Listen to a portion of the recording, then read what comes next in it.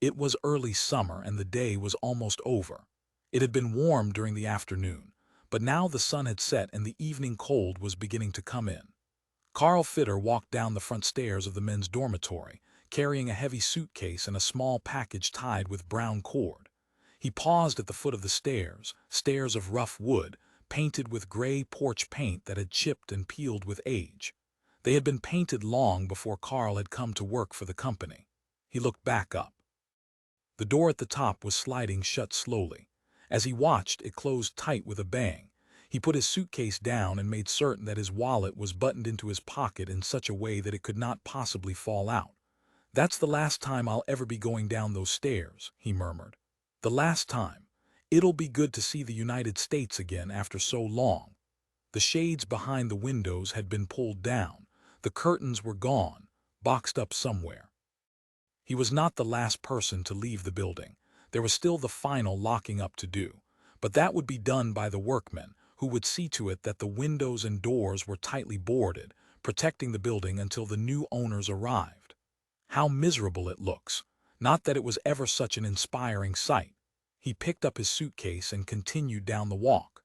Clouds covered the setting sun, and only its last rays could be seen. The air, as it often does that time of evening, seemed full of little things, a layer of particles coming into existence for the night. He reached the road and stopped. In front of him, men and women were assembled around two company cars. There was a large pile of luggage and boxes, and a workman was stacking them in the back of the two cars. Carl made out Ed Forrester standing with a piece of paper in his hand. He walked over to him. Forrester raised his head. "Carl, what's the matter? I don't see your name down here." "What?" Carl looked over his shoulder at the list. He could not make out any of the names in the evening gloom. "This is a list of the people going with me, but I can't find your name here. You see it. Most people spot their own names right away. I don't see it." "What did they tell you at the office?" Carl looked vaguely around at the people standing about and at the people already inside the two cars. "I said, what did they tell you at the office?" Carl shook his head slowly.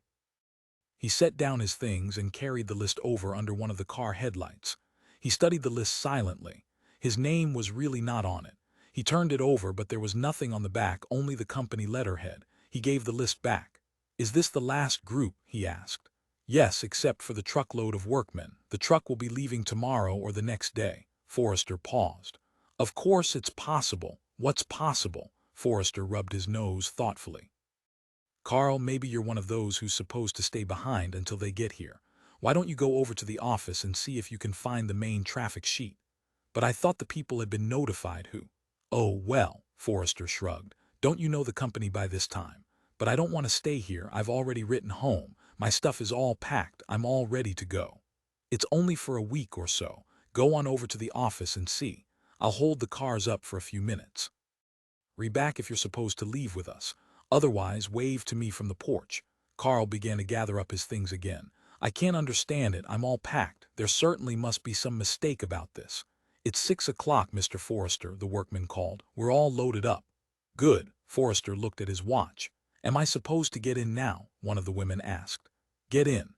We have to catch up with the main group at the other side of the mountains, so we have to leave right on time." "Bye, Forrester." Carl put out his hand. "I'll run over to the office and see what the story is. We won't drive off until you come back or we see you wave. Good luck." Carl hurried off along the gravel path into the gloom toward the office building. Forrester watched him go up the stairs and through the door. After a few minutes he began to get impatient. The cars were loaded and the people were beginning to become uncomfortable and restless. "Get your motors started," he said to the first driver. "We'll be taking off in a second." He got inside the other car and slid behind the driver's seat. He turned to the people in the back seat. "Did any of you notice somebody wave from the office?" They all shook their heads. "Damn him, I wish he'd do something. We can't sit here forever." "Wait," a woman said. "There's someone on the porch now. It's hard to see." Forrester peered out. Was Carl coming, or was he waving?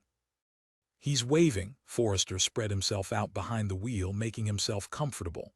The other car started up and came abreast. It passed down along the road, its headlights blazing. Forrester blinked and pushed his foot down on the starter. "Poor kid," he murmured. The car moved under him. "It's going to be a long week." He caught up with the other car. Standing on the office porch, Carl watched the two cars drive slowly down the road away from the buildings, through the metal gates and out onto the main highway. It was very quiet except for the sound of workmen somewhere, a long way off, nailing and pounding in the darkness. "It matter a bit to me," Barbara Mahler said. "I'm just a company minion. I might as well stay here another week. It might even be over a week. It might be 2 weeks. We don't know when they're coming. So it's 2 weeks. 3 even. I've been here 2 years. I don't even remember what the United States looks like." Verne could not tell if she were being sarcastic. The girl was standing at the window looking out at the machinery beyond. In the darkening fog of early evening, the machinery looked like columns and pillars of ancient buildings that had been ruined by some natural catastrophe, so that nothing remained but these massive and useless supports. They were sprawled hither and yon, some one way, some another. Meaningless, sightless constructions from which everything valuable had already been removed and packed up in crates, stored away somewhere. Dimly, the figures of two workmen appeared and passed by the window carrying some metal sections between them. They struggled silently and disappeared into the darkness. Barbara turned away. "What season is it? Where? In the United States, what time of year?" "I don't know, fall, summer." "No, it's summer here. What does it matter? Is it important?" "I suppose not." "Did you know there are people in the United States who voluntarily live in San Francisco?" "Why not?" "The fog." She gestured toward the window. Verne nodded. "It bothers you. I'm surprised. You wouldn't be happier if it went away." "I would. I doubt it. You know what it looks like around here behind the fog, the city dump, or someone's old backyard. This is the backyard of the world. There's junk stacked up here going back, I don't know. The company's been around a long time." He reached up and clicked on the overhead light. The office filled with a pale yellow glow. "It's leaving now. It's leaving here, but it's arriving someplace else." "Really? You're a funny person. It's hard to tell what's going on in your mind. Maybe you're not thinking at all, at least not like I conceive it. Women are like that." "Oh yes." Barbara walked away from the window. "I'll tell you what's on my mind. It's not our staying that bothers me." "What then?" "It's their going, all of them pulling out." "What else can they do? They could put up some kind of a fight. 450 million people are a lot to have to fight. Anyhow, let's face it. This whole region is Chinese. It doesn't belong to us. We have no legal claim to it. They voided all contracts of this kind all over China. As soon as the revolution was over, our goose was cooked. Everybody knew they'd throw out all the foreign business firms, except maybe the Russians. Our days have been numbered since the fall of Shanghai. A lot of other companies are doing just what we're doing. I suppose. We're lucky. We're far enough south to get across the mountains into India. That means we'll at least get out. Some of them in the north haven't been so lucky." Verne waved at the calendar on the wall. 1949 is going to go down on the books as a bad year for business, at least in this part of the world. The people in Washington could do something. Maybe. I doubt it. It's the times. Trends in the great ebb and flow of history. Asia is no place for Western business firms to be hanging around. Anybody with half an eye could see this coming years ago. This stuff was brewing in 1900. What happened then? The Boxer Rebellion, the same as this. The start. We won that, but it's been only a question of time. Let the yucks take over. The company will have to chalk it up to profit and loss whether it wants to or not. Anyhow, we'll be going back home. It'll be good to be out of here. You can feel it in the air, the tension. It'll be good to get out of it. We're too damn tired to keep this sort of thing going for long. It's too much of a drain. We're persona non grata, guests at the wrong party, somebody else's party. We're not wanted. Can't you feel them all looking at us? We're in the wrong place. Is that how you feel? That's how we all feel out here. We're worn out. Our professional smile is beginning to wear a little thin. And we started edging toward the door. "I don't like to get pushed. It's our own fault. We're being pushed because we stayed too long. We should have left 50 years ago." Barbara nodded absently. She was not listening to what Verne was saying. She was wandering around the office. "You know it looks terrible without the curtains." "The curtains? They're gone. They took them down. Didn't you notice?" The office was shabby and bleak. The plaster walls were stained and scarred. "I never noticed." Verne grinned. "Don't you remember? I never noticed things like that." Barbara turned her back to him and gazed out the window again. Outside, as the fog settled down from above, the great columns dissolved and grew even more vague and indistinct in the gloom. "Don't you want to talk?" Verne said. She did not answer. The last 2 cars are leaving about now. Want to go down and say goodbye to the lucky ones? Barbara shook her head. No, I'm going over to the woman's dorm and start getting my room back in shape. They just now told me I was staying. They picked our names at random, Verne said. Just luck or divine intervention, we stay. Go, isn't it nice, you and I together, and one other person, I wonder who, probably some lumpfed. Barbara went outside, down the porch steps. Barbara walked slowly up the path to the dormitory building and stopped. A small group of workmen were putting a chain on the front door with a large padlock. Hold on, she said. You can put your lock someplace else. This is an exception. We were only supposed to leave the office building and part of one of the men's dorms open, a workman said. Well, I'm not staying in the men's dorm, I'm staying here. We were told. I don't care what you were told, this is my place, I'm staying here. The workmen considered grouping together. Okay, the foreman said. They took the lock and chain back off again. How's that? What about the windows? Are you going to take the boards off? The workmen gathered their tools up. Maybe one of your men can do it. We have a schedule. We have to get out of here this evening. I thought you were going to work through tomorrow. The men laughed. Are you kidding? There are yucks all around. We don't want to be here when they move in. You don't like them. They smell like sheep. That's what they say about us. Oh, the hell with it. Go on, take off. The workmen disappeared down the path. Yucks couldn't be any worse. Barbara went up the steps inside the great, stark building. Once it had been clean and white. Now it was gray. Water had dripped down from the roof and formed long brown stains on the walls. The window frames were rusty under the newly nailed boards, but it's what I have in place of a home. The goddamn dirty old place. She looked around, feeling for the light switch in the darkness. Her fingers touched it and she flicked it down. The hall lights came on. Barbara shook her head. The walls were covered with splotches of old Scotch tape from endless posters and notices. One notice alone remained. No smoking without authorized permit, says you had been penciled underneath. Barbara went on up to the second floor. The doors leading off the hall were locked. She came to her own door, getting her key from her purse. She unlocked the door and went inside the room, crossing to the lamp. The lamp came on. The room was empty and dismal. My poor little room, Barbara said. Nothing remained but the iron bed, company property, and the wood-end table with its lamp. The painted floor showed an outline where the rug had been. Not so much as a single spot of color had been left. Barbara sat down on the bed. The springs creaked under her weight. She took a cigarette from her purse and lit it. For a time she sat smoking, but the barren room was too depressing. She got to her feet and walked restlessly back and forth. Christ! At last she went back downstairs.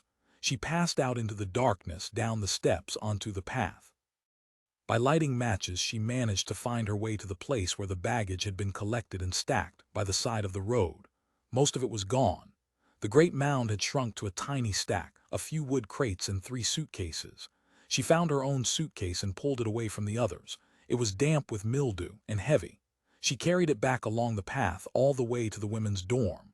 On the porch she stopped to catch her breath, resting the suitcase beside her.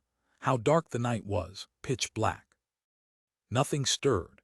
They had all left, even the workmen, cleared out as fast as they could. Everything was deserted, without sign of life.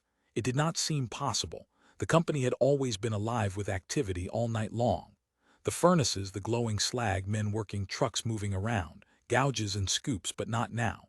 There was only silence, darkness and silence. Far up above her a few stars shone, faint and remote through the fog. A wind blew, moving among the trees by the side of the building.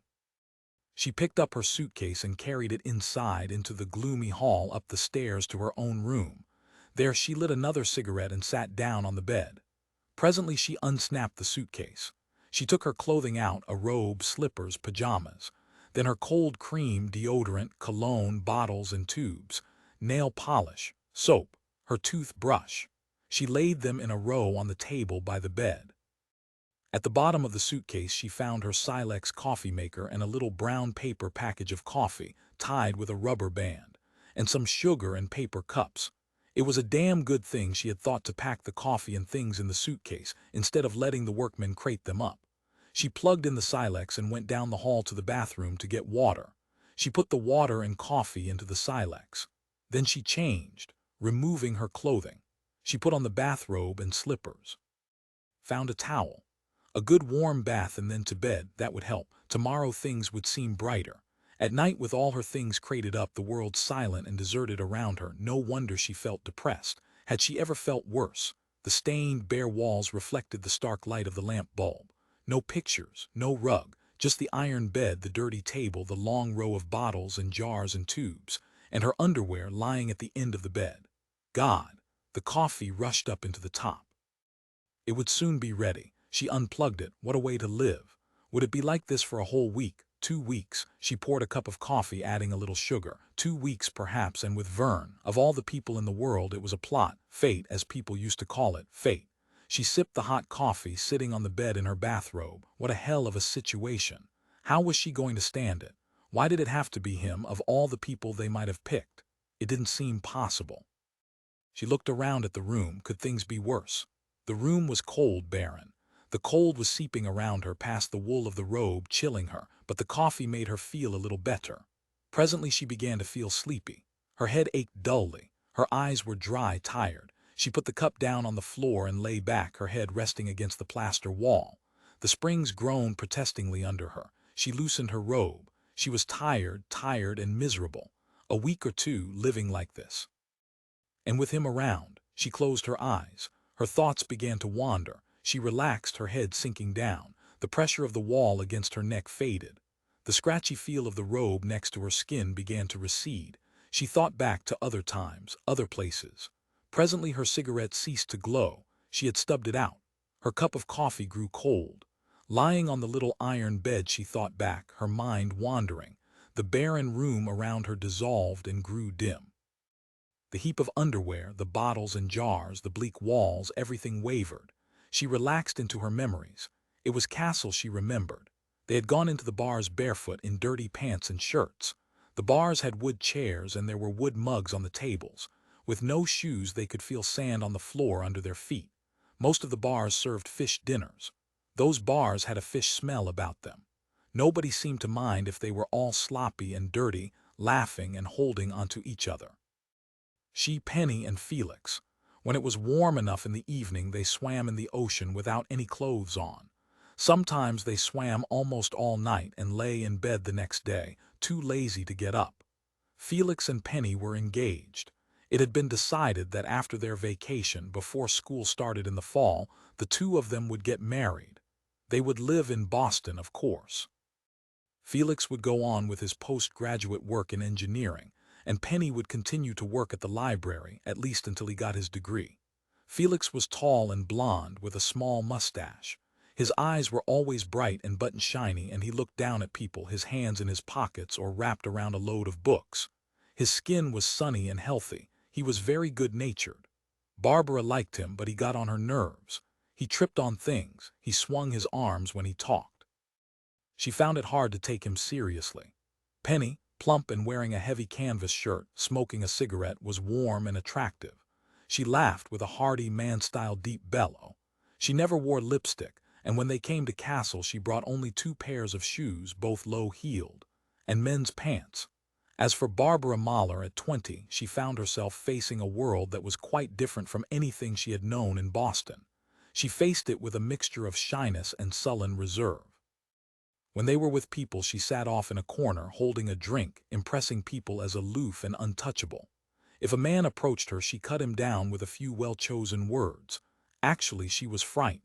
She was especially frightened of the very men she sent off, yet at the same time she wanted very much to talk to them. At 20, her hair was cut in a tight bob, even all the way around. It was brown and thick, with heavy, wide strands, like the Botticelli cherubs that one sees. Her nose was large and Roman, giving her face a strong hardness, but with a kind of young boy youthfulness. A combination of female austerity and masculine immaturity. To many, she seemed more like an immature boy than a woman. She was slender then, with nice arms and legs. She wore a brass bracelet on her wrist, her only jewelry. Sitting in the corner watching the group of people talking and laughing made her feel alone. She did not like to mix with them, and if she were forced to, she spoke roughly and slowly, a few words at a time. Many years later she realized they all thought she was tough and hard. The men who tried to pick her up never repeated it. She wrote to her family every week. especially to her younger brother, her favorite. Bobby was 17. He had dropped out of school to marry a silly, selfish girl who had been working as a secretary and who had quit her job the same week that they were married. He had never returned to school, to the family's bitter dismay. Of all of them, Barbara was perhaps the only one who still wrote kindly and personally to the boy, and he appreciated the warm letters from his older sister. Castle was a resort town up the coast from Boston. It was very small, and only a few people went there. But it had a lovely bay. In the winter time, fishermen and shopkeepers lived in Castle, and perhaps one or two professional men who looked after them. But when spring came and the snow melted, the tourists began to appear. Soon the real inhabitants were lost in a crowd of young people up from Boston. They rented cabins on the beach. They pitched tents, stayed in cars and in trailers or in sleeping bags. As the summer came on, new faces appeared among them. Old faces vanished. Finally it was fall and they were gone. Now in July, Penny and Felix and Barbara lay in the warm sand, smoking and talking, enjoying the fish smells, the archaic streets and houses, the old wood that had been washed up from the sea around them. Ocean and wind, the smell of fish and salt and ancient timbers. But the last days of their vacation were on them. They would soon be going back to Boston. Penny and Felix would be married. A new life was starting for them. But what of Barbara? They had two cabins next to each other. The first one were Penny and Barbara. Felix had the other. After the first few nights, Barbara woke up to find Penny gone. She was alone in the bed. The covers were tossed back on Penny's side. She was not in the bathroom. She had gone out. Barbara lay in the bed, fully awake, thinking and looking out through the part of the window visible past the shade. There were stars out, bigger than the stars she saw from her Boston window upstairs in the family home. It was a warm night. Silence lay all around her. She felt strange, lying alone in the big bed in the unfamiliar cabin, as if she were in a train lost someplace in the world, moving through the night without any idea of direction. Past vacant fields, houses bolted up, stores closed for the night, signs turned off. Deserted streets and silence everywhere without life or movement. She thought about Penny. When would she be back? Of course she was with Felix. Penny was 23 and they had been engaged for a long time. A vague unhappiness settled over Barbara. She pushed the covers from her and lay naked, thinking about Penny and Felix. The darkness was warm against her bare skin. Finally she turned over and went asleep. In the later nights when Penny was gone so often, Barbara had plenty of time to think about herself and what direction she was moving in. She was young, younger than any of the other people she had gone around with in Boston. Here in Castle, they knew no one very well. Without Penny and Felix, she was all alone. She was dependent on them. Her crowd was not here. They were jazz enthusiasts, all of them. Not the jazz of the ballroom radio shows, the popular dance bands for high school proms. Their jazz was the real jazz, the jazz of the South, of New Orleans, the riverboats, the jazz that had moved up the river to Chicago. In Chicago, it had become real music. In the hands of great musicians, it had become an art. Listening to the cornet of Baderbeck, dead now, the rasp of Louis Armstrong, they found a raw, brutal, and sophisticated music that seemed to move as they were moving. If the music were blind and lost, so were they also. They clung to this music in the small places where it was played and heard, the cafes, the dim little Negro bars. There were records, the names, the sacred names, Bix, Tram, the hard, rough voice of Ma Rainey, places and names, sounds. This was Barbara's crowd, but they were not here in Castle. They were back in Boston. Here she was with a new group which she did not understand. She felt no desire when she watched them talking to join in with them. A kind of heavy stupor settled over her. She moved away to the back of the room, sitting quietly alone. By herself she watched. A spectator, perched on the arm of a chair or leaning against a door. She seemed to be ready to leave at any moment, disdainfully, haughtily. In reality, she struggled with the rising tide of terror and the desire to fell in disorderly panic. Lying in the darkness alone, night after night, looking past the shade at the great stars, she thought about herself. She thought, what will I be in a year? Will I be alive? Will I be in Boston? Will I be living this way? The prospect of living as she was now filled her with a cold despair. If she had to spend her life alone, sitting at the edge of rooms, watching the others, then it did not matter what happened to her. She might as well give herself to anything that came along, any cross-die that might tear her loose and carry her off. She thought again of Penny and Felix lying in bed together. She imagined the sweating, panting exhaustion of love, the periods of quiet, the blood. Restlessly, she kicked the covers back. She got out of bed and sat looking into the darkness. At 20, her mind and body were a battleground for some internal fever that was working itself slowly to the surface.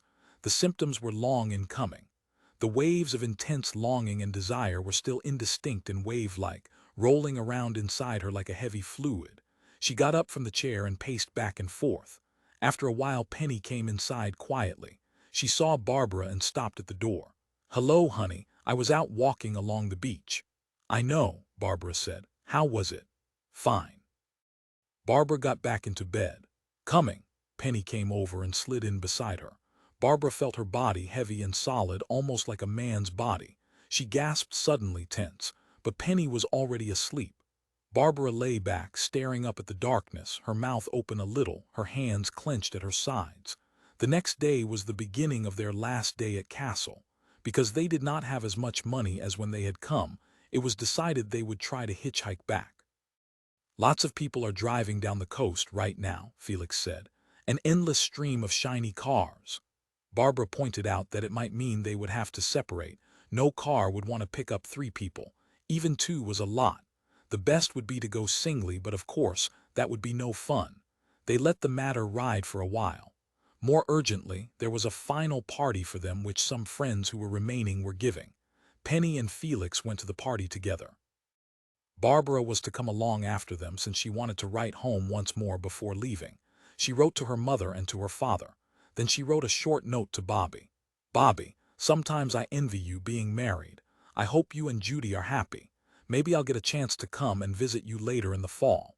She looked at what she had written and then taking a new sheet of paper wrote, "Maybe I'll have a chance to come visit you too and see how married life is. It must have some advantages." She wrote some more, and then sealed the note in an envelope and put postage stamps on the 3 letters. After a time, she went to the closet and began to bring out clothes she wanted to wear to the party. She put out a dark green skirt on the bed and a light neutral blouse. She dressed carefully, heels and nylons. She combed her hair down into place and fastened it back with a silver clasp. Over the skirt and blouse, she slipped on a suede leather jacket. Putting the letters in the jacket pocket, she went out into the warm night, locking the door. At the party, sitting on the arm of a big couch, watching the people talking and laughing, she realized she would really be sorry to leave Castle. To her, Boston, with stale air, familiar streets and hills, the same old faces, the high school, the movie theaters, would be the same old life again, exactly as before. She would have to go back and take things up just as before, without change. Except that now she would be more alone than ever. Penny and Felix would be married and off by themselves. She shut her eyes. The murmur of the room rolled around her. How could she face it? While she was thinking about it, a man came over to her. He was a small man, older than most of them, with a pipe and a gray, rumpled suit. "You're not drinking. Can I bring you anything? Scotch and water?" He had a glass in his hand. Barbara shook her head. "No, thanks. Nothing. No." "You wouldn't mind holding my drink for a second, would you?" He held his glass out to her and she took it slowly. The man went off and in a moment he came back with another glass. He grinned, his eyes dancing behind horn-rimmed glasses. She thought, what an odd little face, so thin and wrinkled, like a little prune. "I'll keep this one," he said. "It's fuller." She started to get angry, but then she laughed because he was grinning at her, watching her. "All right," she said. "Give me the drink." They exchanged drinks. Barbara sipped a little. The liquor was cold and biting. She wrinkled her nose. The man had not gone away. He was still standing beside her at the end of the couch. "My name's Verne Tildon," the man said. 3 last. Carl left the porch and went slowly back inside the office. He put his suitcase and package down, deep in thought, oblivious to his surroundings. The office was barren in the glare of the overhead light. The curtains and small furnishings were all gone. Only a table and 2 chairs and a metal file cabinet were left. The bare plaster wall was marred by 2 screw holes where the pencil sharpener had been. A notice was still tacked on the wall. No smoking without authorized permit. Suddenly, he noticed there was another person in the room. Verne was sitting at the table, watching him through his horn-rimmed glasses. "Hello," Carl said. "You still here? You look upset." "They didn't consider it important enough to let me know about it. About staying. That's what gets me the most. If I had known, I could have let my family know in time. This way they'll—" "Oh, your family." Verne got up and clapped the young man on the shoulder. The solid flesh hardly budged. "Don't worry, they won't care whether you come back." Carl gave up. "What the heck? Anyhow, it's only for a week." His usual good spirits were returning. "A week? You should live so long." "What do you mean, a week?" "More like 2. They said we could go when the yucks come, but the yucks may take their time getting here. The Oriental mind is inscrutable. It requires centuries to reach a decision." "Well, it doesn't matter. Lord, it's dreary in here with everything gone." Carl took off his coat and took it to the closet. He stopped, the door half open. "What's the matter?" Verne came over. Inside the closet, piled high to the ceiling, were cardboard boxes full of dusty ledgers and file cards, account books and papers, all tied with string, crushed together in a heap, ready to fall any moment. Carl slammed the door. "I give up. I thought they were going to take that." "Why should they? It's not worth anything. The files of a unit that's gone bust, that's all they are. Records of a short, brief flame of economic passion." "Not so short. A good many years." "A good many years indeed," Verne agreed. "And in view of that fact, a week or so shouldn't make any difference." Carl picked up the traffic notification paper from the table and scanned it again. "Who is this? This woman, Barbara Mahler, do you know her?" "A little." "I thought you knew all the women here." "I've heard the name, that's all." "What's she like?" "Nothing in particular." Suddenly there was a deep roar outside the window. A heavy truck was starting up. As they watched, a load of workmen drove by, down the road, along the rim of the company property and out through the gate. Then the truck was lost into the darkness. They could still hear its rumble for a time after it had disappeared, going away down the highway. "What was that?" Carl said nervously. "The workmen. I didn't think they'd finish up so fast. I guess they were in a hurry to get out of here." "You mean there's just the 3 of us left?" Verne nodded. "Good Lord, already. Things happen fast." Carl moved around the office. "Just us. Where is this Barbara Mahler? I'd like to meet her and see what she's like." "She was around here earlier. She'll turn up before the week's over. She has plenty of time." Carl fidgeted. He paced restlessly, rubbing his hands together. "Lord, it's bleak in here." "I guess so." Verne sat down at the table again. "You wouldn't mind if I went and looked around for her, would you?" Carl asked. "Why?" "I'm curious to see what she's like." Verne sighed. "Go ahead if you want." "Thanks." Carl took hold of the doorknob. "After all, we'll be seeing a lot of each other the next couple of weeks." He opened the door and went outside onto the dark porch. "Goodbye," Verne said listlessly. He listened to Carl's footsteps die away down the gravel path. Barbara Mahler. Well, he wasn't curious. He knew what she looked like, and a lot more besides. Verne lit a cigarette, putting his feet up on the table. Barbara, what an irony. Of all the people in the world, he grinned wryly. It almost seemed intentional. The next week was going to be interesting. How would she act? Could she keep pretending that? But of course it had been a long time. Maybe she had really forgotten. When had he first met her? It was in Castle sometime or other. Years ago. Castle. His thoughts began to drift. What an irony. She had been at some kind of a party. He had met her at a party, sitting on a chair. No, a couch. Sitting on a couch. And he had got her a drink. Verne Tildon looked down at the girl sitting on the end of the couch. He was trying to understand her, to fix firmly in his mind what kind of person she was. She seemed like, what was her name? Vivian. Only Vivian had longer hair and smoother. This girl's hair was hard and short and heavy, like a pelt. It was hard cut, like a little helmet. He felt himself smiling at her, and presently he saw her set expression fade, and she smiled back. "My name is Barbara Mahler," she said. He considered the name. Jewish, German. "That's the same as the composer. Do you spell it the same way?" "What? Gustav Mahler, or hadn't you been told?" "I didn't know." There was a pause. "Well, what do you know?" And he laughed out loud. The girl looked down at the floor. He could not tell if she were angry or embarrassed or what. With him, a person who had known many girls, who had, in fact, approached many under just such circumstances, the first few moments decided the issue. Either the girl liked him or she did not. If she did not, he went away. He was too old to worry about it. To Verne, life was a short affair. No long drawn-out eternity stretched away ahead of him. What he got he expected to get within a span of time so definite that he could fairly well see the end of it. He did not imagine that the kind of life he appreciated was going to continue forever. Looking down at the silent girl, he waited, prepared for the next move, a sign telling him whether to go on off again or to stay. At the far end of the room, a girl with long blonde hair had just arrived and was gazing around her. Slender, with large eyes and full breasts, this girl stood waiting. He looked down at Barbara again. "You must think I'm awfully stupid," she murmured. Verne laughed again. "You don't mind if I sit down, do you? You weren't planning to occupy any more of this couch than you are at present, were you?" She shook her head. He thought, "What kind of a girl are you, young woman? You seem pretty tough." And he thought, but that's not all, not by any means. He sat down, balancing the glass on his knee. His legs sprawled out loosely. Barbara's hand played slowly with a piece of thread that stuck up from the arm of the couch. He watched. Neither of them spoke. Verne knew how hard it was to tell what was going on in a woman's mind, what might come in the next moment. He had learned to force himself quickly in and almost bluntly push and shove. He either lost out right away or he was accepted. He had given up trying to match the complicated workings of a woman's mind. "Do you know these people here?" Barbara said. "A few. I don't live here in Castle, of course. I come from New York. I'm just up for a little while to get away from things. I have to go back." "From New York, what do you do?" "I'm an announcer. I even have a jazz program, Potluck Party. Haven't you ever heard of it?" "I'm from Boston. Potluck Party. What kind of jazz is it?" "Musicians' jazz, progressive stuff. Not that doodle-dee-dop-dop business, but real jazz experiments. Rayburn, Shearing, Brubeck. No New Orleans or Chicago. A little. We do get calls for it. Jazz is an evolving thing, don't forget that. Guys can't go on writing and playing something after it's dead. New Orleans and Chicago jazz were both products of specific environments. Chicago came out of the Depression and the honky-tonk. That's gone. Jazz reflects the times, just like any music.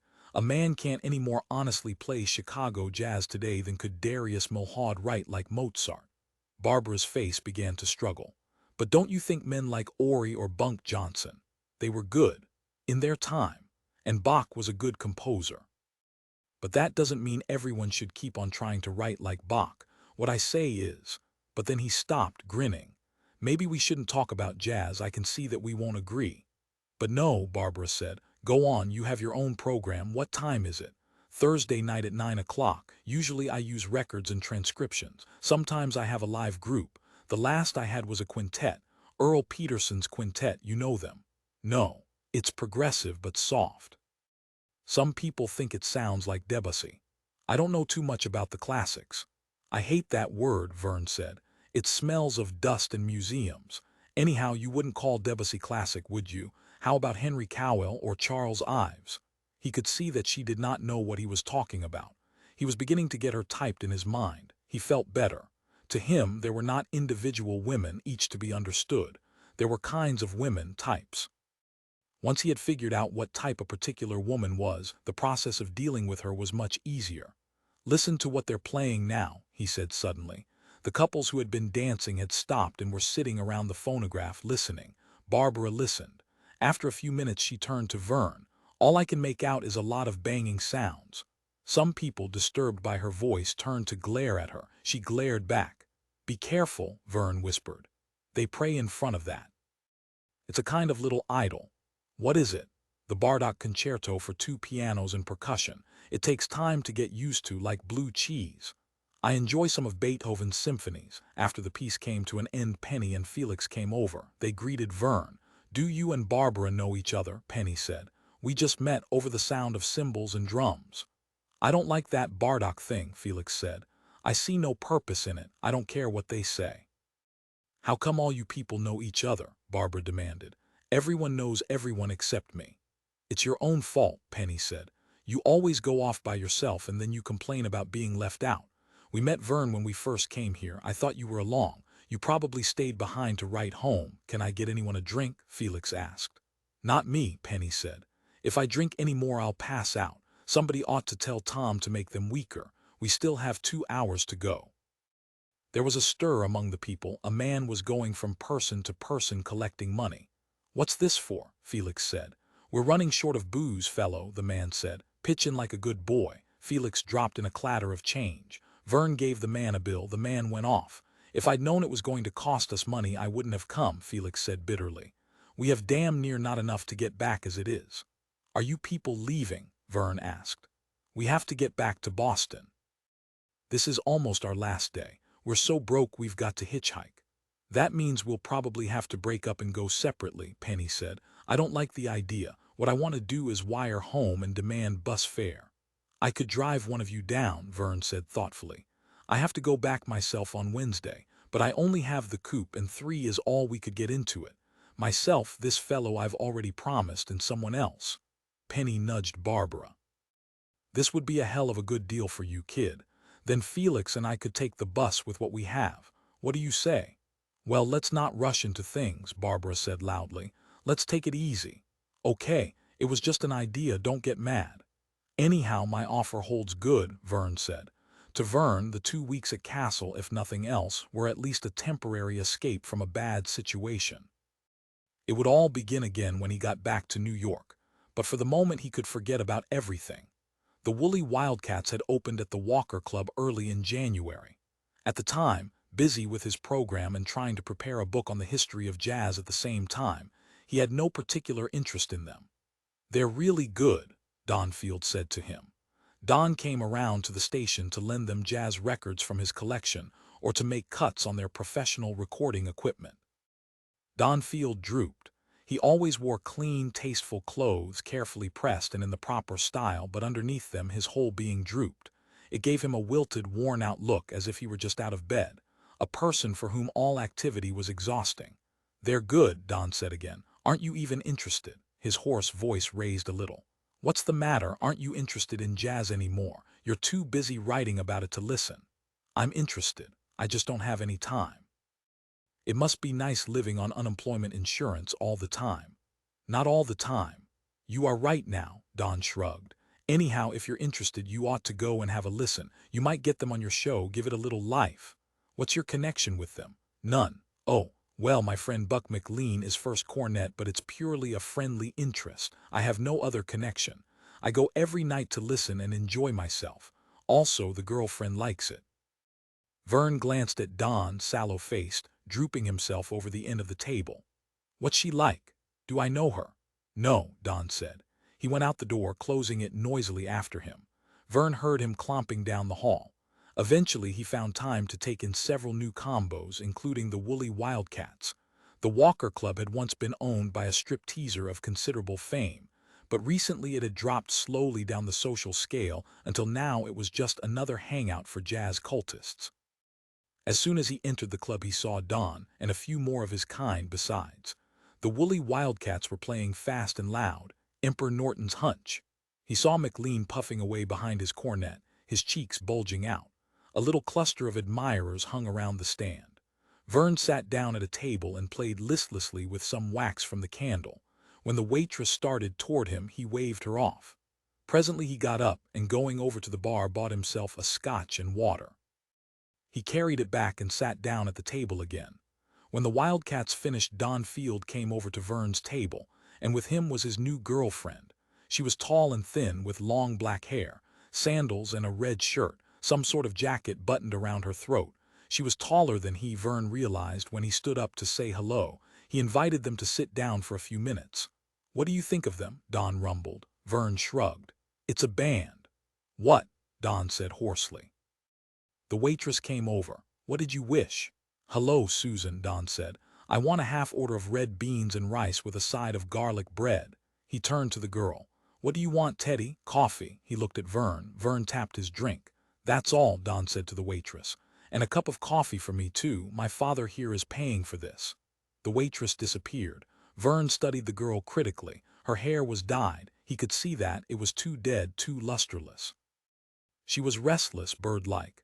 Her fingertips tapped continually against the table. Her thin hands were strong and determined. He glanced up at her face and found himself looking into two bright eyes. They sparkled and seemed to be enjoying some private amusement of their own. He looked away.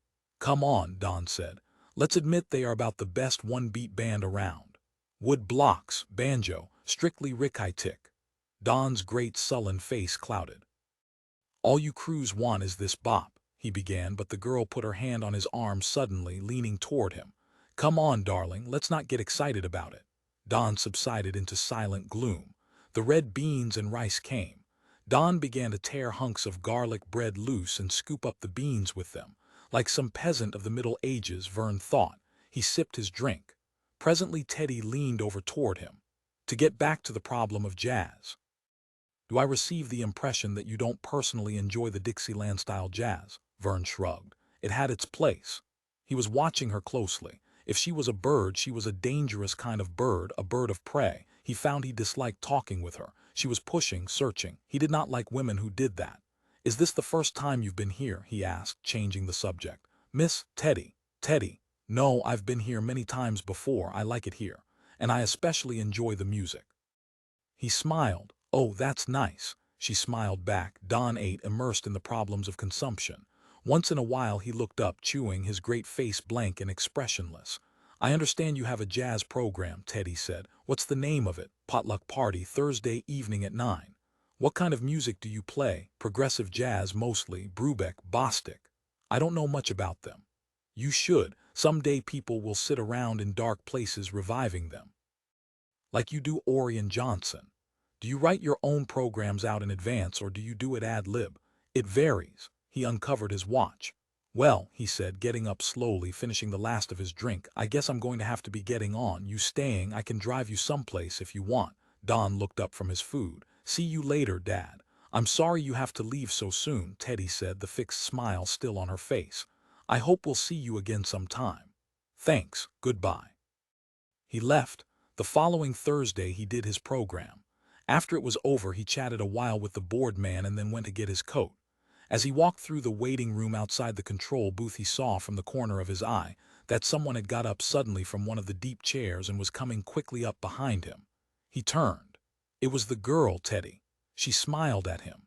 She wore a short, bright outfit, brilliant with color. Her hair was tied into 2 braids, a ribbon in each. Hello, she said merrily. Watching her, Verne got out his pipe and began to put tobacco in it. He was trying to understand her, and he could not. Her eyes were bright, matching the hard little smile on her lips. He thought, home guidance counselors and lady receptionists smile like that. Hello, he said. What can I do for you? I enjoyed watching your program. I haven't seen anyone do a program in years. She had watched through the heavy glass soundproof window between the waiting room and the control room. Thanks. He put on his coat, sucking on the unlit pipe. She never took her eyes off him. Do you want a match? Verne got out his lighter. He wondered how old she was. 22, 18, 30, it was impossible to tell. Her skin was white and thin, startling against her hair. What a hideous outfit she had on. It was like glaring plumage. It was not tasteless, it was simply outlandish. Like parts of different outfits stitched together. Do you want a ride? Verne said. Or are you staying here? Where's Don? I came down alone. Yes, I'd love a ride. It looks as if it was going to rain. Oh, he started down the hall, lighting his pipe, cupping it in his hands. Teddy followed. He passed through the heavy door out of the building, stopping long enough to hold the door open for her. They walked down the short gravel path to MS Coupe. Well, Verne said as they drove along.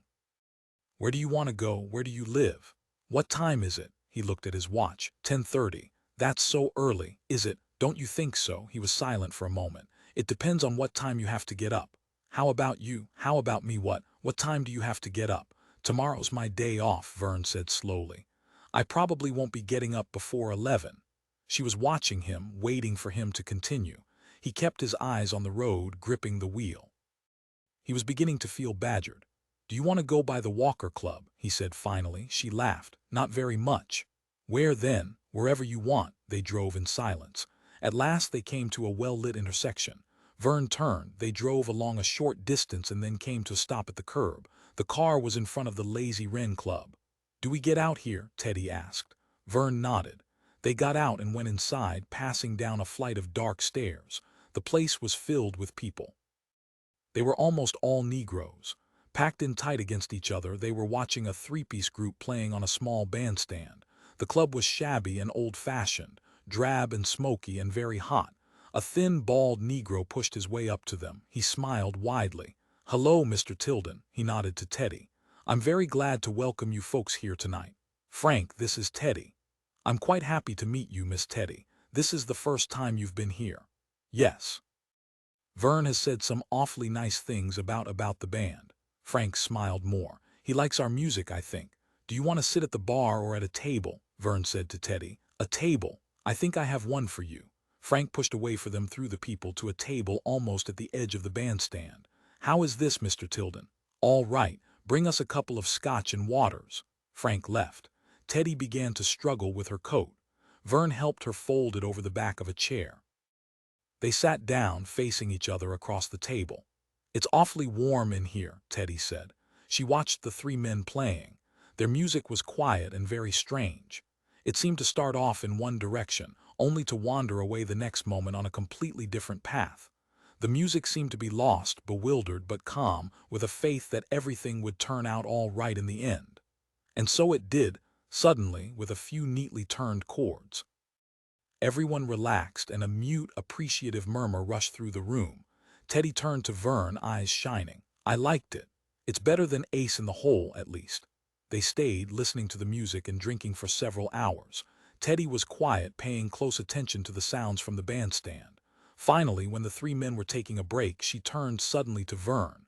Verne, do you want to take me home? I'm getting so tired. They got up, and he helped her put on her coat.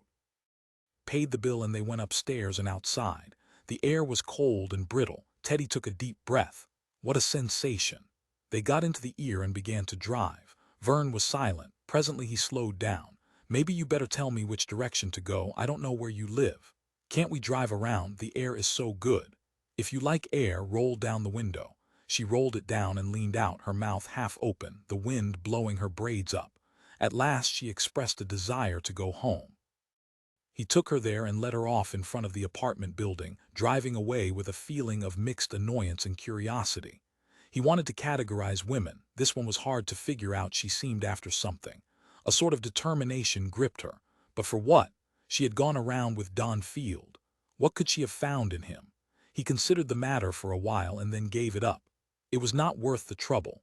He snapped the car radio on and caught an all-night concert. They were playing the Beethoven, a major quartet. Listening to the music, he drove slowly home. The following evening, as he was entering his apartment building, the manager suddenly came out and stopped him. Can I speak to you, Mr. Tildon? Verne eyed him. Sure, what is it? The rent can't be due again already. A young woman came here today looking for you. I told her you weren't in, but she insisted on going upstairs to your apartment. She was very persuasive. She got me to let her in. I had never seen this girl before. You let her in.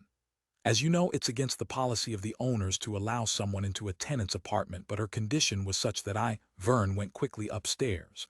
His door was unlocked, standing half open. He switched on the light. In the living room, he found a woman's purse on the floor, a coat and hat on the sofa. He hurried into the bedroom. Lying on the bed was Teddy. She was snoring dully. Her clothes were rumpled and messy. He walked over and bent down, drunk as an owl.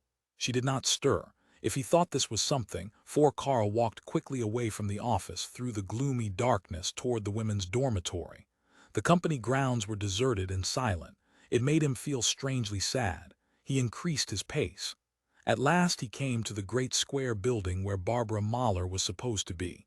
He stopped, peering up, his hands on his hips. The stark side of the dormitory building showed no light, no sign of habitation. He stood for a while, letting the cold wind blow around him. Was nobody there? A shade began to flap, lost and dismal in the darkness. Everything was desolate. Most of the windows were boarded up. Carl shivered. He began to walk along the path, still gazing up at the building hopefully. Suddenly he stopped. A faint streak of light glowed halfway along. He halted. Light came again, yellow, a slender strip in the expanse of darkness. Presently he made his way to the porch steps that led up into the building. For a moment he hesitated, a sudden shyness overpowering him. Maybe it would be better for Verne to get her. Verne had known her once. Maybe she wouldn't like to see a strange person coming around. He tried to think what she might be like. Had he ever seen her, perhaps? In passing, he reached the porch. The air was cold around him. There was no sound. Everything was still. What would she say? What would she be like? Would she be glad to see him? Would she like him? He entered the building and began to climb the stairs slowly up to the second floor. The second floor was dimly lit by a few light bulbs spaced far apart along the corridor. Could anyone really be nearby? He felt so completely alone, standing at the end of the hall by the stairs, looking down the long, gloomy passage with its shadows and closed doors, the walls stained and pitted. But presently, as he stood listening and waiting, he heard a faint sound. The sound of a board creaking not too far away, perhaps half the length of the corridor. He picked up a little courage and began to walk slowly along, listening and peering, looking for what? A sign of some sort, a sound or a light, something to tell him where he would find her. What would she be like? Would she be pretty? How pretty? He stopped suddenly by one of the doors. He held his breath, his head cocked on one side. Someone was on the other side of the door. He could hear someone moving around, a board creaked. Rustling sounds, clothes, a squeak as if something were moved. And then the unmistakable sound of bed springs groaning and sagging. Carl waited by the door. Now he could see a lean crack of light underneath it, shining from the other side, from inside the room. He raised his hand, starting to knock, but then he changed his mind. He withdrew his hand, putting it into his pocket. It would be just the three of them for heaven knew how long. Just the three of them eating together, talking together, being together. The three of them and no one else. Suppose his coming here this way got things off on the wrong foot. Wouldn't it be better to go back and get Verne to come and fetch her? Wouldn't that be less awkward? They knew each other at least a little. They had seen each other before, but perhaps he had seen her too. He might have seen her, talked to her without knowing her name. He thought back. There had been so many women working for the company in the time he had been there. It could be any one of them. She might even be old as Verne, a thin, middle-aged spinster, with glasses and gray hair. Or she might be one of the little girls just out of high school, bright red lips, fuzzy sweater, clattering heels. A strange giddiness moved through Carl. She might be sweet and smiling, with warm, dark eyes, soft hair, and the rest. Carl searched his pockets until he found his comb. He combed his hair into place carefully, as best he could without a mirror. He straightened his tie, brushing down his coat. He took a deep breath, his heart beating rapidly inside him. All at once he was gasping for air, nervous and excited. The palms of his hands were moist. Suddenly the door opened. Carl blinked in the light. A woman was standing framed in the doorway, a towel over her shoulder. Short and square in a dark bathrobe, slippers around her feet, hands full of jars. "Jesus!" the woman exclaimed. Carl muttered. "Who the hell are you? What are you doing out there?" She dumped her armload down on a chair inside the room. Carl caught a glimpse of a small room, a bed, a table, a lamp, some women's clothing. "I came to see you. I'm the other person. You and Verne and I, we're the three hooray staying." The woman said nothing. "I was just about to knock." His voice sounded feeble, apologetic, doomed. "It's the truth," abruptly she laughed. "All right, you sure scared me. I was going down the hall for a bath. I thought everyone was gone. Everyone but us three. Come here so I can see what you look like." She moved to one side, pushing the door back. "Come inside. Do you want some coffee?" "Coffee?" Carl went into the room. On the table was a little round Silex coffee maker, half full of black coffee. Steam drifted from the lip. A package of sugar, a spoon, paper cups, some hairpins, a ring. "What's your name?" the woman said. "Carl Fitter." "I think I've seen you around." "I think I've seen you." Carl studied her out of the corner of his eye. Barbara Mahler was standing with her hands in the pockets of her robe. She was small and chunky, with thick brown hair, attractive. Her skin was smooth and clear. She was perhaps 25, but there was a stern hardness in her face that made her look older, a reserve, almost dignity. "My name's Barbara Mahler. I know, Verne told me." "Oh yes, Verne. Do you know him?" She nodded. Carl walked around the room. "It's so barren. I have to get my things back out. I was packed. Everything's crated up. Maybe we can give you a hand." "Fine." She lit a cigarette and stood by the door, her arms folded. Did you want to come over to the office later on tonight? We should see about dinner, and maybe we could have a conference, the three of us." "A conference? To decide what we're going to do while we're here?" He gestured vaguely. "To consider things." "What things?" "Oh, there are always things to consider." "Enough for all three of us?" "Certainly. First of all, we have to make sure there's food. Secondly, we want to make sure that the gas and water are still turned on. Then Barbara laughed. "Okay, I get the idea." She put her cigarette out. "You go outside in the hall and I'll change. I can take my bath later. I don't want to interrupt you." "That's all right."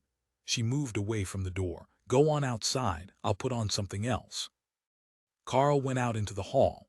Barbara closed the door after him. He waited in the half-darkness. The hall was very cold and unfriendly. The room, for all its bareness, was at least more cheerful than the naked bulbs, the dark-stained walls, the vague gloom. He shivered and wandered around. After what seemed like an endless time, he heard her stirring beyond the door. The door opened and she stepped out. Now she had put on brown slacks and a red checkered shirt. Her hair was held back by some kind of clasp. "Let's go," she said. "Do you have a flashlight?" "No, we can use matches." They left the dormitory, crossing through the night darkness along the paths between the buildings back to the office. They climbed the steps. Carl pushed the door open for Barbara and they entered. Verne was sitting at the table, deep in thought. At the sound of the door opening, he leaped up, blinking. "I found her," Carl said. "You surprised me." Verne sat down at the table again. "My mind was wandering, a long way off." "We're going to help her unpack," Carl said. "All her stuff is crated up. Her room looks terrible. We'll have to help her make it livable again." "I can imagine," Verne said. Carl sat down beside Verne, motioning Barbara to join them. "This is the first time we've all three been together," he said. "Let's consider our situation and see what we're up against." "Christ," Verne murmured. "For example, Verne and I will be living in the men's dormitory, very close to the office." He turned toward Barbara. "But you'll be all the way over in the women's dorm. We should work out some sort of way to get hold of each other in case something sudden should happen." "Like what?" "I don't know, maybe some yucks might come and they won't give us any trouble. All they're interested in is the property." Carl picked up the traffic notification paper. There was a directive attached to it. "What's this?" "The original order." Verne took it from him. "I'd like to read it. I never saw it." "I'll read it aloud." Verne adjusted his glasses. "I've been pondering it off and on. This is to inform Henry G. Osborne, the general manager of the second station of the American Metals Development Company, that to facilitate the transfer of company land and property, and all other real assets to the new owners, it is deemed advisable that 3 company employees remain on the premises of the second station during the transfer period, until such time as certified representatives of the new owners appear to take possession of their property. These 3 persons should be picked in such a way as to represent the company and all it stands for and believes in, and it is important that they, as the last members of the company, should adequately express those things for which the company has stood in the past, and for which it will continue to stand in the future as long as it shall exist." They were silent. "That's all," Verne said, tossing the paper down. "Osborne picked us at random." He opened the card file and pulled 3 cards out. "What a way to do it. Can you suggest a better way?" "Forget it," Barbara said. "It's all over with now. We've been chosen. We might as well make the best of it. Let's go down and see about something to eat." "That's the real issue," Carl agreed. They walked slowly through the dark toward the commissary, guided by the crunching of gravel underfoot. "We better look up some flashlights," Verne said. Barbara lit a match. They were very close to the commissary building. The front door was boarded over. "Well," Carl said, "I guess we're going to need tools just to get in. Where can we find a hammer?" "Aren't there any workmen left?" Barbara said. "They're gone. It's just us 3. It certainly didn't take them long to get off." "There's no use standing around here," Verne said. "Carl, go back to the office and look around for some tools. Look in the closet and around the washroom." "I'll go with him," Barbara said. "I'll light the way for him." "Go ahead," Verne said. "I don't need any light to stand here. Anyhow, I'm getting used to the dark." They went off. He watched the glow of her match until it winked out, disappearing in the gloom. For a time he stood listening to the faint sounds of night. Then he became restless. He searched his pockets and finally found his lighter. By its light he made his way up to the commissary door. He pulled aimlessly on the wood boards, but they were too tightly nailed. He walked around the side of the building. It was a long, low structure with a narrow path leading from the main entrance back to the kitchen. He found the kitchen unlocked. They had not boarded it up. He entered the building and snapped on the lights. Everything was neat and orderly. The dishes were stacked up and put away on the shelves. The floor was swept. The garbage cans were empty and washed out. He approached the row of refrigerators. They were still turned on. He opened the first. It was full of food, sides of meat, packs of vegetables and fruits, cartons of ice cream and milk. He opened the hatch to the huge storage rooms and gaped in amazement. Piled high to the ceiling were hundreds of drums of food, fruits, vegetables, preserved meats, juices, everything imaginable. Sacks of grain, wheat and rice, flour, nuts, dried raisins and apricots, all left, all forgot. Good God, he murmured. They left everything. The yucks were getting the works. They were getting everything. The company had given up and gone off. It was no longer interested, it was tired. It did not care anymore. Once it had guarded these things carefully. Men had counted each can, each package, each ounce of food. Countless forms and records had been made out for the bookkeepers. Armed guards had patrolled the periphery of the grounds. Wire had been strung up, complex burglar alarms and bells. The company had protected its land and property with jealous cunning. Through centuries its craft and power had grown, breeding and multiplying. But now it no longer cared. It had gone off, turned everything over to someone else. Someone to come who was not tired, who was not exhausted. The company had been failing. For a long time it had been going downhill, secretly, quietly. Deep in its heart it was losing, dying. And in this last great fatigue, this final moment when the last threads of energy ran out of the withering stations, those few men who stayed behind, who remained after the others had left, were rich. They had everything men for centuries had dreamed of owning what these three now had. It was all theirs. The land, the buildings, the stores, the records, this whole station belonged to them. They had inherited it, the work of previous generations of workers, men behind desks, men in the mines, in factories. The work and the wealth from the work. The three who remained owned this heap that was the total remains of the company station.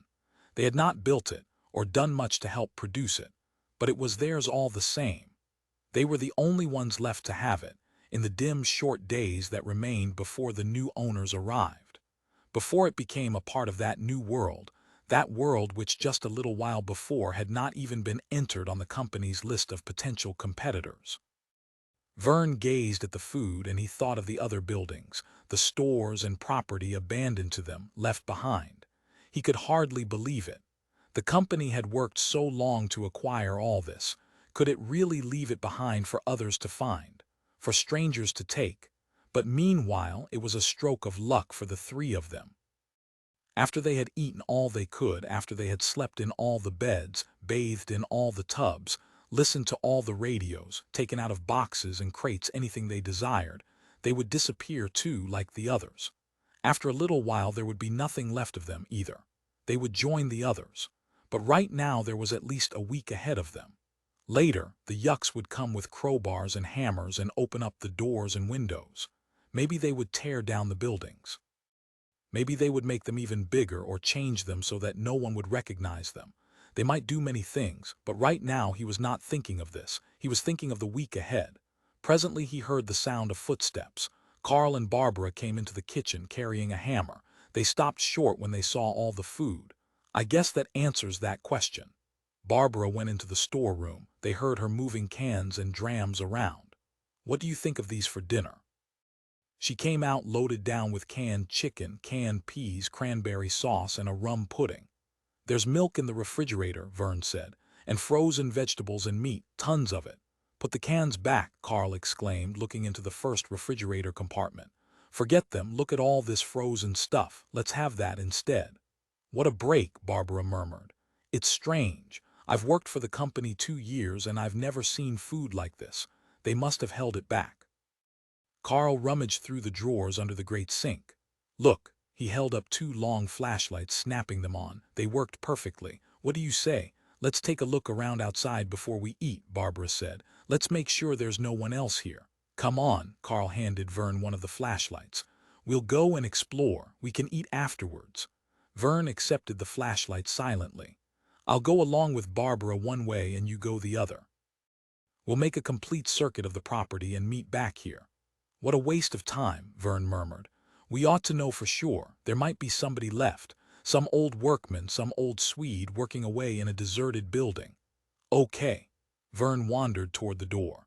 Shout if you find anything, Carl said. Verne made his way along the gravel path, flashing his light listlessly from side to side.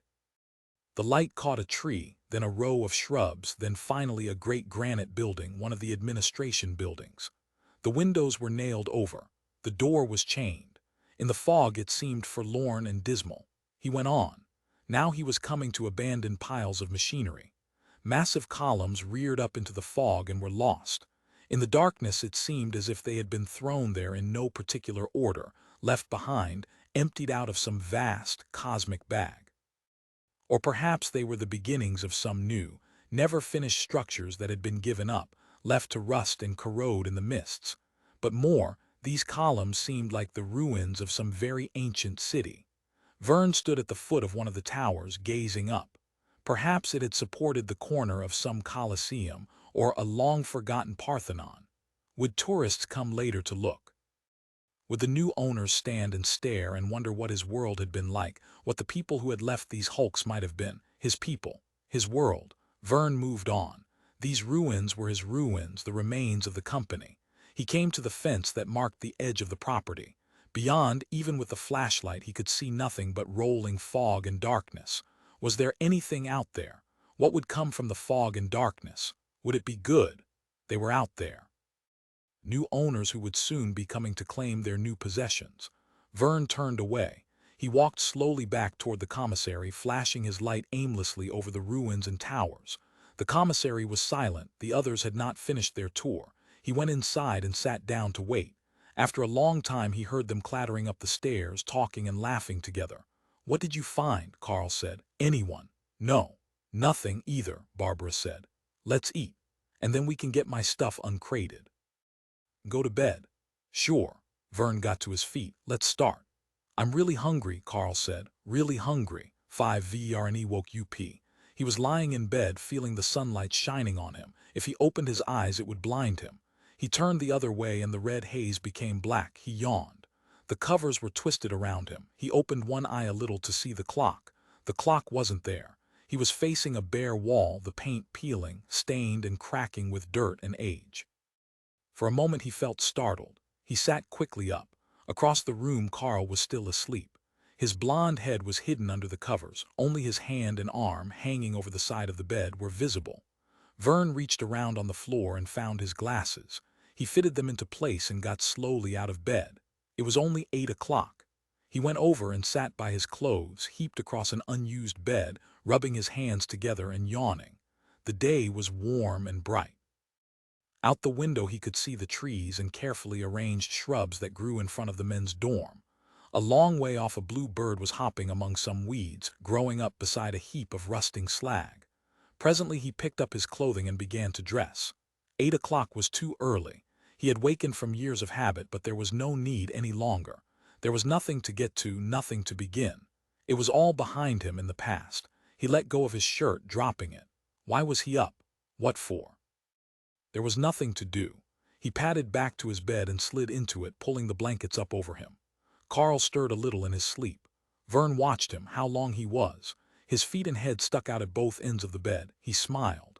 Gazing at the youth sprawled out on the bed, snoring faintly, Verne thought again of Teddy. The smile faded. That night he had come into the apartment. He had found her there, lying on his bed, passed out, messy and asleep. He let his mind wander back to the scene.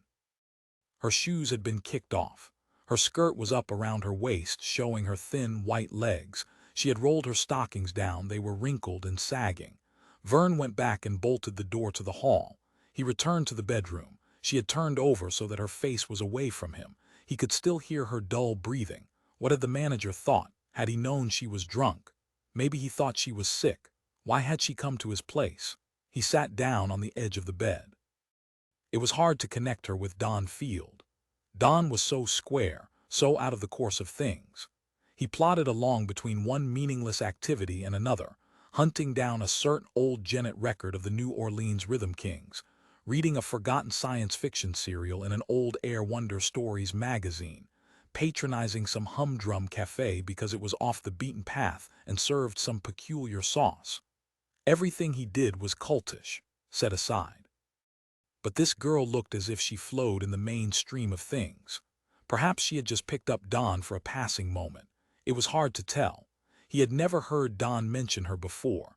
Watching, waiting for her to wake up, Verne lit a cigarette. In the life of Verne Tildon there had been much trouble. That is true of most small men. A little man is aware of things a large man can ignore. Like colors beyond the end of the spectrum.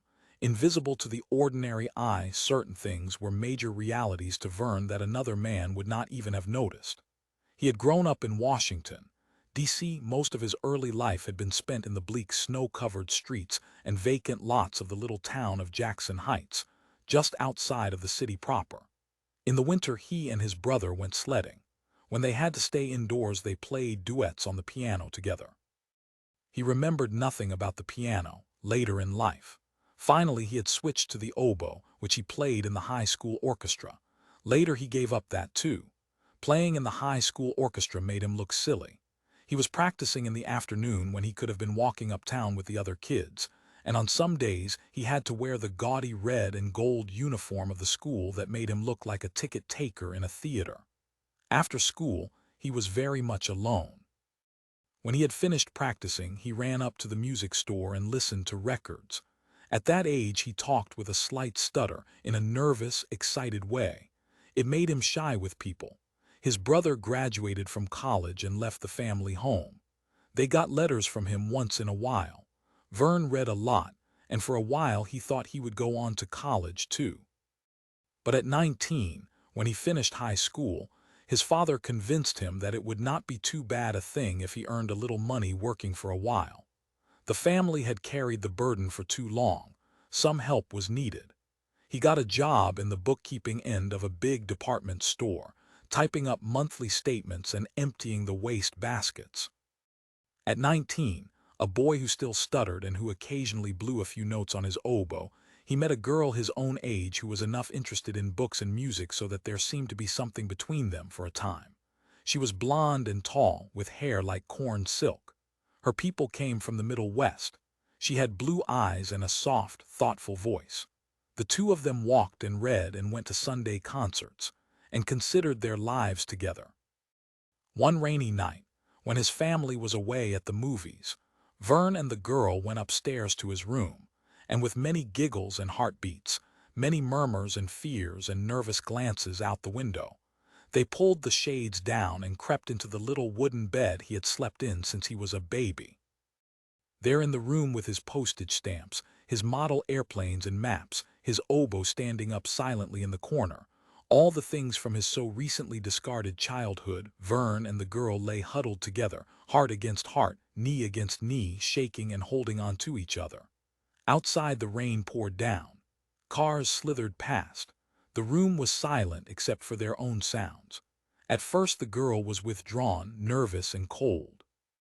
But then, just as everything seemed to have come to an end, and he was starting to think about getting up again, something strange came over her, something he did not understand. All at once her rigid body relaxed, the coldness fled.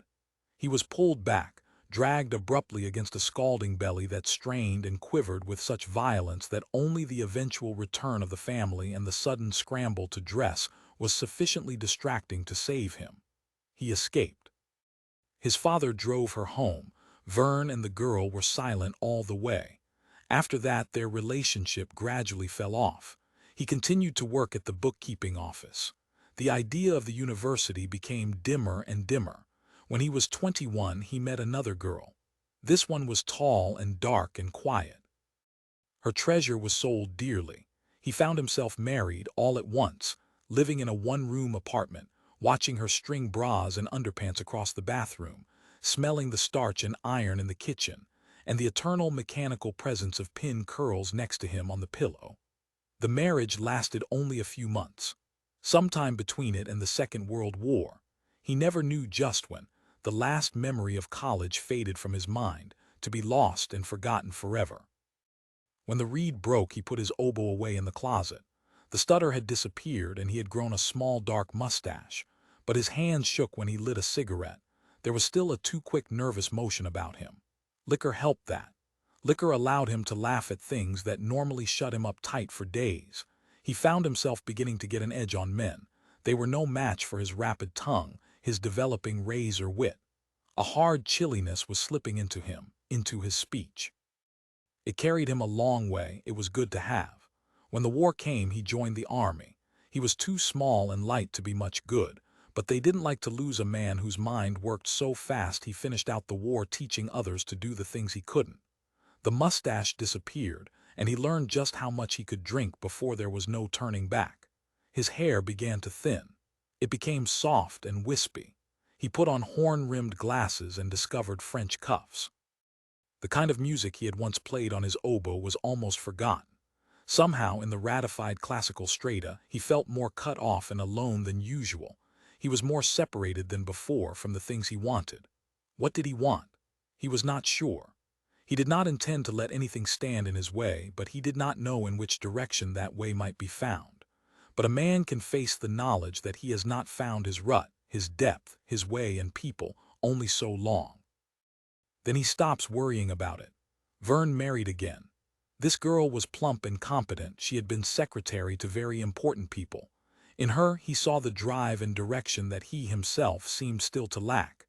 She knew exactly what she wanted: a husband, a home, a kitchen, furniture, clothes. She moved in a tight little circle, as hard and brittle as the red polish on her neatly trimmed nails. Whatever there was left in Verne of his memory of books and music, model airplanes and his ticket seller's bright uniform soon disappeared. With Anne, music and books and ideas were real enough, but they existed only as a means to something else. He found himself listening to things as background music that had, at one time, been intimate parts of his life. One night he got up from the expensive couch in the graciously furnished living room, turned off the immense television set, and headed for the nearest bar. Sometime during the hazy, indistinct days that followed, he was rolled, left to lie in the freezing gutters of Washington in deep winter, and booked at the city jail. They let him go the next day. He wandered around, his hands in his pockets, watching the children sledding in the snow.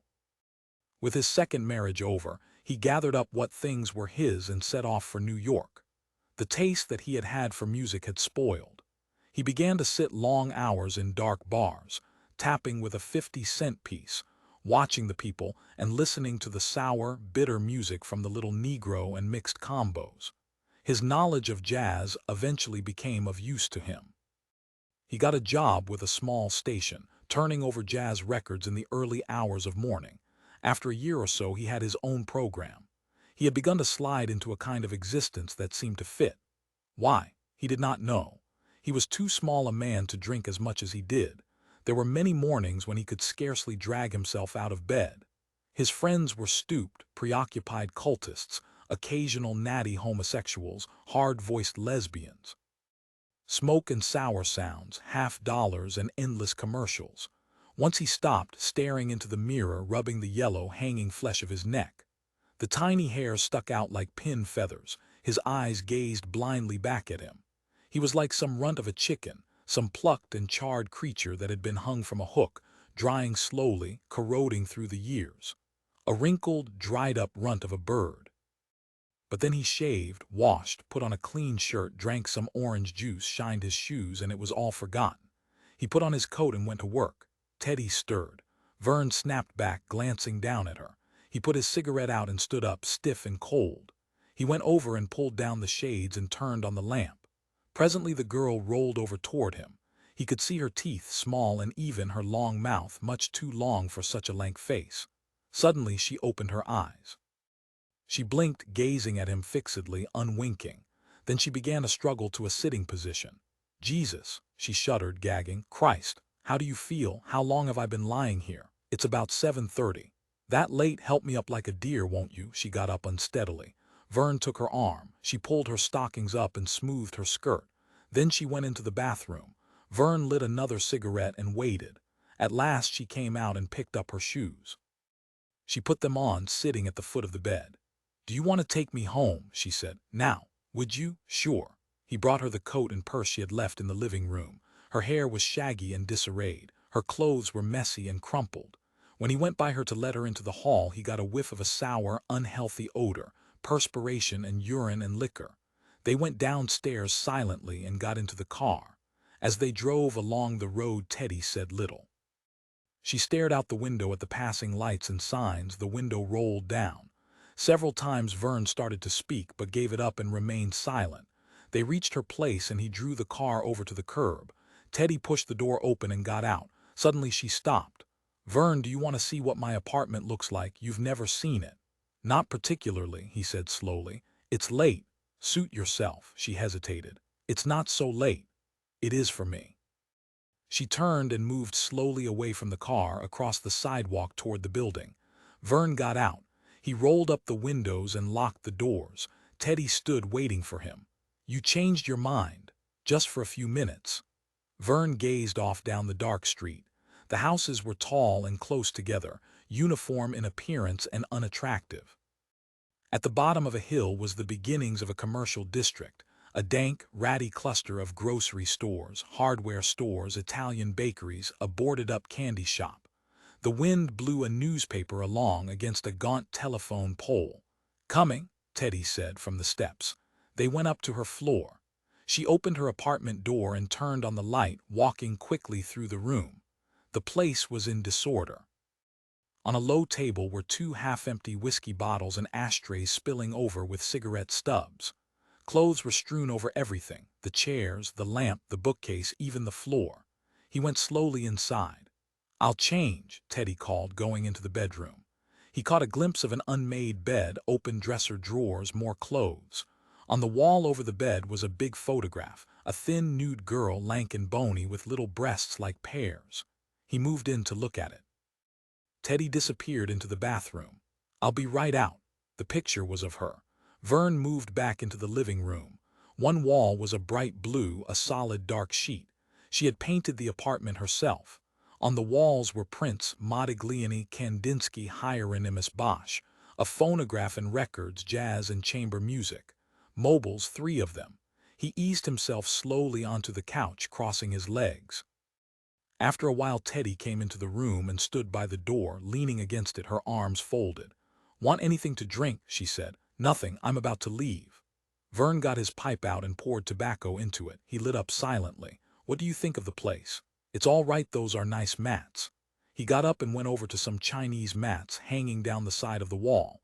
From where he stood, he could see into the kitchen. The sideboard was covered with dirty dishes, cups and glasses. He wandered away, hands in his pockets.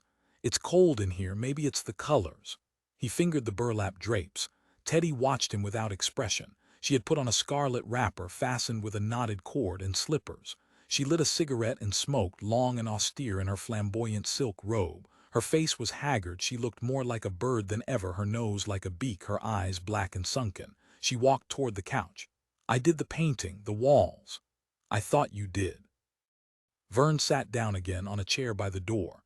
Teddy sprawled out on the couch, one foot up, waving her toes back and forth. Neither spoke. "It's getting late," Teddy said finally. Verne stood up. "I know. Well, it's been nice." "You're going? I'll see you. Thanks for coming." He went to the door, taking hold of the knob. Teddy was still sprawled out, long and bony, her hair dark and lusterless, damp hanks against her neck. "You look pretty washed out," Verne said. Teddy smiled. "Look, baby.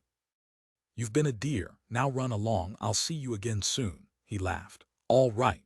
He went downstairs slowly, out onto the street. The air was cold and full of vitality. There was no sound at all except for a dim murmur that came from the entrance of a bar at the foot of the hill.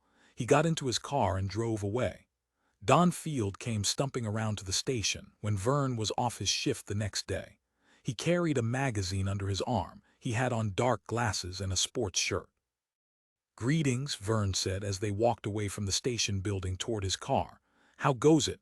"Medium, you?" "All right." Verne got into the car. Don stood outside. "Do you want a ride?" Don thought for a moment. He got slowly inside. "Okay," he said resignedly. They drove along with the other cars going home from work. "Nice evening," Verne said. "Uh-huh." There was a long silence. At last Don cleared his throat. "What did you think of Teddy? Seemed intelligent." "Uh-huh." Verne looked at him out of the corner of his eye. "Why do you ask?" "No reason. I'm getting kind of tired of having her around. They're all the same after a while." "Going to let her go, eh?" he thought. "You great arrogant gargoyle." "Well, of course I hate to give up a good thing, but I have been toying with the idea." He fooled with the cover of the magazine he was carrying. "It costs money." "Well, do what you want. You're old enough now." "You going to eat at home?" "Why?" "Just wondering. I thought maybe I'd stop down at Jameson's for a French dinner." "That's nice. You don't want to come along?" "No thanks," he added, "but I'll be glad to drive you there and let you off." He let Don off in front of the restaurant and then went on. After a few minutes driving, he found himself in his own neighborhood. He drew up in front of his apartment building and turned the motor off. Sitting in the car, he lit his pipe and began to smoke. He did not want to go upstairs just yet. It was still early, not even 7. He had come off work and driven Don to the restaurant, and that was all. Now he was in front of his own building. In a moment he would go upstairs, enter the apartment, take off his hat and coat and begin preparing himself something to eat. And after that, outside the car, a few people hurried along in the semi-darkness. Dark, similar lumps that moved quickly past his car and out of sight. One shape turned in at a doorway. A flash of warm yellow light revealed a middle-aged woman with an armload of groceries. For a moment she stood framed in the light. Verne saw into a living room. A man sitting in a deep chair with a newspaper. A boy playing on the rug. He could almost smell the warm air that drifted out, to be dissipated by the cold night. He thought about it. He and his brother had sat on the rug like that, playing. Sometimes they went into the piano room and played duets together until dinner was ready. In the early evening, with the sun just down and the sky still brighter than the earth, in the warm piano room filled up by the massive old piano, with the stacks of music tossed everywhere, he and his brother played silly things by Grieg and MacDowell and Huey. Suddenly there would be their mother, filling up the doorway with her bulk, telling them dinner was on the table. More people hurried past. Some newspapers blown by the wind rolled by in a heap and swept up against a mail box. Were there drops of rain beginning to show on the pavement? At the corner, the Italian who owned the little grocery came out with a bent metal rod and began to roll up his awning slowly, with great elaborate turns. Verne put out his pipe and switched the motor back on. He drove down the street and around the corner. He drove aimlessly, not paying any particular attention to the houses and cars that filled up the darkness. When he saw a neon sign Club 21, he pulled over to the curb and stopped. He rolled up his windows and got out. The night air was cold. A mist pressed against him, carried by the wind. He slammed the car door and walked across the sidewalk to the club, pushing the heavy plush doors open with his shoulder. In the dim light he saw a long row of glasses and black onyx, and tall red columns of distorted light, wavery and subtle, that surrounded the mirror behind the bar. The rows of half-transparent glasses broke up the red light. It seemed as if the light came from inside each glass. The light slithered around the bar, appearing everywhere, mixing with the green coming from a gold glow neon sign in the window. On the left, in deep chairs around a table, 3 men and a woman were sitting. Their table was a litter of bottles and cigarette stubs. The other tables were vacant. Verne walked over to the bar and sat down. The bartender put down his rag and turned toward him. "Scotch and water, no ice." The bartender nodded and went away. Verne sat, hearing the thud of the counters at the shuffleboard table at the back. A little way down the bar 2 men were talking loudly. "So if this goddamn nag could have got in. Listen, I told you if a horse could get its ass over the wire long enough. Will you let me finish? I want to say, I thought you were finished." "I was, you know I was, don't shit me." 65 cents, mister," the bartender said. He put a small glass on the bar in front of Verne. Verne took a dollar bill and gave it to the bartender. He drank the liquor slowly. As he drank, he stared into the thousands of rows of bottles behind the bar. They were dully lit by the same red light, now more intense as it issued past the bottles, coming from behind them and around them, spreading out in a wave of motion. It had become quiet. The 2 men stopped talking and put their coats on. They passed Verne, walking out through the heavy doors and disappearing beyond. The man playing shuffleboard gave up and came over to the bar to sit down. In the dim light his face was a dark shadow. He sat with his chin in his hands, not moving or looking to either side. Verne looked past him and saw other men sitting, gazing ahead of them, silent, lost in thought. His mind began to wander. He thought about how he used to practice the oboe. He would sit in his room, holding the strange, cold instrument, blowing into it hour after hour. In the corner the radio played softly. He could remember many details of his room in the family house, how long ago it was. He had owned a little tabletop phonograph and some cheap records, part of a newspaper offer, the Dvorak New World Symphony, the Beethoven Fifth, some Strauss waltzes. He played the records until they began to turn white. He used cactus needles because when they got dull he could sharpen them again and again. He had a paper route. He used his mother's charge account at a department store to buy Heinrich van Loon's History of the World and Diseases of the Mind by Professor Benjamin Stoddard. At the end of the month he had scarcely any money left over once he paid her back. He had owned a mimeograph machine. He put out a little newspaper that he sold to the neighbors for 3 cents. In the silence of the bar a man coughed. He moved on MS stool. There were no other noises. The men sat looking straight ahead of them at the rows of glasses, at the red light that ran up and around the massive mirror.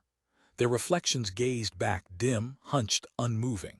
The minutes passed and no one moved.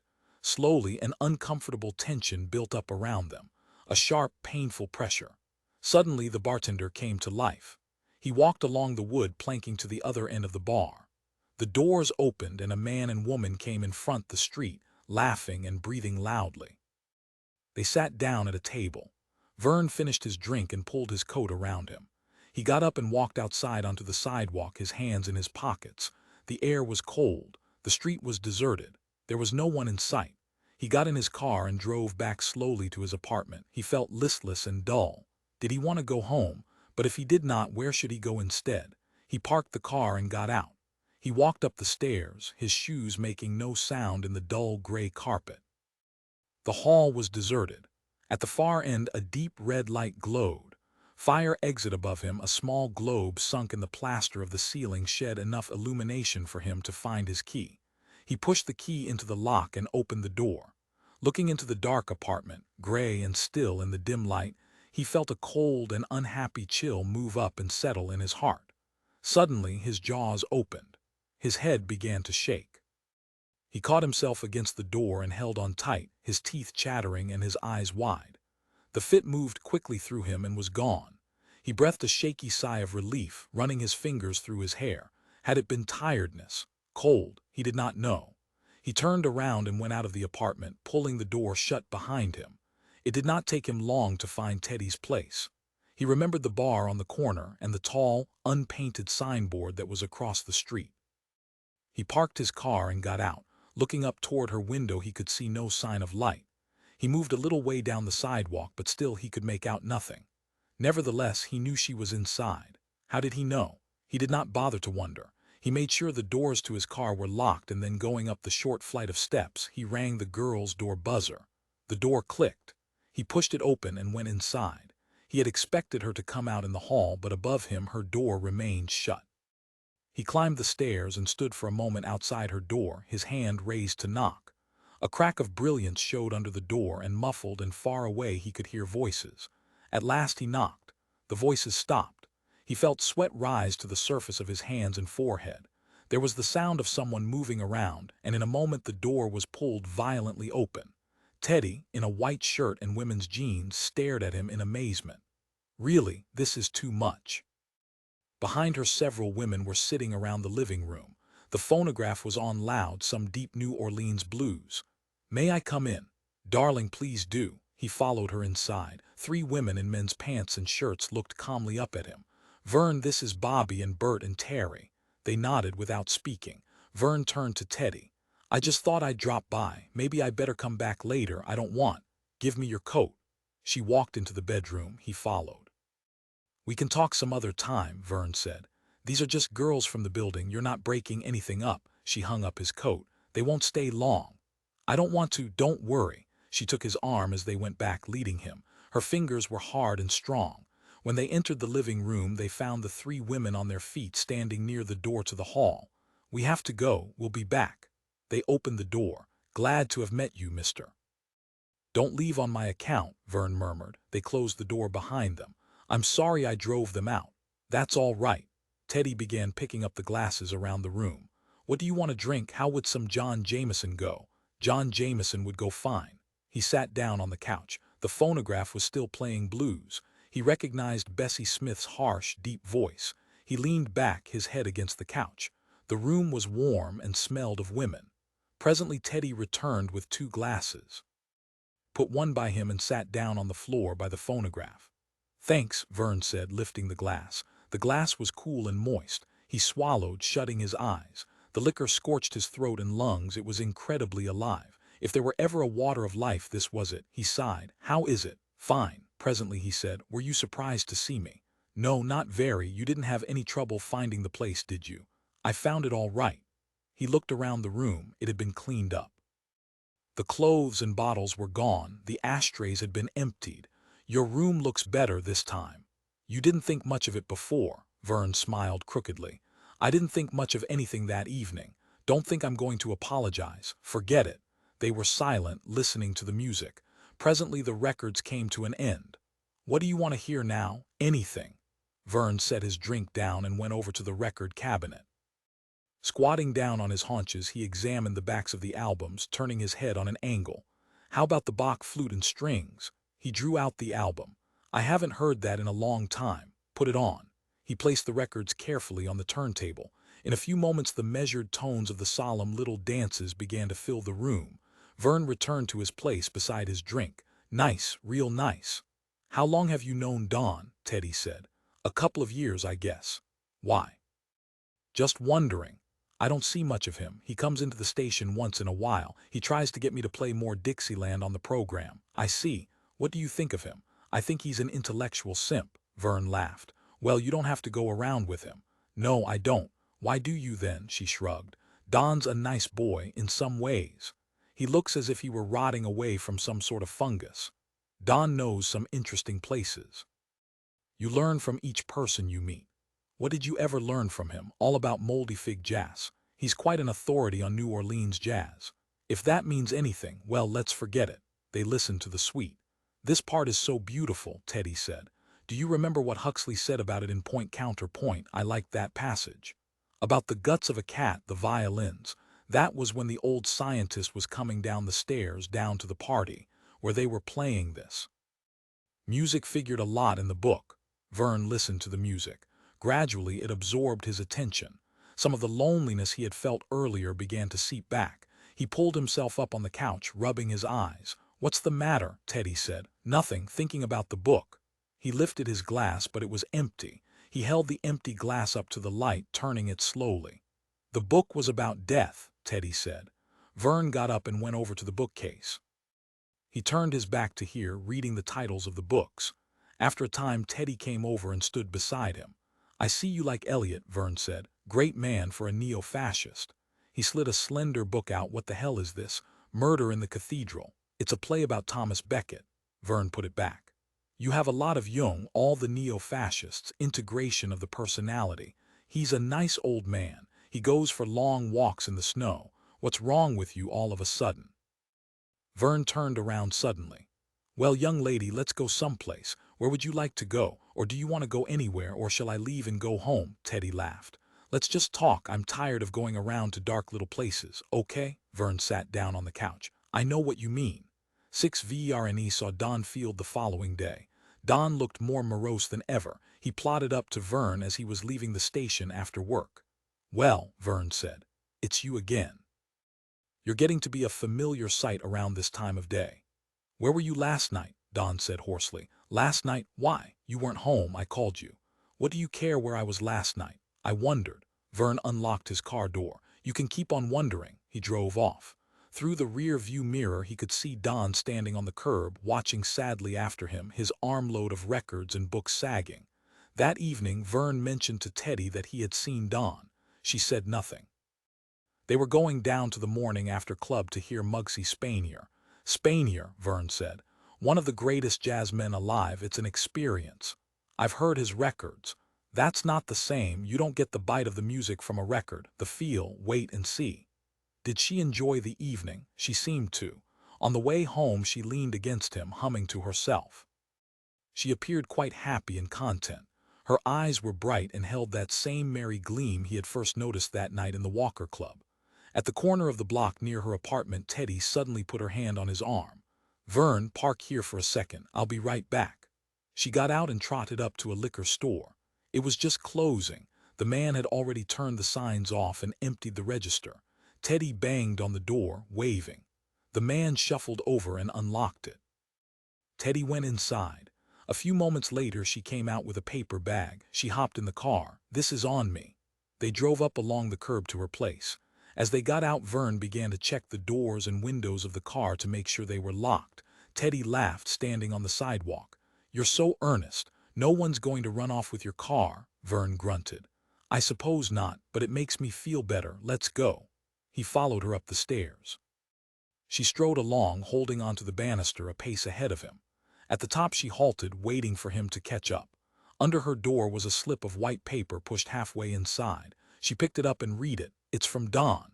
She passed it to him. He read it and handed it back. Teddy put the note in her pocket and they went on inside. The living room light was on, a feeble glow hidden behind the table. It left the room dark and mysterious. He could smell things in the air. Perfumes and odors of women, the faint hanging scent of liquor and cigarettes. And when he went to hang up his coat in the closet, another smell, almost an animal smell. "Do you have a pet?"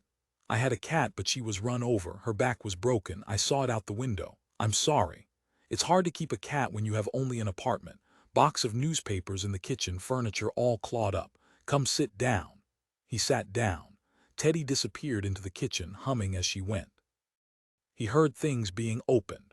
Now, sitting by himself in the living room, hearing the sound of the girl bustling around in the kitchen, he began to feel the first faint stirrings of a profound peace and contentment. He allowed his body to relax. His mind sank into a kind of half-sleep. A cloud of soft darkness moved over him, mixed with the smells of the room. In the blanket of woman smells, the smells of perfumes and deodorants and female bodies, he found himself going to sleep. From a great distance he realized that Teddy had come back into the room and was standing in the doorway, gazing silently at him. Presently he struggled a little and managed to become awake. He smiled at her. He had taken his glasses off and put them into his pocket. He loosened his tie, lying with his head against the rough fabric of the couch. Teddy crossed the room noiselessly, growing and expanding until she stood before him. She put down a tray and then seated herself beside him. He did not look up. He was content. The warmth, the smells hovered over him. He was falling asleep again, and it was a long way to fall. Down and down he plummeted. The world noises, the coldness, the bright lights, everything rushed away from him. Teddy's small hard fingers were against his face. He sighed. The pressure of her hands was increasing. Like the force of a coiled-up spring, the energy was coming out of her, moving through her arms and hands into him. Surges of power, a flowing, overwhelming force, the demands of desire. He sighed again, of bodily need. The smells, the warmth, the room and the girl next to him all blended and merged together. He ceased to know where one began, the other ended. Everything in and around him was rising to the surface, flowing out. A tide, a vast drumming tide, was washing him away. He closed his eyes. Without resistance, he allowed himself to be lost into it. He ached. His body felt seared and blistered. He winced to the touch. Dazed, his mind struggled to collect itself. He was scattered, strewn everywhere, all over, fragments and particles. He gasped, breathing like an animal that had come out of some desperate battle. "Are you all right?" Teddy said. He looked at her, the lean nose, loose hanging hair, moist strands of black glued together, dripping with perspiration. Her eyes gleamed close to his. Verne pulled away. He was laid open, unconcealed. He turned to one side, away from her. The couch lifted. She had risen up onto the arm. "I'm all right." His head ached. His glasses had fallen out of his pocket onto the floor. He picked them up and put them on. After a while he sat up. On the arm of the couch Teddy quietly fastened her clothes, pulling her dress together. She said nothing. "What time is it?" Verne murmured. "About 3." She was watching him. "Are you all right? Do you feel all right?" Could she tell how far she had been pushed away? He felt cold. Everything in the room had receded from him. His stomach growled. His mouth tasted sour. He found the tray and ate a cracker smeared with liederkrantz. Presently he tried some of the drink she had fixed for him, but it choked, charring his windpipe. He put the glass down. "I'm sorry. I'll be all right." He got out his pipe and began to light it. Teddy moved back beside him, drawing toward the end of the couch. He stared at her indifferently. Her face was thin, her body was underdeveloped and plain like a boy's. He looked down at her feet. They were long and flat like a bird's, a crane's. Teddy twisted her bony shoulders together, turning her head suddenly away. "It's cold in here," Verne said. She did not answer. Verne gazed around the room. He crossed his legs. A measure of vitality was beginning to come slowly back into him. It made the objects of the room seem less dead, remote. They were regaining their life, their color. What had happened a few minutes before had emptied them, sucked the meaning out of them, out of everything around him, all things in the room, wherever he looked. But now the meaning, the usual glow, was seeping back in, draining slowly back into place. The room was becoming warm again.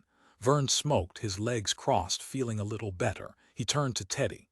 "Maybe I should go home." She turned quickly. Her eyes were shining. "Do you want to go? Is that what you want?" He removed his pipe slowly. "It's late, I have the early shift tomorrow." He glanced away, it was not so. "I'm sorry, you wouldn't want to stay here, it's not very far from the station.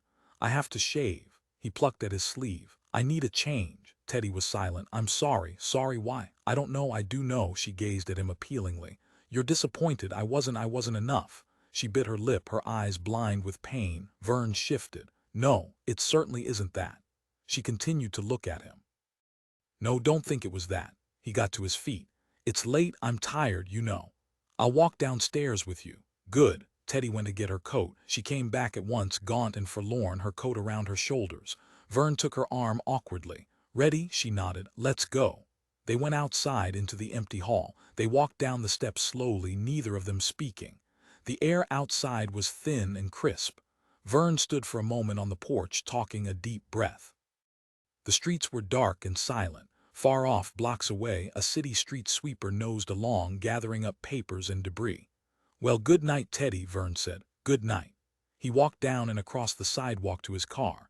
Teddy stood on the porch, watching him unlock the door. He slid in behind the wheel. "I'll call you tomorrow on the phone." She nodded. He drove off. The telephone was ringing. He opened his eyes. Everything in the room was running back and forth. Christ! He dragged himself out of bed onto his feet, catching hold of the wall. He scooped up the phone, sitting down in the chair beside it. "Hello." He pushed his hair back out of his face with his fingers. His hands were shaky. "This is Teddy." Her voice was emotionless. It said nothing, only words. He looked at the clock across the room, but he could not read it without his glasses. Bright sunlight was falling in, streaming through the window. "What time is it?" 9:30. "I was asleep." After a moment he said, "I was going to call you later on." "Yes." He felt around for his glasses. They were in his coat over the back of the chair by the bed. The sun blinded him. He squinted, rubbing his eyes. He yawned. Teddy's voice came again, thin and expressionless. "Don wants me to go out this evening. I didn't know what to do. Should I go with him?" "Don, where to where?" "The Walker Club." "Oh." He said nothing for a while. He could feel her holding tightly to the phone at the other end. He tried to think what to say. He was beginning to get adjusted to the sunlight. He closed his eyes and settled against the back of the chair, propping the receiver between his neck and shoulder. Time passed. "Do you want to go?" he said finally. "I don't know. Where are you now? At home?" "In a drugstore. I couldn't sleep. I've been walking around." "What drugstore?" She did not answer. "What drugstore? Is it far from here?" "No," he considered. "I could drive over and pick you up." "Could you?" She gave him the address. "Do you want to wait there?" "I'll wait."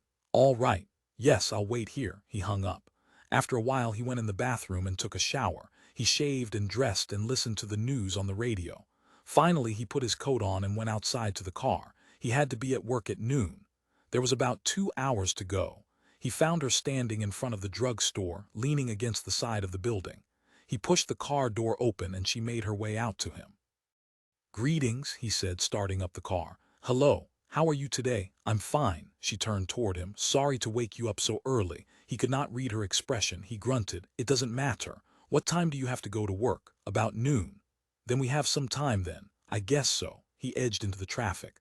"Verne, what's wrong?" "I'm worried about my program. I haven't got it ready for next Thursday. I was thinking about it." "We can drive for a while, can't we?" "Sure." He looked at his watch. "But I have to stop and eat someplace. I haven't had breakfast." They drove in silence. Teddy stirred.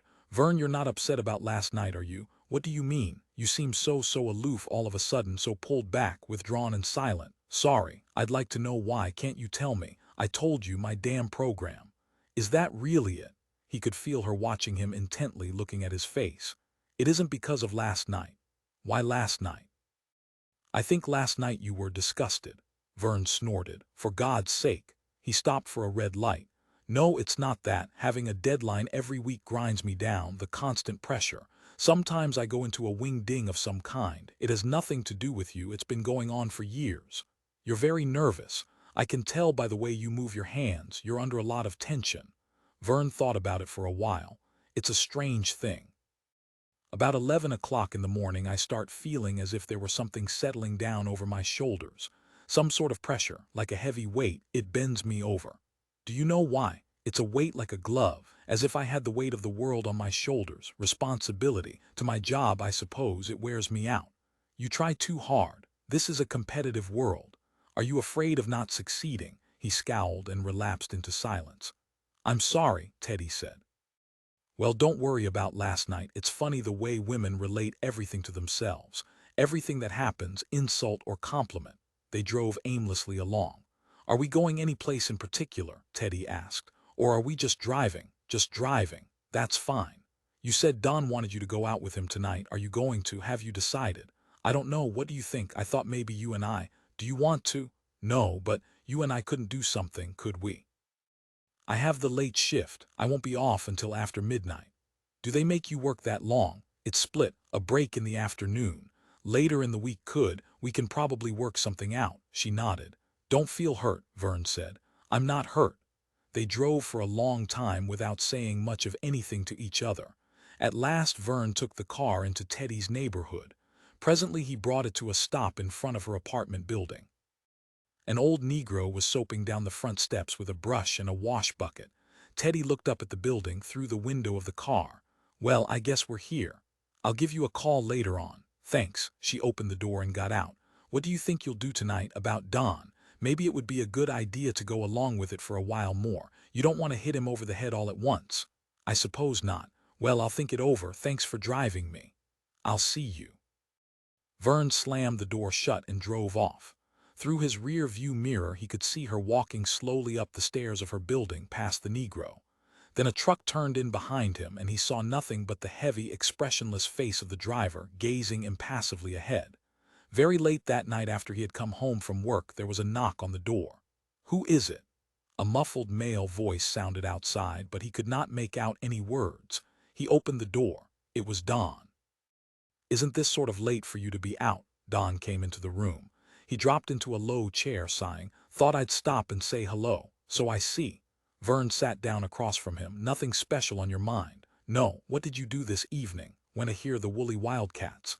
You and your girl, Don nodded. She likes it, eh? Teddy's a good girl, she responds. That's nice. What have you been doing recently? You haven't been at home. PM sorry you blew up at me the other day. I was just wondering. That's all right, I haven't been doing anything special. The telephone rang. Verne did not move. Aren't you going to answer it? Don rumbled. Verne got to his feet and went over slowly. He picked up the receiver. Hello. Verne, this is Teddy. Can I talk to you? Don brought me home a little while ago. You're not in bed yet, are you? Could we? I'll call you back. I'll call you in a few minutes. I have company. There was silence. Then the phone clicked. Verne hung up and walked back to his chair. Who was it? Don demanded. Anyone I know? No. What's the matter? Nothing. You sure are in a tizzy these days. That's too bad. Don fidgeted with the books he was carrying. Neither of them spoke. Finally, Don got to his feet and moved toward the door. Well, I guess there's no use hanging around here. I'll come back when you feel better. I feel all right. I'll let you out. He opened the door. Don plodded out into the hall and he closed the door after him. As soon as he heard him leave the building, he phoned Teddy. I'm sorry, Don was here. I couldn't talk with him sitting right in front of me. Oh, I didn't understand. I thought you were wrong. He felt irritable. Verne, don't be angry. I didn't know. I'm sorry I didn't understand. I'm sorry I hung up that way. Well, forget it. What did you want? Oh, Verne. She moved away from the phone. Presently she went on in a low, thin voice. I just wanted to see if you were still up. Could we talk? Could you come over? I could take a taxi to your place if you're too tired. It took him a while to answer. Well, it's hard to know what to say. I'm tired, of course. I feel like I've been hanging on the cross, but I want to see you. That goes without saying. There was silence. Perhaps it would be better if we got together tomorrow night instead. We'd have more time. It's pretty late.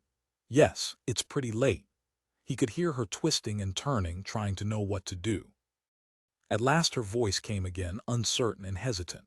Well, we'll make it tomorrow night. If it's all right, you do want to come over, don't you? You haven't begun to change your mind, have you? No, I'll be over about 7. She said goodbye and hung up. Verne went to bed. He fell asleep right away. The next day he telephoned her from the station before he left to go home. It was about 5 o'clock in the afternoon. She sounded brighter. "Did you sleep all right last night?" he said. "Yes. I feel much better today." Her voice was calm, firm. "What time shall I come over?" "7. Verne, I'll come over to your place if it's all right." "My place if you want, but it's a mess." "I don't care. What time shall I pick you up?" "I'll come by taxi. You go on home and I'll be over later on. I have some things to do and I don't know how long it will take, okay?" "Sure." He hung up. She did not come until almost 9. Restlessly, he paced around his room, deep in thought. There was no question any longer. Don could have her back. He was wasting his time. The thing had gone far enough. While he was thinking, the bell rang. He crossed quickly to the door and opened it. "Hello," Teddy said merrily. She stood in the doorway, dressed in a dark suit, a coat over one arm and in the other hand holding a suitcase. He gaped at the suitcase. "Can I come in?" She entered the room, putting the suitcase down. Verne closed the door behind her. "Well," he murmured, "it certainly doesn't take you long when you've made up your mind. Come, darling, and help me unpack." She held her coat out. "Where does this go?" "In the closet." He showed her where the closet was. There was a cold, clammy feeling in his chest. A heavy weight seemed to drag him down. He followed her into the bedroom. She set the suitcase on the bed and snapped it open. From it she took an armload of dresses and laid them out on the bed. Slips, bras, underpants, nylons.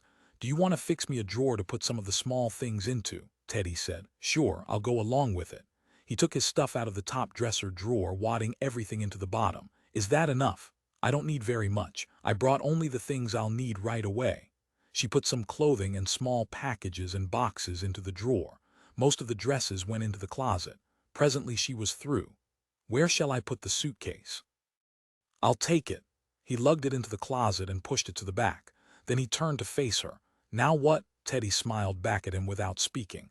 "I wonder what the manager will say." "Don't worry. In these big buildings they don't care as long as you don't bother the other people." "I see," Verne murmured. Teddy laughed. "I'm not telling you anything you do know. I'm hungry. Can we eat? Have you eaten?" "I've eaten, but I'll fix you something."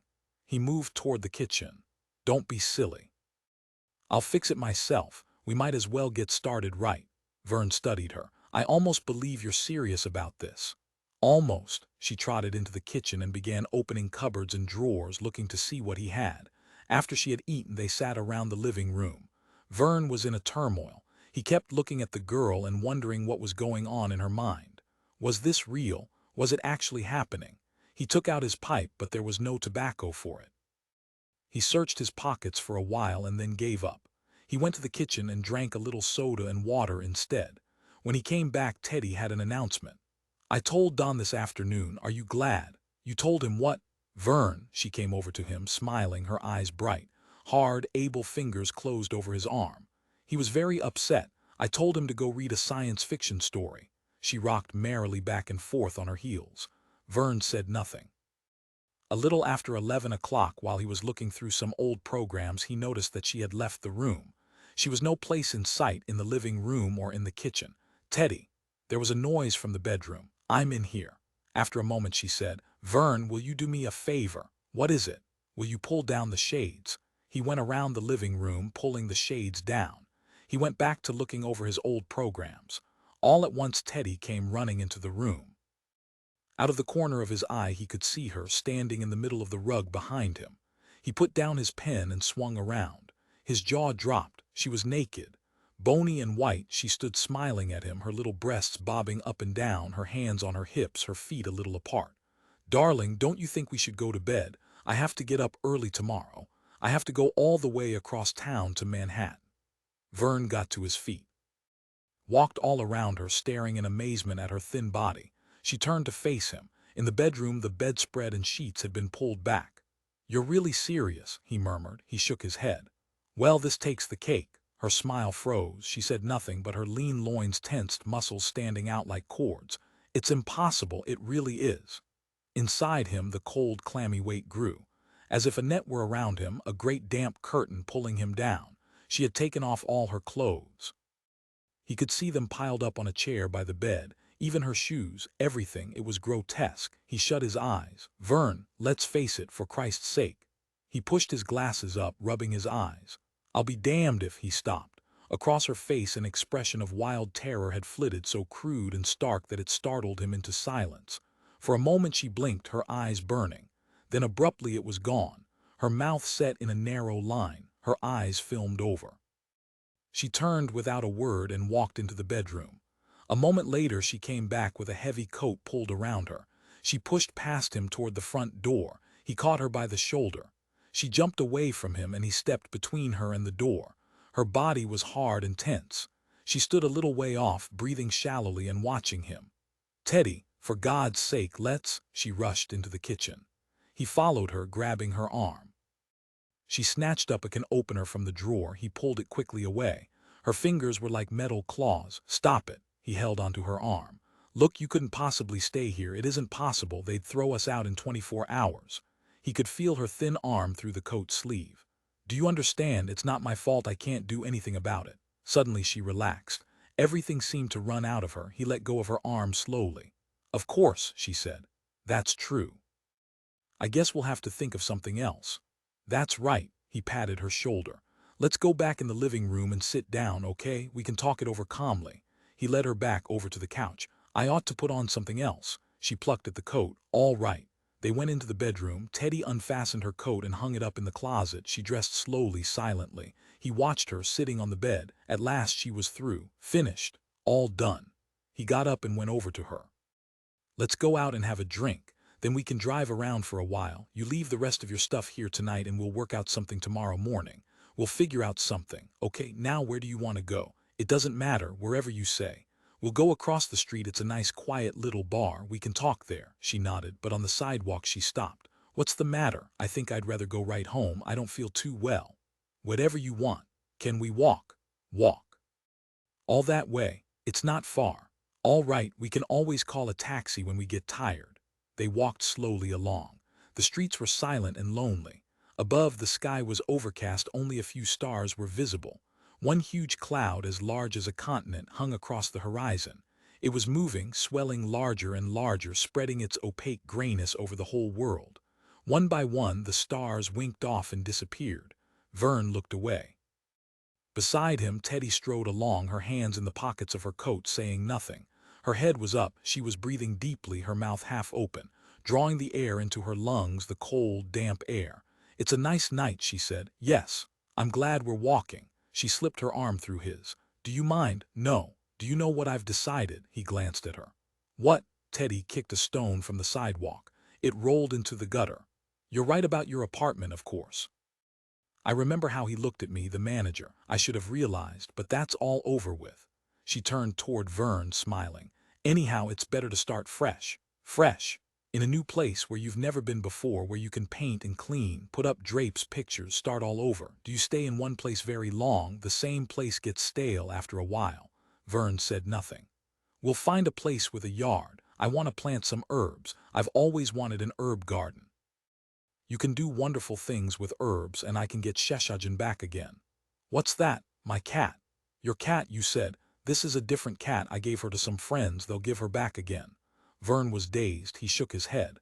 "I don't get it. You're giving up your apartment. Why don't you intend to?" Teddy smiled. "I've already told the landlady. I told her this morning. Verne, there's so many things we can do. Have you ever painted an apartment? Have you? Do you know how it smells late at night, the wet smell of the paint? You turn on the stove for coffee. The smell of the paint mixing with the coffee smell, the gas, the bright overhead light." They walked on. Above them the last star had been absorbed, swallowed by the vastness of the gray continent that swelled across the sky. How could it be?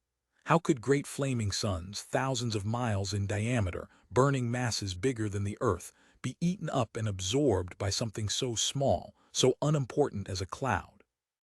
Everything was disappearing, vanishing. All around him the world was fading into the gray mists, the hodgepodge of stars and trash and tree branches, newspapers, the little things that roll around in the wind, and himself. He would be swept along with the rest. He had no power to stop the motion of these things. He glanced at the girl striding along beside him.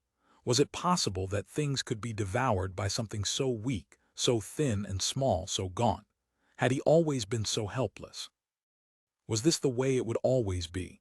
Was there nothing else for him? They stopped at a corner for a street light. No one was in sight. The wet streets stretched out in all directions, dark and barren. Suddenly Verne tensed. He pulled back away from the girl. "What is it?" Teddy said. "Why did you stop?" "Listen." She listened. "I don't hear anything." He moved down the sidewalk, straining to hear. A sound, a faint, familiar sound. A sound he had not heard for a long time. Someone was playing a musical instrument, but he could not tell where.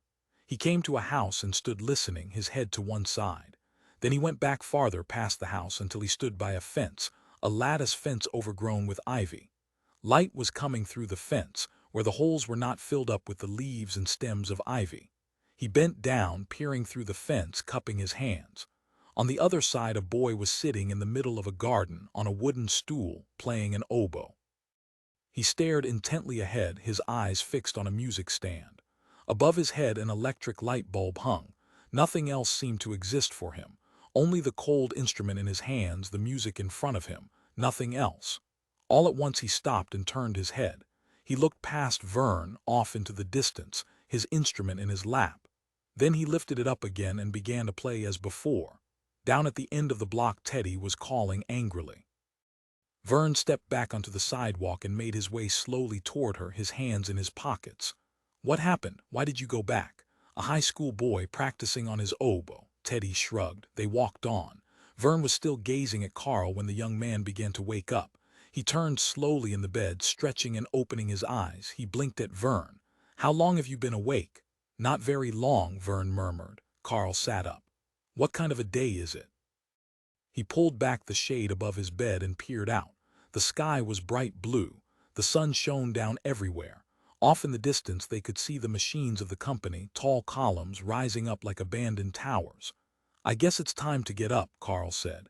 He struggled out of his covers and onto his feet. He smiled cheerily at Verne. His blonde hair hung down over his face. He pushed it back out of the way. "Let's go eat breakfast." Carl was all excitement. "Just think, we can have anything we want. We can have turkey and creamed peas and plum pudding with brandy sauce." "Is that what you want for breakfast?" "No, but we could have it. Just think, everything here is ours. Maybe we're not so bad off after all. We're like kings, we're wealthy emperors. It's not so much. You'll get tired of it before the end of the week." "Do you think so? Well, we'll see." Verne nodded absently. He was trying to adjust to the present. The past was still with him very much. They washed and shaved and dressed. Together they walked down the path toward the commissary. "Do you think Barbara will be there already?" Carl asked. "I don't know. She certainly seems to be a nice person, don't you think so? But I get the impression that at some time she suffered a great deal." Verne laughed out loud. "Wait, don't laugh. I can tell quite a lot about people, more than you'd think. It's the way she holds herself and talks, and the words she uses. There's something in her face. Maybe we'll find out before we leave." Verne scowled. "Christ's sake, what's wrong?" "Nothing."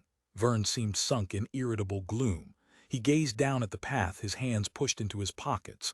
"Sorry," Carl murmured. They walked in silence the rest of the way. The commissary was deserted. There was no one there. They wandered around inside. "Well," Verne said. Carl looked sad. "I thought maybe she'd already be here cooking breakfast for us. Waffles and ham and orange juice or something like that." "Cook it yourself." "I'm not very good at cooking." "Anyhow, it's not the same when you have to cook it yourself." "All I want is a cup of coffee." Verne sat down at the table. Suddenly Carl brightened. "Maybe one of us could run over and wake her up. She's probably still asleep." Verne grunted. "Probably. Do you want to?" "Why me? You know her." Carl waited hopefully. "Do it yourself. It won't hurt you. Haven't you ever got a woman out of bed? It's time you learned." Carl's ears turned red. He moved toward the door. "I'll go over." "I guess it's all right." "It's all right. You don't have to go inside. Just rap on the door. Of course, if she invites you in, that's another thing."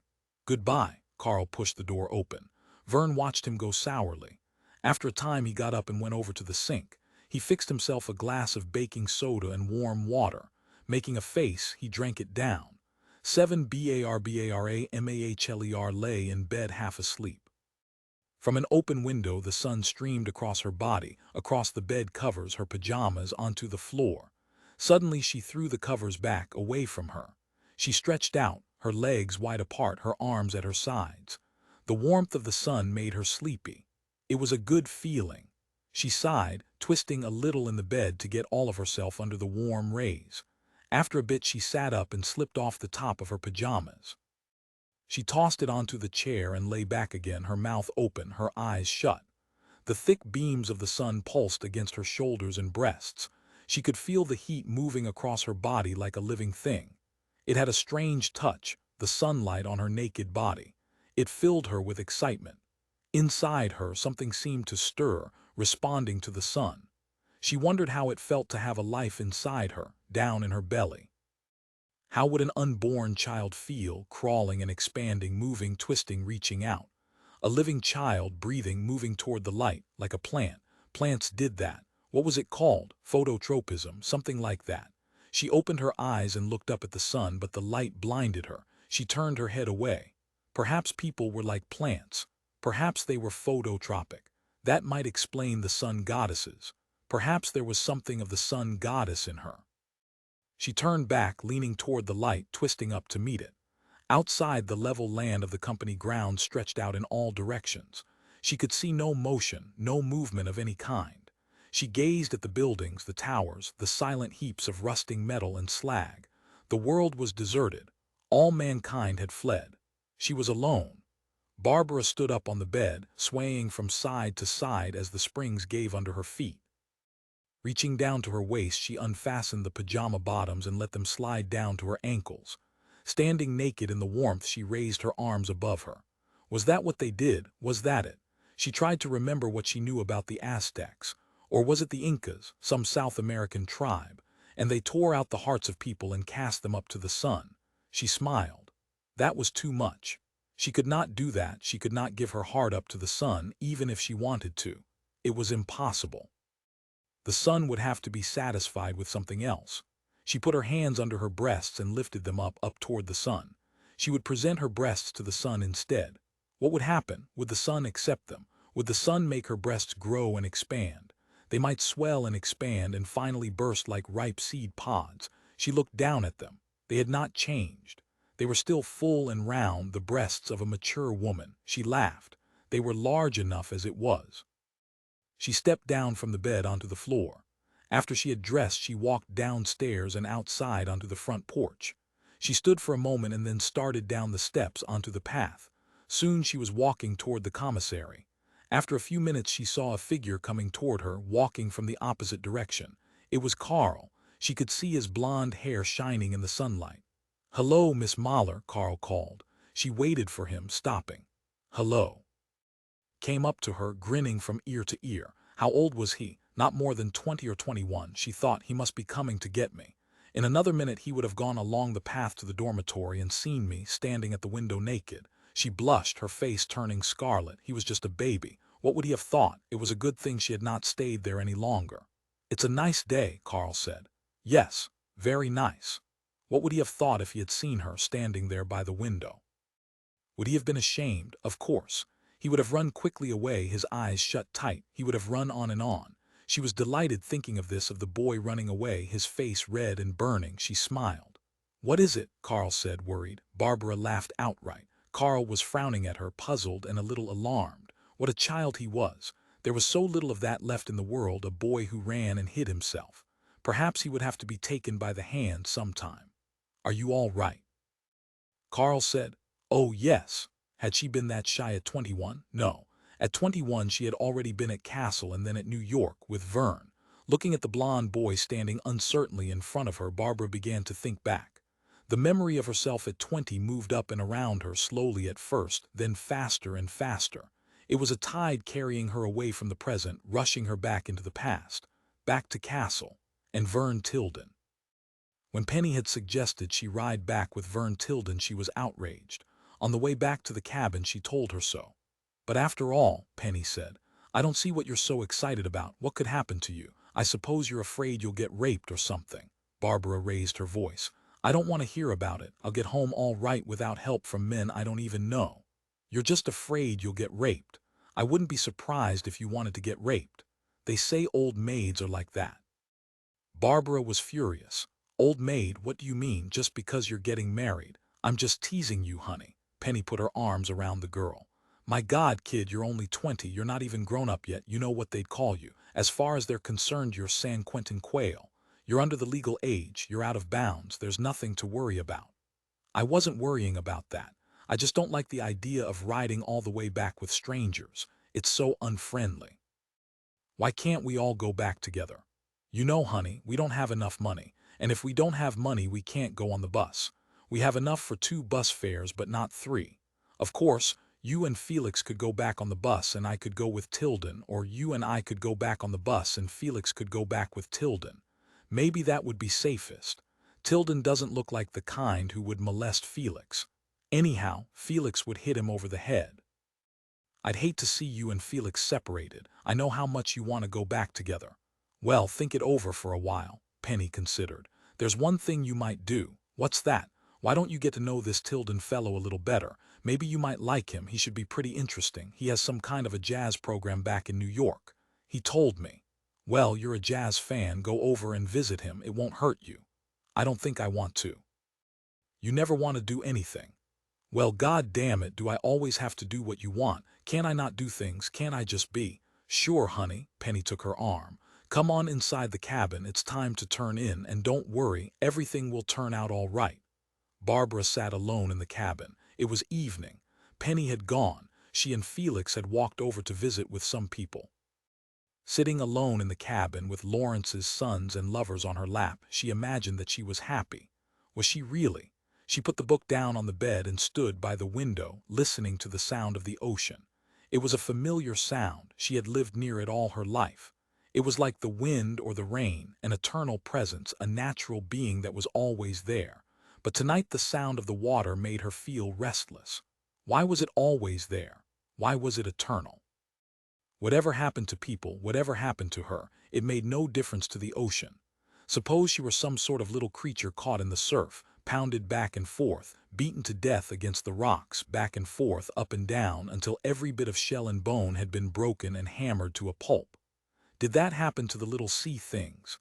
Sometimes she saw them washed up on the beach in the morning. Was that how they died? She thought about it. Perhaps a little sea thing would not even be aware of the ocean, the movements of the tide. While she was meditating, Verne Tildon came up on the porch and knocked. She could not imagine who it was. She opened the door and he came into the cabin. "Hello, Barbara, how are you?" She regarded him uncertainly. "I remember now. You're Verne. What did you want?" "Penny and Felix are gone. They went over to see some people." "Well, I wouldn't worry." He sat down on a hard chair and leaned back. He was so little and strange. How old would he be? Over 30, certainly, perhaps 33 or 4. His eyes, magnified by his glasses, blinked up at her owlishly. "Why not worry?" she said. Verne shrugged. "I can talk to you instead if you don't mind. Do you mind?" "No, I guess not." "Then I'll talk to you. Well, what sort of a person are you, Miss Mahler, Barbara Mahler?" "Barbara, I always like to know what kind of person I'm talking to." "I don't know what you mean." Verne got up and came over toward her. He was studying her so intently, like one of her professors back in school. What would this man be like as a teacher? He wore a rough, heavy coat and smoked a pipe. She tried to imagine him with a dog. No, he was not big enough. The dog would pull him along. She smiled, thinking of this. One of his eyebrows went up. "Well, you're not so goddamn serious after all." She felt her cheeks grow red. "Let's cut that out." He was frankly appraising her, looking her up and down. "Stop it. What do you think I am? Something hanging up in a window for sale. If you were, how much would it cost?" And he added, "Do you think I'd pay it?" She did not understand. He seemed to be kidding her, but she could not tell. He was puzzling. A little dried-up, wrinkled man with horn-rimmed glasses. "You're an elf," she said suddenly. "A strange little elf, just like in my story book." For a moment she thought she had hurt his feelings because he seemed to scowl. But apparently she was wrong.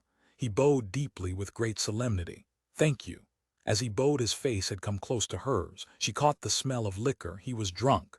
No, not drunk exactly, but he had been drinking. That was why he was so lively. Suddenly she felt afraid. She backed away. "What's the matter? Do you think I'm going to put a hex on you, turn you into a pumpkin?" "No." He walked around the little kitchen of the cabin, pulling open the cupboards. He peered inside them. "Got anything to drink?" "To drink?" His mouth fell open. "You mean you have never heard of such a thing?" He closed the cupboards. "Young woman, how old are you?" He put his hands on his hips. The corners of his mouth twitched as he glared in mock astonishment. "I'm 24, Barbara murmured. "Why, 24, really?" And you never heard there was something beside eating and sleeping, and he broke off. Maybe you never heard of that either. Heard of what? She was confused. Forget it. He came up and put his hand on her shoulder. My dear young lady, perhaps it is time some older, more experienced person, wise in the ways of the world, introduced you to a certain practice, the indulgence of which is the producer of the most gratifying results. He paused. What I am saying is this. How about walking over to a bar with me and having a drink? I promise to pay for the drink in the event that you do not care to finish it, assuming that I may have what is left, of course. She did not know what to do. She thought about it, her heart beating. He was so strange. He was partly drunk, but she could not tell just how much. He considered her a child, she could see that. He was teasing her. How much older he was than Felix or Penny. This would be the first time she would be going out without them. It was not the same going to a bar with them for a beer. This was different. She could not make up her mind. I'll have to think it over. He leaped to attention. All right, I'll come back in late October to find out what you decided. Wait a minute, she hesitated. I can leave a note for Felix and Penny. Would that make you feel better? I really should leave a note. All right, you go ahead. I'll be outside. He pushed the door open and went out on the porch. The door closed loudly behind him. Barbara hurried around the room until she found a pencil and a scrap of paper. She wrote, Penny, I have gone out with Verne Tildon. I'll be back later on. Don't worry about me. She got a thumbtack and put the note up on the wall over the bed. Then she took her coat and went outside. Verne was sitting on the porch steps, smoking his pipe. He glanced up. So you decided to come. Well, let's go. Taking her arm, he led her down the road. The first bar they came to was a small wood place with high stools and sawdust on the floor. The jukebox was playing loudly. They could see a few people inside, drinking and sitting. How would this be? Verne said. It looks all right. They went in and sat down at a table. When the bartender came over, Verne ordered 2 scotch and waters. I don't like scotch and water, Barbara said after the man was gone. It's the only thing to drink. All those mixed drinks with sugar make you sick, like pink ladies. You stick to a straight drink like scotch and water and you won't get sick afterwards. Are we going to drink that much? What much? That we might get sick. That's what I'm talking about, Verne said, trying to be patient. That's why I want to stick to scotch and water. Isn't that right, Charlie? The bartender agreed, setting the drinks down on the table. Verne paid and the man left. Barbara lifted her slowly and tasted it. That's good blended scotch, Verne said. I saw what he was using, Walker's Deluxe. It tastes more like gasoline, Barbara said, making a face. Phooey. She put her glass down. Verne drank deeply. He sighed. That's it. What? The breath of life. I guess you can develop a taste for it. So I've heard. Verne drank more. Barbara sat listening to the jukebox and the sounds of the people all around them. This is a nice place, sort of warm. Yes, it is. Very nice. He seemed less talkative. He had calmed down. He did not make as much noise as before. He sat peering into his glass, turning it around and around, his glasses pushed up a little. What are you thinking about? Barbara said. What? What are you thinking about? You haven't said anything for a while. Oh, nothing. I was just moldering. It's strange to be here. I haven't been here very long. It was hard to get away. I almost didn't get here. I had to promise to go right back. Your job, he nodded. That too. How long have you been here?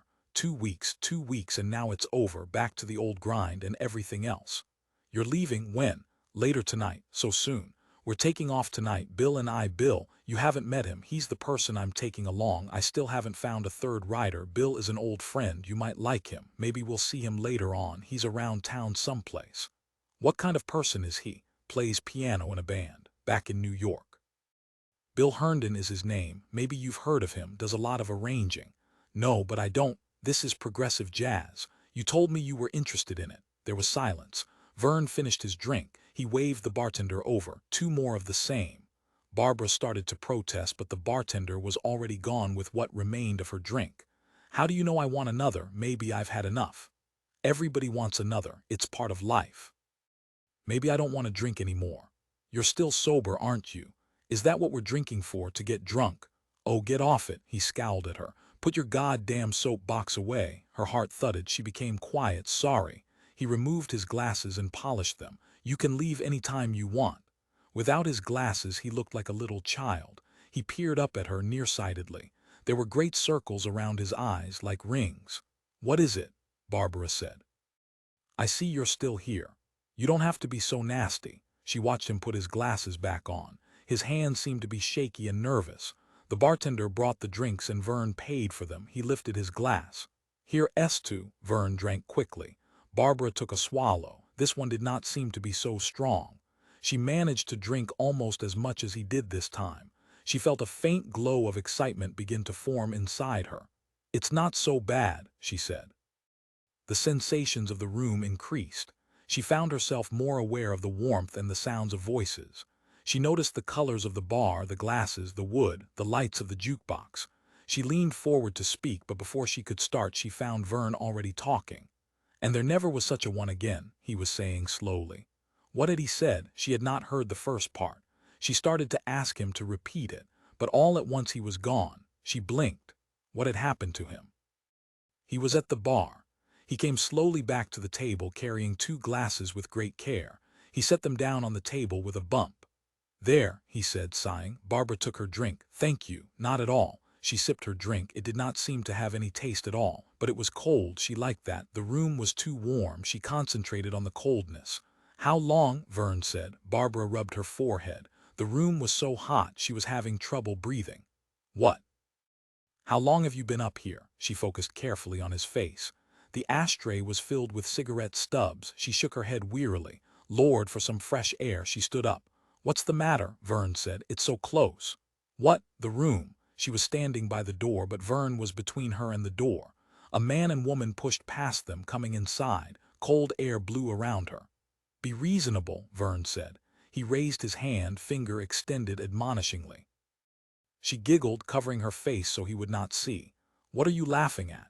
At you, Barbara said. Me. He helped her sit down. She was having trouble with the chair. Thank you. Verne's breath blew against her face. The room revolved slowly. She put her head in her hands and waited. When she looked up again, the room had come to rest. As she drank, she talked. We came up, the 3 of us. It was, she was not sure. A few weeks ago, Felix and Penny and me. How did you come? By bus. We have 2 cabins. I live in one. Felix and Penny live in the other. She felt sudden horror. What had she said? Penny and I live in one, I mean together. I didn't mean that, what I said. Why not? Because she doesn't go walking, I know. Barbara felt suddenly sad. I know. She wiped at her eyes. Her tongue was thick. Her lips seemed frozen, like when she had her tooth out once. I know. Verne patted her hand. It happens to the best people. Am I one of the best people? He nodded. Really? She felt a little better. But I know she never tells me anything, but when she comes back she's warm all over, and the smell I can tell like an animal. It's like animals, pungent, like musk all over her. The best people get to Earth that way. Do they? Didn't you know? I guess I knew. Is it wrong to know things like that? Does everybody know? Yes, everybody knows. It was true, she realized. Everybody knew but her. She was alone. She pulled back away from the table. She was cut off. The noise, the sounds, the warmth of the room, it was beyond her, away from her. Another world, she could not reach it. I want to be together, she said. How do you mean? Not like now, not on the edge, not like I was. Don't you remember? I remember.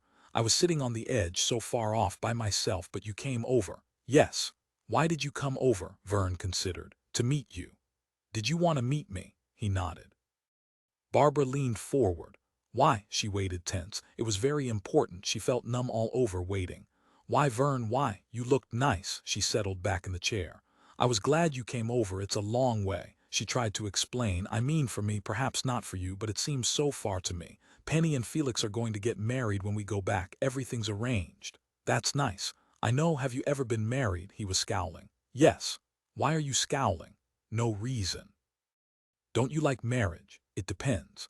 I'm glad they're getting married, but I wish if only. What do you wish? I don't know. She was silent for a long time. An age passed, an immense measure of time. At last she stirred. She felt heavy all over. With a great effort she raised her eyes. Verne was waiting for her to go on. He had moved his chair very close to hers, not on the other side of the table at all. She looked down. He was holding onto her hand. Suddenly tears rushed up into her eyes. Felt them running down her face, down her cheeks. He wiped them away with his necktie. That made her smile. Verne smiled back. Don't let go, she said. Please don't let go. Promise you won't. I won't. He smiled more, a funny little wrinkled smile like a prune. She thought of a song, a record her father had played for her, the Prune Song. I've never heard it, Verne said. Had she spoken out loud, it was hard to think. Now he was holding onto both her hands. She could feel him close by her. "Do you understand?" she said. He was nodding, so apparently he did. It made her feel better. "I hope you do. It's all right for them. I hope it's wonderful. It will be wonderful, won't it?" She sat in silence for a time, thinking about it. Again she felt terribly lonely and sad. She was all by herself. There was no one with her, no one nearby. Verne had gone again. She sipped at her glass, but there was nothing left but ice in it. Suddenly Verne was back. He was talking, but not to her. To whom, then? She started to get up, but all at once the room leaped up and began to twist slowly. She caught hold of the edge of the table to steady it. Verne looked at her sleepily. He had turned his chair sideways and was sitting, his legs crossed, playing with his tie. "I feel funny," Barbara said. Her voice sounded as if it were coming from somebody else. "If we leave at 1, we'll never get across the highway approach," Verne was saying. She blinked. Who was he talking to her? She looked around, but her head felt heavy and refused to turn. There was another man sitting at the table. He was all in black, his suit, his hat, his clothes, even his skin. He was a Negro. Her hand was touching something cold. She was setting down her glass. She did not remember picking it up. The Negro smiled and spoke. Who was he? It was Bill. Verne was saying so. Bill repeated something over and over again, looking intently at her. She nodded. What was the matter with him? He got up and left. He came back again. Her hand was cold. The glass icy, drops of wet against her fingers. The glass was full. The glass was half empty. She was belching. She caught herself and pulled herself upright in the chair, looking around to see if anyone had noticed. Verne was gone. She could see him on the other side of the room talking to some people, hanging over the back of a chair. His feet were up. His soles needed mending. He was like a little child, a dried-up little elf. Why was he so small? Bill was huge. He was black all over, but he was a Negro. "Now it was time on my hands," she said. "Can't you play something else?" The man with the glasses said, "What do you want to hear?" She was on her feet. The room was moving slowly along like a carpet unrolling, or maybe one of those little red amusement carts. The bar swung over to her. She saw a woman with a big wide face, and 2 men. Bland, round, filling up in front of her. She tripped. Her hands were numb, aching with pain. One of them was going along her cheek, rubbing against her face. She got up. Verne said something over and over again. Everything murmured and buzzed around her. Now it was cold. She was cold all over. It began with her feet and went up her legs, through her body and into her arms. She lifted her arm up slowly. A terrible wind caught it and pushed it back. There was a vibrating. Was it the ocean? The ocean made her restless. She could see nothing but darkness ahead of her. Something hard was pressing into her side. She felt for it. It seemed to be a rod of some kind. She felt fear. The rod would not move. She tore at the rod, her nails cracked and bent. Then a hand closed over hers. Someone spoke. She forgot the rod. She was in a car. The car was moving. Wind roared about her. She was against the door. The voice was telling her that, warning her about something. Then she was sitting at a counter, staring into a stack of pies. Each pie rested on a little wire rack. A man in a white costume opened a little door and took out one of the pies. It was an apple pie. "With ice cream." "Just plain," Verne said. "Just plain." Everything was bright. Her head ached. Her whole body ached. She turned slowly. Verne was sitting on one side of her, wearing a heavy overcoat. She turned the other way. A large, good-looking Negro was sitting, drinking a cup of coffee. "Good morning, Miss Mahler." She stared at him. How did he know her name? He was smiling broadly. He said something more, but she could not make out the words. "Better, I hope," Verne murmured. Barbara leaned forward and rested her head against the counter. Something seemed to be gurgling through her, crawling around inside her body. She got to her feet and stood by the stool with her knuckles against her face. The 2 men looked up at her, Bill with his coffee cup half lifted, Verne smoking a cigarette. Bill was watching her with a polite expression on his face, an expression of tolerance and understanding, and amusement. "I'll be back." She turned toward the counterman. He looked at her without expression. "It's over to the left," Verne murmured. She walked unsteadily across the room and pushed open the door. Then she was hanging over the washbowl, violently sick. The only thing she could think of was, Verne was wrong. I am being sick. I am. Disgust at being sick filled her with misery. She pulled away from the bowl, drawing herself up. In the square mirror over the bowl she saw her reflection.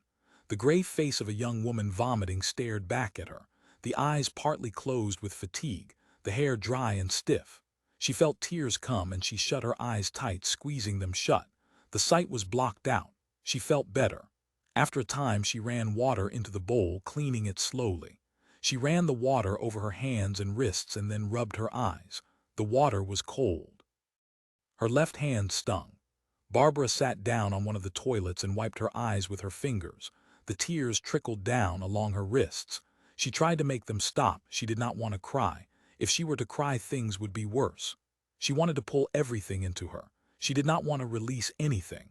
If only she could hold herself in, pull herself together, smaller and smaller. She rubbed her face clean and brushed at her dress. It was stained and rumpled. There was a bitter taste in her mouth and her nose. She blew her nose on a bit of the toilet paper. Presently she went unsteadily back into the room again. Verne and Bill were gone. No one was at the counter. She gazed dully around. They were in a booth. She sat down next to Verne and stared at the napkin in front of her. She picked it up, twisting it with her fingers. She could see Verne's wristwatch buried in the hair on his arm at the end of his cuff. What time was it? 9 o'clock. It was after 9, almost 10. She looked through the window at the street outside. Sun was shining down, trees and people. A few cars parked, stores. A couple moved along, older people well-dressed. She wondered where they were going. The cafe was almost empty. The counterman was at the back washing dishes, turned away from them. He was a huge man with broad shoulders. He was whistling. She wished he would stop. She rubbed her face. Her skin was dry and rough. Her body felt sandy, as if sand had got into all her joints and was making them stick and grind. She did not want to move. Everything in her resisted motion. "Verne," she said. He turned toward her. "Verne, what am I going to do?" "Do?" His face wrinkled. "What do you mean you'll feel better? Drink some of this coffee." "Verne knows better than anyone how it feels," Bill purred in a deep voice. "Don't you, Verne? Try something to eat. How about some mush, or some soft-boiled eggs?" "Not hungry." Her voice was low and thick. "I don't feel well. Nothing, not even some coffee." Her lips twisted. "I was sick in there." "You were sick in the car too, but not on anything important. It happens." Barbara turned away. "We should be taking off pretty soon," Verne said. "Bill would appreciate it. He has to get home by nightfall. We hadn't expected to stop this long. If we're going to make schedule, we better start." "Where are we?" "Aberdeen." She shook her head. "A little place off the highway, about halfway along. We drove all night, at least Bill did." "It was a good thing I was along," Bill purred. Barbara turned her gaze on Verne. She had not realized he was so untidy. His tie was gone and his shirt was unbuttoned at the top. He had not shaved. His skin was dirty and splotched. There were countless little stiff hairs pushing through the skin of his jowls and neck. A green spot of color showed from his coat pocket. His tie. He had put it there. "I guess you don't feel well either," she said. "I'll live." "Who wants more coffee before we go?" Bill said. "Refills are free here according to the menu." The last of his words blurred off. Darkness and fatigue rolled over her. The room faded away. They were walking across a lawn. Everything was dim, indistinct. She could scarcely see. Verne was holding onto her arm. He was saying, "Don't trip." A man loomed up out of the gloom. There was a building of some kind. The man said, "Right here." "If you will, please." She was reading something. Was it a telephone book? No, she was not reading it. She was holding it in her hands. The book was heavy. It began to slip away from her, faster and faster. Someone steadied it. Her hand was being moved, guided. The woman was saying to her, "And if you don't see what you need, come over to the office and ask." Verne and the woman went off. She was sitting down, waiting. Where had Bill gone? She tried speaking his name experimentally, but nothing happened.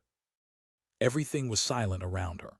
Silent and unmoving. She was on her feet. It was light only in some places. All the light was concentrated into tiny knobs, and between there was only darkness. The darkness moved up and down. The lights were drifting past her, flowing back away from her. Then it was light all around, and warm. There was warmth for the first time. She sucked it greedily in. The warmth and light were bringing her to life. She was coming back into existence again, faster and faster. Her insides churned. She was belching. She stopped herself, putting her hands over her face. Presently she took her hands away, peering out. Verne was sitting on a bed. On the floor beside him was a suitcase. The suitcase was open. Its contents were shirts and socks, ties, things wrapped up. Verne was leaning over, doing something on the floor. She blinked. There were newspapers on the floor around his feet. He was shining his shoes. His hands moved slowly back and forth. Right, left, right, left.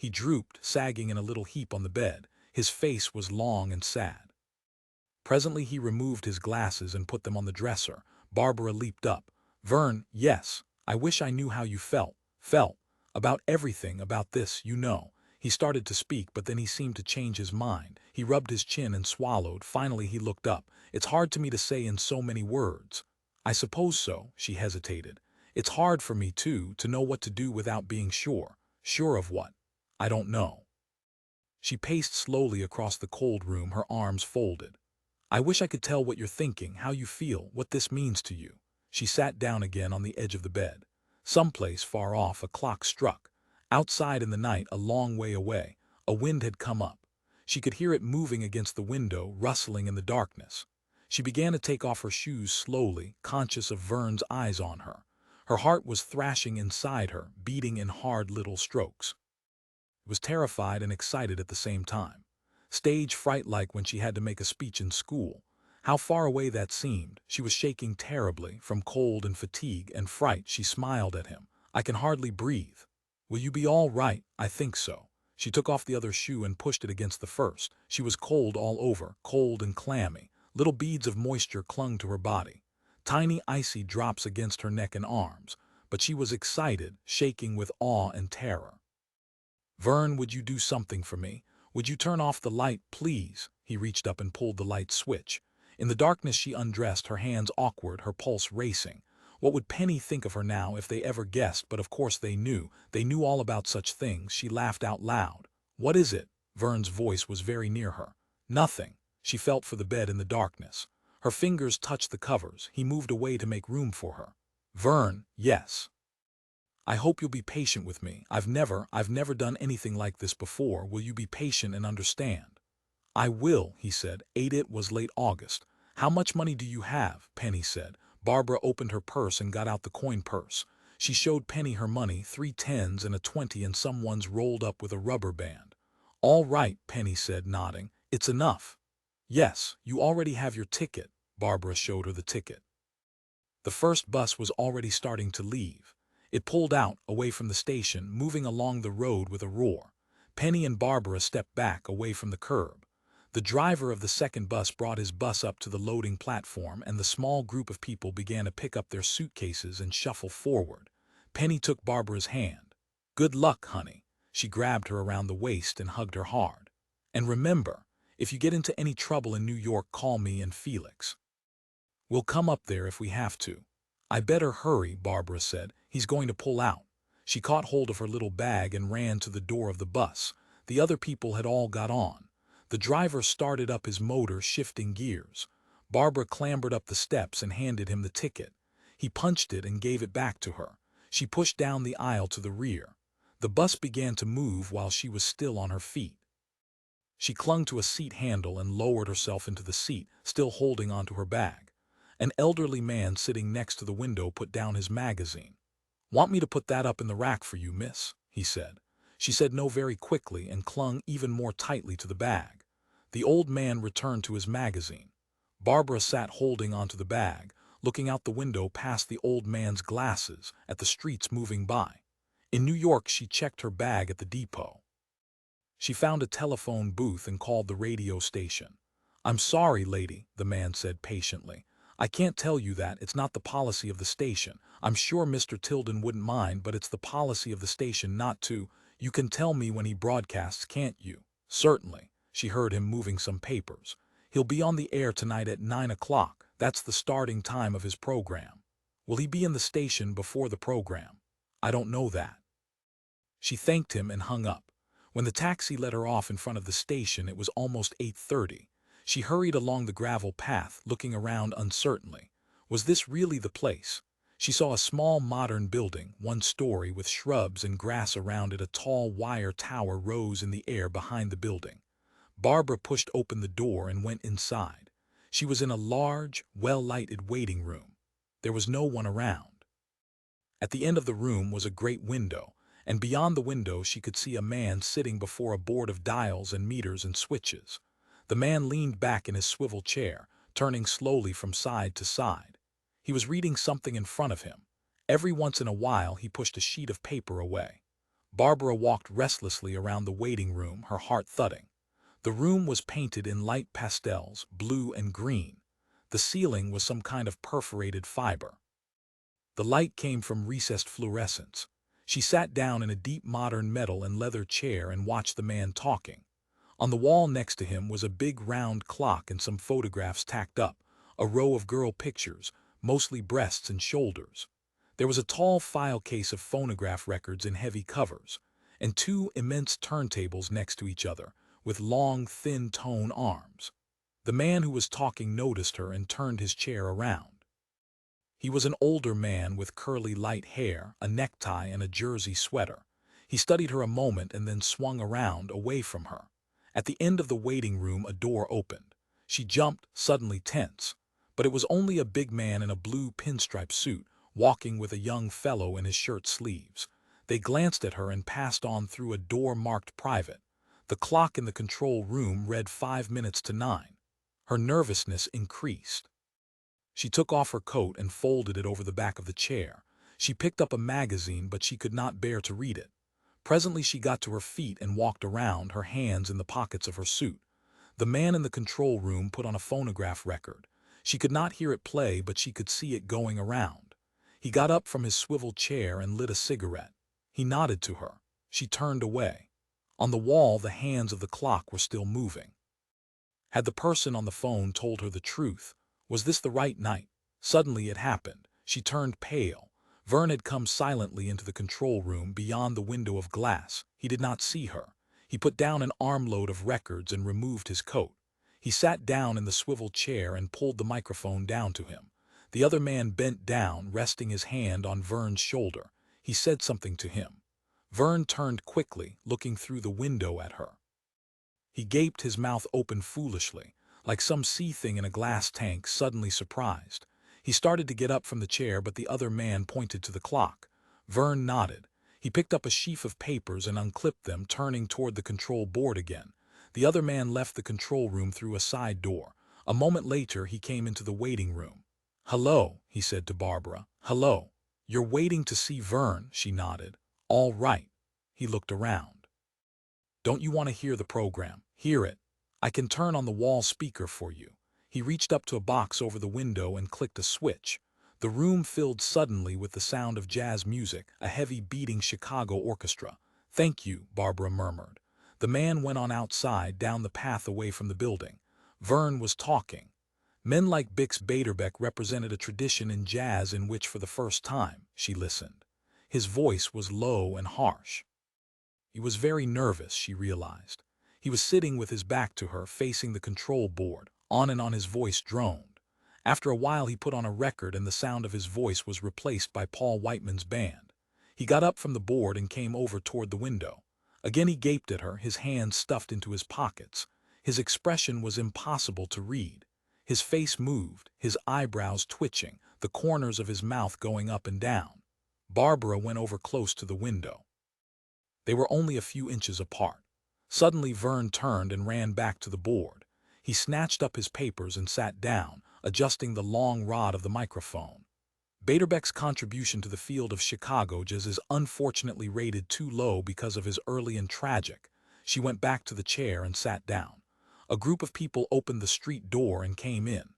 They stared curiously through the window at the men talking. One of them, a girl about 14, began to giggle. She pounded a young boy with her on the arm. Their parents led them on out of the waiting room, down the hall and around the corner. Barbara sat back in the chair and tried to relax. At 9:30 the door opened and a woman came quickly into the waiting room. She stopped, breathing hard, her slim body quivering. She gazed around her, eyes bright, her chest rising and falling, breathing almost like some kind of animal. She was tall and angular, with jet-black hair falling down her shoulders in two heavy braids which widened at the ends into plump tufts. She shot a rapid, keen glance at Barbara and then padded over to the great window. With something small she tapped against the glass. It gave off a tiny clicking sound, probably a coin. Verne looked up, startled. He and the woman stood gazing at each other, the woman breathless and flushed, Verne expressionless and grim-faced. He nodded curtly to her and then returned to the board. The woman continued to watch him for a few minutes. Then she moved away from the window. She walked across the waiting room and sat down in a chair a little way from Barbara. Barbara studied her out of the corner of her eye. What kind of person was this slender, oddly dressed girl? Was she waiting for Verne? Would she leave soon? The woman did not appear to be going. She opened a small purse and took out a cigarette. What strange shoes she had on! They were woolly fur-like. Her legs were bare. She had no stockings on. Barbara began to wish she would go. The brightness of the woman's clothes disturbed her. She could not seem to ignore her no matter how she sat. She picked up a magazine and turned the pages, but it did not help. The woman was looking at her now. Watching her silently, her shining black eyes fastened on her. She leaned forward. "Say, darling, do you have a match?" Barbara's head jerked up. She shook her head dumbly and returned to the magazine. Her cheeks were turning scarlet. She could feel the blood rushing up. The woman was still looking at her. Why didn't she stop? How long was she going to sit, leaning toward her like that? The woman got to her feet. She walked around the waiting room. After a while, she wandered off down the corridor. Barbara heard her talking to someone. Presently she came back, skipping from side to side carelessly, her arms folded. She was humming under her breath, repeating one syllable over and over. La la la la la la la la la la la. She spun around, one hand on her hip, her skirt sweeping out. Her cigarette jutted from her thin mouth, still unlit. How tough and cold she seemed, except for her eyes. They were bright and hot, too bright. At last she sat down again. Her long fingers drummed on the arm of the chair, tapping in time with the music that came from the wall speaker. She was so much in motion, agitated. Was she nervous or just restless? Barbara made herself as small as she could in the chair and tried to concentrate on the magazine. Time passed. She glanced up at the clock on the control room wall. It was almost 10. Did the program end at 10? Verne had not looked at either of them since he had first seen this girl. He knew her, that was certain. But how well did he know her? She was waiting for him. That was obvious. She was not going to go away. At 5 minutes of 10, the other announcer came back through the waiting room. "Hello, Teddy," he said to the girl. Teddy, was that her name? Has she heard Verne mention her? She could not remember. There was so much of the trip she did not remember. The girl seemed at home here in the station. She knew the announcer and he knew her. Did that mean she worked here? The announcer appeared in the control room behind the glass. He put a hand on Verne's arm, leaning over him to see the script. The last record from Verne's stack was coming to an end. "Well, that ties up another potluck party for tonight," Verne's voice came. "We'll be back again next week with more of the same. And remember, there's a fine combo playing right now at the Tied Down Club. If you want to hear some first-rate creative experiments in the," he finished, and the theme came on, some progressive piece she did not know. The other announcer sat down at the board. Verne gathered up his records and papers into a stack again. He put on his coat slowly, pausing at the control room door. Then very carefully he put down the records and got his pipe out of his coat pocket. He filled it with tobacco from a leather pouch. His hands were shaking. She could see them shaking through the glass. He snapped on a lighter and lit his pipe. Then he returned the lighter to his pocket and picked up his load. He disappeared from the control room. The girl Teddy got to her feet. Barbara's heart began to thump again. She was frightened. Put down the magazine and stood up too. Her heart was beating so loudly that she could not get her breath. Teddy glanced at her and smiled, a thin little smile. The door opened. Verne came slowly into the waiting room. He stopped and stood looking at the two of them. "Hello," he said. "That was a gorgeous program, Ducky," Teddy said. "I loved it." Verne looked at her and then at Barbara. She smiled uncertainly. Verne sucked slowly on his pipe, his face expressionless. After a while he removed his pipe. "You people know each other?" "No, darling," Teddy said. "What's her name? Don't you want to introduce her?" "This is Barbara Mahler," Verne said. "Barbara, this is Teddy." He had finished. He clamped his teeth onto his pipe again. "Hello, Barbara," Teddy said. Her voice was bright and merry. She rocked back and forth on her heels, her eyes sparkling. Barbara noticed. "How long have you been here?" Verne said to Barbara. "In New York. Just today." "Well," Teddy said, "where shall we go?" "Have you had dinner, Barbara? Maybe we ought to go someplace where we can eat. What do you say, Verne?" Verne rallied a trifle. "That's a good idea," he said dolefully. Presently he added, "This happened once before in Springfield, Ohio." Teddy laughed and took his arm. "Come on," she said to Barbara. "Get on the other side. Do you think all three of us can fit in his little Ford?" I think we can, Barbara said. They left the building and walked down the gravel path through the darkness. Verne's car was parked close to the building. It had not been there when she arrived. They got into the car and slammed the doors. Where to? Verne murmured. He looked at Barbara. I don't know any places in New York. Wherever you want to go is all right. How about Con S? Teddy said. It's still open, isn't it? Let's go there. All right, Verne said. We'll go there. Con's was a restaurant down under the street level. They went down a flight of steps. It was not a fancy place. It seemed to be some sort of foreign restaurant. Each table had a red and white tablecloth over it and a candle in the center. They sat down and Barbara picked up the menu. There were dishes like shish kebab and borscht and pilaf with shrimps and yilingi dalma. For dessert there was baklava and mela macarona. What kind of dishes were these? The waiter came over, an old man with a big black mustache. Verne ordered and he went away. Barbara watched Verne. She had not seen him for over a month. He looked the same. He did not seem to have changed much since he let her off a block from her house that morning.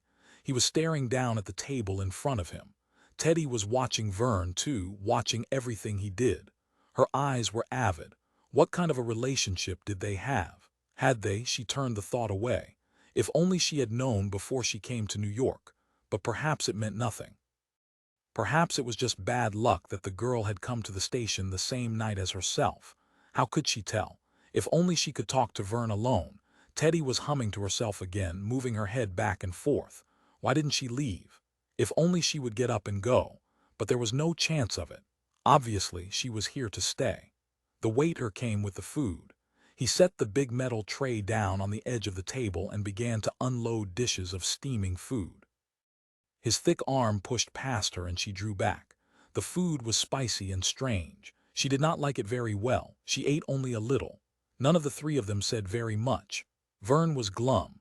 He ate quickly with big bites that filled up his mouth, pushing the food down with hunks of breadsticks from the glass in the center of the table. Teddy ate with rapid, nervous vitality, her fork flashing back and forth. Time passed. The waiter refilled their coffee cups. Barbara wondered what time the last bus left back to Boston. She should have noticed while she was at the depot, but she had been too excited to notice anything. What if she missed it? What if she had to stay in New York? She glanced at Verne. He had pushed his chair back from the table, crossing his legs.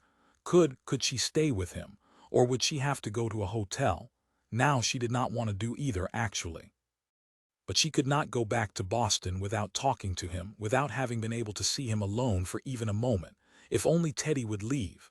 Well, Teddy said, where'll we go now? They went across the street to a little dark bar. There were few people in the bar. A group of Negro musicians were playing.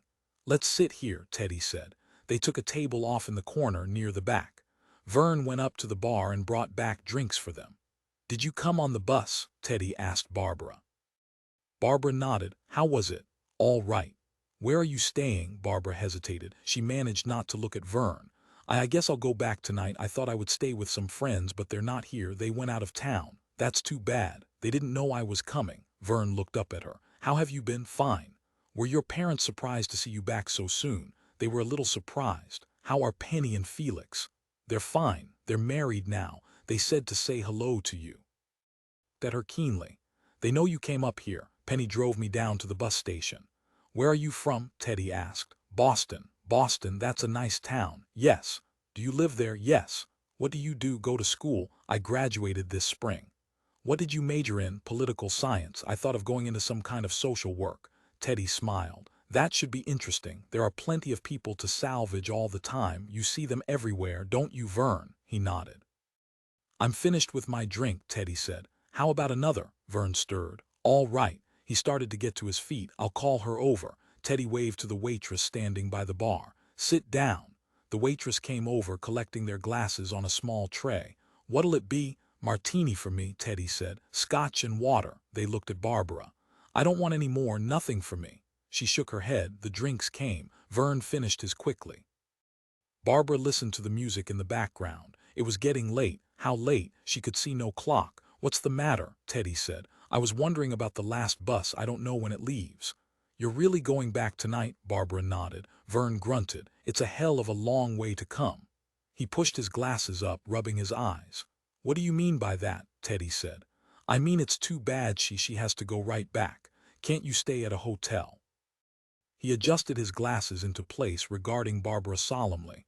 I don't want to stay at a hotel. Why not? I hate hotels. Verne considered this. He finished his drink. After a time he looked up at Teddy. Teddy, what do? No chance, Teddy said firmly. She smiled at Barbara.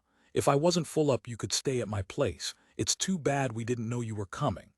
Verne got to his feet. He went over to the bar with his glass and sat down on a vacant stool. Presently he came back with the glass full. Refill. He sat down at his place. Barbara and Teddy watched him drain the glass. He set it back down with a sigh. Verne, Barbara said. He looked sleepily at her. What is it? She hesitated. Both of them were watching her. Verne seemed to be staring right through her. His gaze was oblique, unfocused, as if he were seeing into another world, a world that lay someplace behind her. She chose her words carefully, watching his face. Verne, I wish I could talk to you before I go back. He frowned. What about? I just want to talk to you. I came up here to see you. Her voice sounded forlorn. I'll go off, Teddy said merrily. She pushed her chair back, one hand on the table. I'll go into the powder room and sit for a while. There was silence. Don't go, Verne said. Barbara's heart almost stopped beating. She bit her lips, tears spilling into her eyes. She turned her head away. I'll be glad to go, Teddy said happily. Eased herself back down in her seat again. Verne said nothing. His body sagged. He was resting his arms on the table. His chin sank down slowly until it disappeared into the sleeves of his coat. It never rains but it pours, he murmured. What? He shook his head. After a time he reached out his hand and took Teddy's unfinished drink. Teddy said nothing. Verne drank it slowly. Good, he said. He removed his glasses and put them into his coat pocket. He seemed to be slowly coming apart. His head on his arms, closing his eyes. His body was limp like straw, a limp bag of straw. Barbara watched him. She said nothing. Finally Teddy stirred. It's late. What time is it? Barbara said. 1:30. Verne lifted his head. That's not late. It's pretty late. No, Verne waved his arm. The waitress came over to the table. Do you think it's late? Verne said. We don't close for some time yet. Bring me another scotch and water. Verne looked around. I guess that's all. The waitress went off. Why don't you all join in? What's wrong? Nothing's wrong, Teddy said. Verne pulled himself up on his chair. He took out his glasses and fitted them into place. Well, Barbara, he said, how do you like it in the big city? It's fine. Is this the first time you have had the pleasure of coming to our great city? I've been here before. Good, good, I'm glad to hear that. It's a fine thing to get out and see the world, isn't it? She nodded. One should travel to the mountains. Up in the hills, a mountain stream, trout, a campfire, or to the ocean. I sometimes go up the coast. His voice was dull, indistinct. It faded off. Up the coast, where the great surf beats endlessly. The sea, I like the sea. I know, Barbara said. Verne's eyebrow shot up. Do you? He nodded. So well. Did you meet Verne at Castle? Teddy said suddenly. Yes. Then you must be the girl that came back with him. I remember now. He did say she lived in Boston. Teddy studied her with interest. So you're the girl. Verne told you about me. Oh, yes. What did he say? Verne thinks a lot of you. He was very, shall I say, enthusiastic. He was very enthusiastic about you. Oh, Barbara murmured. I think a lot of everyone, Verne said thickly. Sure you do, Verne, Teddy said. That's what's so nice about him, Barbara. You'll find that out if you should ever get to know him better. He's so thoughtful. He thinks so much of everyone. Everyone is his friend. He loves everybody, Verne grunted. The whole world is one great, warm family to him. He feels everyone's his friend. He loves us all. He wants to spread his love around everywhere. Right, Verne? Verne did not answer. His eyes were shut. His head rested against his arms. He was breathing heavily. Teddy prodded him, watching him. He did not stir. Verne, she said sharply. There was no answer. Teddy leaned back in her chair. She lit a cigarette, taking Verne's lighter from his pocket. She sat for a time, blowing smoke across the table around the empty glasses around Verne. Barbara sat tensely, twisting her hands together, knotting the arm of her sleeve. We owe for the last drink, Teddy said. She stubbed her cigarette out abruptly in the ashtray. Then she waved to the waitress. The waitress came over. How much? 65 cents. Here's the money. Teddy took a bill from her purse and gave it to her. Keep the change. The waitress started to gather up the empty glasses on the table. Teddy waved her away. Presently Teddy leaned over close to Verne. She peered intently at him. Come on, Ducky. Time to go home. Come on, let's wake up. Verne did not stir. "Help me, dear," Teddy said to Barbara. What'll I do?" Teddy stood up. "Take one arm, we'll get him up on his feet. Sometimes he comes around when he's on his feet. Take his left arm." Barbara went uncertainly around to the other side of the table. She tugged at Verne's arm. Verne pulled away. "Come on," Teddy said patiently. "Time to go." They got him up on his feet. Two men at the next table wanted to help, but Teddy waved them off. Verne began to stir a little. "Hold on," Teddy said. "Don't let go of him." Barbara held onto his arm. "Let's go, Ducky," Teddy repeated. "Let's go the whole way, all the way to the door, out to the car." "Jesus," Verne said thickly. "Let go. Can you make it?" Yes. They let go of him. He walked unsteadily across the room to the door without looking back. His feet shuffled. He bumped against a table. Teddy put on her coat quickly, gathering up her things. "Let's go." She and Barbara followed after him. When they got to the door, Verne had already crossed the sidewalk to the car. He was trying to unlock the door, pulling the handle down dully. Teddy found the key in his coat pocket and unlocked it. She helped him inside. Tumbled onto the seat and lay, his arms outstretched, his head forward. "Get in," Teddy said to Barbara. Barbara slunk silently into the car beside Verne. Teddy walked around to the other side and got in behind the wheel. "Close your door, pull it shut." Barbara closed the door. Teddy turned the motor on. She let it run for a few minutes. Presently she let the car inch forward. "Anyone coming?" No. The streets were deserted. The stores were closed up tight, their neon signs turned off. No one was in sight. "What street is the bus depot on?" Barbara faltered. "Why, don't you know? I think it's at— Never mind, I can find it." Teddy started the car up. They drove slowly down the empty street. At a red light, Teddy stopped. She got out her cigarettes. She offered the pack to Barbara, but then pulled it away. "That's right, you don't smoke." After a while, Barbara said, Did Verne tell you very much about me?" "Not much. How old are you?" "Why? I just wondered." "It doesn't matter." "I don't see why you asked," Barbara murmured. Teddy surveyed her. "You better go back to Boston and get started on your welfare work." Barbara slunk down in the seat and did not answer. They reached the bus depot. Teddy drove the car up to the curb. A couple of bus drivers were standing together, smoking and talking. She rolled the window down. "Hey," one of them stepped over. "What do you want?" "When does the bus leave for Boston?" He looked at his watch. "About 10 minutes." "Thanks." She rolled the window back up and drove on. After a minute or so she parked the car and turned off the motor. They sat in silence. "You have your ticket money?" Teddy said. Barbara nodded. She took a deep breath. You know where to catch it." On the seat between them, Verne stirred. He grunted, moving a little. He lifted his head. "Verne," Barbara said. He groaned and turned over, his head in his arms, sinking down into a little bundle, a soft, shapeless heap on the seat. She gazed down at him. His knees were pulled up, his shoulders pulled together. A little wadded-up bundle. The little tailor, his glasses falling off, hanging from one ear. "Come on," Teddy said. "You'll miss your bus." She reached past Barbara and pushed the door open. Barbara hesitated uncertainly. "Teddy, hurry up, get out." She slid from the seat onto the sidewalk. The pavement was cold. A wind blew about her. "Good night," Teddy said. She slammed the car door. The motor came on. The car drove off down the street into the darkness. Barbara stood watching it until it disappeared and the sound died into silence.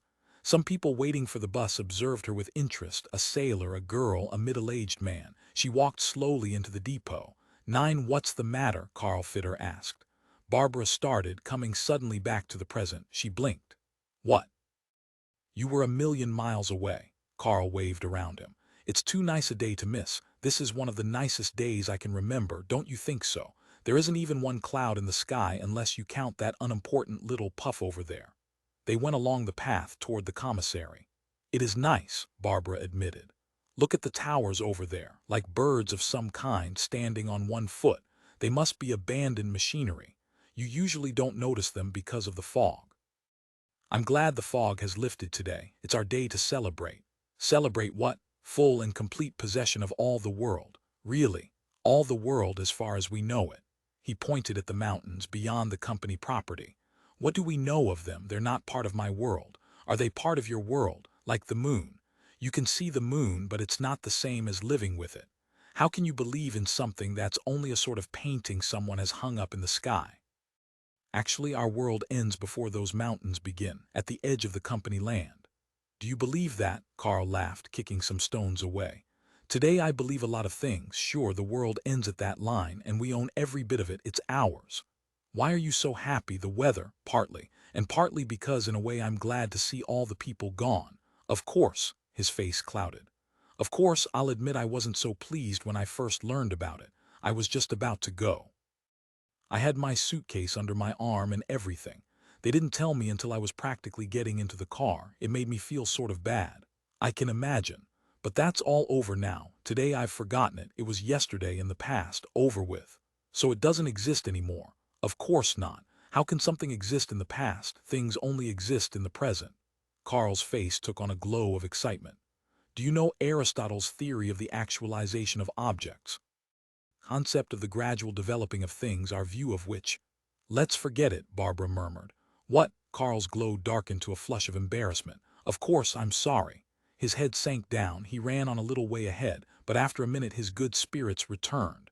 Just think, he cried, of what? Of all our wealth.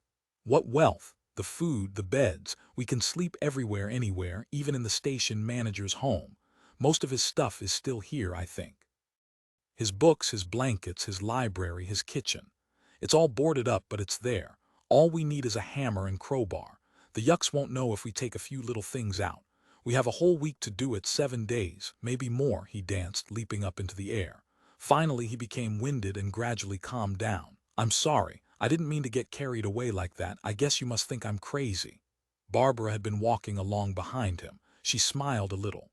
No, not crazy. It is a nice day. I felt a little like that myself earlier, when I first woke up and saw the sun streaming into the room. Now they were both embarrassed. They walked on in silence, Carl ahead, Barbara plodding along behind. At last the commissary appeared ahead. Carl turned around, stopping to wait for the girl to catch up with him. Can I ask you something? What is it? Is Verne an old friend of yours?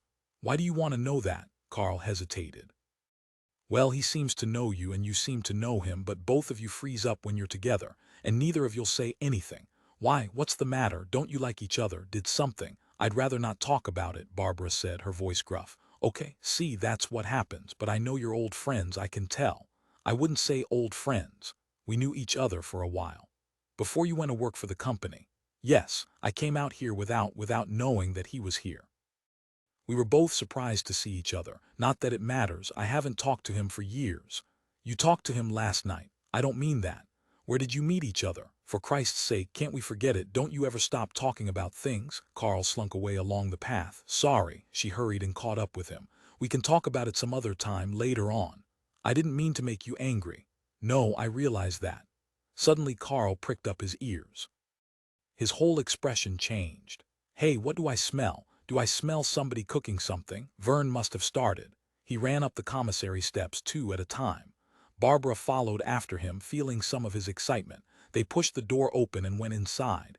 Verne was at the stove, squatting down beside it, examining its works. The burners were discharging jets of blue flame. The temperature of the room was beginning to rise. Greetings, Verne murmured. What are you doing? Verne glanced up at Carl, taking a bath. I never realized how hot it gets in here with the stove going, Barbara said. Those poor people, that old cook, the fat one, what a time she must have had. Verne had put the big frying pan on the burners. The bottom was damp with smoking grease. Carl peered down at it with interest. What's this for? He asked. Pancakes. I wish we were going to have waffles. Carl found the sack of flour. This is for waffles, too, besides just pancakes.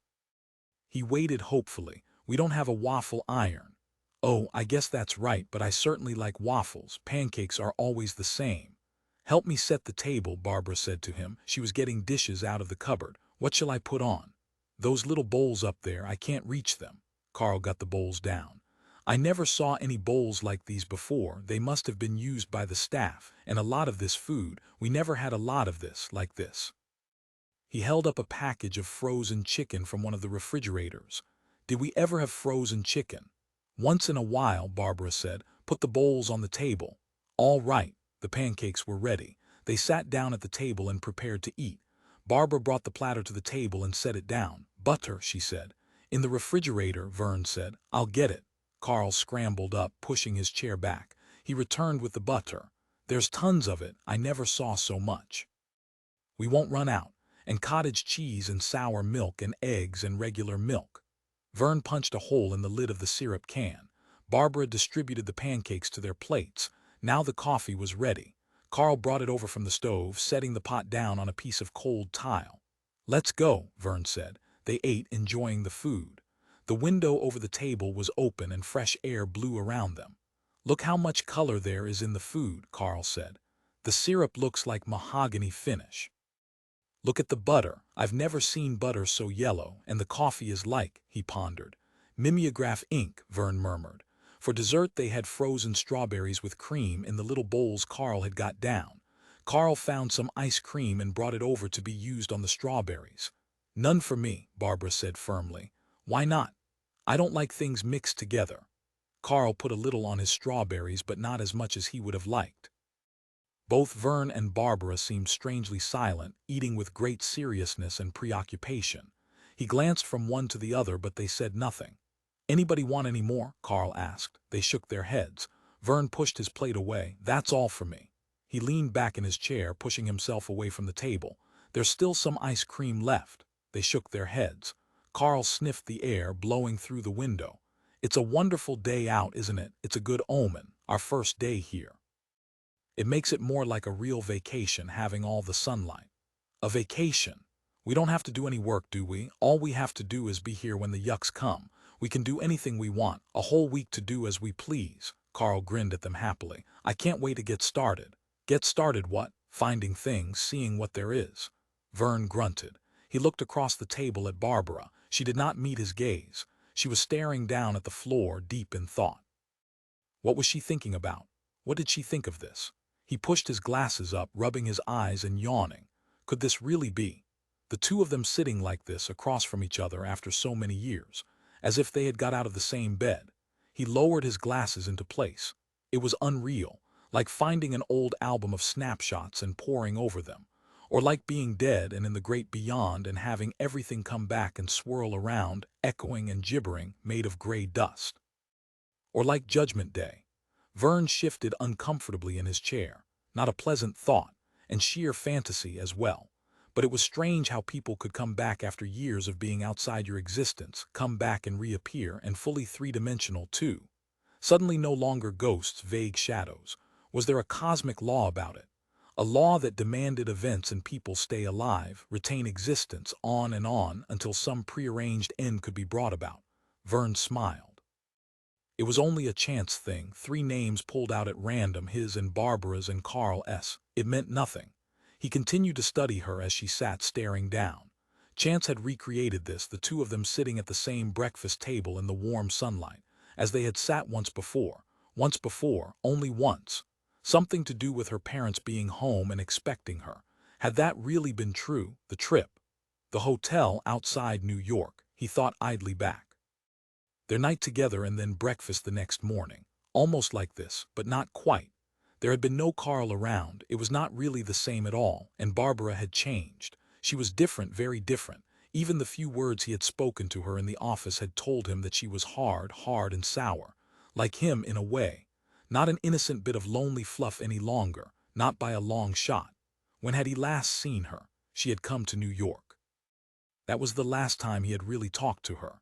He had seen her once or twice since she came to work for the company, but never to talk. She had avoided him. Well, it hadn't mattered. The day she came, a Thursday, he was broadcasting at the station. That was before he lost his program. He warmed inwardly, thinking about his old show. What was it called? Potluck Party. The warmth turned to an ache. That had been a good time in his life. The program, his job at the station. He thought about Teddy. It was because of her that he had left New York and gone to work for the company. Her and losing the program, had she been responsible for him losing it? He had considered it 1,000,000 times in the last 4 years. Had she done it? He shrugged. It was all over now. Teddy and Barbara had both come to the station that night. They had gone out to a restaurant and then to a bar. They had sat around talking together. The last of the evening he could not remember. It was hazy, sloping off into dark shadow, something to do with his car. They had gone someplace after the bar. Then he and Teddy were back at her apartment, and the evening was over. Barbara had gone back to Boston. He wrote to her a few times, but she did not answer. After a while he had given up. There were too many fish in the sea. What do you think, Verne? Carl was saying. Verne blinked. What had he said? I didn't hear you. What's the matter with you two? You're both a million miles away. I said, what do you think of the idea of getting out and sizing up the situation? We should try to get some idea of what we have here. We might begin some kind of exploration to determine. Verne gazed past Carl, out the window at the towers and silent factories. He had already begun to lose the thread of what Carl was saying. He felt dull and listless. He yawned again and looked in the coffee pot to see if there were any more coffee to drink. Well, Carl said, let's wait a while. There was no more coffee. All right, Carl said sadly. I guess there's no hurry. It's just a suggestion for what we might do when we do want to go outdoors. He fidgeted around on his chair. It's one of those days when you really like to be out in the sun, isn't it? I can't see staying inside when the sky is blue and the air smells the way it does. It seems as if something's going on out there, something we should know about, be in on. Open another window, Verne murmured. It's not the same thing. Why do you have to go running out after it? Let the air come in here. It'll come if you wait long enough. It's like sitting on the shore and watching the ocean instead of going in. It's not the same at all. Both Verne and Barbara turned in annoyance. Verne caught her eye and he smiled. So she was thinking about it too. She looked quickly away, but he knew. He crossed his legs, relaxing. She was thinking about those times the same way he was. For some reason, this awareness gave him pleasure. Maybe Carl's right, he said. There's nothing like rolling around in the ocean. The surf, the spray. Barbara said nothing. Verne let the matter drop. He was becoming sleepy. The warm sun was shining down on him, all over him. Before long, he took off his coat and tossed it in the corner. He unfastened his cuffs and began to roll up his sleeves. It's hot, Barbara said. The warmth of the sun was making perspiration come out on her face. Little warm drops standing on her forehead and neck, rolling slowly down into her collar. Verne felt it too. The glare of the sun was working itself into high gear. It was only 11 o'clock and already the heat was too much. But noon it would be like a furnace. Maybe the fog wasn't so bad after all. What's the matter? Carl asked. It's hot. Hot? This isn't hot. Wait until you've lived down in the south for a while. I lived in the south, Verne said. And this is hot. I don't like it. It's actually hotter in here than outside, Carl said. What you're feeling is the amount of moisture in the air. This room is very moist. The water from the sink evaporating the... I know, Verne said. He lapsed into sullen silence. The talk annoyed him. What did it matter? Why did they have to sit around and discuss everything? He tried to relax. What was it that made Carl turn everything around and around, studying, examining? Every idea, every thought was like a bug under a lens to Carl. But it wasn't really Carl that annoyed him, he knew that. Verne glanced up at Barbara. She had got to her feet and was gathering up the dishes. She had filled out in 4 years. She was much heavier, solid. She had been rather light before, but she was only 20 in those days. He could see fine gold fuzz along her arms as she lifted up the dishes. In the sunlight, her skin was a rich, mellow gold. Her arms were rounded. He watched her until she noticed him. Then he looked away. Give me a hand, Barbara said. It was going to be awkward. There was no doubt of that. He could feel the tension in the room. She didn't like him looking at her. She didn't even like him around. He got to his feet, pushing his chair slowly against the table. Carl rose, too, and they stood uncertainly. Come on, Barbara said. Are we going to wash them? Carl asked. Let them go. Verne walked over to the window and stood looking out, his hands in his pockets. There was momentary silence. All right. Barbara left the sink and sat down at the table again. She lit a cigarette. It's all right by me. Carl hesitated uncertainly. Maybe I'll get at the exploring business. I'm eager to begin. No one said anything. After all, everything is ours to do with as we see fit, our possessions. I want to start getting the lids off the packages. He laughed. Just like Christmas, Verne murmured. Carl moved toward the door. At the door he stopped, waiting hopefully. Isn't anyone coming along? I've seen too many Christmases, Verne said. Carl smiled at Barbara, appealing to her with his eyes. It's a nice day out there, grass and sky, places to get into. What do you say? There's plenty of time, Barbara said. Take it easy. We have 7 whole days. Carl could not decide what to do. He was visibly torn between his desire to begin looking around and his desire to remain with them. If they would go along, the problem would be solved. But neither stirred. His desire to start looking won out. I'll see you people later then. He opened the door. I really am surprised, though. I can't see why you want to just sit around and smoke. You can have first claim on everything, Verne said. Consider yourself the worm finder. I'm going to see what's left in the manager's house. That's the first place. All right, Verne said. Carl closed the door behind him. They heard him going slowly down the outside steps onto the walk. He's a nice boy, Barbara said after a while. Verne nodded. He was thinking. Maybe he should leave, go back to the dorm or to the office. Barbara was considering it, he could tell. The last person was the one who got stuck with the psychological short end of the stick, and he didn't feel much like being that person. It would be better for him to walk out on her than to give her a chance to walk out on him. He turned away from the window. "How have you been?" Barbara said abruptly. Her voice was harsh and loud. The sound surprised both of them. "How have you been making out?" "It depends on just what you mean," Verne said guardedly.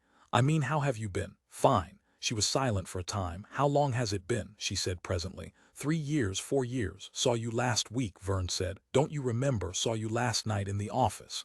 "I don't mean that." Of course she didn't mean that, as if he didn't know what she meant. "I see you're smoking these days. As I recall, you didn't used to smoke in the old days." It was weird to be talking to a woman who was a formal, remote stranger, and yet who he smiled. How terribly weird, a kind of mystery of existence.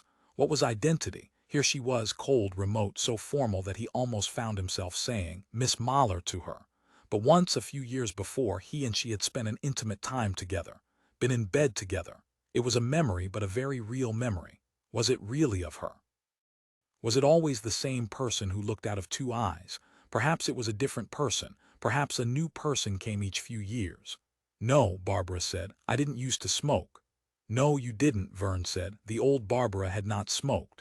This Barbara, this Miss Mahler, did. How could it be the same person? No two things were the same ever. No two stones, mice, drops of water, snowflakes. What did they call it? Nominalism. Perhaps it applied to people, to the same person at different times. There was no same person. Miss Mahler sat quietly at the table, polite, hard, detached, remote. A stranger. A person he scarcely knew. But the same Miss Mahler or another Miss Mahler had 4 years ago rushed giggling and laughing, one cold night, leaping into bed beside him, still warm and damp, giggling and burying herself against him, pushing, pressing. Barbara glanced up at him and flushed. Could she tell what he was thinking? She probably was thinking the same thing or something similar, some other event, some other moment of their time together. "Let me have a cigarette," Verne said. She put her pack on the table. He came over and took a cigarette out. "Thanks." He lit it and sat down across from her. She said nothing. "Mind if I sit here?" "No, all right." He made himself comfortable on the chair. "Good cigarette, nice and fresh." She said nothing. Wasn't she going to talk? Was she just going to sit? Barbara looked up at him. Her eyes were calm and level, but there were 2 spots of high color in her cheeks. She was going to say something. He set himself, waiting. "Maybe Carl was right," she said. He frowned. "Right? What do you mean?" "Maybe it is better outside than in here." "You thinking about joining him?" Barbara did not answer. She considered. "No," she said finally. "I don't think so, but I ought to." Verne thought that over. Did it mean anything? Was it some sort of a carefully thought-out dig, pregnant with implication? He could not tell. "Maybe so," he said vaguely, staring around the room. "Well, don't let me keep you here." They were both silent. Neither of them moved. Verne watched her, his eyes half closed. She sat leaning back, indifferent to him, self-contained. But she was on edge, nervous. He could tell she was very conscious of him. The way she had always been. That hadn't changed. No, there was a lot still the same. She had grown up, filled out, got older and harder. But underneath there was the same person, the same girl he had known before. He studied her critically. She had learned a lot in 4 years, it showed. Once there had been an aggressive fear, a stubborn fright that had made her back away from people like an hysterical child. Men had not been able to come near her, at least none before him. She scared them away. But had they seen what he had seen, they would have realized it was all bluff. A covering of gruffness that hid terror and an almost pathetic fear of being struck down. He had seen that, they had not. Now she was calm, adult, certain of herself. Once she had quavered in fear, fear that she could be made a victim. But that was over with. She was no longer worried about that. Why? Perhaps because she had been made a victim. What she had feared had actually happened to her. How odd that a man does not understand that at the time. He had not understood it, although now, so much later, he could look back and see it. It had happened. She had lost her treasure, her jewel. What she had sheltered and protected and crooned over was gone. Well, there was no use worrying about it. She did not seem to have been too badly ruined. She appeared to be all right. She had survived, even prospered. She no longer cowered in fear. But perhaps that was because she no longer had anything to lose. Verne smiled. That was absurd. Women didn't think of it that way, not anymore. Or did they? Something had changed her, made her hard. The great moment had passed. Now she could stare around calmly. But her fear had been more than just a fear of losing her virginity. It had been a great fear, general, unspecific, a fear of being hurt and humiliated. Everyone had it. He had it himself. And his virginity had been gone a long time. In any case, she seemed to have survived everything that had happened. She was older and stronger. What they had done together, what he had done to her, had certainly done no harm. In fact, it seemed to have done her good. It had brought her realism, that was it. Her experience had removed the fantasies, the terrors. She had seen it for what it was, normal, natural, much like any of the processes of life. It had matured her, made her into a woman, not a child anymore. She should thank him. But even he could not take that seriously. Thank him.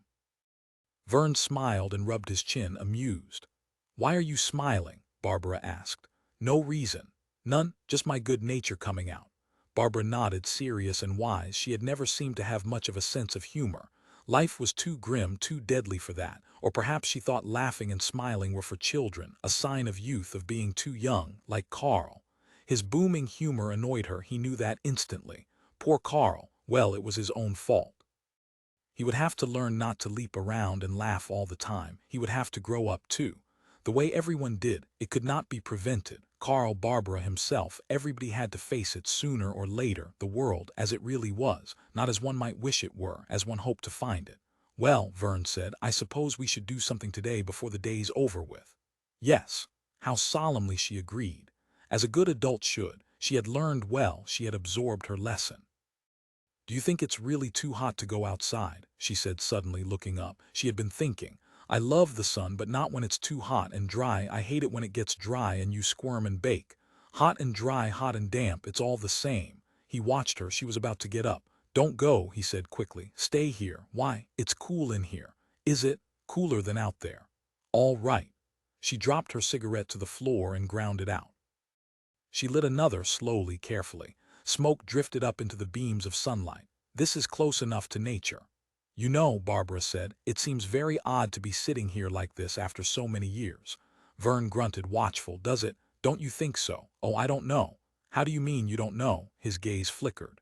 "I mean, there's nothing so terribly strange about it. We both work for the same company. We've both been here for a long time. Perhaps I mean strange in a different way than you do." She did not amplify. "Perhaps that's it." Verne considered, choosing his words carefully. "You don't think he had anything to do with it, do you?" "Who?" Verne pointed up with his finger. Barbara smiled thinly. "You never can tell. They say he's everywhere, watching over his flock." "Are you of his flock?" "We all are." "Not me," Verne said. "My soul is as black as sin. I've been thrown over the fence long these years." Her expression changed. It almost said, "I know what you mean." He was sorry he had spoken. It was so damn hard to tell what a woman was thinking. When he tried to figure out a woman's mind, he left out factors and added false factors. It was a hopeless task for a man. Better to forget the mind and concentrate on the rest. But he had made a mistake. He had led with his chin and much too fast. "Verne," Barbara said. "Yes." "Is there going to be any what? Any friction?" "Between us, you mean?" "Between you and me?" She nodded. "I don't see why," Verne said. "I hope not. I don't want to mix in any trouble. I'd rather just forget the whole thing." "Don't worry about it." He grinned good-naturedly. "I don't see why there should be any trouble. I certainly have no ill feeling toward you. I have a great deal of respect for you. Why should there be any friction? I can speak for my side. I assume you feel the same way." There was silence. Barbara considered what he had said. "Well, I suppose you're right." Only what?" "Only sometimes we don't really know our own minds. Sometimes we don't know until a thing actually comes along, then it just happens." She went on, "One night I was sitting, reading a book. Through the window a whole lot of goddamn moths flew in between me and the page. So I killed every one of them, perhaps 50 of them, all over the floor. 10 minutes before I would say I'd never do a thing like that. Do you see what I mean?" Sometimes you don't know, not in advance, not until it happens. Not until what happens, she shrugged. Anything. Verne hesitated, licking his lips. You don't feel any ill will toward me, do you? No. Well, I'm glad of that. He let his breath out, sighing with relief. That should settle the whole matter, shouldn't it? Where's the trouble going to come from? He got to his feet, holding out his hand. Now that we've settled that, how about another cigarette? Sure. She passed the pack. Thanks. He took a cigarette and sat down again. He beamed cheerfully at her. Verne, you're still like I remember you in many ways, in many, many ways. You remember me? Oh yes, I remember you, Verne. He didn't know quite how to take that. Well, I'm glad to hear it, he murmured, not so cheerfully. Are you? Of course. He lit the cigarette nervously. No one likes to be forgotten. No, that's true. No one likes to be forgotten. It's not a nice feeling. Verne felt vaguely displeased. Why do you say that? Is there some implication I'm supposed to perceive? No, he scowled. What was she brooding about? He didn't like it. He knew when something was being dug into him. He stood up again, pushing his chair back and moving away from the table. Where are you going? Outside in the sun? No. He didn't know where, but not outside in the sun. Where then? I'll have to think about it.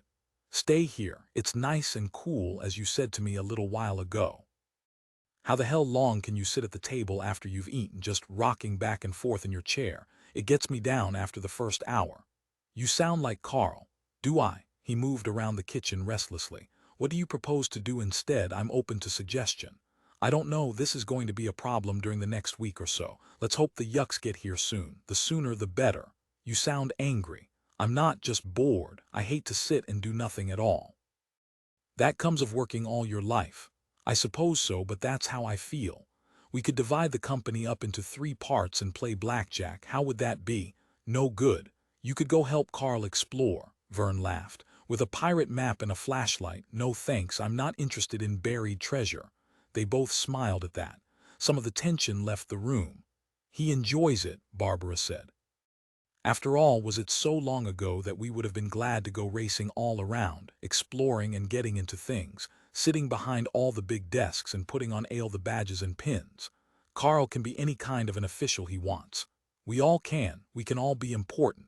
Who gets to be manager of the station? I think we should let Carl be manager first. Why? It means more to him. We can take turns after him, but let him start for the first day or so. I think a big bonfire, Verne murmured. Oh no, there's some things we want to keep. Like what? Well, I've always wanted to sleep in the manager's bed, Barbara said. I hear the mattress is stuffed with duck feathers. Has that been your ambition? Verne said, grinning. Barbara smiled evenly back. Not any more than yours. Have to get to the top some way. Top for you, Barbara said with hard humor, but bottom for me. You have changed since I knew you. That was 4 years ago. I wasn't even of age then. I remember that. I imagine you do. It was an inconvenience. Not so much though, was it? Verne could think of nothing to say. Barbara had got up from the table and was pushing her chair under. He watched apprehensively as she crossed the kitchen toward the door. Now what? He muttered. She stopped at the door, studying him thoughtfully. I tell you what, she said. I have a proposition. What's the proposition? Neither of us wants to sit here and rock. I still haven't got all my stuff uncrated yet. You can help me. Sounds like work. Take it or leave it. She opened the door. I'll take it, Verne said. He followed after her quickly. The halls of the dormitory building were cool and dark. They smelled of perspiration and baths and cigarettes. The two of them went upstairs to Barbara's floor. The door to her room was closed and locked. She took her key from her purse and unlocked it. Why locked? Verne said. Habit. They went inside, Barbara leading the way. She had left the shade down and the room was not too warm. She opened all the windows. What a day, Verne said. Getting hotter each minute. Maybe it's the fiery furnace. Maybe so. With the windows open, fresh air was sweeping into the room. But the air was dry and hot. The room had taken on an amber cast with all the shades down. In the amber dimness, Barbara moved about, carrying things to the chest of drawers and into the closet. Can I sit down? Verne said.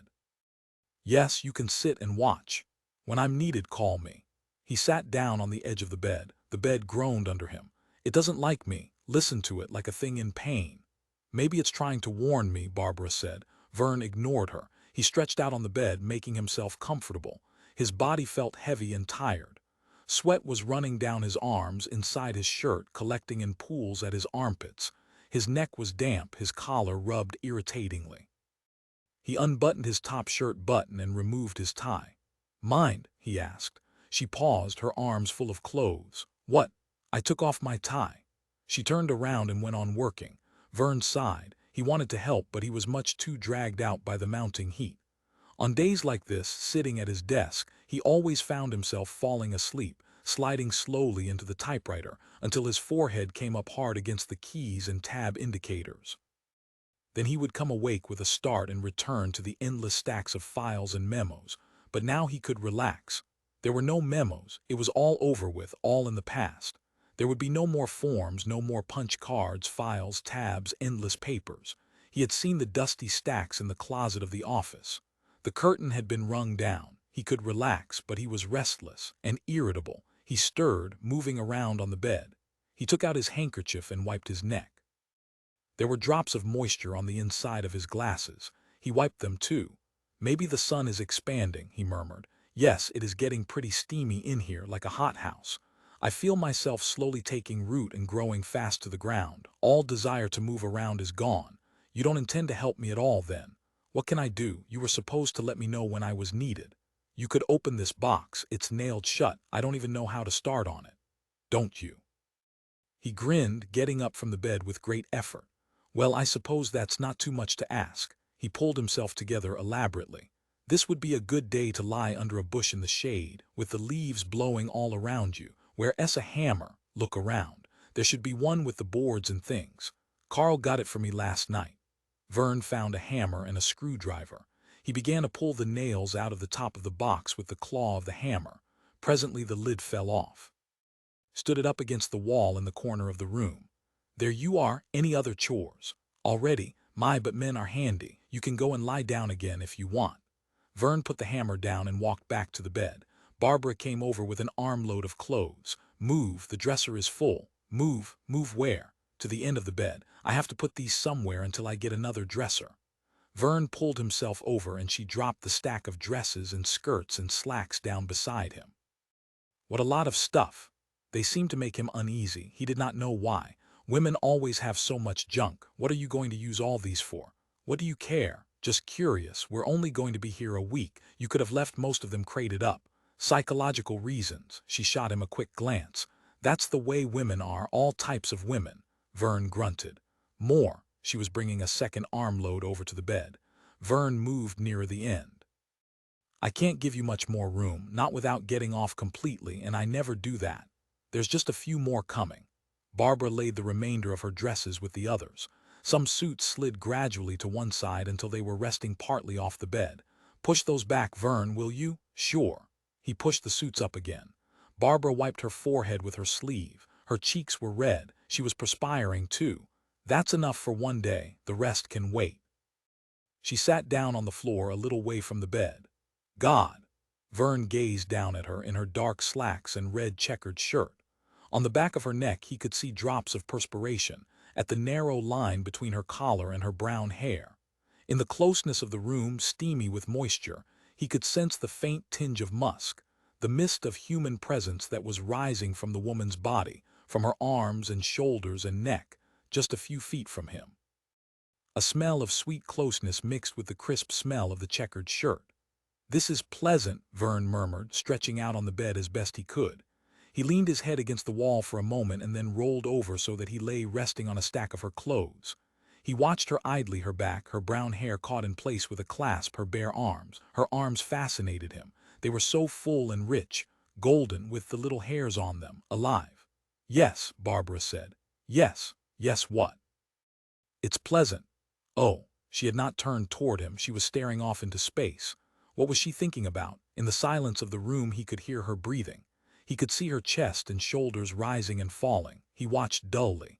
It was still too far from him, too remote and lost in the past to be potent, except perhaps the golden arms.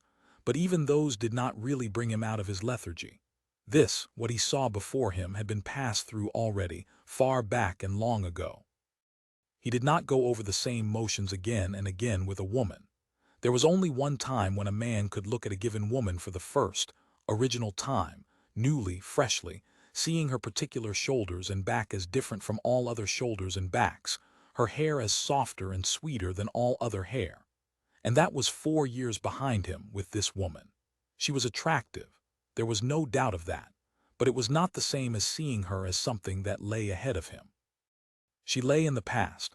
The pun was unconscious, but he smiled at it, and that was a fact which could not be overlooked. He thought of the week, perhaps more, they would be spending, the three of them, before the yucks came and they returned to the United States. 1 week, 7 days at the very least, sitting and lying, frittering and fretting, picking at food, bored and restless, waiting, watching, cursing because the sun was too hot, the fog too gloomy and cold. Like a man in a shower bath, spinning the knobs first one way then another, never satisfied. Right now the hot was turned too far up, but nighttime it would be the other way around. But either way they were not going to like it. Carl, perhaps, but not either of them. What Carl did and thought was another matter, but Carl was not being considered. For them, for himself, and for Barbara, things were not going to be right, not until they had got away, gone each along his own particular path by himself. As long as they were together, there was going to be friction. It was a question of how much, and the heat didn't help. "Maybe I should open the door," Barbara said all at once. Verne started. It was uncanny the way her thoughts paralleled his. He didn't like it. They had come too close in their life views, their Weltanschauungs, much too close for comfort. Once they had been far apart, but now they were thinking much along the same lines. "Why the door?" Verne asked. "Air comes in from the hall." She got to her feet and opened the door. Air came in, but it was warm and dry, no better than what they already had. It smelled of people coming from the bathroom, coming and going, endless times. "Fine," Verne muttered. "Just right. Anyhow, it's not so stuffy. There's a current going out the window through the room." But Verne was not happy. He was restless and uncomfortable. He stirred fretfully. His skin felt prickly, a revolting sensation, damp, prickly skin.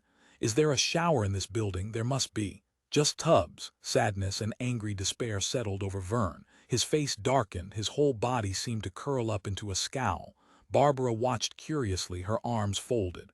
"What's wrong?" "No shower." Barbara continued to study him, her face showing no emotion. "Here," she said suddenly, "I'll take pity on you." She picked up her suitcase from the floor and put it on the bed. She unsnapped it and brought out a bottle carefully wrapped in a towel. Verne watched with interest as she removed the towel. "I know that stuff," he said, and the prickling and restlessness went away from him. "That's the old Doc's magic snake oil, all right." "It sure is, and it's the last I have." She took a plastic cup and went down the hall to the bathroom to fill it. She brought it back, carrying it carefully. "Is it cold?" Verne asked. "I let the tap run. It's cool, I think." She mixed whiskey into the cup, stirring it with the screwdriver. "I can't find the spoon." "That's all right. I've stirred it with a lot of different things, and it always tastes the same afterwards." "You first," Barbara said. He took the cup and drank deeply. It was good, warm though it was. Good. It did not taste good, no use to pretend that.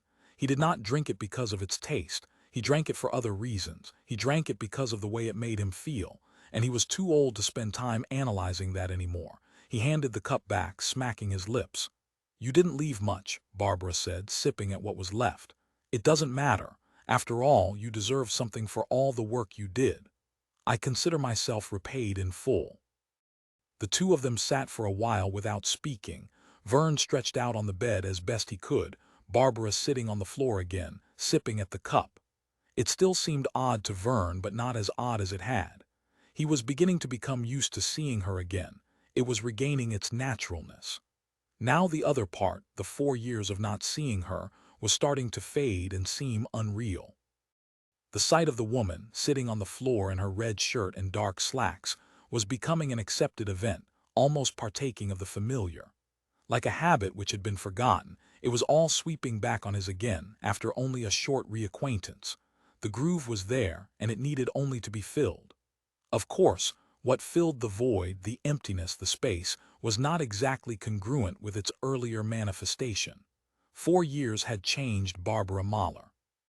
Before, she had been an almost grown child, on the verge of adulthood, womanhood. He had come along and plucked her just as she was ripe. Well, perhaps still a little green, but edible for all that. She had been like a fruit that was still a trifle hard and sour, not too soft and easy. Now she had grown up. Now she had become the adult. She had ripened, but the image was lost. She was harder and more sour now than she'd been before. The illusion did not work. She was not a plant. She had perhaps been like some green fruit then, hard with the chill bitterness of an unripe apple, a little hard New England apple. But her hardness now was not a green hardness. It was the hardness of white stone. She was turning to stone. It was the calcification of rock, the fossilization, the early bitter taste of death and age, the coldness of the tomb, the breath, the frightening breath of the dead. He could feel it in the small room. Almost a clammy thing, perspiration that had frozen on her body. She had become rock from deep inside, working out toward the surface. It did not show yet. Her skin was smooth and golden, with millions of tiny hairs lying close against, but the hardness was there, down deep inside and coming nearer and nearer to the surface. Only the little drops of cold sweat on her neck, on her lip, told, and the moist, clammy tinge in the air, and her voice, the way she talked, that told too. It came from far inside, from the central vaults and dark places, the very core of her body. "Want more?" Barbara said, tapping the cup. "More? No, not now." He could understand this, what he saw, the cold wetness of death. He had a little of it himself. Yes, he had it too. Perhaps she had even got it from him. Perhaps it had come from him in the first place, and he in his order had got it from someone before, from Teddy, or from one of the others. The girl in his room. The blue-eyed girl with hair like cornsilk. Perhaps it had come to him from her. She had burned him, scorched him, dried him out. But it was different with him. He smiled as he realized this. With him it was a sort of surface coating, a cold, sharp outer coat, a kind of hard shell that had adhered to his skin. It was on the outside and it was working in. His heart would freeze last. Hers had been first, the very opposite. And he would keep warming it, his heart, his whole body. The freeze would be slowed down, not stopped, but at least slowed by what he had just now taken in. He could feel it. It was warm and good. That was what he meant by good. "God damn," Barbara said suddenly. "What's the matter? I'm getting like you, Verne. I feel as if my skin were rubbing against me. What'll we do? The heat. As they always say, but what can we do?" Verne reached down and patted her on the arm. "It'll be cold tonight, then you'll wish it was warm. It's not so cold at night." "I'm not bothered. Maybe you've been sleeping better than I have. I'm prettier than you," Verne smiled. "You are, I admit it. Thank you. No, don't thank me. You always were attractive, you know. I told you that once. Let's forget it. It's a fact. Let's forget it anyhow." "All right." They became silent. Barbara stirred finally. "You know," she said thoughtfully, "when I first realized it was you who would be staying here, I felt quite hostile to the idea." "Oh." "I had a very strong feeling when I came into the office and found it was you there. I almost tried to push back into one of the cars." "Why?" "I don't know, a general feeling, but you must know what it is. Your past is even longer than mine. I guess I know what you mean. It should turn out all right, though. We're both grown people, adults. If we act like adults and not skulk around like children, whatever adults means." She swung around to face him. She was serious. "I mean, there's no reason why we can't be polite to each other, not start trading deep and subtle knives." "Do we do that?" Verne said feebly. "No, I think that part will be all right, but it goes deeper than that, than talk. Carl would be offended, doubtless. Well, let's drop it. I think things are working out, don't you?" "Yes." She was silent for a time. Suddenly she leaped up. "God, this heat, it really makes you want to jump around. How about some more stuff? Another drink?" "Do you want another? I guess I could get it down." "All right." She took the cup and disappeared down the hall with it. "Is it cold?" Verne said when she returned. "A little colder than before. It's been running." He raised an eyebrow. "So you are growing up, I suppose." She poured the whiskey into the cup and stirred it. Verne drank first again, and then she drank, finishing what remained. He watched her. She was standing in front of him, very close. Her nose was a trifle large, her teeth somewhat crooked, but that was not noticeable unless she smiled. She had a good figure, although she had become a trifle heavy. All in all, she was in good physical condition. Suddenly she gave him the empty cup. He handed the cup back. "Why give it to me? I looked in and it's empty." "Fill it." He got to his feet. "All right." He went down the hall to the bathroom. The water was still running in the bowl. He filled the cup halfway. Then he poured part of the water out. He returned with what he had left in it. "Thanks." She put the cup down on the dresser. She was pacing around the room, her hands in her pockets. "What's wrong?" She stopped pacing. "Verne, you have to admit that in a way," she broke off. "In a way what?" I mean, there are some things the same and some that are not the same. What things? Let's face it, 4 years was a long time ago. We've both changed, especially me. There's no chance in the world that we can have any kind of relationship again. I'm putting the cards on the table. That's the way it should be. Let's be honest. Nothing will work, nothing at all like we had before or anything else. She glared at him hostilely. Isn't that right? Verne smiled blandly. I don't know, this is the first time I've thought about it. It seems to be your idea. That's a lot of bilge. You've thought about it steadily for the last 24 hours, but too much has changed. Might as well face it and then forget it. Well, we don't have to fight. No, she nodded. No, we don't have to fight. It's too hot to fight. Yes, it's hot. She sat down on the bed. I'm sorry I shouted. She looked steadily up at him. You know, Verne, I was too young. You should have known it. You really grabbed it right off the tree. The cherry tree. Oh, he looked a little downcast. Sorry, you never should have done it. He twisted. It's a hard thing for another person to see. Especially a man, especially at a time like that. I told you how young I was. Try to put yourself in my place, for God's sake. Once it had gone that far, you should never have done it. It was wrong. I suppose so, but it doesn't seem to have stunted your growth, has it? Stunted my growth, she smiled a little. I guess not. No, I suppose it hasn't. I never thought of it that way. Isn't that what cigarettes are said to do? They both smiled. Well, let's forget it, Barbara said at last. It's off my chest at least. Maybe you're right. Maybe it didn't do any lasting harm. I don't know. It's hard to know, so hard to tell. At the time you didn't seem to be in any pain about it. You almost enjoyed it. He grinned. Yes, after the first 5 minutes I enjoyed it, so that's that. What'll we think about now that we've settled that? We can think about getting me a second dresser. She put her hand on the piles of clothing on the bed beside her. She was still frowning a little. He could not tell exactly what about. I think one more dresser will do it all right, Verne said. We'll think about that. 10 Verne stretched and yawned. Well, let's go get the dresser. Where is it? Barbara leaned back on the bed against the wall behind her. Easy, not so fast on a day like this. I feel active again. Heat is strange that way. First you feel dopey. You don't want anything at all. Then all of a sudden you spring right up out of your chair. This is the moment for me. I've sprung up. Barbara got slowly to her feet. All right. I think we'll find a dresser in one of the other rooms. They'll probably be locked. But the room next to Barbara's was not locked, and there was a little white dresser just like hers right next to the bed. Each of them took an end of it, and in a moment they had lugged it into Barbara's room and set it by the other. That's that, Verne said. Do the clothes go in any old way, or is there some ritual about it? Maybe I should put the clothes away, then I'll know where things are. All right. Barbara opened the top drawer of the dresser. Damn, she said. The drawer had razor blades and some adhesive tape and pieces of string and nails lying about on the dirty newspaper that had been used to line it.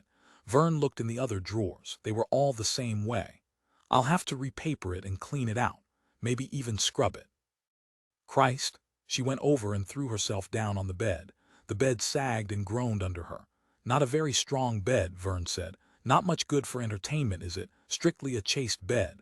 Well, there's always the floor. Not unless it's swept. Verne studied her intently. Was she kidding him, going along with the gag, or something more? He tried to read her expression, but it was hopeless. A losing game trying to read a woman's face. Finally, he shrugged. He reached into his pocket and got out his pipe and tobacco. Barbara watched him filling the pipe without speaking. Her eyes were wide. Verne glanced up as he was clicking his lighter.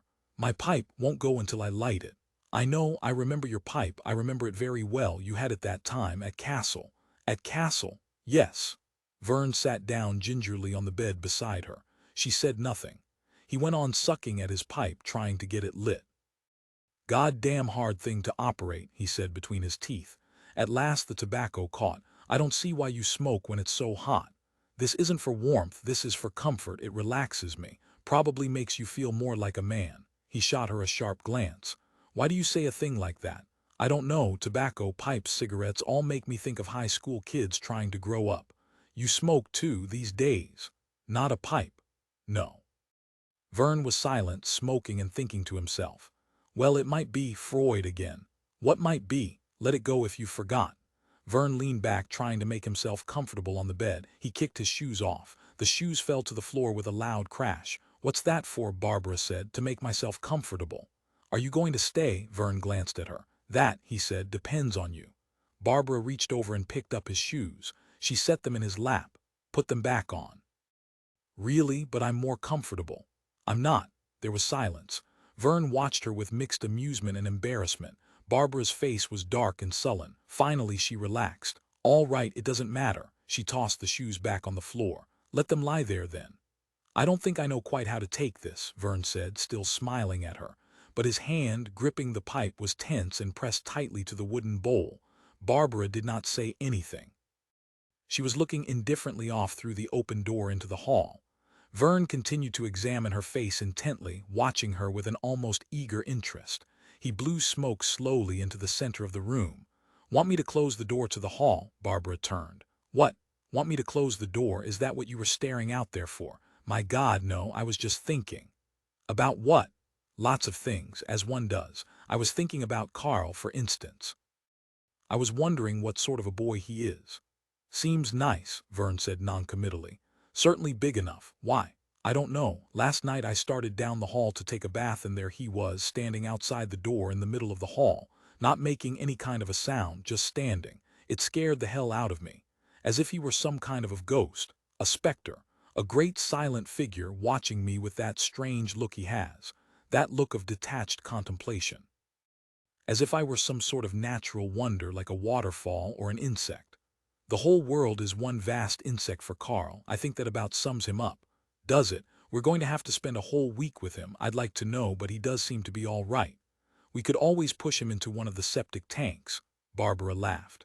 Anyhow, he'll be busy exploring with his compass and map. He won't bother us much. And I think he's nice, Verne. I see nothing wrong with him. He leaps around and shouts a lot, but that's natural for his age. Don't you like him? He's your subject. You brought him up. I have nothing to say. You know, it's an odd thing. I don't suppose I'm more than 3 years or so older than he is. But I feel like I'm not in his generation at all. Why? It's not the age, I guess. The actual years. It's more the attitude. When we were coming down, he was skipping and jumping and dancing around, all ready to pull off his clothes and run naked over the hills. Then he smelled breakfast. You never felt that way. No, it's too hot. Verne would have been glad to drop the subject. His pipe had gone out, the tobacco had been used up. He knocked it against the wall and emptied the ashes into the ashtray on the table. That's not actually so, Barbara went on. On the way down I was almost ready to go with him for a moment. Run and dance, leap and roll. And early this morning when the sun came up, when I woke up, she stopped. Go on, Verne murmured. No, anyhow, I was almost ready to follow him across the countryside. But then all of a sudden I felt like a fool. I froze up around it. For a moment I felt myself in sympathy with him, and then the next minute I was disgusted. At myself, as if I had been lured by marbles and hopscotch again. I get the picture. Maybe I shouldn't have said anything. I'm working it out in my mind. I didn't intend to talk about it. I started thinking out loud. The door to the hall made me think about Carl, the way he stood out there. All right, we'll forget it. I'm just as glad. Why? He shrugged. It doesn't fascinate me to any unusual degree. Have you forgotten your own youth? I don't see that it has anything to do with my youth. Easy, easy, forget it. They were both silent for a time. Barbara rubbed her bare arms. God, but it's miserable, like a Finnish bathhouse. By 6 o'clock it'll all be gone. Barbara looked at the clock. Almost 6 hours. We'll die, at least I will. I can't stand just sitting in the heat like this. I want to do something. A shower would be fine, but actually it's not unusually hot. It's always like this in the summer, but we've been busy before working at our jobs. We never had time to notice the heat. We had something to do. When you get right down to it, we're really bothered by not having anything to do. The heat is only incidental. Oh, we're being paid to sit here and do nothing. So we feel all upset. First we stand up, then we sit down. We blame it on the heat, but it's really because we don't know what to do with ourselves. I suppose so. We're restless. Our work filled up most of our lives. Now that's gone, behind us. We don't know what to do without it. We're too strongly involved with it. It's too much a part of us, like old fire horses. We won't live long now that the company's dead. Carl's doing all right, running around outside. He's younger. There's a slim chance that he might live through this. You might too. You're young. You might be able to adjust to this, the fall of our world, the old world, want to go out and start exploring. Too hot. She wiped her neck. In the amber half-light of the room he could see her twisting in an agony of discomfort.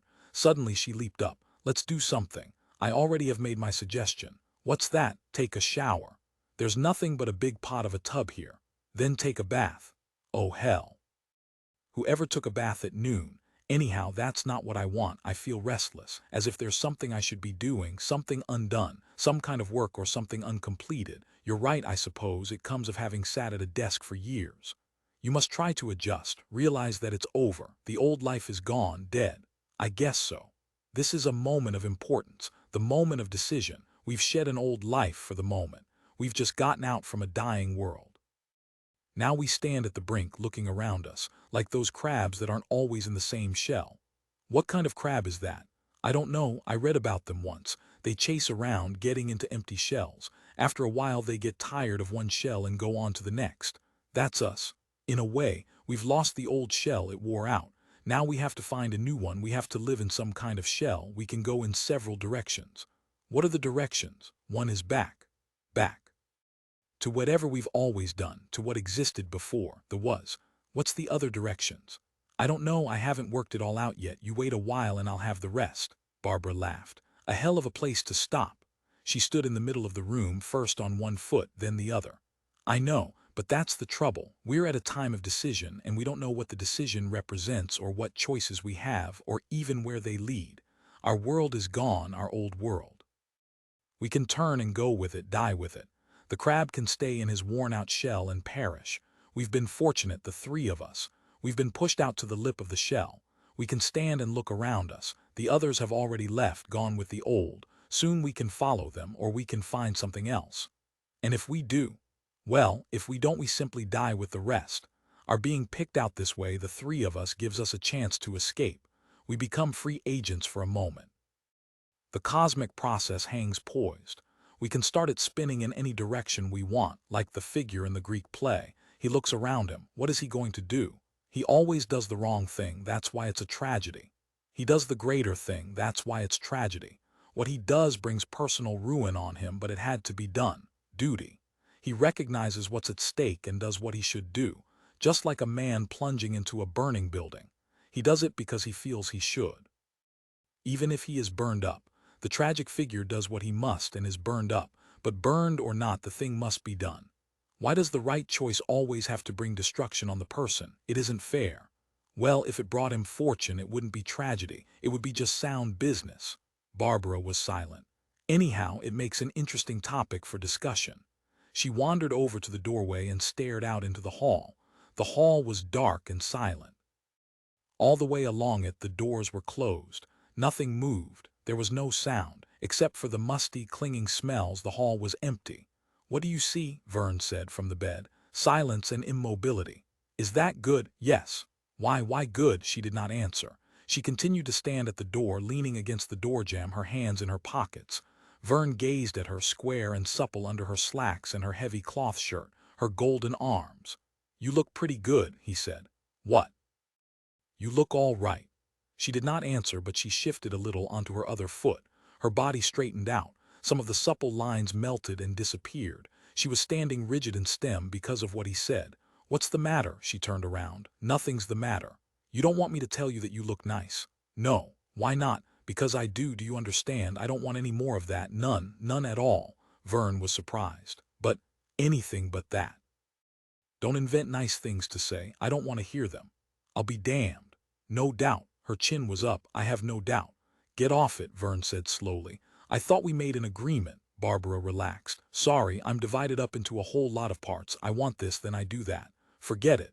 It's the heat and boredom. I keep thinking I want to do things. But as soon as I start to imagine walking downstairs and outside into the sun, why go outside? Let's do something here. Like what? Oh goodness, what indeed? For God's sake, Verne. He grinned up at her. She smiled a little. The bed will fall apart. It's almost ready to collapse. That's one reason why I've followed the straight and narrow. Have you? For a while. She sat down next to him. You know, Verne, it's so strange how some things are the same and some things are different. How so? You know what I mean. 4 years kills so much, but it doesn't kill everything. The real problem is trying to find out just exactly what it has killed and what is still alive.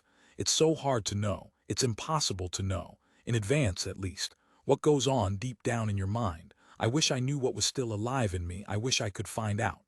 There's one thing that nothing kills, at least not until the whole body perishes. 4 years is a long time, but what the hell? She turned toward him. Look at how different I am. It must be fascinating to see. I've changed a lot, haven't I? You've grown from a young girl into a fully developed woman, Verne stated. Stop it, she colored. That's what I don't want to hear, I told you. But it's the truth. I don't care, that's one thing that is not the same, it's off. Color rose into her cheeks. Really? Barbara got up quickly and walked around in a little circle. Of course, it's gone. It's a matter of complete indifference to me. There's no feeling left. I have no feeling about it. Maybe at one time it mattered, but not anymore. I'm not sure exactly what you mean. I get just a sort of general picture. That'll do. She crossed to the door and looked up and down the hall. I'm going to leave the door open. No one will be coming along. Verne gazed up wonderingly. What's the pitch? Barbara came back and stood grimly in front of him. The bed really will collapse, you realize. Oh, yes, she rubbed her neck. This goddamn heat and boredom. Don't take any credit for yourself. It's enough to drive a person crazy looking for something to do. Is that the way you look at it? Partly. I can't stand just sitting here in the room. I'll be goddamned if I'll go outside in the sun, so that doesn't leave much. Well, I never heard of it coming this way. Not in all my life. I don't know what to think. Better decide soon, Barbara said. What you said about the moment of decision is true right now. Do you want to or don't you? She gazed past him, suddenly thoughtful. What is it? Maybe we'll find out once and for all. Verne go up from the bed. My God, but where? I don't want the bed folding up at the crucial moment with us inside it. It's not that bad, she smiled. But we really can't use it. Look at it sagging. They looked at it. Well, how about the floor? Verne said. We can put a sheet down or something, either that or outside on the lawn, but it's too sunny there. Of course, if the bathtub is large enough. Oh, stop it, it's not that funny. I thought you said you didn't care anymore. I don't, but it's not like drinking a glass of water. Lennon said it was. Well, it is. Anyhow, what will we do? Don't change your mind while I'm working it out. Verne looked around the room. We could move the mattress onto the floor. That way it'll be soft and there won't be any hazard. What do you say? All right. Barbara began carrying the clothes from the bed over to the dressers. She heaped them in stacks until the bed was clear. Verne took hold of one end of the mattress and she took hold of the other. They laid the mattress and the bedding onto the floor. Verne straightened up. How's that? Almost as good as the bank of a stream. It's good enough. She wiped her neck. This infernal goddamn heat, will it never go away? You'll forget it in a few minutes. That's the virtue of this. You can be stabbed and roasted and murdered during and you don't notice until after. Barbara leaned against the wall and began to take her shoes and socks off. Well, I hope you're going to do this too. You must be at least that much of a gentleman. Verne took off his shoes and socks slowly. Barbara unbuttoned her shirt and laid it on the dresser with the other clothes. What's holding you up? She said. A man can't go to trusting extremes. He may be called on to leap out of the window. I'll leave the rest of my stuff on. Suit yourself, but if I'm going to do it, I want the pleasure of getting out of these sticky clothes. She reached behind her, unhooking the bra. She put the bra with the shirt in a heap on the dresser. Verne contemplated her. Nice. Come on, let's hurry, for heaven's sake. I'm irritable enough to change my mind. Really? Of course. Only I can't think of anything else to do. That's the trouble with this sort of thing. The heat reduces you to animal level. Basic things. Well, it's the original form of entertainment. Barbara finished undressing, gathering up all her things and putting them on the dresser. It feels a lot better this way. Maybe we ought to run around like this all week long until the yucks come. What would Carl think? Verne said, testing the mattress with his foot. He'd be struck blind. He'll learn now. Ready? She examined the clock. We have 5 hours before it starts to get cool. Can we string it out until evening? There's a limit even for Verne Tildon. Barbara sat down on the bedding and gingerly made herself comfortable. You know, down here it's cooler. I don't feel all prickly and gummy anymore. She rested her head on her arm, watching Verne. Is there a moral there? There's a moral in everything. Verne gazed down at her. How about the door? You really want to leave it open? Who would come along? No one, but you have to give my conditionings a break. After all, I'm an old man and I've learned a way of doing things. He closed the door and then got down with her on the bedding. Doesn't this seem to be your way? How do you mean?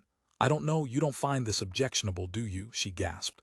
Be careful, damn it. Objectionable, oh no, he added. You know, you really have filled out in 4 years, very nice.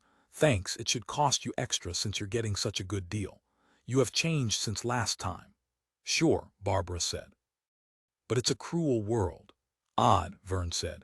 You'd think it would make you warmer and instead it makes you feel sort of icy. I suppose, anyhow I don't feel so fretful and agonized anymore. What then? Nothing at all, just leave me alone for a while. She closed her eyes. When you close your eyes it's as dark as night. Verne, I think you and I must be different from the others. We like it dark and cold. We have the shades down. We resent the sunlight. There's something symbolic in that. And Carl goes rushing around outside. For a little while today you thought maybe you wanted to run in the sun. I would have gone 10 feet and fallen over dead. Just let me lie here with my eyes shut. Don't jar me. I'm all relaxed and at ease. They ought to recommend this to neurotic patients. It does wonders. That's my theory. I've been following that advice for years. I know, Barbara said. Verne looked down into her face, so close to his, but he could not read her expression. Her eyes were shut. He bent over a little and touched his lips to her forehead. She frowned. Cut that out, none of that. Really? This is strange. You don't want me to kiss you, but you don't mind the rest. I enjoy the rest. After all, it's been almost 6 months for me. Almost that long for me, too. Most of these girls who work for the company are after your pelt to hang up on the wall. A battle between you losing your pelt and the girl losing her greatest pride. Once they get you under lock and key, they can quit their job. That's the psychology of a working woman. To them, it's a way of getting out of the grind. But take college girls, on the other hand, it's a completely different proposition. Marriage would only interfere with their fun. Which is your attitude, and therefore you can strike up quite a business. Verne agreed. Where do I fit into the picture? I don't seem to fall into any of your categories. That happens, Verne admitted. He was silent. After a moment he went on. Well, are you ready to call it quits for today? We can carry on some other time. Don't be too sure. Next time I might not feel the same. Better take advantage while you have it. What time is it? I can't see the clock. Still 4 hours to go. We're doing as well as could be expected. Shall we go on? For Christ's sake, Barbara said angrily, stirring a little. Come on. I guess a bird in the hand is worth 2 in the bush. Your other phrase is, the woods are full of them. Verne nodded. Presently he said, well, I'm sorry, but even if there's a month to go, I'm finished. He waited for her to say something. She did not answer. She lay with her eyes shut, her chest rising and falling. Are you all right? There was no response. What is it? Verne said. Her face was strange, twisting oddly. The muscles around her mouth locked, hard and rigid. They began to work. For God's sake, what's the matter? What is it? Verne. Yes. What's wrong? Verne, there's something wrong. What is it? I don't know. She opened her eyes wide and terrified, staring up at him. Let me up. He helped her to her feet. She stood shakily, pressing her fist against her cheek. What is it? Are you sick? She shook her head. I don't know. Maybe it's something psychological. She tried to smile. I don't know. Nothing physical, no. Her voice was a whisper. What did it feel like? Verne, give me my clothes. He handed her clothing to her from the top of the dresser. She dressed quickly, her hands shaking. When she had finished, she sat down on the bed springs and tied her shoes. She did not speak. Are you all right now? Verne asked. Yes. Her face was pale and set like frozen marble. All the color had drained out of her. Her arms were gray. He could see her teeth chattering. All across her forehead and lip were tiny beads of icy perspiration. For God's sake, Verne said, alarmed. Will you tell me what it is? Do you remember what you said? What I said, when, what do you mean? About the moment, the choice. Yes. Verne, something happened. Didn't you feel it? I don't know what you mean. She was looking at him. You didn't feel it. I felt cold, but it seemed good to me. Because of the heat, do you mean that? I don't mean that. She rubbed her forehead. Something terrible happened. Something got in, like in a dream, drifting in cold and made out of fog. They were both silent. It felt good at first, Verne said finally. It had been so hot I guess I didn't get it as strongly. It was waiting like the thing in the dream. It was waiting there all around us, waiting to get in. Verne considered. We didn't do anything wrong. People do it all the time. Even the best people get to Earth that way. But something got in, something that was waiting, cold and dead. It had got inside me. What was it? I don't know. Barbara brushed at her eyes, wiping them. I didn't know there was anything. It came near after we began. It was there all the time. She looked up at him tearfully. It's always been there waiting to, for God's sake, that's foolish. This is only a guilt complex setting up, a personification of some mental guilt. But you felt it too.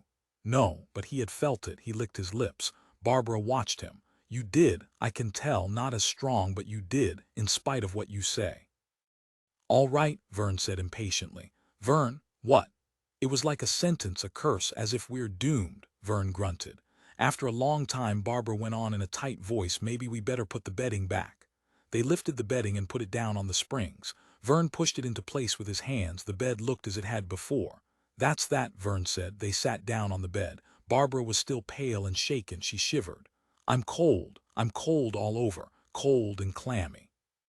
Like a leper, like worms and wet tombstones, the grave, cold, damp stone.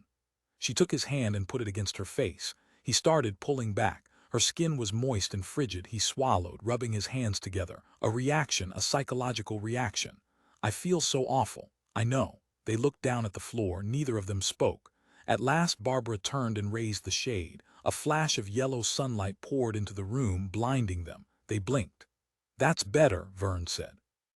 Verne, we never should have done it. That's what it was. We brought it on ourselves. We let it in by what we did. It was our own fault. We called it down. Why? People do it. This was different. How? We took up where we left off 4 years ago. It was wrong. You can't go back. And we did go back. Only it was worse than going back. Even worse than that.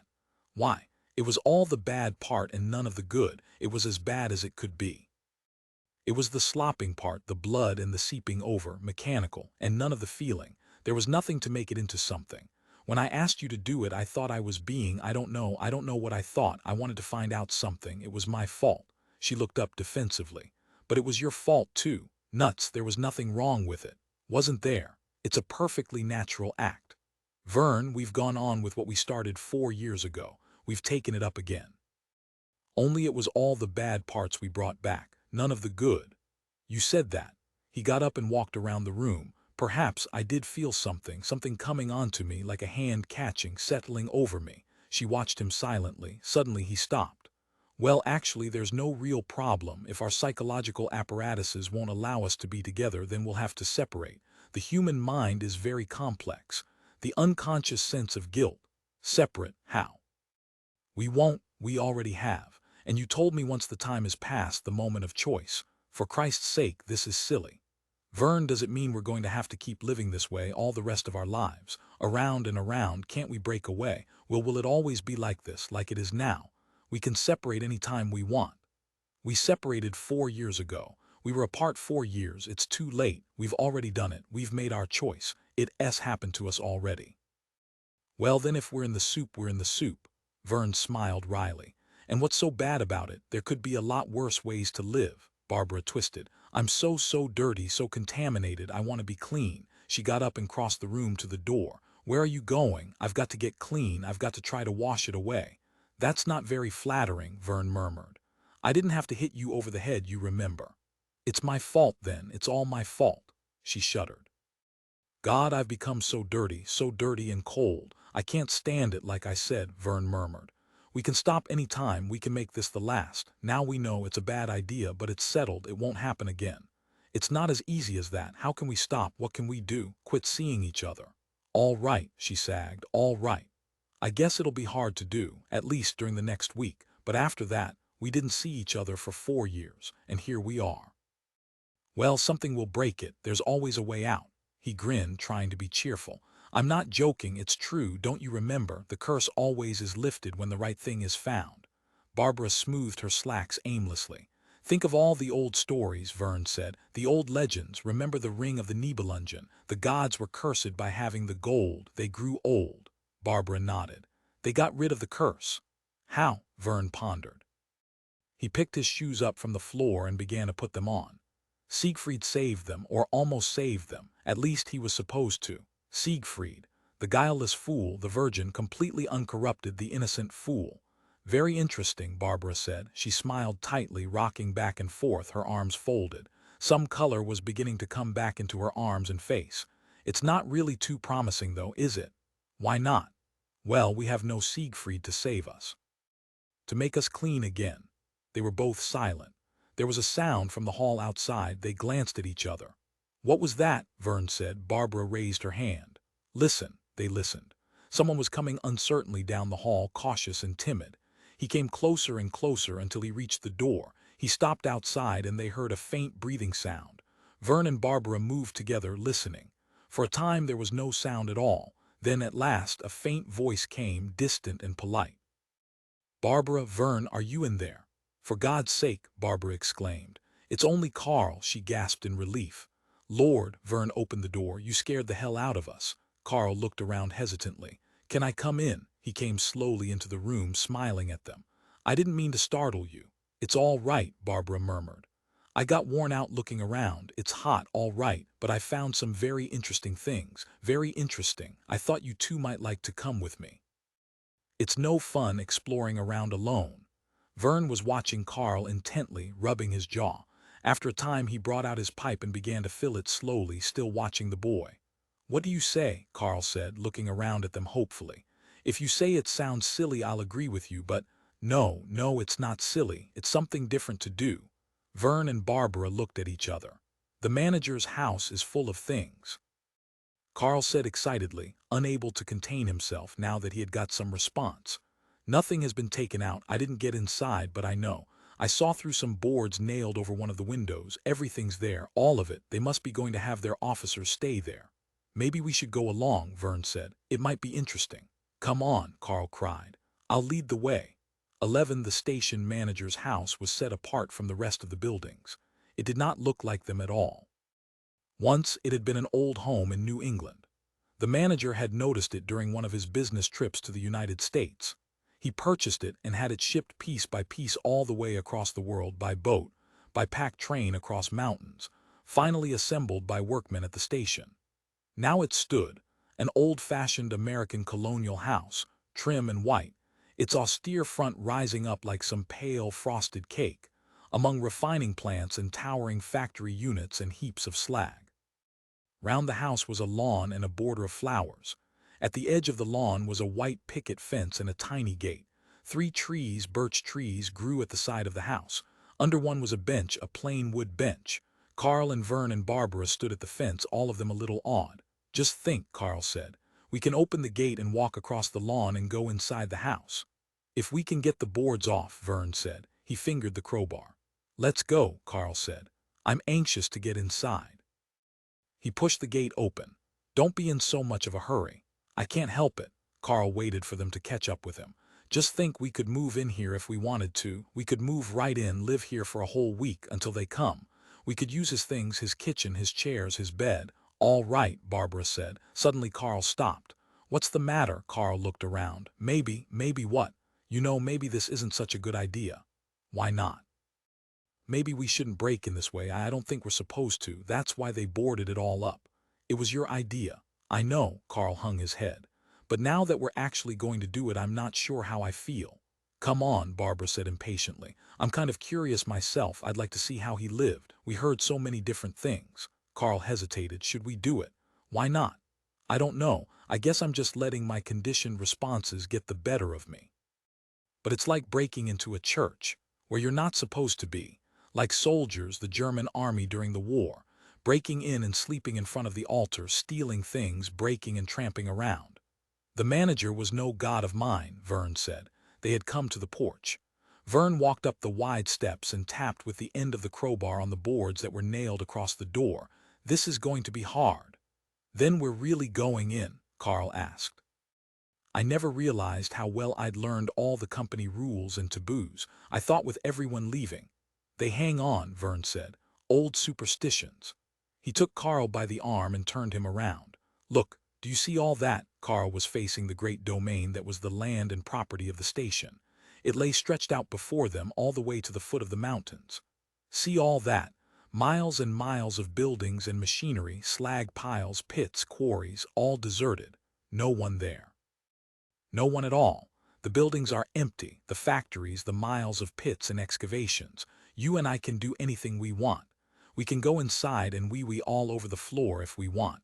Rules and mores don't mean a thing anymore. There's no one here but us. There's nobody here to stop us, Barbara said. There was nobody to stop the German soldiers. That was the whole point. They could do what they wanted. But what does it matter? Verne said. The rules and codes were artificial. They were good only as long as they could be enforced. Now there's no one to enforce them, so they don't have any meaning. They were just conventions. Don't confuse them with innate moral laws. They were just rules, nothing more. Man-made. They came, now they're gone again. The yucks will have their own rules. I suppose so. Well, forget about it. This was all your idea in the first place.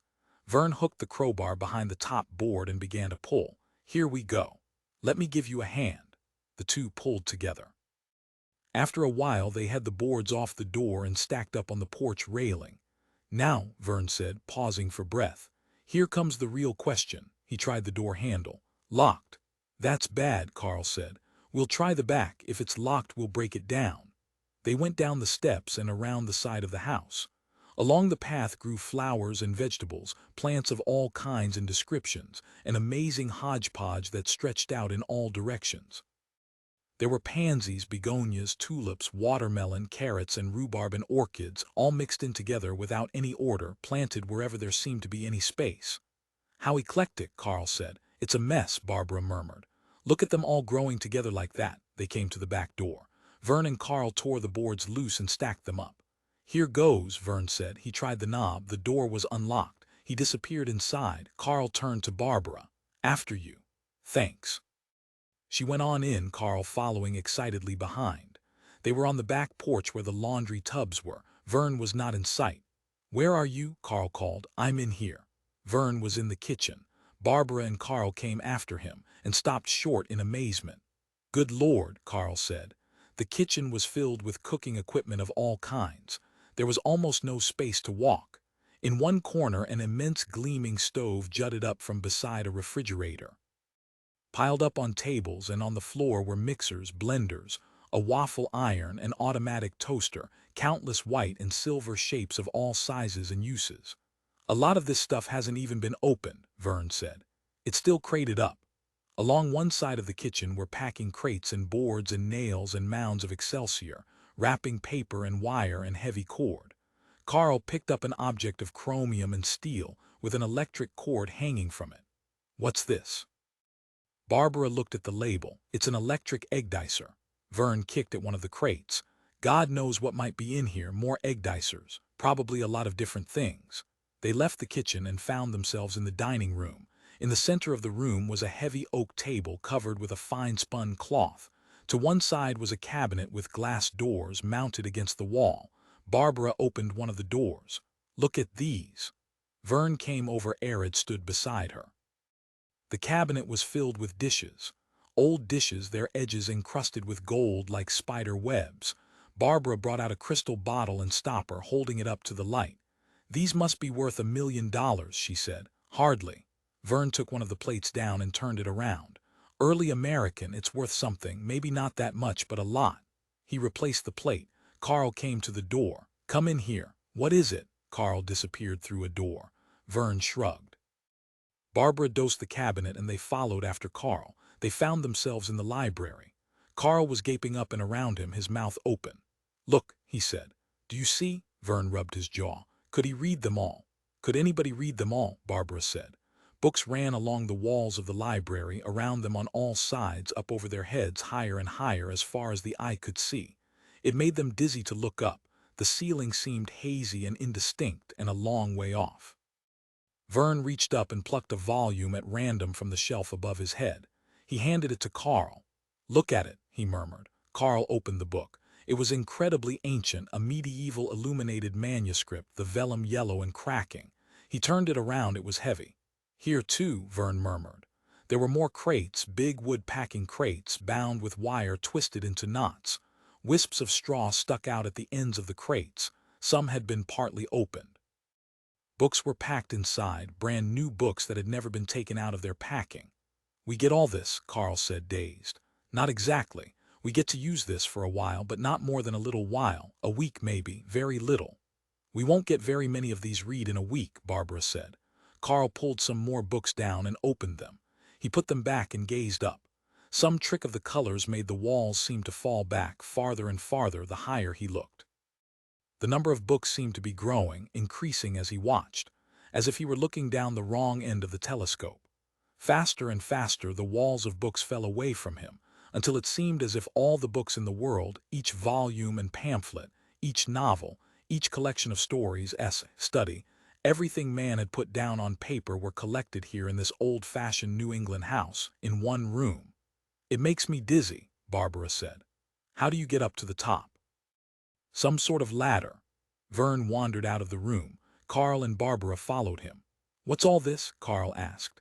They had come into a workshop of some kind, filled with objects, machinery, and models of some kind, specimens, exhibits, displays. "A television set," Barbara said. There were specimens of the phonograph, the telephone, rows of electric lights through all their stages of development, a power-driven saw, even a flush toilet. Most of the objects were piled helter-skelter on top of each other, stacked here and there without order or design. Some were still crated up, pushed off to one side, crammed together in packing boxes. "Inventions," Verne said. "Looks like Menlo Park." Dust was already beginning to settle over all the crates and exhibits. The three of them stood looking around glumly, none of them speaking for a time. "Just think," Carl said. "They spent years bringing all this stuff here and now it's abandoned. Left here, left behind, forgot.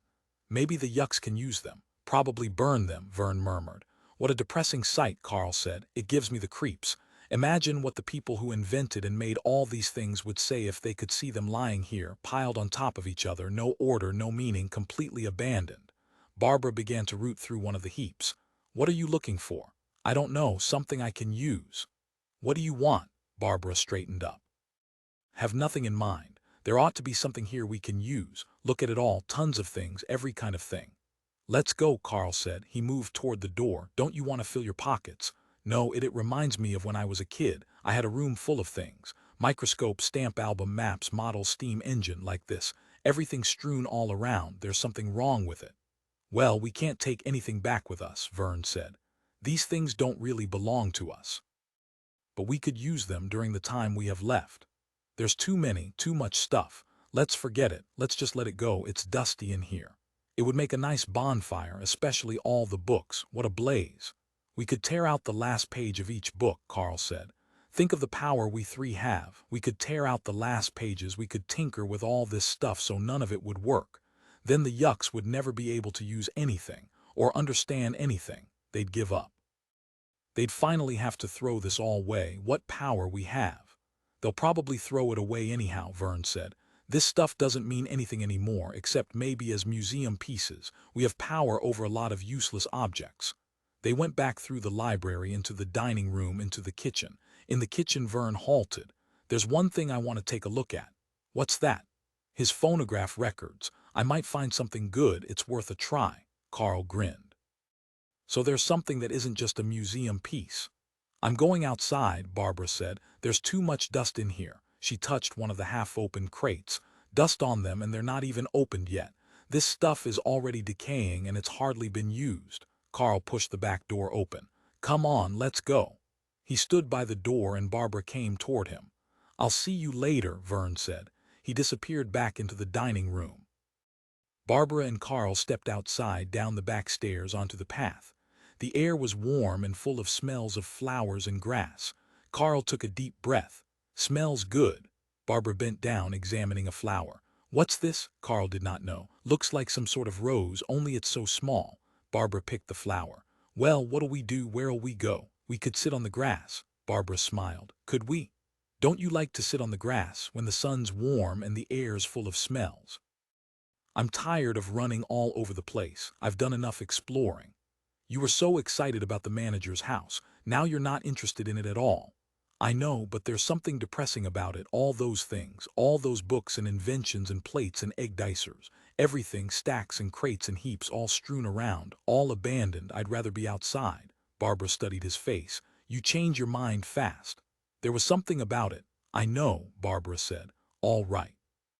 Let's sit on the grass in the sun. I guess it won't do any harm." "But is it wet?" Carl ran his hands through the grass. "Not anymore, it's all dried out." They sat down gingerly, stiff-backed. The grass was warm and dry under them. Barbara sighed. "It makes me sleepy, the sun and the air." "How did you sleep last night?" "All right. It was certainly quiet last night. I never realized how many sounds and noises there were around here. The people, the machinery, things coming and going, trucks. But last night there was nothing, only silence. It gave me a strange feeling. It was so unnatural.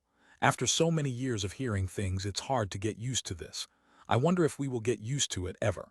It's a big change for us.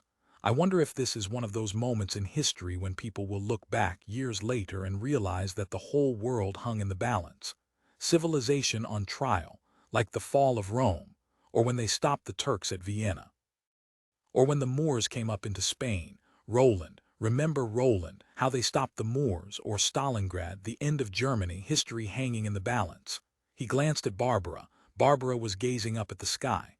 A few faint trails of mist had come up and were blowing slowly along, white streamers mixed with the blue. "It's getting cooler," Barbara said. "The fog. We'll sleep better tonight." Carl considered this proposition. Do you suppose that if a person got less and less sleep each night, say he started with the full 8 hours, and then he slept just under 8 hours, then just a little less than that after a long enough time he could do without sleep completely? Somebody ought to experiment along those lines. It might turn out to be a major contribution to science. "I like to sleep," Barbara said. "There's something to that, all right. We should never forget the positive value of sleep. You know, often we wish that things like death and sleep could be gotten rid of. But have you ever thought what it would be like to have to face the world all the time, not just 3/4 of the time, every hour of the day and night? During sleep, the whole system is rejuvenated, especially the brain. All the poisons that have accumulated during the waking hours are flushed out, carried off by the blood. And if there were no sleep, the peasants would have to work 24 hours a day instead of 12. And if there were no death, there would never be any escape for them." "I suppose," Barbara said indifferently. She leaned back, stretching herself out on the grass, her eyes closed. "Is that comfortable?" Carl asked. "The sun's in my eyes, it looks all red. That's the blood in the capillaries of your eyelids. The sun is shining through them. Anyhow, it's a beautiful red.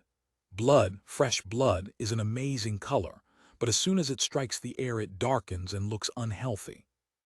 On the other hand, blood that has been exhausted of air turns a dark purple. It's blood coming from the lungs that's so fresh and red-looking, blood in the veins. Is that so?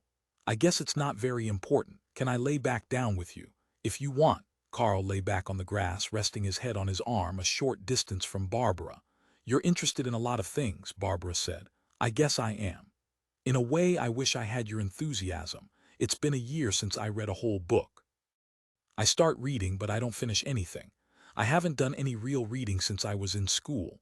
I used to read all the time then, books and books, like the girl in the ad. The girl without a date in her room. Oh, that girl. But a friend tipped her off and everything changed. Toothpaste or mouthwash or deodorant or the right bra. I always thought that went a little more to the heart of things. The right bra. Those ads didn't mince around. The little profile ads on the back page of the newspaper. Books aren't really so important," Carl said. "I used to think so, but I don't anymore. I don't read as much as I used to. I'm getting out of the habit. For a while I was reading Proust. I read and read, but I never got through more than the first couple of books. I'd start a sentence, and by the time it finished, I'd have forgotten the beginning." There was silence. "What part of the country do you come from?" Barbara murmured after a time. "We came originally from Denver. When I was about 3, we moved to California. My mother died while we were in California. I went to live with my grandparents. I moved around. I was living in St. Louis when I went to work for the company. They moved me from the domestic branch over here. I applied for overseas work when I signed up." "How long ago was that?" "About 5 years ago. Good Lord, I've been working for the company 5 years." "How old were you when you started?" 18. "Almost 19. Why did you want to work for the company?" "The draft, partly. I was tired of school. I had been going to the university for a while. I wanted to get a job, and I wanted to get a job that would keep me out of military service. Sometimes I think I made a mistake, but at the time I really wanted to give up school and work." "Why?" "Well, I had been going to school so long. I was tired of being a schoolboy. I wanted to earn my own way. Support myself. Get out in the world. Don't you miss school?" I had already begun to lose faith in books. That early.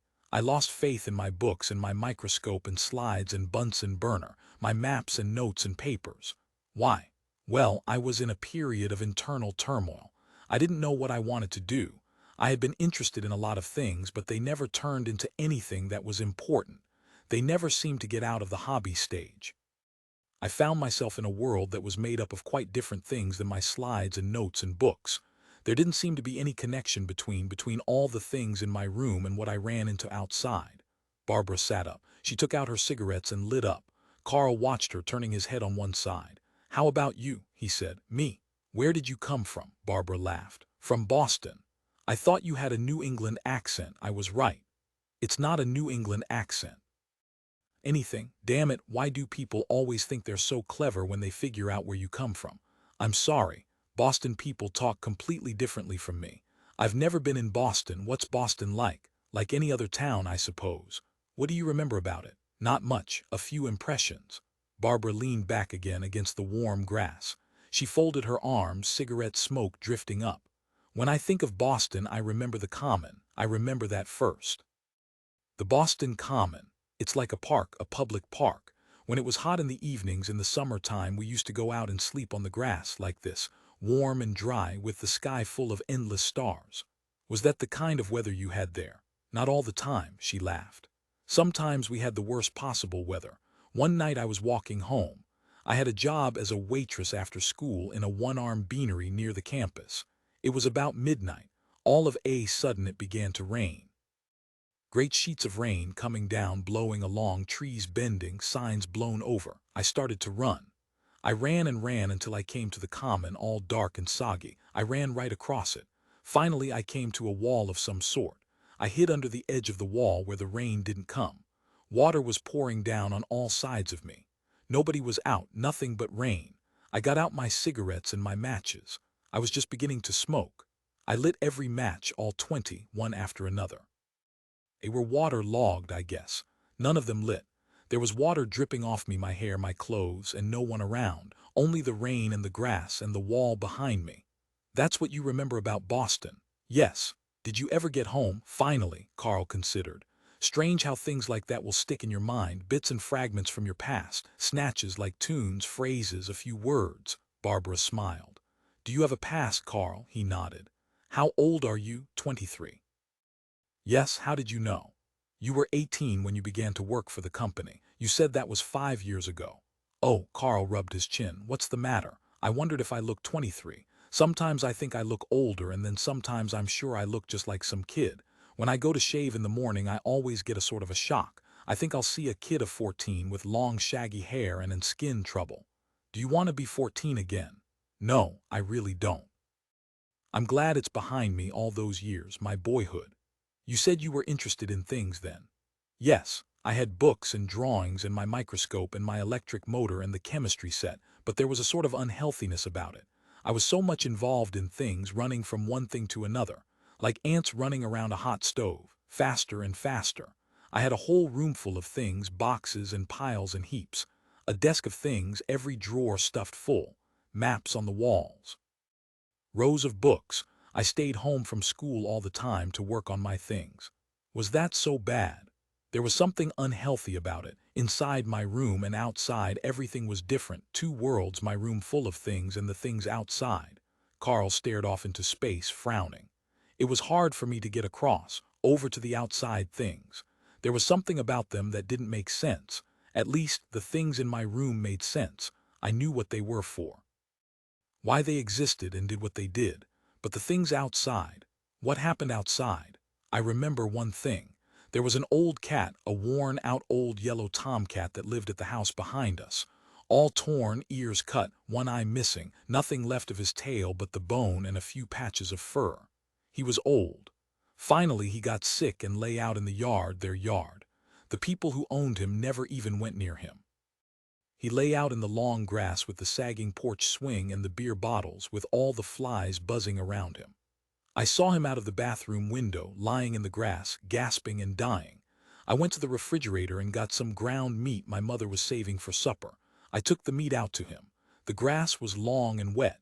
I remember how it felt under my feet against my pants. It was hot. The sun was bright. I sat down on a board in the grass and pushed the food toward the cat. I was about 9 years old, I think. I held out the food, but the cat was dead. For a long time I sat looking down at him. His one good eye stared sightlessly up at me. Flies crawled all over his skinny body, over his skin and fur, into his mouth. I would have dug a hole and buried him, but I didn't think of it. A boy of 9 wouldn't know that. After a while, I went back inside the house and put the meat away. They were silent. Barbara said nothing. A few birds came hopping across the lawn, past the garden of flowers, big dark birds listening for worms.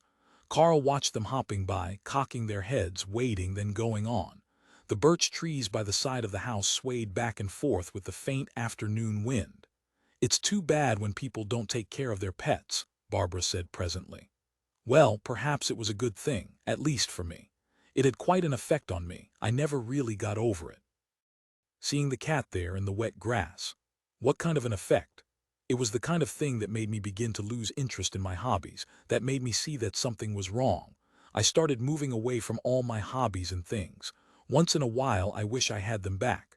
Once in a while I find myself thinking about them. They filled up so much of my life. I could have gone on, becoming a biologist. Something to do with microscopes and slides. Perhaps I should have. I dream about it. I dream about some old bookstore with old adventure magazines piled up, or a stamp store with rare stamps still on the old covers. I saved stamps and magazines. I had heaps of dusty things. Carl closed his eyes, putting his arm across his face to blot out the sun. He sighed. "It's nice," Barbara said. "Yes, it's very warm and comfortable, the grass and the sun, waiting for the new owners to come, dozing and lying and waiting, while the grass grows around us. It's growing right now while we're lying here, up and up, higher all the time."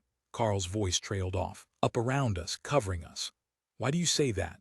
"As if we had all died, all of us that are still here, the few still left, stretched out calmly with our arms folded across our chests, waiting for the undertakers to come. That's them, the new owners, our undertakers, coming from over the hills. Soon we'll be able to hear the sound, the rumble of their hearses. The distant rumble coming closer and closer."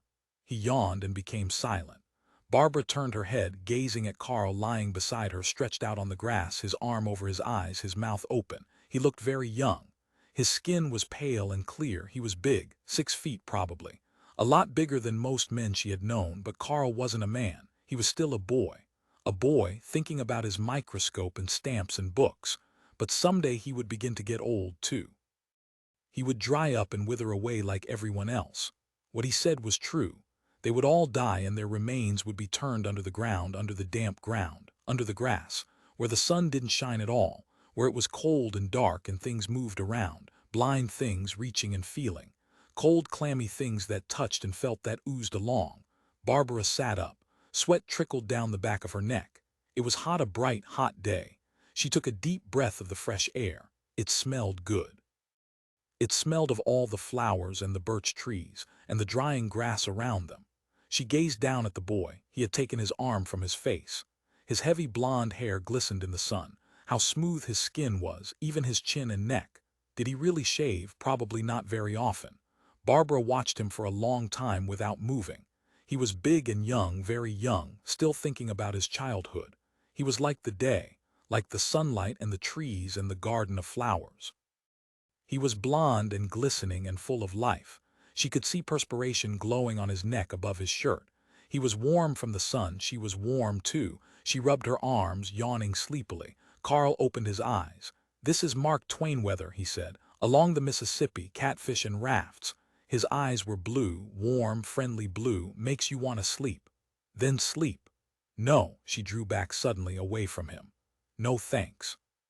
For some reason she had thought of Verne and the sagging cot in her room, the covers, the clothes, Verne and the cup of lukewarm whiskey. "I've slept enough in my time."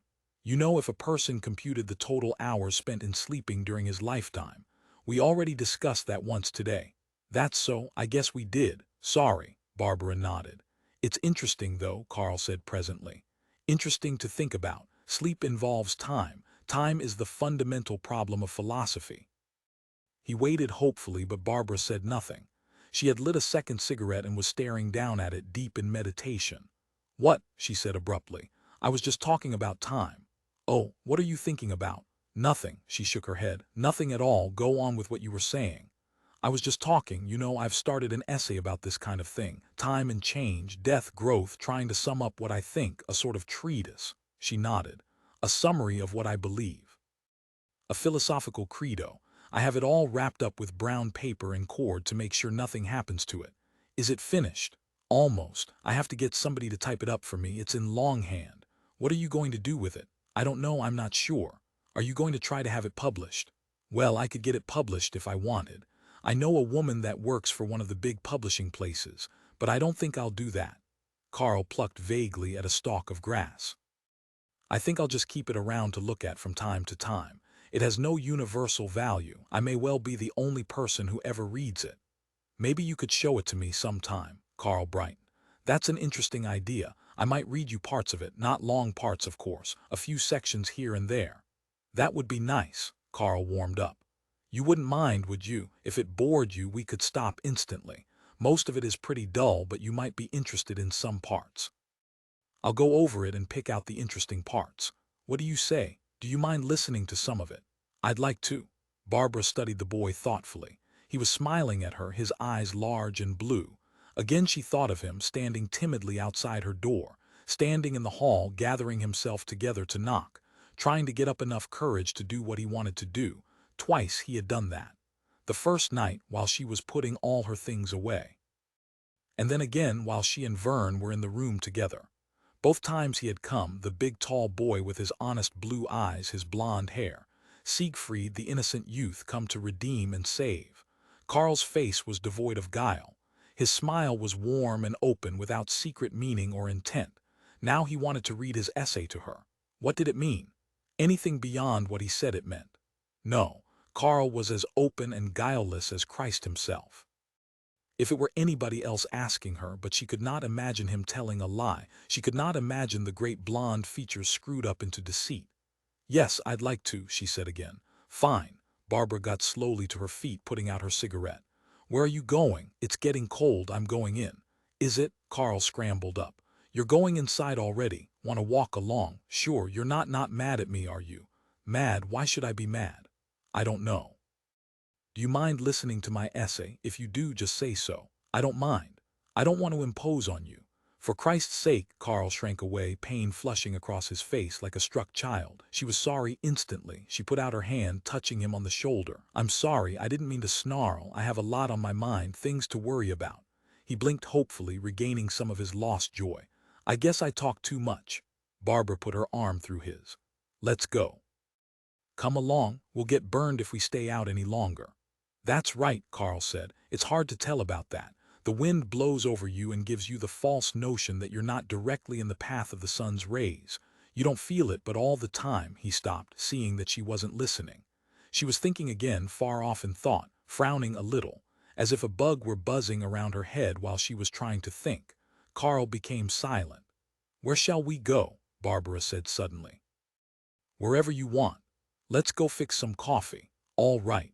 You can read to me tomorrow. How would that be? If it's a nice day, we'll sit outside and read. Fine, Carl beamed. It's much more fun to read out in the sunlight instead of inside. Reading inside has a kind of museum quality about it, stuffy, like dry dust. Barbara walked across the grass, Carl following behind her. She felt vague annoyance. Why did he have to worry everything to death? On and on he went, shaking each subject until there wasn't anything left in it. But he was like a child. A big child that had never learned. She slowed down, waiting for him to catch up. The hills look nice, Carl said. Already he had forgot, she sighed, like some big overgrown child. Yes, they look fine. They walked along together. Carl put his hands in his pockets, kicking at rocks ahead of him. Neither of them said anything. Carl gazed around at the trees and the sky and the distant hills.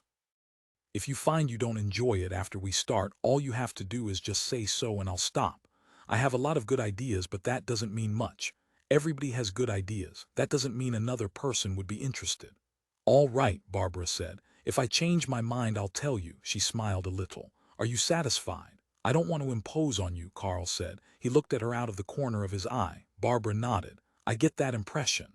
12, where is he? Barbara said. Verne was sitting on the edge of his bed, cleaning his pipe with a match and a strip of toilet paper. Where is who? Carl, how many people are there here? Verne looked up at her, standing in the doorway.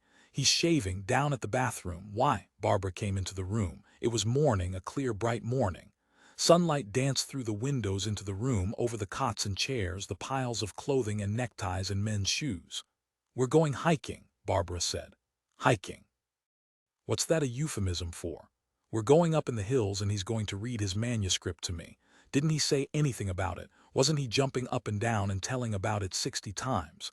"No, he's been very quiet." "What sort of manuscript? What's going on?" "It's a philosophical treatise, a credo. All the many thoughts he's had about the universe and what makes it go." "Does he know what makes it go?" "I'm beginning to get interested." "Am I invited?" "Not by me." "Anyhow, you wouldn't enjoy it. We're going to sit and discuss and watch the wind blowing through the trees and the clouds crossing the sky." Verne gave her an inscrutable glance. "Really? Is that so? Nothing else? Stop fishing around, of course nothing else." "All right, I gather, however, that you're taking an interest in our young man. Our. Don't you remember what we were saying? When was it? Yesterday? Or have you forgotten already?" "We said a lot." "About him?" "About the young blonde-haired boy with blue eyes and an empty head." "We said that." Verne studied her. "No, not exactly, but something along those lines. Something about a youth, a virgin youth coming along. I guess you're all over your spell. You have certainly recovered quickly. No residue, nothing left of all your fright. I can't believe you've completely forgot." "No, no, I haven't completely forgot." "Is that why you're going to hear his thesis? Because of yesterday? Because of what happened to us?" "Perhaps." They stood looking at each other across the room. Distantly down the hall came the sound of water and somebody moving around. Somebody began to whistle. "Since we're all going to have to live with each other, I'd prefer to know him a little better." Barbara smiled at Verne. "I already know about you." Verne shrugged. "It sounds like a good enough idea to me. Go ahead. I see nothing wrong with it, except—" "Except what?" "If you're going to hang around him, you should try to watch your step. Sometimes you can rather foul up a naive person. The way you talk. You seem to have developed quite a brisk attitude toward childhood foolishness. If you want to get anywhere with Carl, don't be too harsh on him. He may tax your patience. So watch out." Verne stood up, cocking his head on one side. "He'll be out in a minute. I see nothing wrong in your going around with him, but if you're not careful, you can queer the whole thing right off the bat. As far as I'm concerned, I'd like to see something work out. After all, I have a stake in this myself. Or so we seemed to believe the other day. In any case, remember this when he starts rushing about, kicking his heels and jumping up in the air. I'm glad you approve of us. Thanks for all the benedictions." "Not at all. Here he is." Carl strode into the room, a shaving mug in one hand, a towel thrown over his shoulder. He was naked to the waist. At the sight of Barbara, he stopped abruptly, his face turning red. "Come in," Verne said. "It's just a friend." "Hello," Carl murmured. "I was shaving." "Then it's true," Barbara said. "What's true?" Carl put down his mug and towel and slid into a sports shirt, buttoning it rapidly. "That you shave." Carl grinned sheepishly. "Why not?" "I understand you're going up in the hills with this young lady," Verne said. "Why didn't you tell me about it? I feel left out." "Sorry, am I invited?" "Can I come along? I wouldn't mind spending some time out of doors." Confused, Carl glanced at Barbara. He twisted helplessly. "You want to come? I'm sorry I didn't say anything about it. I guess there's no reason why you can't come." "Are you sure you want to come? It'll be very dull. If you want to come, I guess it's all right. It's all right by me." Verne pondered. "No, I have some work to do. I think I'll stick around here. You two young people go on alone. I'll be all right." Barbara moved to the door. "Let's go. Let's get started before it heats up. It's going to be a wonderful day." Carl sat down on his cot and tied his shoes quickly. He bounced to his feet again. "Well, here we go. Goodbye, Verne. We'll see you later." "Goodbye." They went down the hall, downstairs, and out onto the porch. "You see," Carl said. "Wonderful day. How could we ask for anything better? Where's your manuscript?" "My gosh, I forgot it. Wait." Carl went back into the building. "I'll run up and get it." He clattered up the stairs. A few minutes later he returned, breathless and excited, holding a brown package under his arm. "Is that it?" Barbara asked. "That's it. Imagine forgetting it. I would have noticed, but not for a while." "All right," Barbara said. "Let's head for the woods." It took quite a long time to reach the woods. They left the company property, passing beyond the strip that was the final marker, and began to climb. The woods were near the top of a long row of hills. Trees, crooked and bent like ancient people too old to follow after the others who had left. Carl and Barbara crossed a plowed strip and entered the first grove of trees, panting with exertion as they walked. "Stop," Barbara gasped. "Already? I have to get my breath." They stopped, turning to look back down. Below them, stretched out across the floor of the valley, was the company, the towers and buildings, slag heaps, pits, open furnaces. Roads crossed here and there, roads and paths. "How small it looks," Carl said. "From here it looks so small, I thought it was much larger. I guess it really isn't so much after all. I've never been outside of the grounds before, not since I first came. Now I'm standing on the outside again after years. It feels strange to look down at it from beyond." "It does feel strange." "Well, let's go," Carl started on into the woods. "We have to find a place to sit down." "Is it safe?" Barbara looked around them. "Is what safe? The woods. It looks so dark and hostile. Are there any animals or anything?" Carl laughed. "Not anymore. Company men went in and beat out everything, all the animals and snakes and birds they could find." "Why?" "I don't know. Company policy in a new location." Barbara peered in between the trees. The woods were silent and dark. Nothing stirred. "I feel like Gretel. You're sure it's safe? Come on." Carl went off first, leading the way. "I personally guarantee your safety." He disappeared into the trees. Barbara followed slowly after him, her hands in the pockets of her slacks. She gazed up at the trees above her, at the masses of dark brush and weeds on all sides. Great roots twisted through the damp soil, old roots, bigger than the trees themselves. "Coming," Carl halted. Barbara came up to him. "Yes. We better stay together." "All right." They tramped up the hill to the top. For a time they were on level ground. Then the hill sank abruptly, sliding down into a canyon below. Scrub plants grew in bunches at the bottom. The soil was dry and sandy. Carl and Barbara stood gazing down. "Maybe we can read here at the top." Barbara walked around, looking for a place. "How about over there under that tree?" Carl stood with his hands on his hips, his brown paper package at his feet. "Isn't this something? We're at the top of the world. This is high. Do you know how high this is?" "We're on one of the highest plateaus in the world. This is old land." He waved his hand at the canyon and the hills beyond. "Very old land. This is the original continent. These hills have been weathered through millions of years." "Oh." Barbara sat down gingerly at the foot of a great tree. She lit a cigarette. Carl continued to stand. Hills and valleys, narrow canyons and flat stretches surrounded them on all sides as far as the eye could see. In the distance, the mountains took on a bluish tint, an indistinct hue. The mountains went up higher and higher. The highest were lost in the rolls of white clouds scattered across the sky. "I feel like God," Carl announced. "Why? To be here at the top of the world." He waved his whole arms like a symphony conductor. "Look, I'm creating the world. Here it comes. Hold on tight." His whole body moved as he swayed back and forth, as if he were conducting some heavy masterpiece of the middle 18th century. He frowned, concentrating. His blonde hair hung down, slapping against his forehead. Back and forth he swayed, eyes shut, jaw set. Barbara watched silently, smoking and resting. "Look, it's here." Carl stepped back, throwing up his arms as if to protect himself.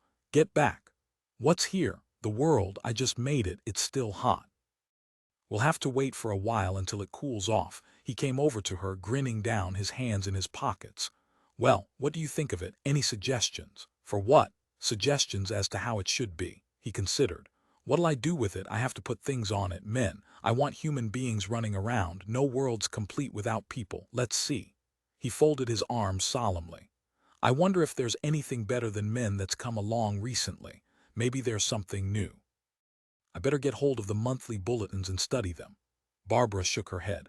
"What's the matter?" Carl squatted down. His grin faded a little, shading into embarrassment. "Am I acting silly again?" "No, it's all right." "Wait." Carl went back to get his manuscript.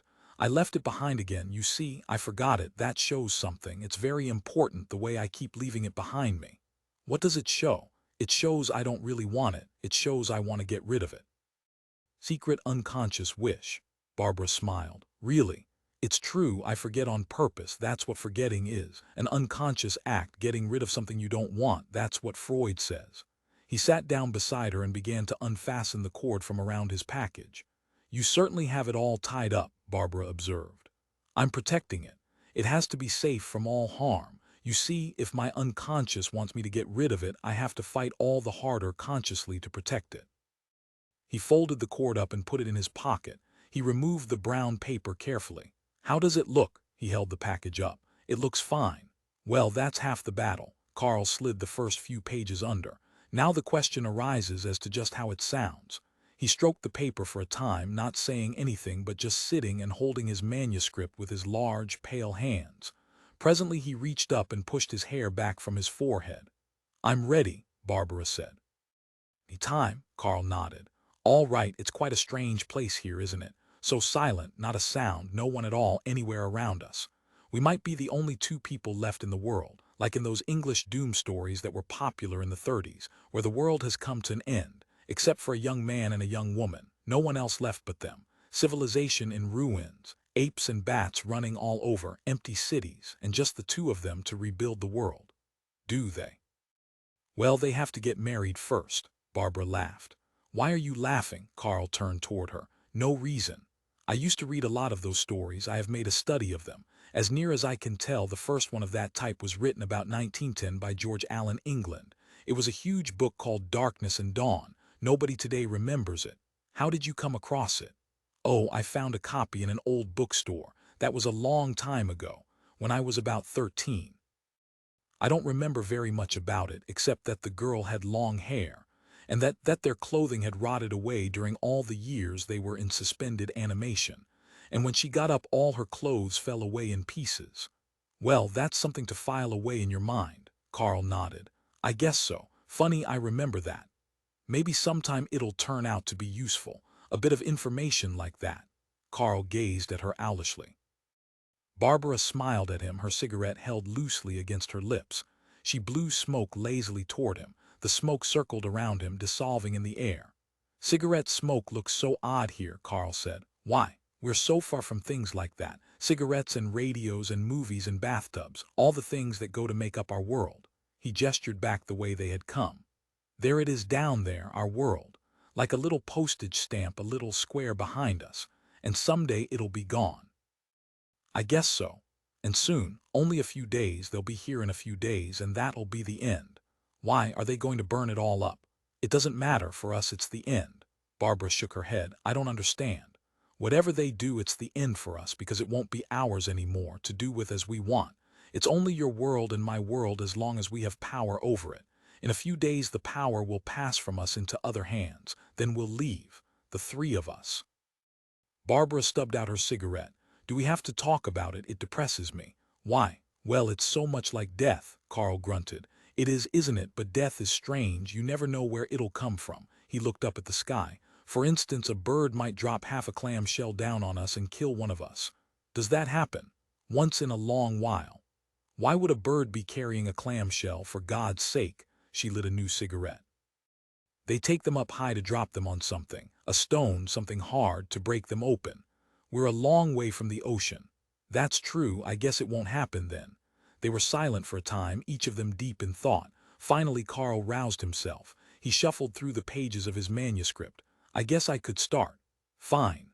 I'll just read parts here and there. I don't want to bore you. It's all the philosophical notions I've picked up from time to time. As soon as you're tired of hearing them, just nod to me and I'll stop." "Okay." Carl folded a leaf back, clearing his throat. He wiped his upper lip nervously. "Shall I start?" "Yes, start." Carl began to read, slowly, carefully, his voice low and intent. After he had read for a long time, he suddenly put the manuscript down and gazed over at Barbara. Barbara stirred. "Go on. How does it seem to you?" "Fine. I'm skipping quite a lot, of course. I mainly want to give you the conclusions." "So far it sounds fine."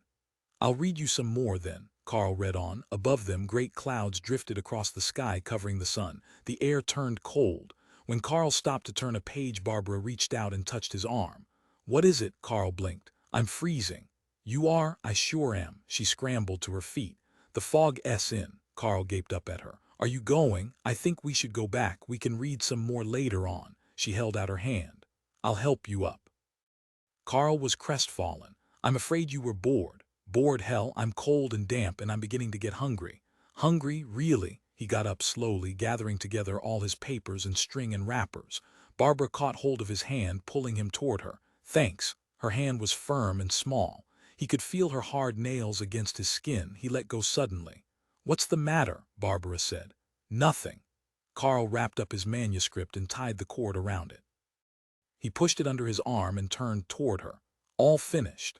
Barbara began to brush bits of leaves and grass from her clothes. Carl watched. Presently he made a move to help, patting her gingerly with his big broad hand. Barbara stopped, rigid. "Did I hit you?" Carl said. "No, I'm jumpy." They looked at each other. Barbara smiled a little. Carl circled around her. "I'm sorry if I hit you." "No, you didn't." She finished brushing herself off. "Come on, back down to civilization." Carl nodded, falling in beside her. They made their way back the direction they had come. "I didn't hurt your feelings, did I?" Barbara asked. "No." She glanced at him. He was trudging along, his eyes on the ground, his face blank. Was he mad at her? Had she hurt his feelings? It was hard to tell, she knew so little about him. "Watch your step," Carl murmured. Dirt and leaves rained down the slope ahead of them, dislodged by Carl's huge shoes. He jumped down onto some big roots, helping her down beside him. He was strong. She could feel how strong he was. It was in his hands and arms, in his shoulders. She had felt it when he tried to brush her off. He had struck at her awkwardly, clumsily, like some sort of big kindly animal. It was the strength of youth. Carl was very young, but not really so young, not much younger than she was. She had forgotten how young she was. She had thought for so long about her age, not her youth. Carl was not more than a few years younger than she, not even that much. They were almost the same age. It was hard to believe, but it was so. They were the same age, but their lives had not been the same. What kind of life had Carl lived? Books and stamps and microscope slides, a world of ideas, but that was not all. If it had been all, Carl would have gone on and become a biologist. He would still be peering through his microscope at his slides. No, there was more. He had lost faith in those things. Not completely, but somewhat. Enough so that he had given up his way of life. His room full of stamps and books and maps and whatever else he had mentioned. And in their place, what instead? What had he done? What had there been that he had not told her about? She watched him as he strode down, kicking dirt and leaves out of his way. It was hard to tell about him. Maybe he had done things he had not told her about, things with women. But it was hard to imagine him with a woman. Very hard. It was not possible. He would have run away. She tried to picture him, the great blond boy, his cheeks red, his heart beating. It could never happen. He would run off. But she had been mistaken about another man. She had not understood him, and her misunderstanding had worked against her. This other man had appealed to her too. But he had been very different from Carl. He had not been large. Verne was small and slender. And he was older, not younger than she. Verne was not some friendly, excited animal. He was crafty and cynical behind his horn-rimmed glasses, with his pipe and his talk and his thin, nervous hands. She had learned a lot from Verne. There was no getting around that. It had made her wary. She would never go to another man the way she had gone to Verne, naked and warm and blushing, ready to be taken. Taken so easily, as if it were nothing. It would never happen that way again. She was much too wary now. No man would have her like that again. But Carl wasn't a man. He was a boy, a huge, excited boy. It was not the same thing at all. Carl had come to a ledge and was waiting for her, looking up anxiously at her, his big face full of alarm. She smiled down at him, down at his warm blue eyes, so innocent and concerned. "Thanks," she murmured. It was not the same at all. She reached out and Carl took hold of her hands. Barbara jumped down, gasping. She came to rest beside him, panting and flushed. They were getting to the bottom, down onto level ground again. Carl was still holding onto her hands, gripping her hands tightly with his own. She did not pull away. "We're almost there," Carl said. Barbara nodded. His hands felt good, wrapped all around her own. She stood quietly, head down a little, by the great blond boy. This was so different, so far removed from all the things that had come before, all the things that had happened to her. It was nice, the pressure of his hands, the cold wind moving through the trees and bushes around them. The silence. No one to bother them. They were completely alone. Barbara closed her eyes. She felt her body relax. Her arms, her shoulders, her face muscles were beginning to loosen. Her whole frame seemed to be giving away. Like a heated candle, it seemed to be melting down, dissolving, a sudden softness creeping through every part of her. What an odd feeling. Would her arms come off, her fingers drop off, now that there was no support, no form on which they could be fastened? She felt shaky, unsteady on her feet. Inside her, all her parts were oozing and thawing. Her organs, the organs of her body, must be bleeding. Blood must be running down them, dripping and dropping, forming puddles and pools, warm and thick. What an awful thought. But that was the way it felt. The melting of her insides continued. She thought of the old fairy story about the princess who had a heart of stone, a heart of rock, hard, heavy, lodged inside her like shot. Her whole body was like this heart, and now it was dissolving back into blood and liquid, wavering and swimming into itself, murky and heated from underneath like a cauldron bubbling in some witch's cave. "Are you all right?" Carl said. "You look so strange." "I'm all right." She thought how the sun had set fire to her that morning when she had awakened and found her room warm and bright, rays of sunlight streaming across her bed. Heat was good. It drove off the cold and wet. Cold and wet, she felt suddenly terrified. In cold and wet she might rust or freeze. She needed the sun. Something had to be there, shining around her, warming her, driving off the dampness. Something from outside. The internal fire was not enough. Not stay long enough to melt everything. Barbara set her lips. Already she could feel her organs settling back into their cold shapes. The warmth in her was exhausted, worn out. It was leaving again as quickly as it had come. The cold was seeping back. She shuddered. "It's cold." "Yes, we better go." Carl took his hands away. "Wait." He stopped questioningly. "Wait for me." She stepped quickly down beside him, walking close by him. "The goddamn wind." "Oh." Barbara rubbed her arms. "I'm freezing. When we get back we can fix coffee." "All right." "Carl, don't go so fast. Wait for me." Carl slowed down, waiting for her to catch up with him. He was so big, he moved so quickly, crashing down the slope. She was afraid of the cold wind, the rows of twisted, silent trees. There was no one around for miles. Only silent trees and wind and the fog coming down from the sky, blotting out the sun. Suppose Carl left her. Suppose they got separated. Suppose she were left behind. "Damn it," Barbara said. "I can't walk as fast as you can." "Sorry." She was breathing quickly, her face flushed. Carl glanced at her, puzzled. She was walking with her head down, stepping carefully. Was she angry at him again? What had he done this time? Carl shook his head. It was hard to tell with her. Maybe he had read too long. "We'll be down soon," he murmured. She nodded. "I guess we stayed up here too long. I lose track of time when I'm reading. That's a funny thing. The way time gets longer or shorter depending on what you're doing, like at the dentist's office. Every second seems like an hour." He glanced at her, but she said nothing. "That's not just an illusion," he murmured. "As I recall, Einstein mentions it in his theory about how time is elastic." They walked in silence. "Next time we won't have to stay so long." Carl gripped his package sadly against him. "I'm sorry I made you stay so long. I can see you're mad at me." "I'm not mad." "I can tell." "How?" "By the way you look." "How do I look?" "Your face is red and you're not saying anything. That means you're mad. Maybe I should throw the whole thing away. Maybe that would be best." Carl lifted up the brown package.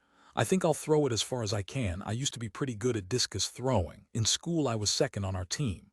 He stopped, legs wide apart, body bent to one side, the package swinging back and forth. He closed one eye, his body tense. He took careful aim. "Watch. I'm going to throw it over that group of trees. I used to be able to heave things that far." "Are you sure you want to do it?" Carl hesitated, wavering slightly. "Will you let me read some more of it to you?" Barbara laughed. "Of course." Broad smiles broke out all over Carl's face. "I guess I won't do it then." He put the manuscript back under his arm. "I'll keep it a while longer." "That's good. You're not mad at me anymore. Your face isn't flushed with rage." "Really? I guess you've decided to forgive me." Carl was beginning to regain his enthusiasm. "I'm glad. I can't see why people stay mad. Quick to anger, quick to forgive. The Irish are that way. That's the only way to be. You should never allow emotion to cloud your rational mind for very long. It's impossible to make decisions when you're emotionally dominated. Emotion is like liquor or drugs. It distorts reality for you. You can't see clearly." "Is that so?" "Someday I'm going to make a study of things like that. The non-rational influences that overcome man." Suddenly Barbara stopped. "Look." What is it?" "It's Verne." Somebody was coming across the plowed slope toward them, walking slowly across the brown soil. Verne gazed up at them through his glasses as he came nearer, his hands in his pockets, his pipe between his teeth. "Greetings," he said, stopping. Carl's joy faded. "Hello, Verne," he murmured. "What you been doing?" "You're all over leaves and bits of grass." Verne brushed Carl's shoulder. "We've been reading," Carl said. Well, Come on, Barbara said, continuing down the slope. Let's go. The two men followed her. You're going back with us, Carl asked Verne. Might as well, nothing else to do. What were you doing out here? Just wandering around. Did you have a good time with your treatise? All right. Good. We're going to fix something to eat. Verne showed interest. Really? Sounds interesting. What sort of something? I might come along. Come along if you want, Carl said indifferently. Thank you. I thought you said you had work to do.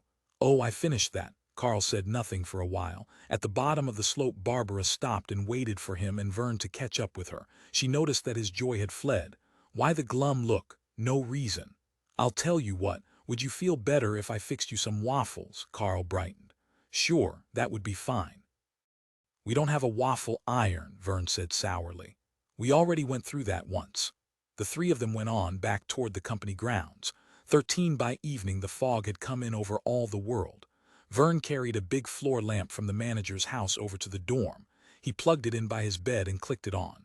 That's a lot more cheery, Carl said. He went to the windows and pulled the shades down, one by one.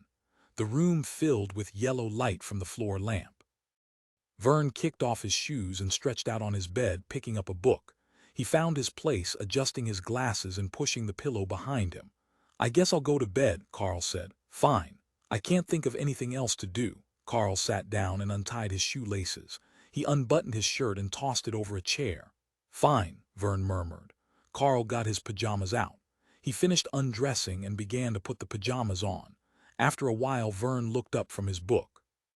Have a good time today? Sure. Verne lowered his book. He contemplated Carl for a long time without speaking. It made Carl feel uneasy. He finished putting on his pajamas and moved aimlessly around the room, picking up things and laying them down. Sure, I had a good time. It's nice to have someone to read my concepts to. I don't often get the chance. Everything go all right? Did she listen? Of course. Carl lifted his bed covers back. I guess I'll go to bed. I'm tired. I think I'll lie in bed and meditate. I've noticed that you can think more clearly while you're laying in bed. Your mind is freer from strain. He got into bed. Verne continued to study him. Carl pulled up his covers around his chin. He lay on his back, gazing up at the ceiling above him. Are you meditating now? Verne asked. I'm just beginning. How does it feel? Very restful. Carl closed his eyes. After I've meditated for a long time, I drift slowly to sleep. There's no sudden break between meditation and sleep. I can believe that. You wouldn't mind moving your light around just a little, would you? It's easier to do this when there's not so much light. Verne moved the lamp back. Thanks, that's a lot better. Carl took several deep breaths, trying to relax, but he did not seem to be able to relax. After a while, he opened his eyes again. Verne had picked up his book and was reading. How small Verne was, small and thin. His wrists were nothing but bone. A little dried-up thing sitting on the bed, reading silently. What's the book? Carl asked presently. 3 Soldiers, Dos Passos. Is it good? It's all right, I've read it before. You're reading it again? Carl sat up in bed. How come? I enjoy it. What's it about? The First World War. It's a war novel, Verne sighed. He slid off the bed, getting slowly to his feet. Here. He tossed the book over onto Carl's bed. If you want to read it, go ahead. It isn't mine. I picked it up while I was in the manager's house. Carl picked up the book and examined it. I'd like to read it sometime. Fine. Carl watched Verne, mildly astonished. Verne was getting ready to go to bed. He unfastened his shirt cuffs and removed his glasses. You're going to bed? That's right. Because of me? Verne considered. No, not because of you. Why then? Verne grunted. He unbuttoned his shirt and tossed it over the back of a chair.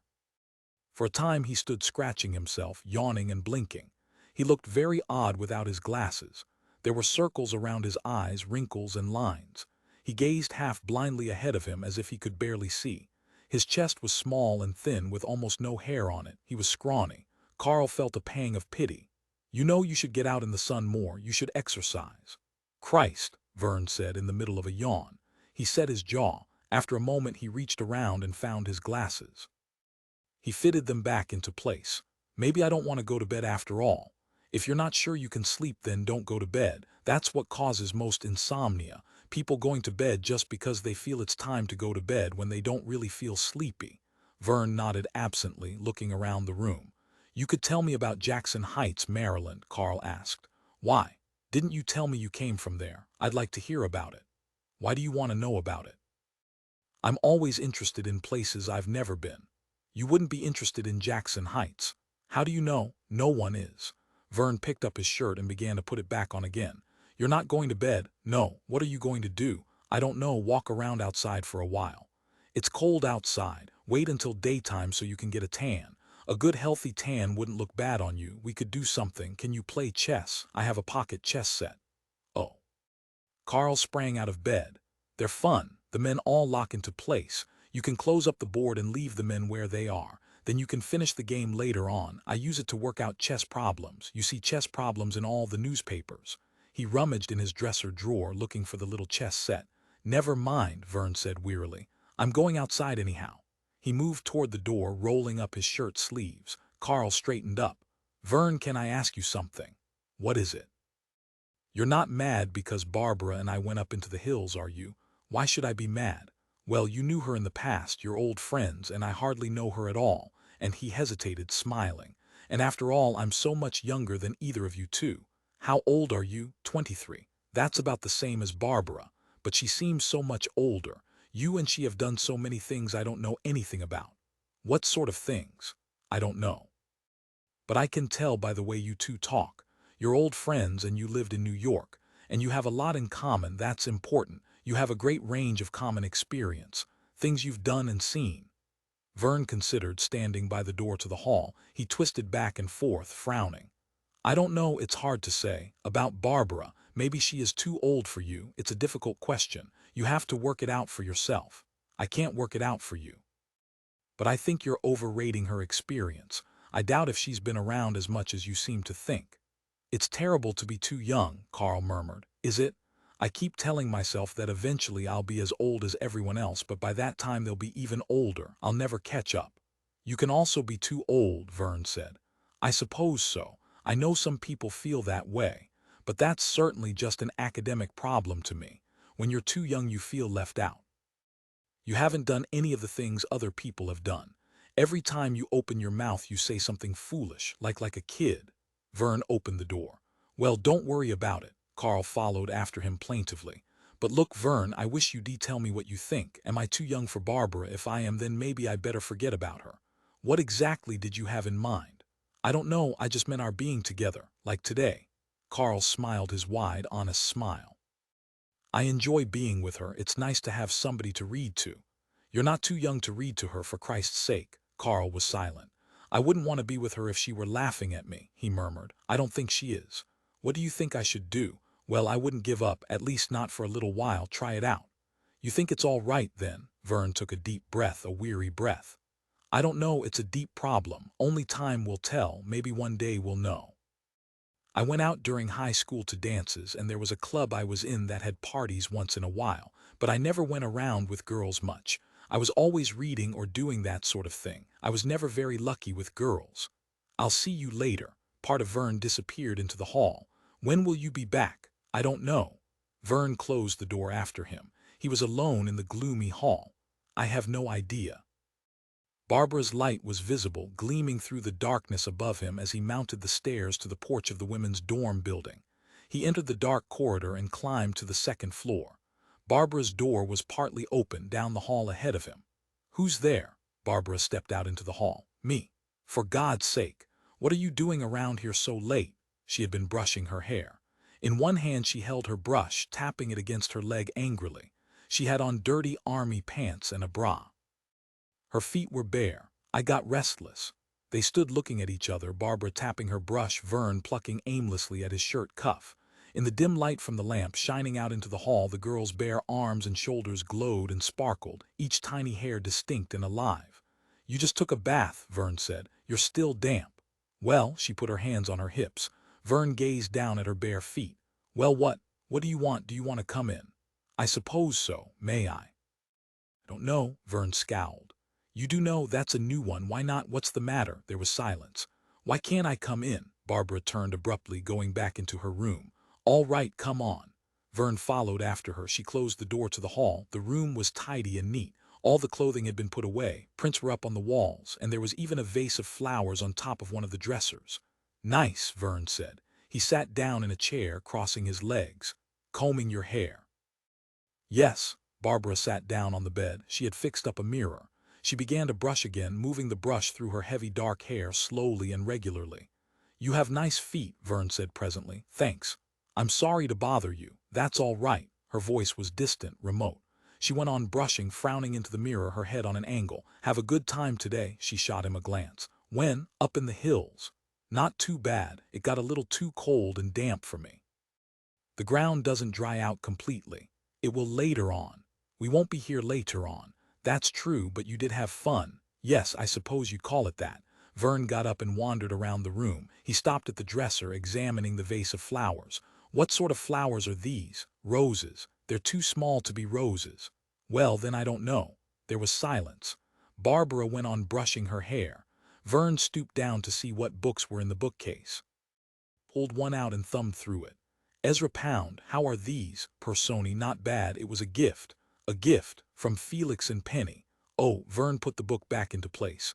"How are they? I haven't heard from them for a long time." "They have a child, a boy." "I knew that." "Then you know as much as I do." Verne smiled. "Thanks, perhaps more." Barbara studied him. "What's on your mind? I can tell something's going on inside. You're restless, jumpy." "Am I?" Barbara put down her brush. She turned to face him. "Has it got anything to do with our going up into the hills today?" Verne was silent. He rubbed his chin thoughtfully. "I don't know. I really don't know. It does have something to do with it." "Maybe so." Barbara walked across the room to the closet and took down a jacket. She put it around her, fastening the cord into place. A long-sleeved jacket, pale yellow. She returned to the bed and seated herself. From her purse she took a cigarette and lit it slowly. "It was your idea, you know. You suggested it." "I did. You wanted to bring him in." She shook her head. "Sometimes I don't understand you. What do you want, Verne? First you say, 'Let's not argue. I'm too tired.'" Barbara leaned back, blowing smoke toward him in a great cloud. The smoke mixed with the light from the lamp. "It would be interesting to know what goes on inside all the nooks and crannies of your mind. I guess it would take a first-rate analyst to figure out what's the matter." "There's nothing the matter. I just came over to spend a little time with you, that's all." "Really? Can't we sit and talk? Have we got to the point where we can't do that anymore?" "We can talk for 15 minutes. She looked at her watch. "Then I'm going to bed." "You're pretty damn hostile all of a sudden." "Reaction to yesterday. I'll get over it in time." "That's good." Verne tried to make himself comfortable on the chair, drawing his feet under the chair, his arms folded. "Brrrr. It's chilly in here." "Is it? You know, it's odd, all this, what you're doing. In a way I can take a detached interest, a sort of impersonal intellectual interest, the way Carl would." "Interest in what?" "In what you're doing, the way you're acting toward me, what you're doing right now." "I wasn't aware I was doing anything." "Your hostility. You blame me even more, don't you? More than you did before yesterday. And if it ever happens again you'll blame me just that much more. Every time it happens you'll go through the same business. You were done in. Robbed. It was all my idea. I made you do it. I held you down on the bed and unbuttoned your pants." "Is that what I think?" "Something like that. A period of time goes by after it happens, after yesterday. You forget what really happened, that it was as much your idea as it was mine. You forget all that part. All you remember is that it did happen again. And you blame me. I can see it settling down over you like a shroud. A shroud of outrage, frigid hostility toward me. But there's no use blaming me. It was your fault, too." Barbara nodded. "I know. Do you?" "Yes, I know. Now does that settle it? Can we let the matter drop?" Verne was nettled. "I suppose so." He cleared his throat. "Whatever you want. I'd like to drop it." "All right, we'll talk about something else. How much time do we have?" Barbara looked at her watch. "About 10 minutes." "Good." Verne considered. "Let's talk about what you did today. You say you enjoyed yourself. You had fun." "Yes." "What's his treatise all about?" "Ethics, something to do with morals, the power of reason, free will." I dozed a little. "Was it confused?" "No, it was clear enough, but I got to thinking about other things." "Is he going to read more to you?" "Yes, soon." Barbara did not answer. "What's the matter?" Verne said. "Why do you care if he's going to read more?" Verne stood up. "I guess I'll leave. You can't keep from turning your guns on me, can you? You're full of resentment and it's me you want to fight." Barbara shrugged. "Go if you want to go. You have about 7 minutes left." "I'll stay." He sat down heavily, sagging against the chair. For a time he sat, his legs crossed, picking at his sleeve. "Carl liked to read to you," he murmured after a while. "He says it means a lot to him."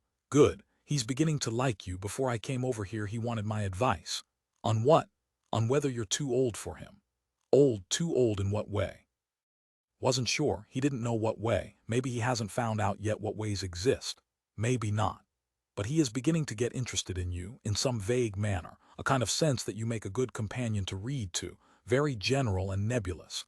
Nothing to do with sex, he's a strange kid, he's very alert in an intellectual way.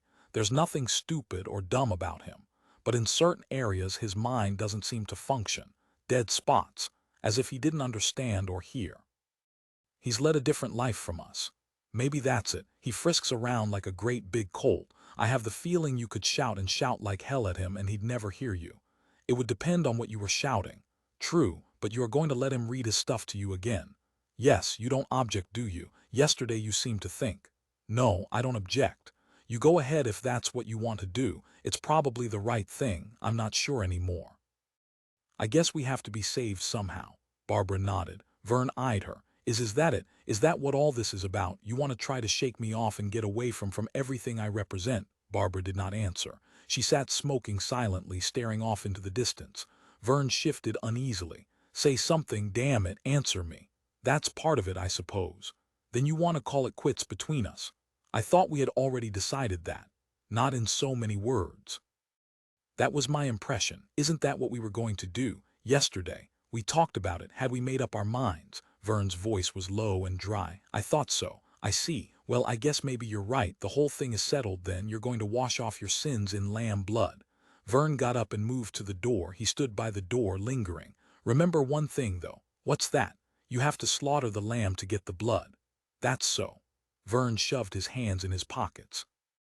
You know, Barbara, I think in a lot of ways you're taking the wrong attitude. Oh, this sort of thing never works out. It's like what you do on New Year's Day.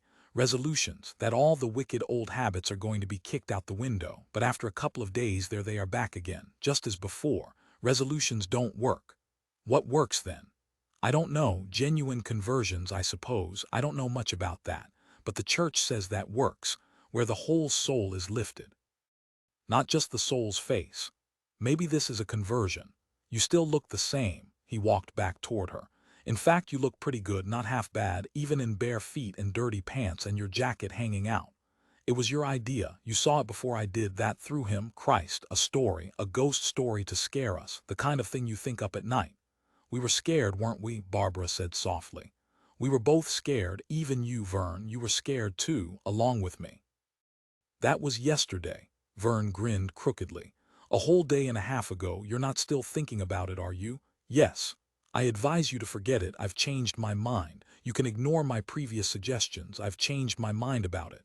I haven't. Verne laughed. He sat down on the bed beside her. Carl is too big. He'll squash you to death. You won't live through it. Barbara smiled stiffly. Do you want to have someone around like that? Running back and forth, knocking over things, talking all the time. Wait a while. Maybe somebody better will come along, somebody even purer, more innocent, more virgin. Just wait. You don't want to pick up the first stick you see. The woods are big and full. I remember that phrase. Verne put his hand on her shoulder. Wait until you see the dove fly up. Don't rush into this. You have a long life ahead of you. Barbara did not answer. Verne put his arm around her, rubbing her neck. Her skin was warm and a little damp above the collar of her jacket where her dark hair ended.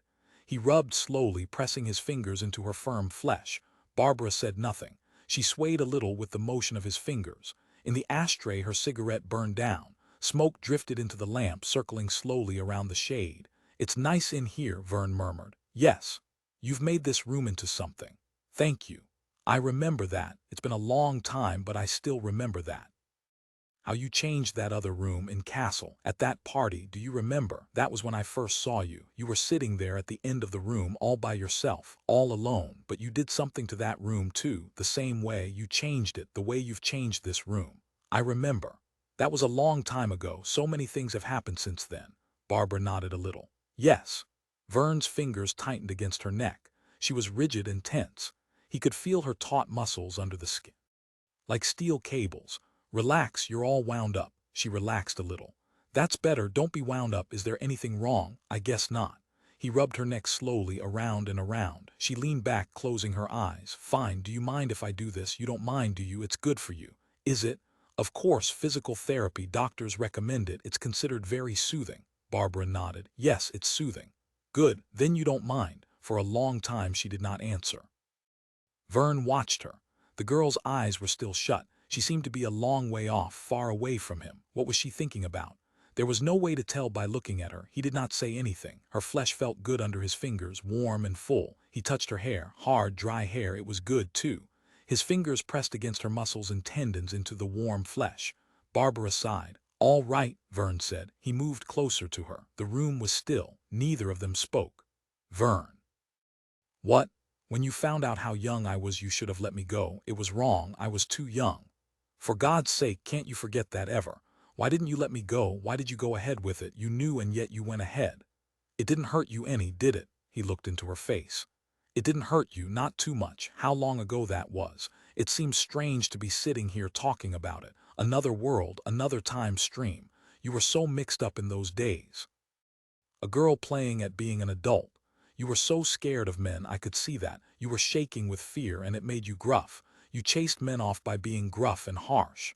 Why did you come near me? You were pretty, you looked very nice, you still do, Barbara. His fingers pressed against her neck, suddenly unmoving. You still look very nice. That hasn't changed at all. Perhaps some things have changed, but not that. You're a grown woman now. You're not a little girl playing games. Now you're grown up. You've come into bloom, your hair. I can see it in your hair, your eyes, your whole face, your body. It's there everywhere in you. Do you know it? Do you realize it? She nodded. It's strange to see that come into existence since we were together before. It was there in a way, not like now, not full like this. Perhaps only the first trace. I saw a little of it then, traces here and there, but not what I see now. Not this. He touched her cheek, her shoulder. She moved under his touch. He drew his fingers along the sleeve of her pale jacket. The fabric was sheer and strange, still cold from the closet. He pressed it against her arm. Through the fabric he could feel the warmth of her arm, through the coldness of the cloth. Warmth. He leaned toward her, looking into her face. Her eyes were still shut, closed tightly together. She breathed slowly, evenly, her mouth open. He touched her throat, running his fingers over her bare flesh, where the folds of the jacket came together. She quivered, tensing under his fingers, the muscles moving. It's all right, Verne said. She did not answer. He watched her silently. She said nothing. Presently he kissed her, tasting her hard mouth. She did not stir. He kissed again, feeling her lips cold and hard against his own, her teeth. Barbara, she moved a little. He put his hands on her warm shoulders, drawing back a little. After a time she opened her eyes. Yes. How do you feel? She shook her head. I wish you'd say something. He waited. His hands pressed into her shoulders. He ran his fingers over her arms, over the pale fabric. Still she did not speak. He could feel her breasts against his arms, below his wrists. He moved his hands from her arms, covering her breasts with his fingers. Under his fingers her breasts rose and fell again and again. Her heart. He could feel her heart beating beneath the full cups of her breasts. His hands moved upward again, toward her neck. He pulled her toward him. Barbara, yes. Isn't this all right? Is there anything wrong with this? He kissed her again on the cheek. She looked up at him as he pulled away. Her eyes were bright. In the half-darkness of the room they gleamed, sparkling and dancing. Your eyes are so bright. Are they? Again he pressed his fingers into her neck where her hair ended above the collar of her jacket. Neither of them spoke. Time passed. Barbara sighed once, shifting a little on the bed. I wish I knew how you felt, Verne murmured. Don't you know? No. It's strange that you do know. I thought you knew so much about women. Well, not everything. How do you feel? Don't you want to tell me? You've known so many, done so much. It's very strange that you do know. Yes, it's nice here, Verne. I worked a long time on this room. I'm glad you enjoy it. Verne waited a while, watching the girl beside him. Barbara's face was expressionless. He could not read anything there. She stared ahead of her into the distance. He could see her nostrils flare a little as she breathed. Under her long pale jacket her chest rose and fell. Real nice, he murmured. Barbara stirred a little, reaching out to stub the remains of her cigarette against the side of the ashtray. She leaned forward, bending over her purse. Her warm neck slipped from between his fingers. Verne lowered his arm slowly. Barbara lit a new cigarette, shifting on the bed and leaning back. She blew smoke past him, folding her arms. Verne reached out his hand toward her. She shook her head. No, no. Don't. Verne let the air out of his lungs. He said nothing.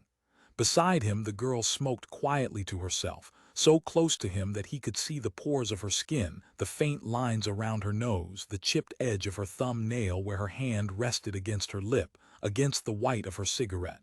There was no sound. Outside the building, a feeble wind rustled the trees, stirring the branches together. The room was cooling off. What heat there was had already begun to drain away, drifting out through the cracks in the walls, under the door, past the windows, out into the night. The night was full of fog. He had seen it as he made his way from the men's dorm. Wet fog, masses of it everywhere, over everything. Fog outside, silent fog. Barbara looked at her wristwatch. Time for bed.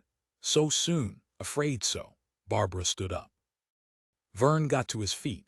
I guess it's time to go, then. Barbara, her cigarette between her lips, bent over the bed, throwing the covers back. She smoothed down the sheets with her hand. The last wrinkle disappeared. The bed was smooth and even. I'll see you, Verne murmured. He wandered over to the door. All right. Barbara started to unfasten her long, flowing jacket, but then she stopped. What is it? Verne said. I'll wait until you're gone. Barbara stood with her fingers against the cord of her jacket, waiting. You don't have to make such a goddamn big thing out of it. I'm tired. Good night, Verne. I'll see you. You really mean it, then? Mean it? About all this, about Carl and me. It's the best thing, Verne twisted. But damn it, we've known each other a long time. This sort of thing never works. These New Year's Day resolutions. After a little while, the old leaf slips back. Barbara nodded. It's true, Verne murmured. He gazed across the room at the bed. You don't think, just for old time's sake? No, Verne sagged. All right. He opened the door and moved out into the hall. Well, I'll see you. Good night. Verne went slowly down the hall. Barbara waited a minute. Then she closed the door. She stood listening. She could hear him walking slowly downstairs onto the front porch, then down the front steps onto the gravel path. The sounds died away. Everything was quiet. She looked at her wristwatch, winding it thoughtfully. That was more than 15 minutes, she said half aloud. She unfastened her jacket and got ready for bed. 14. The morning was warm and bright, but not too bright, and there was enough of a breeze to keep the heat down. The sky was clear of fog. It stretched out, blue and uniform, on, forever, without end. Barbara walked aimlessly along the path between the great towers and buildings of the company. She walked with her hands behind her back, gazing around her. Today she had put on short pants, short corduroy pants, deep red in color. Sandals were on her feet. A bright scarf was around her neck, a swath of color above her gray blouse and wide leather belt. She was all by herself. Carl had gone by her window before she had even got up, whistling and skipping along. Headed off down the road, vanishing between the buildings, his whistle dying away in the distance. She had lifted the shade and watched him until he was out of sight. Then she had jumped out of bed and dressed quickly. She hurried down to the commissary as soon as she was finished. No one was there. Both Verne and Carl had eaten and gone. In the sink were dirty dishes and bits of Verne's pipe ashes. Barbara carefully washed the dishes and cleaned up the kitchen. That was all the chores she could think of. Her room was clean and swept. She had even picked some new flowers and thrown the little roses out. Now she walked happily along, going nowhere in particular, taking deep breaths of the warm air, filling her lungs with the smell of the clean new day. The sun danced around her from bits of mica in the path, from the roofs of buildings, from windows half boarded up. From all sides sunlight danced and streamed. She felt good. She increased her pace. Presently, as she walked along, she realized that she was coming to the company park. The park was in the center of the grounds. Here a wide lawn had been planted, paths laid, trees arranged, so that the appearance of nature was given among all the machinery, the excavations, all the refining and smelting processes that had gone on day and night. Barbara came to the lawn and stopped, gazing across it. It was a perfect lawn. No weeds grew in it, and at the far border flowers had been carefully planted in low rows, endless bright streamers of color, red and blue and orange and every other color there was. She paused for a moment, hesitating. Then she hopped up onto the lawn and walked quickly across it. Some mounds of clover grew here and there. Bees buzzed around the clover, getting at the moisture inside. Barbara skirted around the mounds of clover, avoiding them. She came to the low rows of flowers and stepped over them. Beyond the flowers was a narrow path, and beyond the path was the company lake. The lake was a basin of concrete, huge and round, set like a gigantic pie pan among the flowers, laid down and filled with warm water. The water sparkled blue in the sun, shimmering and dancing. Barbara crossed the narrow path to the very edge of the lake. She stepped up on the concrete rim, her hands on her hips, gazing across the lake to the other side. On the other side were trees, a grove of immense fir trees, planted in a careful straight line, each one of them trimmed exactly like the next. It was nice, very nice. Even though it was somewhat artificial, everything was so perfect. The lake was round, exactly round. The trees were in exact formation. Even the flowers had been planted with care according to innate geometrical concepts. Clover had got into the grass, but except for that, yet it was better than clanking machines and the smell of molten metals and slag. All day long the factories had clanked and whirred. The roar of the blast furnaces, the unnatural charring heat. Furnaces withered life. Machinery devoured and destroyed, scooped up and burned away everything. The little oasis was much better than that. Barbara stood for a long time, gazing across the lake. A slight wind blew, bringing a fine mist from the water up into the air. The wind increased and the mist moved across the water in a great sheet. It touched her, the sheet of fine mist, and she found it cool and exciting. She looked around to see if anyone were watching. How foolish! She was alone. She was as completely alone as the first person in the world, and she had this tiny bit of the Garden of Eden to herself. In front of her was the dancing lake, the surface moving with the wind. Above her was the sun and sky, behind her the flowers and grass. She was surrounded by the garden, cut off, isolated completely from the rest of the world if such existed. Here she was free to do what she wished. There was no one to watch her, frowning and noticing, no one to scowl and be offended, to sneer and make fun of her, to know and remember what she had done. She could run. She could dance the way Carl had danced along the path in front of her. She had been ashamed to join him then, but she could dance now. There was no one to see. Barbara turned, gazing all around her, her heart beating with excitement. She could leap and run. She could destroy if she wanted. She could dig up plants, trample the grass. She could push over the trees, break the flowers, scoop out the water, pick up the great pie plate and empty all the water out onto the ground. There was nothing she could not do, nothing at all. Barbara sat down on the concrete rim of the lake. The concrete was hot, baked by the sun. She could feel it through her clothes. She untied her sandals rapidly, her hands shaking. She placed the sandals carefully on the rim beside her and then dangled her feet down into the blue water. The water was cold, much colder than she had thought it would be. She gave a little cry, shuddering and pulling back, but it was good. Presently she slid off the rim and waded out into the water, kicking water high in the air. The water came back down in great drops, heavy and cool, splashing around her, into her hair, onto her blouse. It made her tremble from head to foot. She began to shake with an intense fever. The icy drops rolled down her bare arms. The water lapped against her legs. Where the water touched it was like the touch of chilly fire. She splashed back to shore. Standing back on the concrete rim, she gazed up at the sun and across the water. Before, she had imagined herself as a sun goddess, giving her heart to the sun.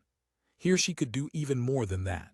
She could give her whole self, her entire self, not merely her heart. She could give all of herself to the sun and the water and the black ground around her. She could be absorbed into the ground, back into the soil, like the rain that collects in puddles and finally drains away, sucked down into the earth. She could dissolve herself. Part of her would turn into the trees. Part of her would enter the lake. Part the sky, the sun, the grass. She would be lost here in this garden where no one could see her or follow her or know her. She would be gone. She would run away, run so fast she would disappear and be gone, vanished into the garden. She would become a portion of the garden, and no one would know which portion was she and which was not. Barbara unbuttoned her blouse and slipped out of it.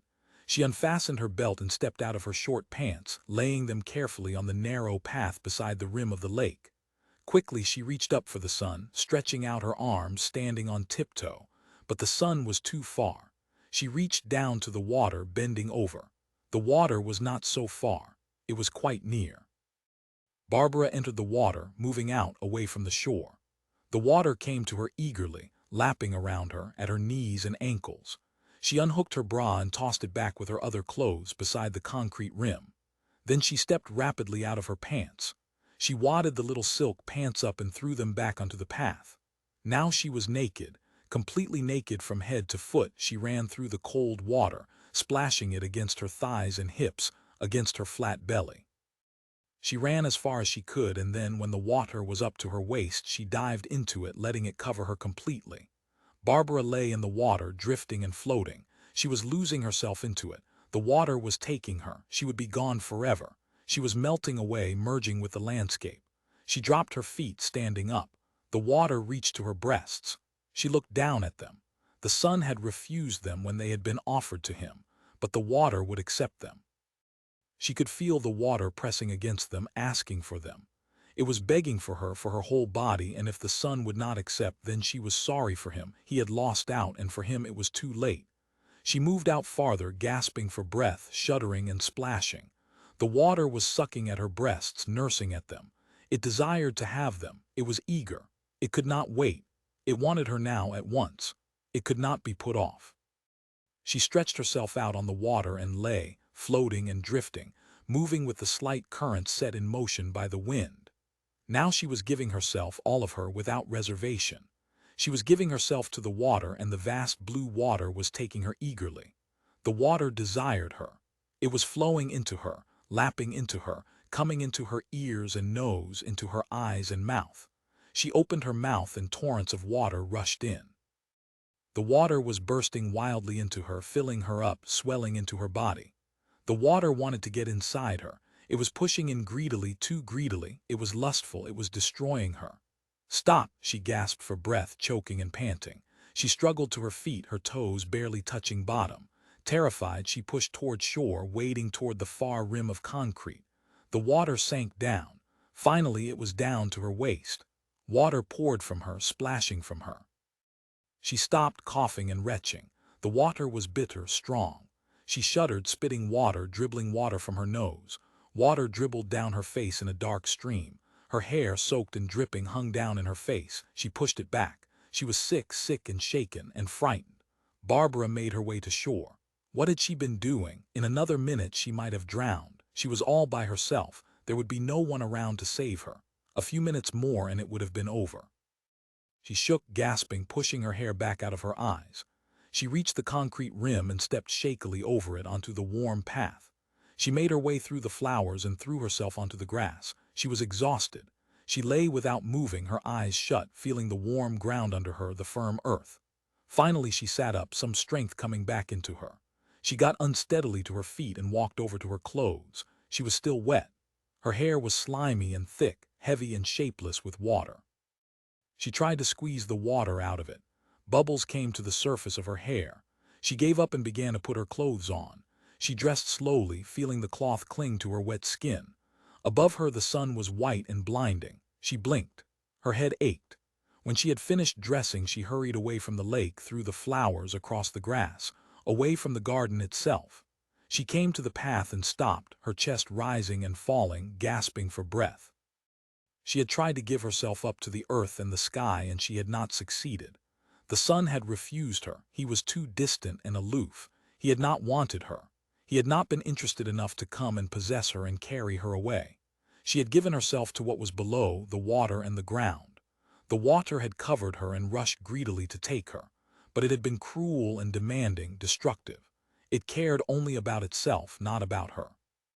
It would have filled her up and killed her. She would have been destroyed. The water, in its lust to enter her, would have broken her apart. She had been too quick to approach it. She had made a mistake. She had not understood it correctly. It was dangerous to misunderstand. She had to be more careful, much more careful. The next time she would know what she was giving herself to. She would not rush heedlessly forward to be devoured and destroyed. The next time she would be sure. The next one who took her would not destroy her. She would make certain of that. It had happened too many times. It would not happen again. Barbara looked back at the lake and the dark soil around the flowers and grass. She had come from such things, billions of years before. She had slid forth from the water and the sun and the ground as a microscopic jelly, and each generation she had been recreated from the microscopic jelly. But once having come into existence, she could not go back. This world, the machines, the chimneys, the heaps of slag, the hearths, the furnaces, the towers, the concrete buildings, the smell of molten metal, this world could not be escaped. She was part of it, and whether she liked it or not, she had to remain with it. She could not go back.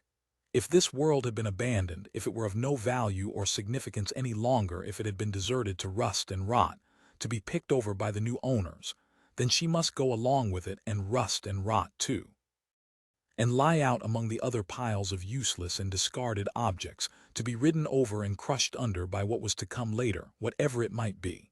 Barbara turned to go, away from the grass and the flowers and the great pie pan, but suddenly she stopped. She put her hand quickly up, shielding her eyes. Something had moved, something among the trees at the far side of the lake. A brief flicker. She continued to watch, feeling her wet hair dripping cold, thick water down the back of her neck, inside her blouse. Had she been mistaken? No. There it was again, a flash of white among the trees, as if a person had stepped for a moment out into the sun, as if the sun had shrunk his shirt. Barbara walked carefully along the grass, circling the lake. The grass ended after a while, and she entered the grove of fir trees. The ground was dry and hard, covered by a thin layer of leaves and cones and needles. She felt the leaves crunch under her sandals as she tiptoed quietly from tree to tree, holding her breath, trying not to make any noise. A person was standing ahead of her between two of the great trees, standing with his hands on his hips, gazing off across the lake. She knew who it was before she saw his face. That morning he had passed her window in the same white shirt, skipping and whistling along. "What are you doing?" Barbara said sharply. Carl turned slowly toward her. "Hello. For God's sake." "What are you doing?" Carl studied her evenly. "Was that you out in the water? I see you got to shore all right. I thought for a little while you were in some sort of trouble." He did not seem embarrassed at all. Barbara felt confused. She shook her head, trying to clear it. "If I had drowned, would you have pulled me out, or would you just have stood here watching?" Her voice was low. She was shaking all over. Carl had been watching all the time. It was impossible. And now he stood quite calmly, not at all embarrassed. "I would have pulled you out," Carl said. He folded his arms. His sleeves were rolled up. His arms were big and bare, furred with reddish fur. "I don't understand. What are you doing here?" She was nettled and puzzled. Her head ached. Down the back of her neck the slimy water still dripped. "Why were you watching me? What's the matter with you?" Early that morning the sun had wakened Carl out of his usual deep sleep. He opened his eyes, blinking at the sunlight pouring through the window. He reached up and pulled the shade back. Sunlight burst into the room, streaming over everything, across his bed, across the floor, onto the dresser and the chair with Verne's clothes piled on it. Verne stirred in his bed, opening his eyes. "For God's sake, let the shade down." He turned over, pulling the covers up around him. Carl was sitting up in bed, gazing out the window. Could see buildings and machinery and gravel paths running here and there, back and forth between the buildings. Beyond the buildings were the hills and the woods, and beyond that were the mountains, blue and cold. "Will you let the shade down?" Verne muttered from under the covers. "Sorry." Carl let the shade back in place. He slid out of the bed and onto the floor. The floor was warm where the sunlight had touched it. He began to dress, climbing into his clothes, whistling under his breath. "What's going on?" Verne raised his head, peering out from under the covers. He felt around on the floor and found his glasses. "What the hell time is it?" He put his glasses on and examined the clock.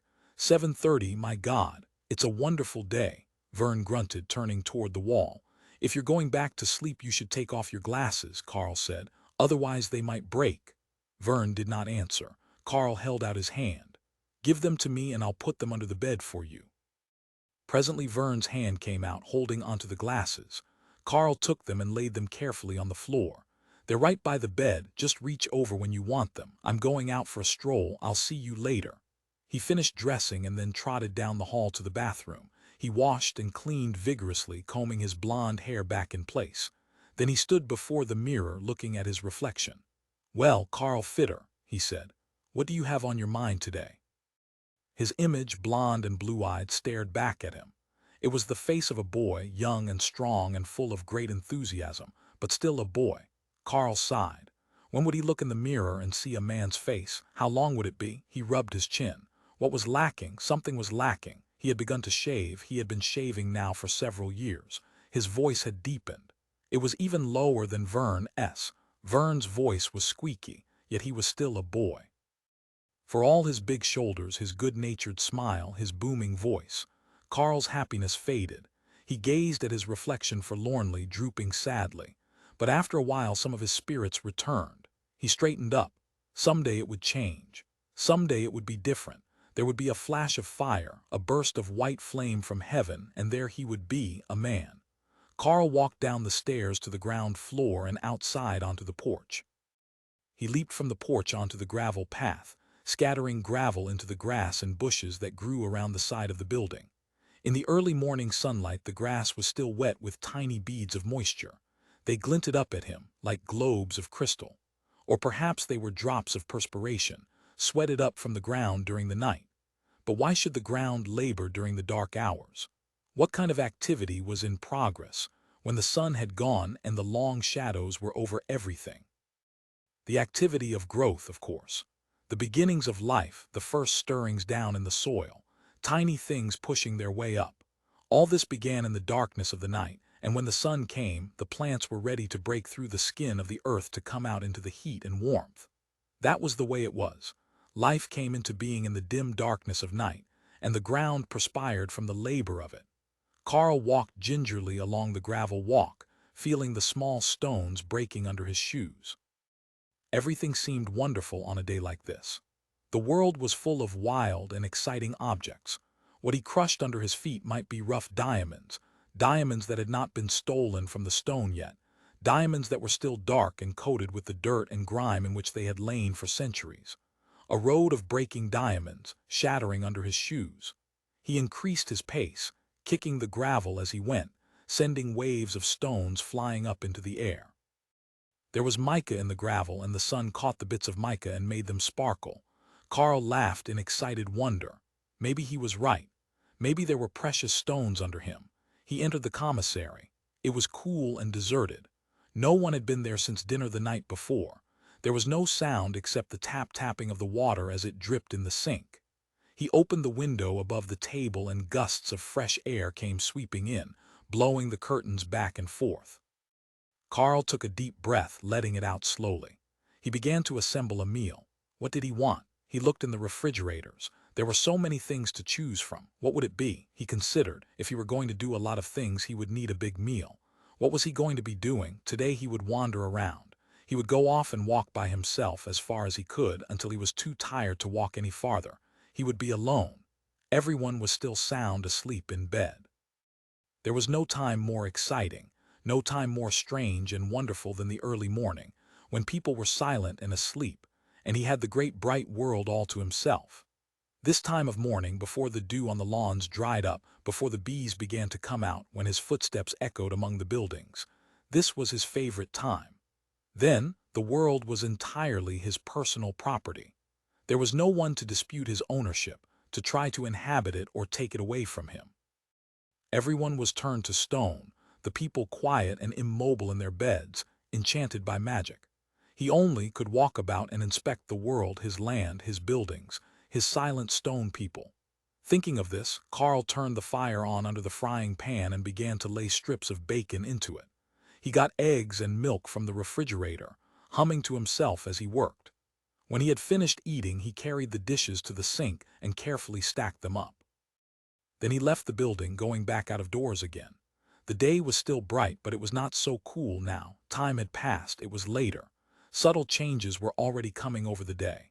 Carl started up the road, his hands in his pockets, whistling to himself. Presently he began to sing, not loudly, but in a deep, low voice like a concert baritone. It all had a strange effect on him, the warm, motionless day, the unmoving buildings and trees and bushes. It made him foolish. But he did not care. He could be as foolish as he wanted. No one could stop him, and after all it was his morning, his day, his world, everything belonged to him. He glanced up at the women's dorm as he passed by it. The shades were all down. He smiled to himself. Barbara was asleep. Verne and Barbara, sound asleep in their beds. And down below them in the warm sunlight he moved happily through his great warm world completely alone. He left the buildings behind him, whistling and skipping along. It was just as he was passing the last of the slag piles that he came across it. He stopped, frozen. His whistle died on his lips. At first he did not know what it was. Was it something a person had dropped? It looked like a little bag or a wallet or something wrapped up. He bent down. It was a bird, a red-breasted robin. The robin was lying on its side, its feet sticking out. It was stiff and rigid, dead, and already a line of busy ants were moving back and forth from it to the weeds. Carl stood for a long time, staring down. The bird had died during the night. Sometime in the night, when the ground was generating new life, the already living had passed away, without any sound, without attracting any attention. The bird might have been flying over the road. It must have sunk lower and lower, until at last it was hobbling across the ground, flying a few feet, then running and falling, until at last it had fluttered against the gravel in a bouncing heap. After a few feeble thrashings and struggles it had become inert, staring with its beady eyes, its chest rising and falling. And in the first hours of sunrise the bright eyes had dimmed over. The bird had died quietly by itself, with no one around to see.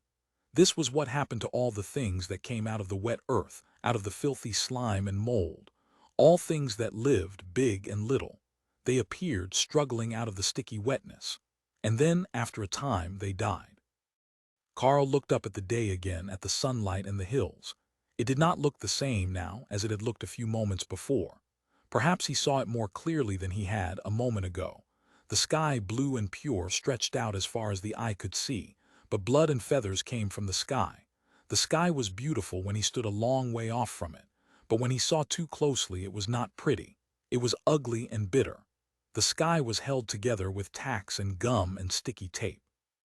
It cracked and was mended, cracked and was mended again.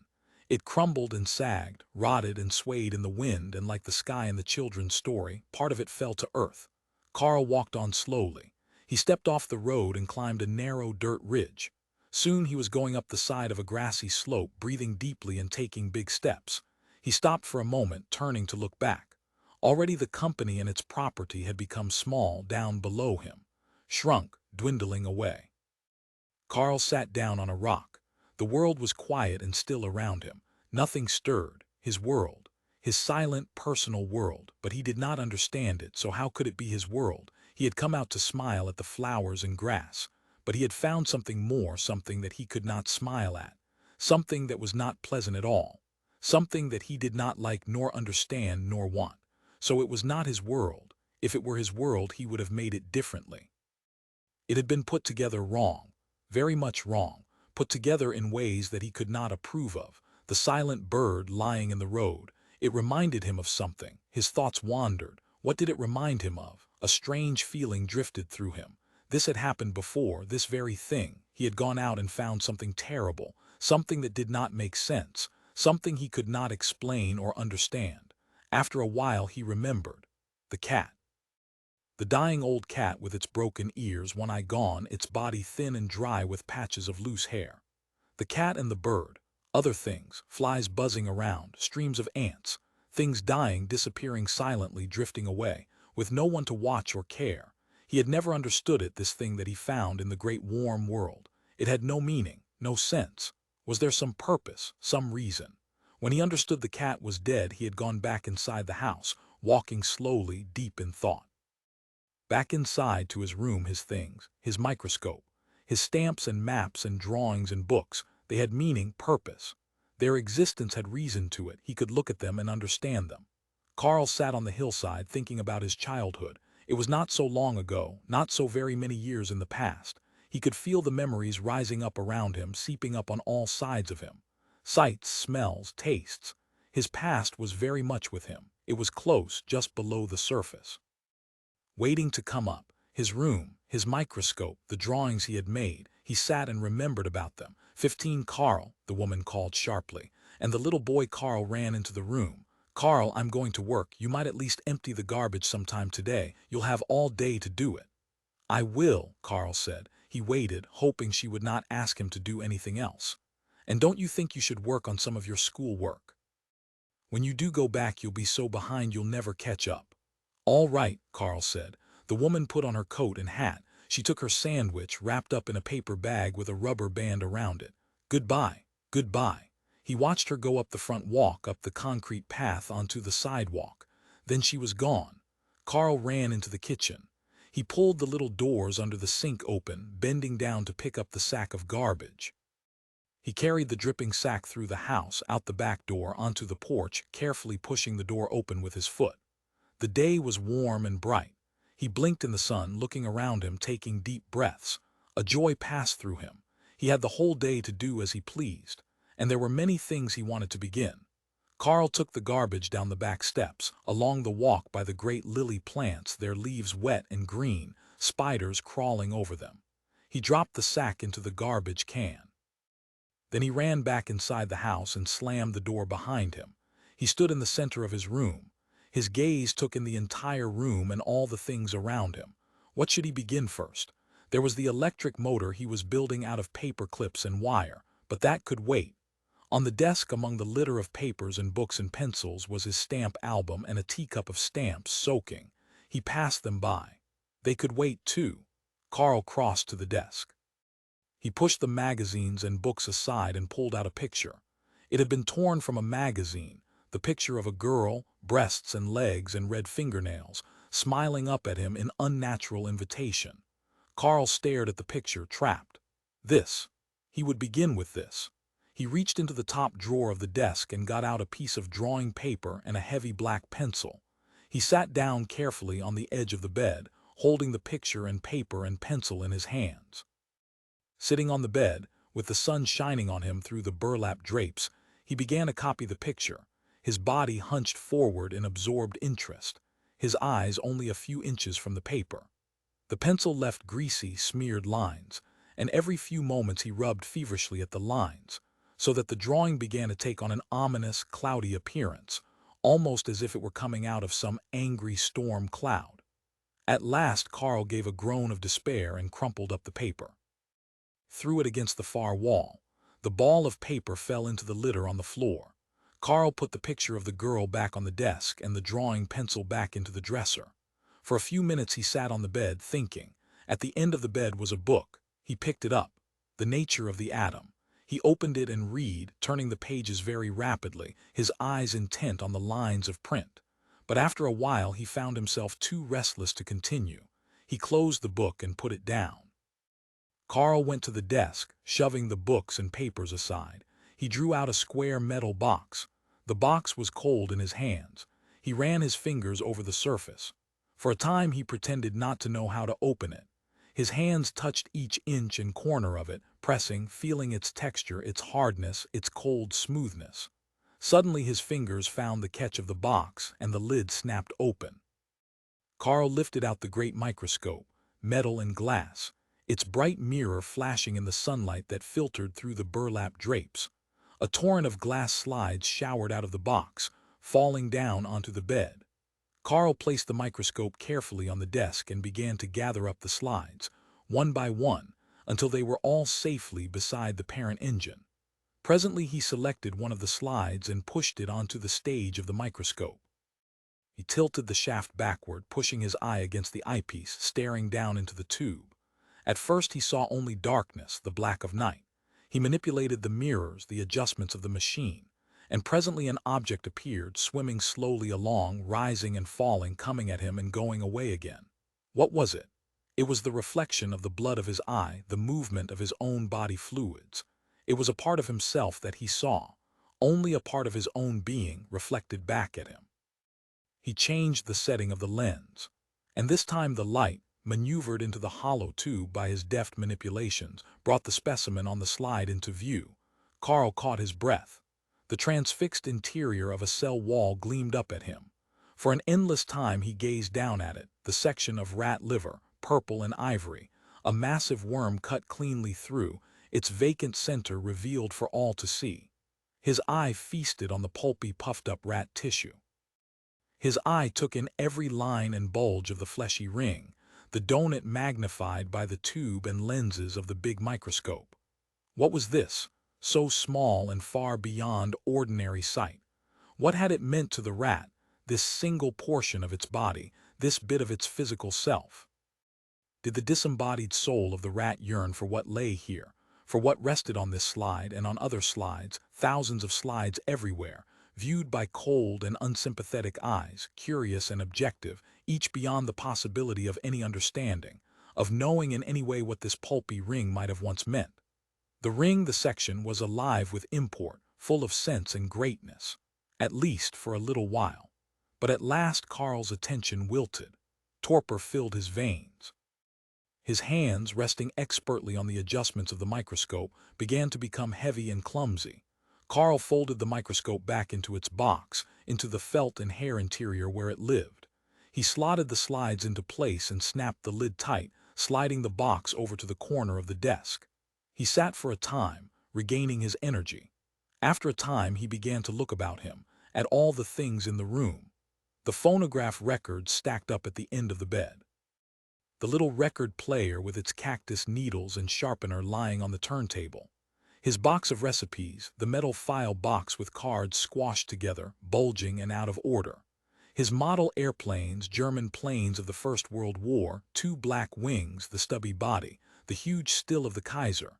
His stamp album, the magnifying glass and the cup of stamps. Carl leaned toward the desk.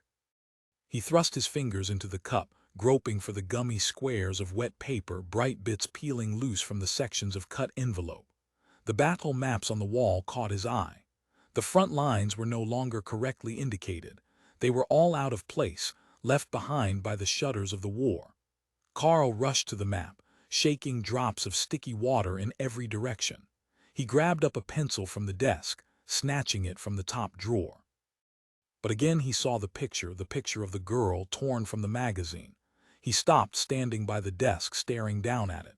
Presently he sat down on the bed. He took the picture and a fresh piece of drawing paper, drawing them to him onto his lap. He studied the picture.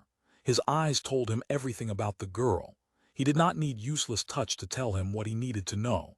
The texture of her skin, the feel of her hair. He needed nothing but sight to tell him everything. He had learned to follow and to understand through his eyes alone. He had seen them, what he saw now in the picture, walking along the street, sitting near him in the bus, leaning out the window of the house next door to hang up washing on the line. He had seen them many times. Carl began to draw slowly, carefully, his tongue pressed against the roof of his mouth, his fingers gripping the pencil. There was a bright, feverish color in his face, a high redness in his cheeks. He drew with forceful, nervous strokes, the muscles of his arm rigid and locked, as hard and unbending as the wood of the pencil. When he was displeased, his face darkened and the bright color dimmed. He smeared the black lines on the paper with sudden anguish, rubbing his finger against the rough paper. Slowly, from the heavy, greasy lines, the figure of the girl emerged, an image rising from the smudges of the charcoal and oil and lampblack, a flowing mass of blackness. That was the hair streaming around the face. He drew the neck and shoulders, the arms. The original, the print torn from the magazine, fell from his lap, skidding into the corner. He did not notice or care. This girl, emerging on his drawing paper, did not come from any magazine. She came from inside him, from his own body. From the plump, white body of the boy this embryonic woman was rising, brought forth by the charcoal, the paper, the rapid strokes. He was giving birth to this figure from his own body. And as he drew, he watched it struggle out of him, gaining form and substance. The figure fought with the inky cloud, its birth sac, the charcoal and lampblack, and the waters of birth drained down his arm in dirty streaks, smudges of grim like the dust of the street, the soot of factories. He finished the arms and began the torso. Blood beat inside him, rising in a pitch of excitement. He put down his pencil, shaking and trembling. He could not go on. It was too difficult, too demanding. The ecstatic agony of birth was too much. He could not let it emerge, not just yet. The pain was too great. Carl sat, staring down at the picture, perspiration dripping down his face and arms. In the warm closeness of the room, with the sunlight pouring through the tightly closed windows, his sweating body gave off a strange, musky smell. But he did not notice. He was too lost in concentration. In the steamy, musky room, the boy was much like a kind of plant, growing and expanding, white and soft, his fleshy arms reaching into everything, devouring, examining, possessing, digesting. But at the windows and doors of the room he stopped. He did not go beyond them. He was a part of this room. He could not leave it. Outside the room the air was too cold, the ground too wet, the sun too bright. Outside the room, the objects moved by him too quickly to be grasped or consumed or understood. Like a plant, he fed only on things brought to him. He did not go and get them for himself. Living in this room, he was a plant that fed on its own self, eating at its own body. What came forth from his own vitals, these lines and forms generated onto paper, were exciting and maddening. He was trapped, held tight. Carl's fingers gripped the edges of the drawing paper. This picture, the head and shoulders of the girl, the tide of inky black hair, was something he wanted, that he had to have. It had worked itself out of his physical depths, and he wanted to pull himself after it, smother it with himself, cram it back inside him again. He bent forward, his face close to the paper, his lips brushing the dark lines, the swirls and currents, the motions of the girl's form, her hair and arms and shoulders, the shocking white that would be the rest of her body someday. Finally. But the effort was too much. He could not last it out. Carl collapsed back onto the bed with a sigh, and the picture fell once more to the floor with the dust and litter. Dust and spiderwebs, tiny webs crossing the deep black lines, the hair and face and shoulders he had drawn. Dimly, from a long way off, he could still see the picture, the form that had emerged from him, the part that had come forth from his womb. But he was exhausted. He could not stir toward it. He could not cram it back into him again.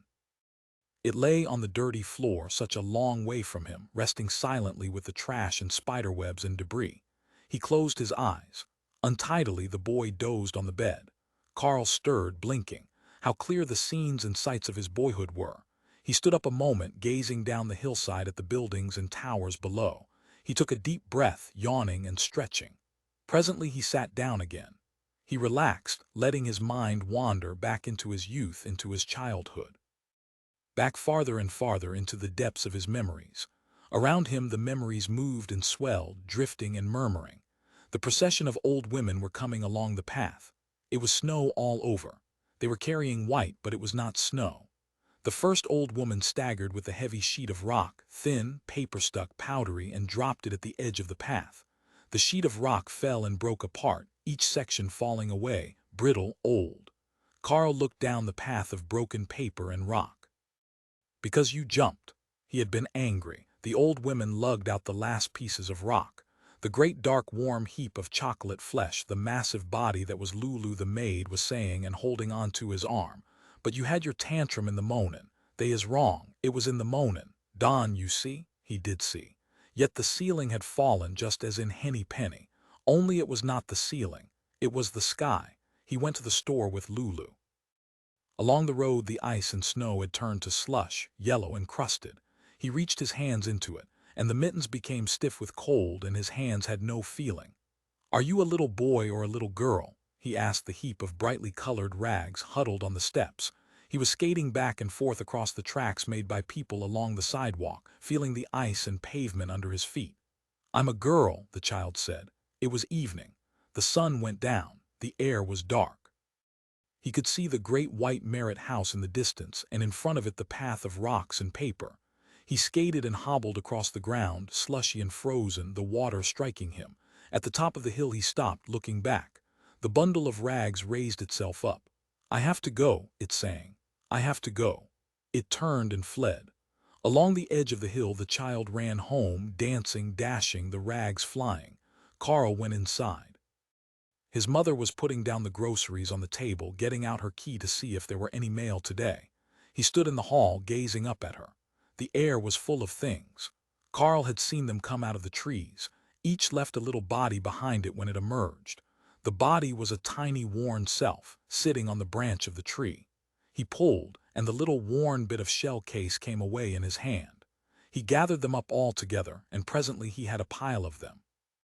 They were not dead, they had no insides. It was strange. Carl was at school. His mother had not found an apartment. It was dark, and the night air was full of the strange, buzzy things that had come out of the trees. At the back door a woman was calling the children. Upstairs the two Donnie twins were being bathed. They slept in his room with him. They snored at night. Once under the bed he had run a piece of wood into his finger under the nail. It was in the afternoon, and no one heard him. The room was always warm and stuffy, with the windows shut tight. He came out from under the bed crying. Now in the cold, dark evening he looked up at the shadow of the building and the figure of the woman by the back door. Far off in the distance there was a siren. "Police!" little voices cried. "Fire trucks! Fire trucks!" Carl scampered over the grass. In the dimness the grass was black. He ran past the huge tent staked down at the corners. He ran along the hedge, across the plowed field onto the bottom slope. He could not see the end of the slope. He ran and ran down and down until he came to the fence. The bushes had grown up against the wires of the fence and along the posts, and he had to push them aside, tugging at the thick stalks. The slope dropped sharply on the other side of the fence. Below the slope at the bottom was a highway. He could see the lights of the highway going off into the distance. There were no houses as far as he could see. The highway went along and another highway cut across it. There was a sign of bright yellow where the two roads met, a strip of light in the vast darkness, the yawning immensity of night. HANCOCK gasoline, two tiny cars were drawn up at the side of the highway. He heard the sirens again, moving along the highway toward the hills. The hills were very far off, a black edge near the violet skyline. Kneeling, peering through the bushes, he listened to the sirens fading away into the hills. When he got up to go back, the air was heavy with night, cold and damp. He walked slowly, feeling his way along.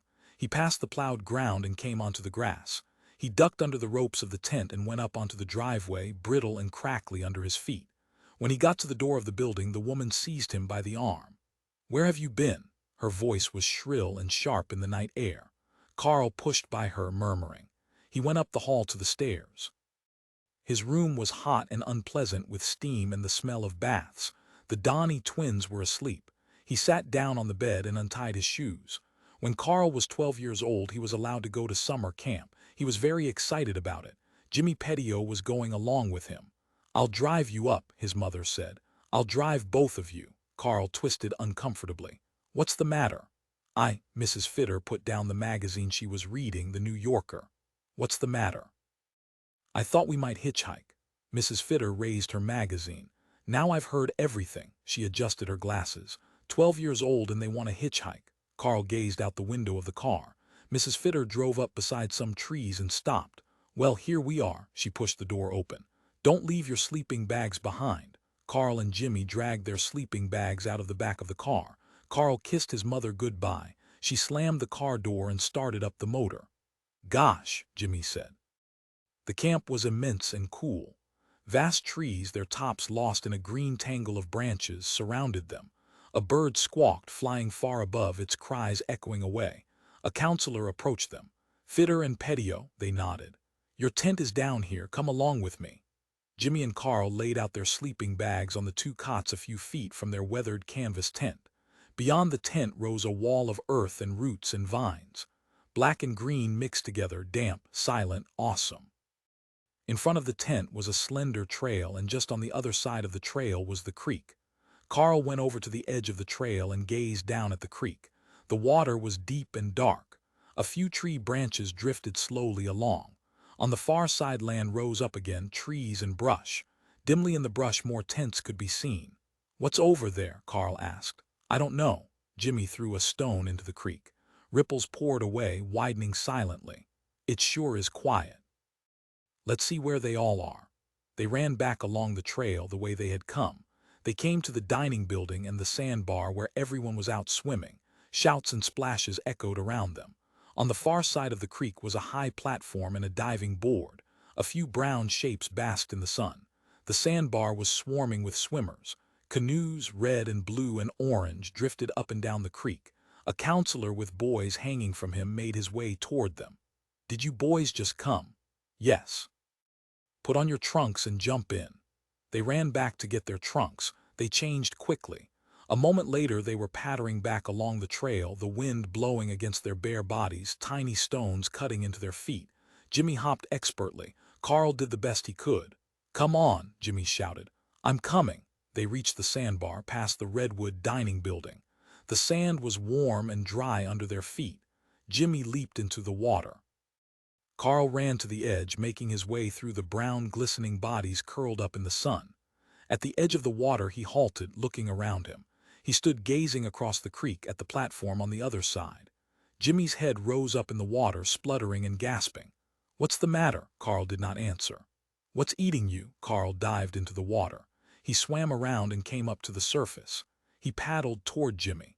The water was icy. He gasped, goose pimples breaking out all over him. "It's freezing." "It sure is." They crawled up on the sandbar. Water ran down their faces, dripping from them. They struggled to breathe. "I'm worn out," Jimmy muttered. Carl was worn out too, more by excitement than anything else. No one paid any attention to them. Most of the figures on the sandbar were asleep. A few splashed into the water from time to time. One boy struggled with another to get a huge green ball. Across the creek, a lithe shape dived from the platform into the water. "Just come," a fellow said to them. They nodded. "We just got here." "How long you going to be here?" 2 weeks. "This the first time?" "Yes." "Nice place," the fellow said. Carl gazed at the shape splashing and shouting in the water. He was very quiet, saying nothing. Jimmy punched him. "What's wrong?" "Nothing." "Homesick?" "No." Carl looked up toward the platform on the other side. Figures lay in the sun. Beyond them a bank of black earth rose, twisted tree roots. A road halfway up the hillside. Along the skyline, a distant row of firs. "What then?" "I didn't know there were girls here. I thought it was just boys." "They live across the creek," the fellow put in. "Sure, we saw their tents," Jimmy said. On the edge of the platform a girl sat resting. In the sunlight her body sparkled and glistened. She had taken off her cap. Her hair was long and dark. It fell around her neck and shoulders. She was staring down into the water, her face expressionless. Carl watched her until Jimmy grabbed him and tried to roll him into the water. "Let go!" Carl shouted. The water closed over him. He dragged himself out, spluttering and spitting, water pouring from his mouth and nose. "You're mad," Jimmy said, noticing his expression. Carl threw himself onto the sand. "No." "Yes, you are." On the platform the girl had disappeared. Carl did not know where she had gone. He waited, but she did not come back. A girl came up the ladder from the water onto the platform, but it was not her. It was someone else. The sun crossed the sky. A cold wind whipped around them. The swimmers left the water. "Time to go in," a counselor said. "Get cleaned up for dinner." There was a dance. It was night. The tables in the redwood dining room had been cleared away to make room. A phonograph had been set up, records and a loudspeaker in the corner. Boys shuffled in, moving over to one side, lining up as far away from the girls as possible. "I can't dance," Jimmy said. "Too bad," said Carl. "I didn't come to camp to do any dancing." A lot of the boys were punching each other and shuffling around. In the center of the room was a big space separating the boys from the girls. Mr. Fletcher, the man who ran the camp, got out in the middle, waving for silence. "The first dance is girls' choice," he announced, wiping his neck with a red handkerchief. Music started from the phonograph. The boys slunk back against each other, moving toward the wall. A few girls came across the space toward them. "What'll I do if some girl asks me to dance?" Jimmy muttered. "Tell her you want to sit this dance out." "What's that mean?" "It means you don't know how to dance." A skinny girl with yellow hair wandered around in front of them, looking for somebody to dance with. The boys edged sullenly away, watching her uneasily. "Let's go," Jimmy whispered, tugging at Carl. "Where?" "Outside." "We can't go outside. We're supposed to be in here dancing." Jimmy said nothing. The girl had gone off with a little short fellow wearing a bow tie. "Whoever heard of a bow tie?" Jimmy said. In the warmth, the fellow's face was shiny with perspiration. Several couples were dancing slowly. "Look at them." Carl tried to see across the floor to the other side. Was she there, the girl with the dark hair? He looked and looked, but he could not see her. "What are you staring at?" Jimmy demanded. "Nothing. You see somebody." No, it was true. He did not see her. More couples were on the floor. More girls had come across to ask boys to dance. Jimmy was getting more nervous. "I'm going outside," Jimmy said. "All right. Aren't you coming?" "No. You turd." Jimmy punched him and then made his way over to the door and outside. Carl was alone. Sadness filled him. The music roared through the room. Couples shuffled around him, back and forth. A low murmur of talk dinned against his ears. He wandered around aimlessly. At a table there was punch served in paper cups. A woman gave him a cup. He went on, sipping it. The punch was warm and thick. It tasted of fruit like stale pop. When he got back to where he had been standing, he saw her. His heart turned over inside him. She was dancing in a long white dress with red flowers in her hair. She was laughing. He could see her teeth, little and even. Her skin was dark. She was Spanish or something. Her eyes were large and bright. Gloom descended over Carl, a strange, sweet gloom like the punch in the paper cup. It made him ache all over. He moved to the edge of the circle of watching boys. A plump girl grabbed his arm. "Dance, dance." "Let go," he pulled away angrily.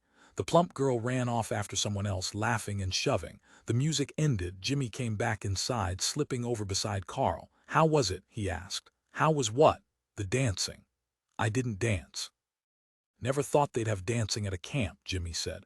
"Who ever heard of dancing at a camp?" It was very silent during the long nights, with everyone asleep and no light anywhere. Sometimes Carl woke up and lay listening, warm in his sleeping bag, only his head out. The night wind moved through the trees growing by the creek. Carl lay listening. He could hear many scratching sounds in the darkness. Animals. One morning he had found a gray squirrel standing on his sleeping bag. The air was heavy with mist. No one was up. The squirrel stood upright, gray and rigid. Then he floated off onto the ground, followed by his tail. The squirrel dipped and weaved across to a big redwood tree and scrambled up it. Later, when the mists had faded, the kitchen people began to bang things around in the dining room. Lying in his sleeping bag, waiting for the breakfast gong to sound, Carl could hear their sound echoing up the creek, a hollow sound, a distant drumming. Strange sound, mixing with the slowly drifting creek, the great silent trees, the leaves and earth. Everything was so different from home. His regular life seemed unreal, a dream. His room, his microscope, his stamps, the pictures, books, records, endless drawers and piles, the stuffy closed-up room. Here the air was thin and clear. He could see for miles rising green hills and trees higher and higher. The smell of the air, the trees, the moist ground. The way stones felt under his feet. The freezing water. The dry sand against him. He paid a nickel to ride in a canoe up the creek until he came to a bridge. The shore was covered with stones, endless gray stones. He drifted with the stream, allowing the canoe to go where it wanted. He forgot that it was costing him a nickel an hour. He put the paddle down and lay stretched out, listening to the sound of the water, to the silence of the woods around him. On and on the canoe went. The camp was a long way behind. He stirred. It was time to go back. He was entirely alone for the first time in his life. There was no one at all. It was not like being alone in his room. There he was surrounded with things, a whole room full of things. And beyond the room was the whole city, endless men and women, countless people. In the city no one was ever alone. But here there was no one. He gazed at the steep banks that rose on both sides of him, tangled shrubbery, old roots, crumbling soil. The lines of trees, firs, redwoods, cypress, pine. A bird cried out, rushing away, a blue jay, so alone. It made him feel sad, but he enjoyed the sadness. The sweetness, it was such a strange sadness. As if he were rushing away faster and faster in his canoe down the stream between the steep banks, leaving everyone behind him forever. He picked up the paddle and turned the canoe. He paddled back. At night he could hear the creek. He could not see it, but he knew it was there. The creek was very close to him, just beyond the trail and down the slope. Moving always silently, carrying bits of bark and twigs and leaves along with it, branches and leaves all the way to the ocean. Carl stared up at the dark sky. Above the redwoods a few stars winked. He could see the outlines of the trees, the columns rising up on all sides, supporting the sky. He thought about the girl with the dark hair. Would he ever see her again? The 2 weeks were going swiftly.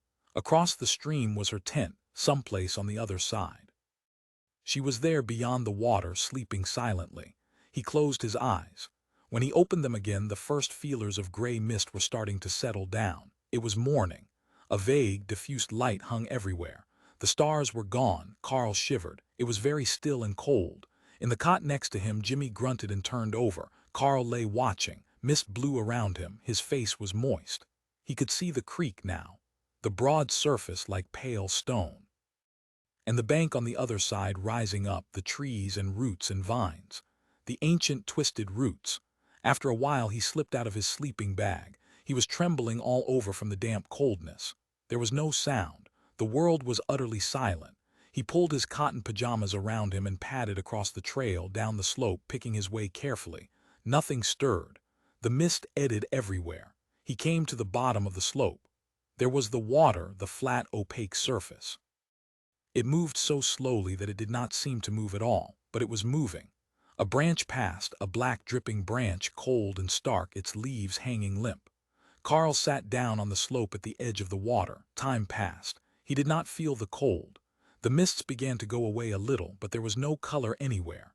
The sky, the water, the trees, everything was dull and flat, gray. A world of ghosts, silent shapes. He dozed.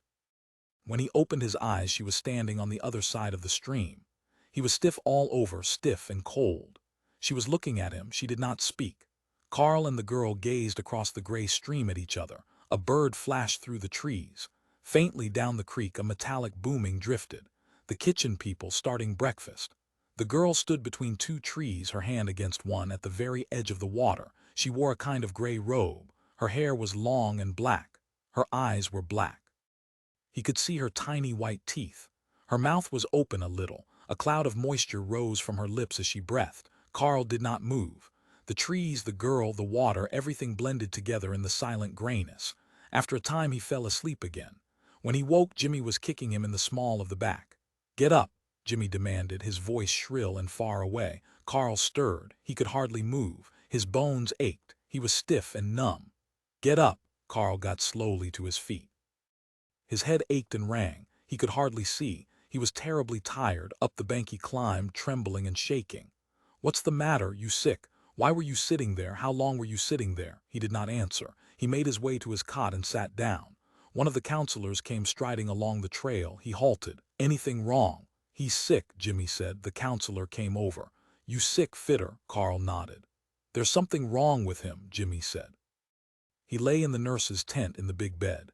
The sheets were crisp and white. He was very tired. He wanted only to lie quietly. The nurse came in. "How do you feel?" "All right." It was early morning, about 10. He could see the sun shining through the tent flap. The nurse took his temperature. "Your mother will be up sometime today. Do you feel well enough for the trip back?" Carl nodded. "Have you had breakfast?" "No. I'll have someone bring over your pancakes." The nurse went out of the tent, past the table of bottles. Carl gazed out at the sunlight and the trees and vines. Soon he would be going home. His mother was coming. He was tired. He turned over on his side and closed his eyes. A sound filtered into his sleep. He lifted his head a little. The room came into focus. Someone was standing by the bed, looking silently down at him. He stirred, turning over. Was it? His heart caught. Was it? The woman moved closer. It was his mother. He lay back. "What did you do? Fall in the water?" his mother demanded. He did not answer. "Get your clothes on. We're going back to town. I can't understand why they'd let a child fall in the water and just sit and get sick." "I didn't fall in." But she had gone out of the tent. He got slowly out of bed. "Hurry up," her voice came. "Do you need help?" "No," Carl said. Carl's mother died while he was in junior high school. He went to live with his grandmother and grandfather. They were German. His grandfather worked for the Wonder Bread Company. He slept all day long down in the cellar, coming up late at night to go to work. It was a huge old house that his grandparents had. In the front, an ancient palm tree rose up, dirty and ugly. The front porch sagged. One of the side windows was broken. Carl had a room of his own in the back of the house where he could see the garden. The backyard was large. It was full of cats. At night he could hear them quarreling among themselves. The yard was wild and overgrown. The garden had not been tended for years. There were many plants out in the back. Bamboo, wisteria, jungle grass. At the far end, berry bushes sagged with dripping blackberries. Early in the summertime, Carl liked to go outside and stand, smelling the berries rotting in the sun, a sweet hot smell, like flesh of a person near him.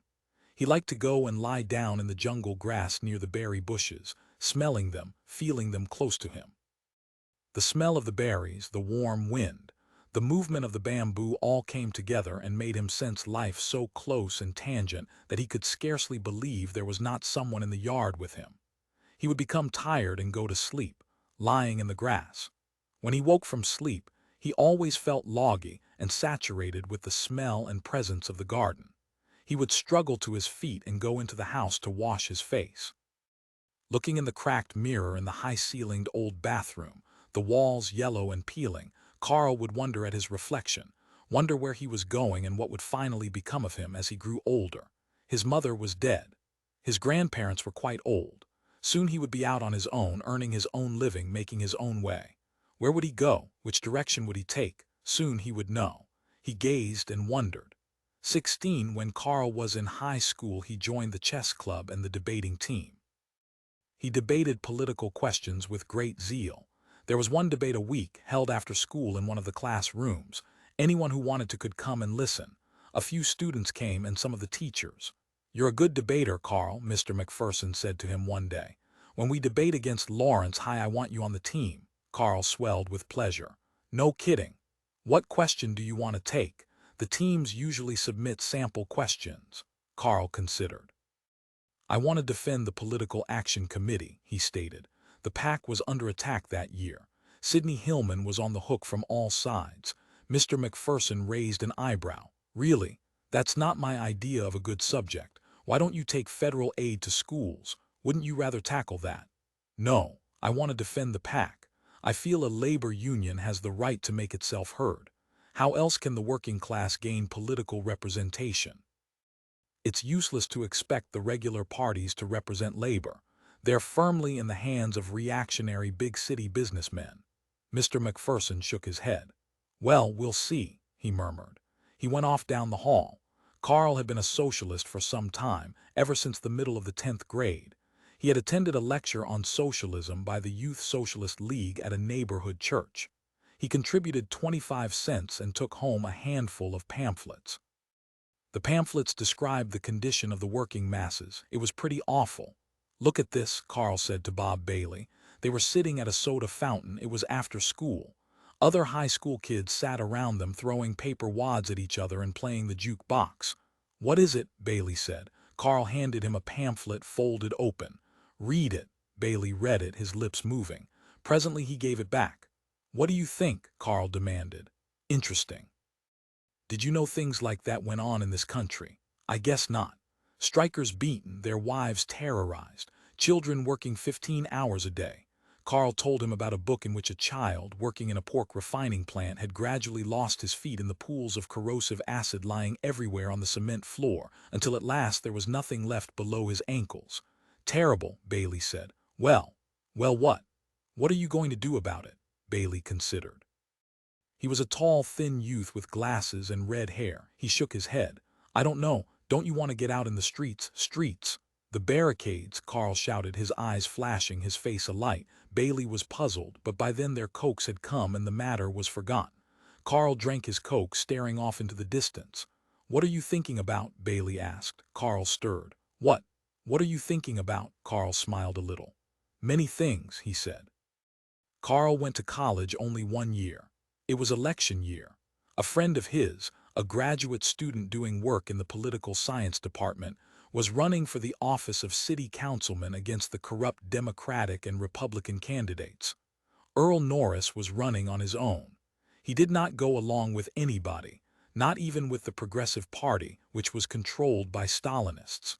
Carl helped him with his campaign. They argued with progressives they knew and distributed leaflets in the downtown district of town. One night, very late, they drove through town putting up campaign posters of Norris on telephone poles. Their old Ford drove silently along without lights. When they came to a pole, Carl leaped off, ran up to the curb and stapled the poster to the pole and then ran back. "How's it coming?" Norris whispered. He was behind the wheel. "Fine." At the next pole, as Carl was running back to the car, a police car slid up behind them. "All right," the policeman said. There was an old city law against using property of the city for campaign purposes. The telephone poles all belonged to the city. But when the judge learned that Norris was running on his own as a graduate student of the political science department, he suspended sentence and let them go. It would have been 30 days. Carl and Norris stood outside the police station in the bright sunlight. People flocked by, going to work. "See how the reactionaries stifle the voice of the masses," Norris grumbled. He did not win the election. The Republican candidate won with the Democratic candidate next. Norris received almost no votes, but at least the progressives didn't get in. "It's pretty hard to make yourself heard," Carl murmured. "Someday it'll change," Norris said. To stay out of military service, Carl accepted a job with the American Metals Development Company for overseas work. It was an indefinite assignment, and as long as he were with the company, he would be draft exempt. The night before he was supposed to sail, he felt a strange nostalgia begin to move around inside him. It began as he was walking back to his room after eating dinner uptown. He walked slowly, his hands in his pockets. It was a warm July night. Thousands of stars clustered overhead. Many people were out in the streets, walking along the sidewalks, men and women together, kids scampering around. High school boys in cars parked with their girls in drive-ins, eating hot dogs and ice cream. Carl thought about himself and all the things that had happened to him. He thought about the early years of his life, when they had lived in the East where it was cold and the land was snow-covered in the winter. He thought of his mother working all day. He had been very much alone as a child, alone with his things, his stamps and books and thoughts. Carl turned and walked back past the neon signs of the stores, back toward the campus. The campus was dark. All the buildings were silent and deserted except the library.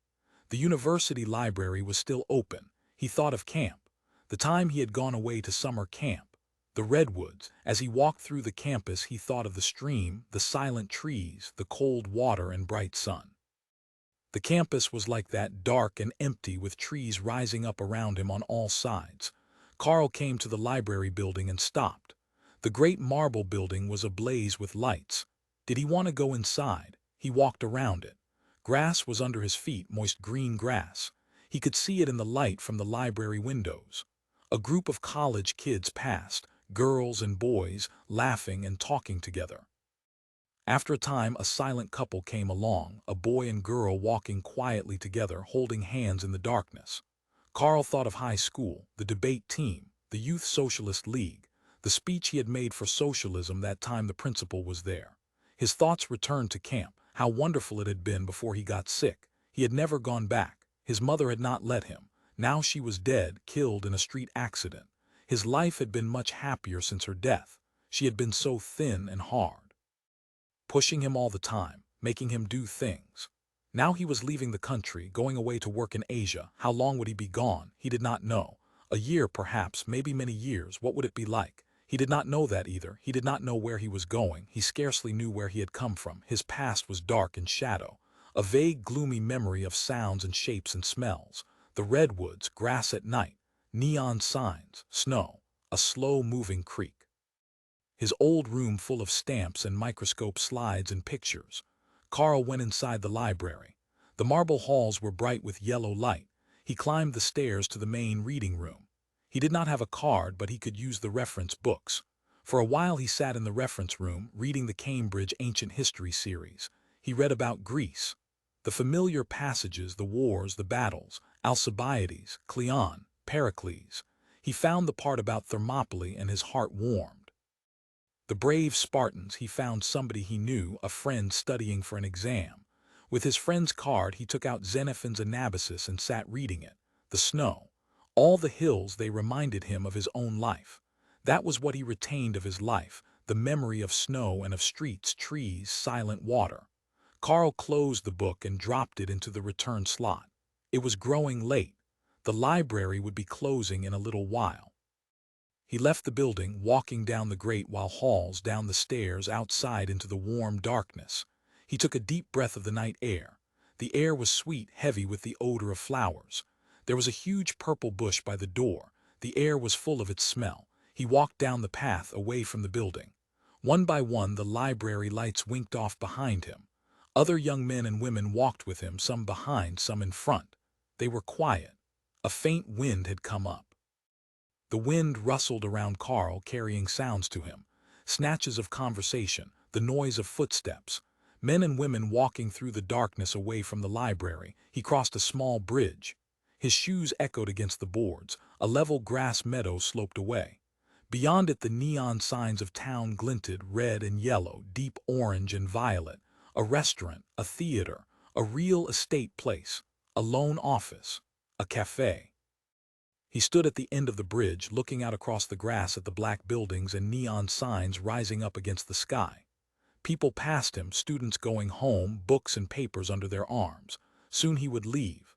Soon he would be a long way off. Maybe he would never come back.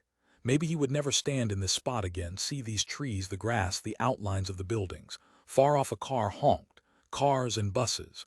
Traffic moving through the town, people on the sidewalks, in the cafes, the theaters. More students passed him. Carl pulled himself upright. He crossed onto the grass. Ahead of him a girl cut across the grass, walking quickly and silently. For a moment she was outlined against the night sky, slim and supple, with long hair. In the darkness her hair was black. He could see her face, the line of her jaw, her nose, her forehead. His heart jumped. He hurried, walking quickly up behind her. Vague memories pulsed through him. A slim girl, dark, with long black hair. He hurried, trembling a little, staying behind her. The girl came to the edge of the grass, stepping down onto the sidewalk. She crossed the street. Carl crossed after her. She passed under a neon sign. It was not the girl with the dark hair. In the light, this girl's hair was brown. Carl slowed down. After a while, he turned off to the right. It was time to go home. He had to get up early the next morning. The ship was sailing at 8 o'clock. The girl disappeared, lost from sight into the night darkness. Carl walked back to his room, his hands deep in his pockets. Carl shook himself, standing up. He was stiff. How long had he been sitting and thinking about himself? Down below him, the company grounds stretched out, bringing him back to the present. What a bad thing to do, sitting in the bright morning sunlight, going over his youth again and again. He was glad he had finished with it, got it all behind him. It was an unfortunate youth, a time of doubt and not knowing, a time of groping in ignorance. He looked up at the sun. What time was it? The sun had moved almost to the top of the sky. He had been sitting a long time. Carl stretched, throwing out his big arms and opening his mouth. He made a great bellowing sound, twisting around, stamping his foot several times. Then he began to pick his way back down the slope again, solemn and full of thoughts, going over what he had been thinking of, all his memories, the little dead bird, the strangeness of his childhood. Preoccupied with these thoughts, he wandered at last to the artificial lake in the center of the company property. He stopped by the lawn a moment and then crossed and entered the row of fir trees. He was about to come out on the edge of the water when he heard a sound. It was splashing, something in the lake, leaping around, throwing water in all directions. Carl made his way quickly to the edge of the lake, his heart beating rapidly. Someone was in the water. The sun shone down, reflecting on the surface of the water with a brilliant glare of light. He shaded his eyes. The person in the water was thrashing around. He saw the glistening of a pale golden body, limbs slender and round. It was Barbara. She was in the water with nothing on, playing by herself. He started to back away, his face red. But then he stopped and stood quietly by the trees. Could he be seen? Probably not. The mathematical chance was very slight. A curious boldness had come over him. He had been pondering the mysteries of life, the secrets of the dark universe ever since early morning. Wasn't this part of the universe? Wasn't this one of the hidden realities held back, usually concealed from sight, an esoteric scene viewed only by a few, and if he were careful she wouldn't see him? Carl stood watching the girl in the water. She was having quite an exciting time for herself. Water flew in all directions. Presently she began to make her way toward the shore.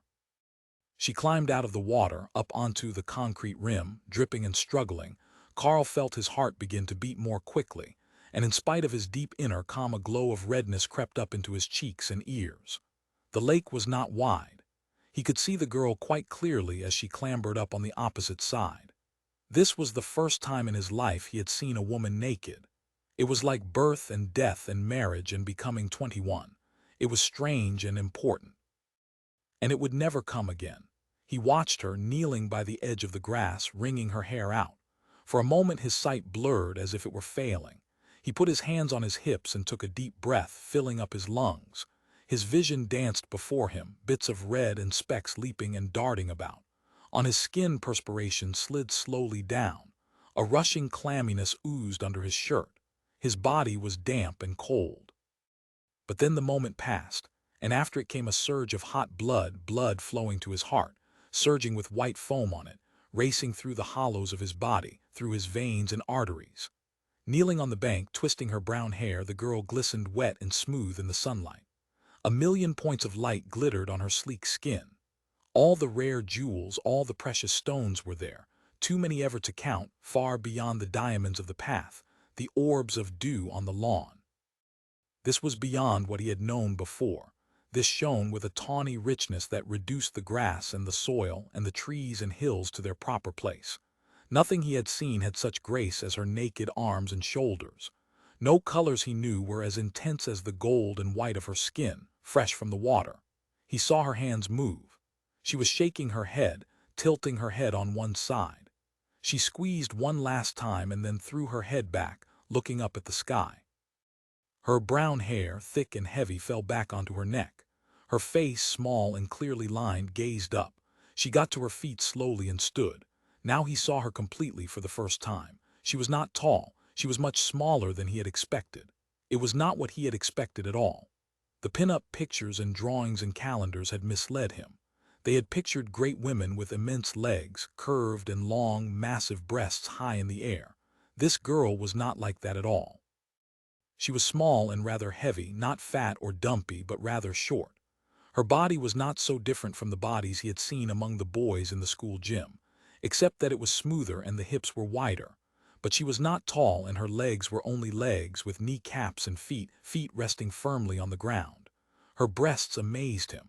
They did not jut out and up. They did not swell, pressing forward as the drawings had shown them. They hung down, and when she bent over they fell away from her. They bounced and swung when she picked up her clothes, bending over and reaching down to dress. They were not hard cups at all, but flesh like the rest of her, soft, pale flesh, like wineskins hanging on tent walls in Middle East villages. Sacks, wobbling flesh sacks that must have got in her way every now and then. She buttoned her short red pants and fastened her gray blouse around her. She sat down to tie her sandals. Now she looked the same as she always had, not white, bare, chunky. Her breasts were again curves under her blouse, not bulging wineskins hanging down. In the close-fitting pants and blouse she looked taller and slimmer. She finished dressing and then went off across the lawn. He lost sight of her. She had disappeared. It was finished. He relaxed. His blood subsided. His heart began to return to normal, the color draining out of his cheeks and ears. He sighed, letting out his breath. Had it really happened? He felt dazed. In a way he was disappointed. She had been white and short, bulging here and there, with legs for walking and feet for standing. Her body was like all bodies, a physical creation, an instrument, a machine. It had come into the world the same way as other things, from the dust and wet slime.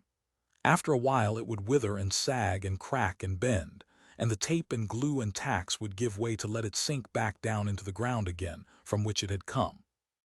It would break and wear out.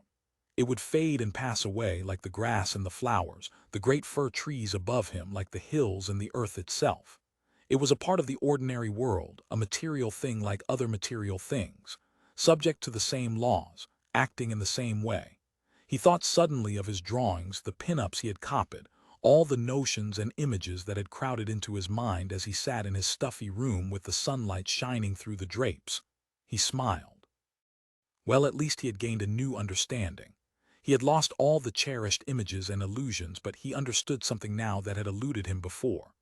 Bodies, his body, her body, all were about the same. All were part of the same world. There was nothing outside the world, no great realm of the phantom soul, the region of the sublime. There was only this, what he saw with his eyes, the trees and sun and water. He, Barbara, everyone and everything were parts of this. There was nothing else. And it was not as if his secret inner world, the spirit world that he had nourished so long, had suddenly come crashing down around him. There were no ruins and sad remains to pick over. Rather, all the dreams and notions he had held so long had abruptly winked out of existence, vanished silently like a soap bubble, gone forever, as if they had never existed. While he was thinking this, Barbara came up behind him and stopped a few feet away. "What are you doing?" Carl turned slowly. "Hello." "For God's sake, what are you doing?" Carl studied her. Her hair was still wet and dripping. Her clothes were already beginning to stick to her in great dark patches. She looked angry. "Was that you out in the water?" Carl murmured. "I see you got out all right. I thought for a little while you were in some sort of trouble." She was standing very close to him, her damp blouse rising and falling. The gray cloth stuck to her wet skin. He could see the outline of her breasts, her nipples hard and dilated, quivering angrily. Her teeth were crooked and uneven and her hair was thick, but she was pretty. She had lovely eyes and her skin was smooth and clear. Wet and angry, she was still supple and attractive. "If I had drowned, would you have pulled me out?" She was trembling, her teeth were chattering. "I would have pulled you out," Carl said, folding his arms. "I don't understand. What are you doing here?" Barbara shook her head. "Why were you watching me? What's the matter with you?" Her voice trembled. He saw tears come up into her eyes. She looked so cold and miserable he felt sudden pity and a little guilt. "I'm sorry," he said. "Don't be mad." She did not answer. She stood without speaking, staring down, wiping water from her neck. "You better get inside. You should take a bath and dry yourself off. Get into dry clothes, otherwise you probably will catch cold." "Really? Let's walk back to the dorm, okay? We'll go back together." "I don't care." She turned and started through the trees. Carl hesitated. Then he followed after her, deep in thought, not hurrying but keeping up with her. At the edge of the grove of trees, Barbara halted, waiting impatiently for him. "Come on, do you want me to catch cold?" Carl smiled. "No." "Then hurry." He came up beside her. "If you walk in the sun and keep out of the shadows, you should be all right. But a good hot bath would be a good thing." They walked along together, neither of them saying anything. "Are you mad because I saw you?" Carl asked. Barbara did not answer. 17 While everyone else was outside enjoying himself, Verne Tildon sat in the office at the typewriter, a sheet of soft yellow paper sticking up in front of him. With one finger he tapped slowly, weighing each word carefully. "I, Verne Tildon, acting as agent for the American Metals Development Company during the period of actual transfer." He stopped typing and studied the paper. Then he went on. "To the new owners, for whose guarantee of adequate protection the company is maintaining through my own self and 2 other responsible employees a constant watch over." He stopped, scowling. There was something wrong with the sentence. He took a second piece of yellow paper and scratched a few lines of words with his fountain pen. He read them over carefully, pondering. Then he got up from the desk and went over to the window.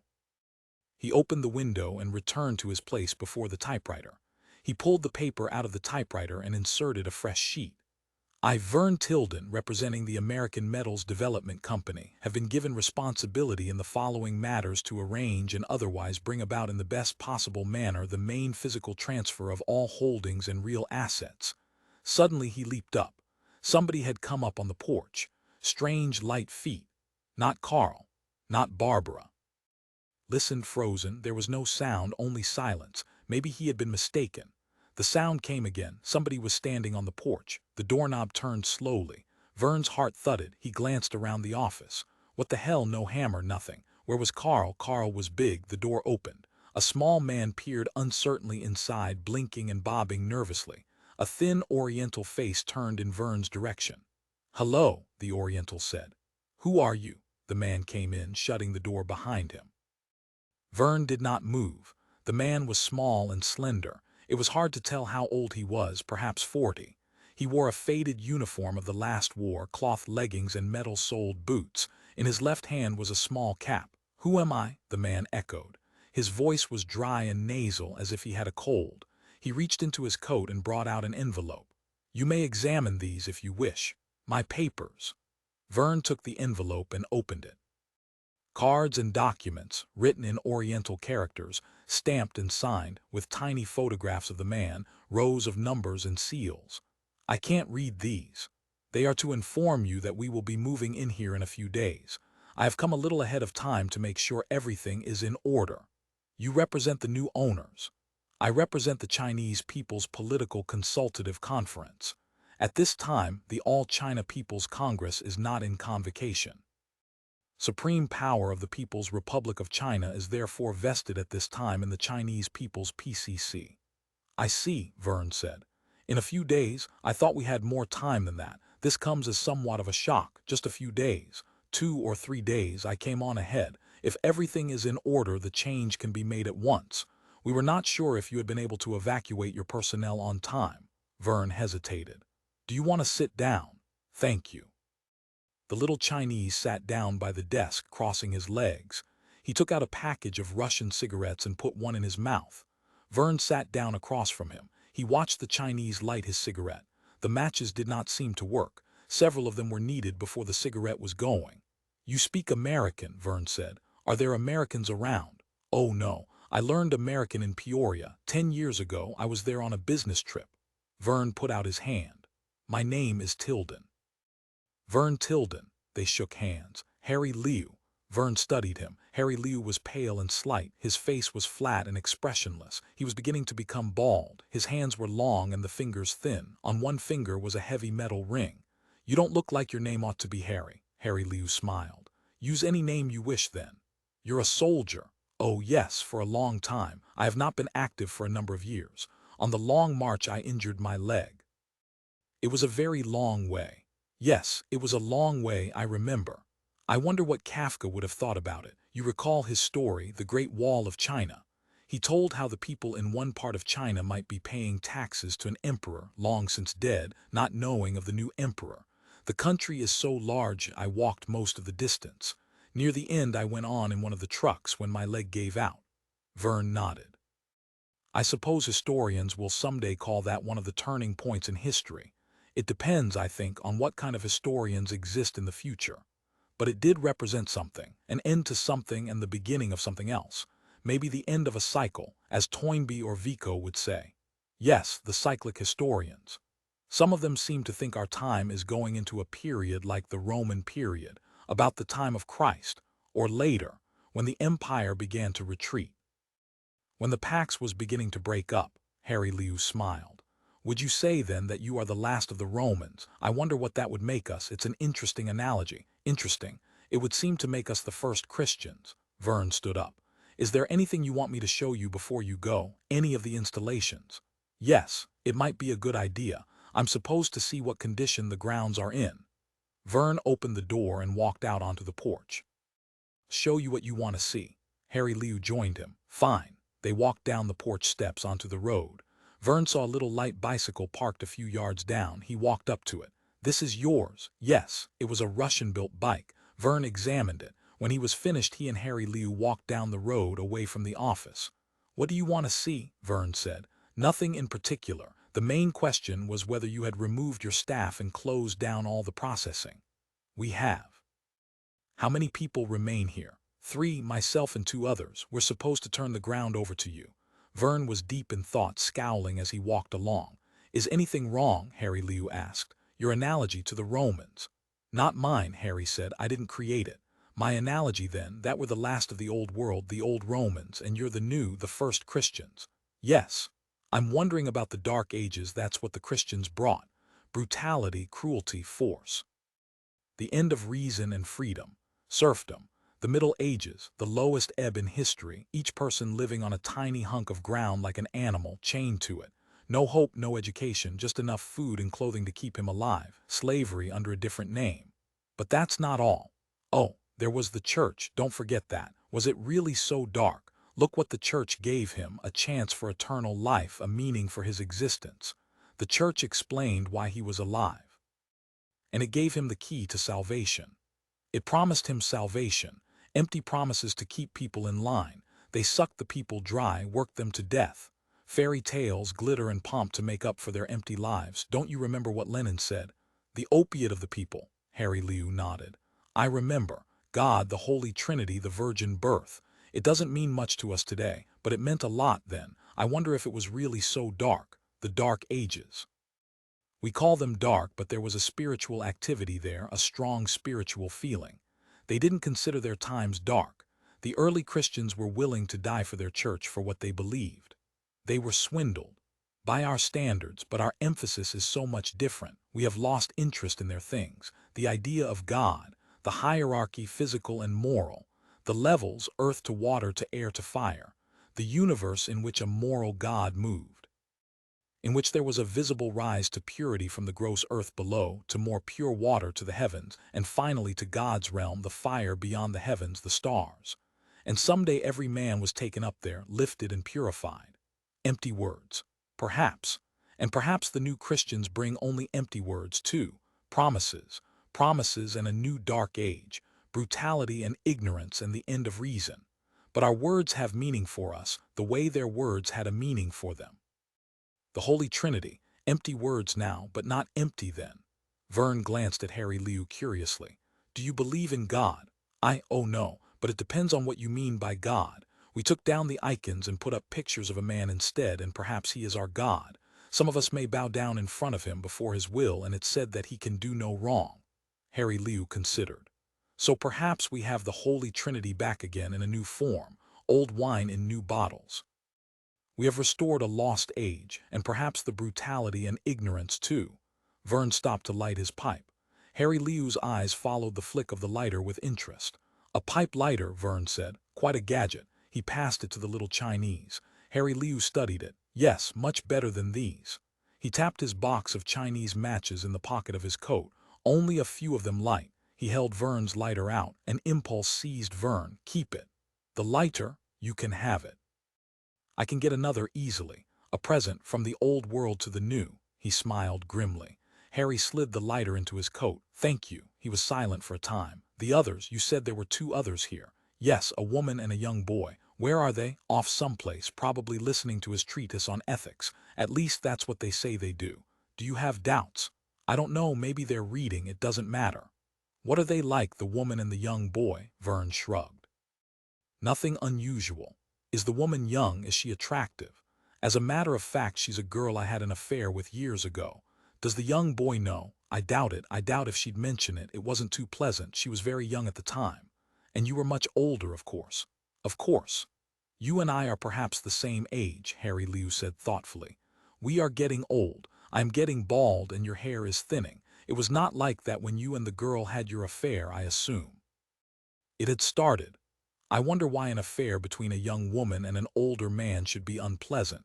In China such things are common, but they're not usually unpleasant.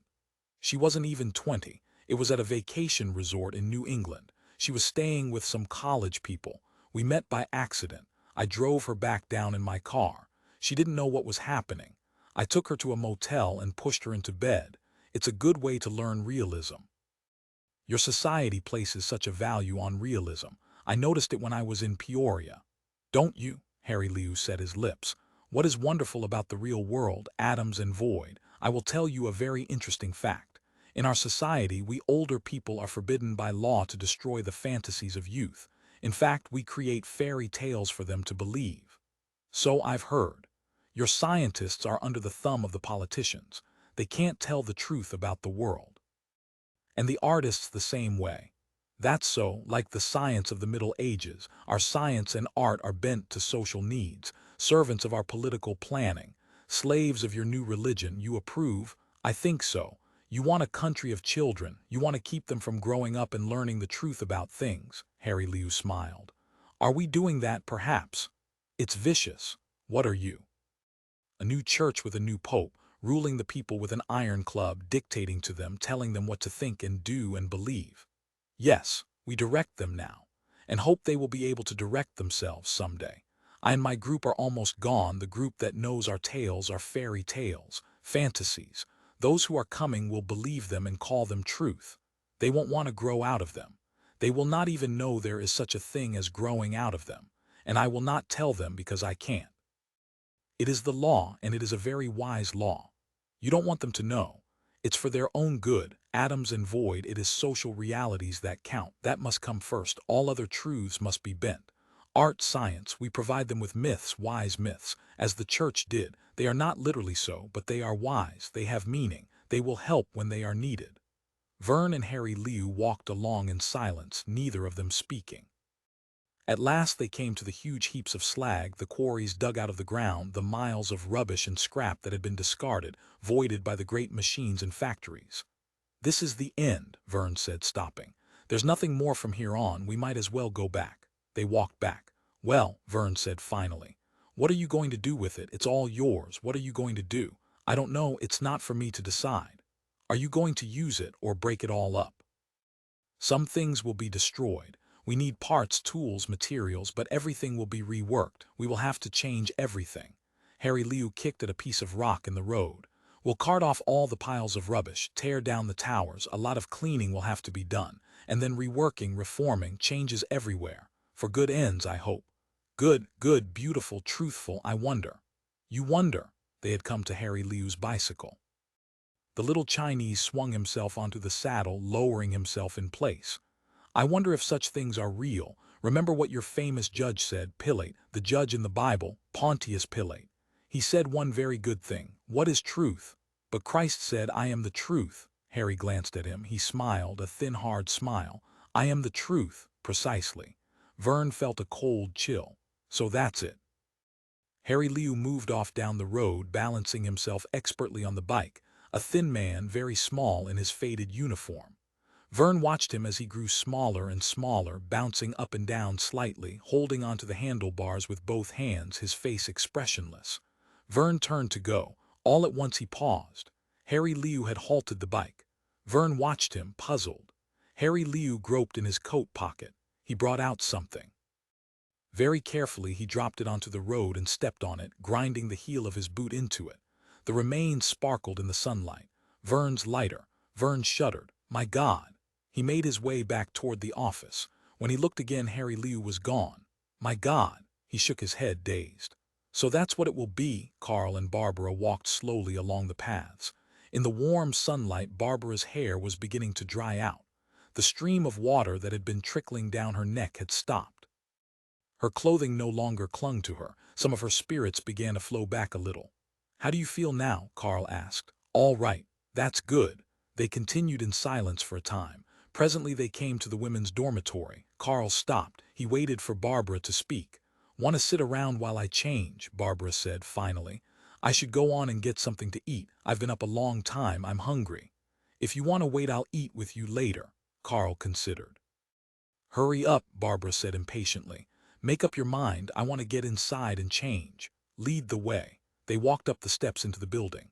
On the second floor, Barbara opened the door to her room. They went inside. Not bad, Carl said, looking around. Those are pretty flowers in the vase there. He wandered around the room, gazing at the prints on the walls and the books. I'll leave you, Barbara said. Yes, go ahead. I'll try not to be in the way. Carl was standing before the bookcase, his hands behind his back, his head tilted to one side, trying to read the titles of the books. Barbara went to the closet and took down her dark slacks. From the dresser she nabbed a white shirt. I'll be back soon. Barbara left the room. She hurried down the hall to the bathroom. In a moment hot water was running in the tub. She stripped off her damp clothes. Soon she was sitting in the tub, letting the hot water pour around her. She sank down into the water as it rose higher and higher. Odd how warm water could take the dampness out of a person. She sighed with relief as the water filled up the tub, covering her more and more. There was no pleasure like a hot bath. For a long time she lay stretched out in the tub, her hands resting on the rim. She was relaxed, at peace. After all, she had not been in real danger. If she had started to drown, Carl would have saved her.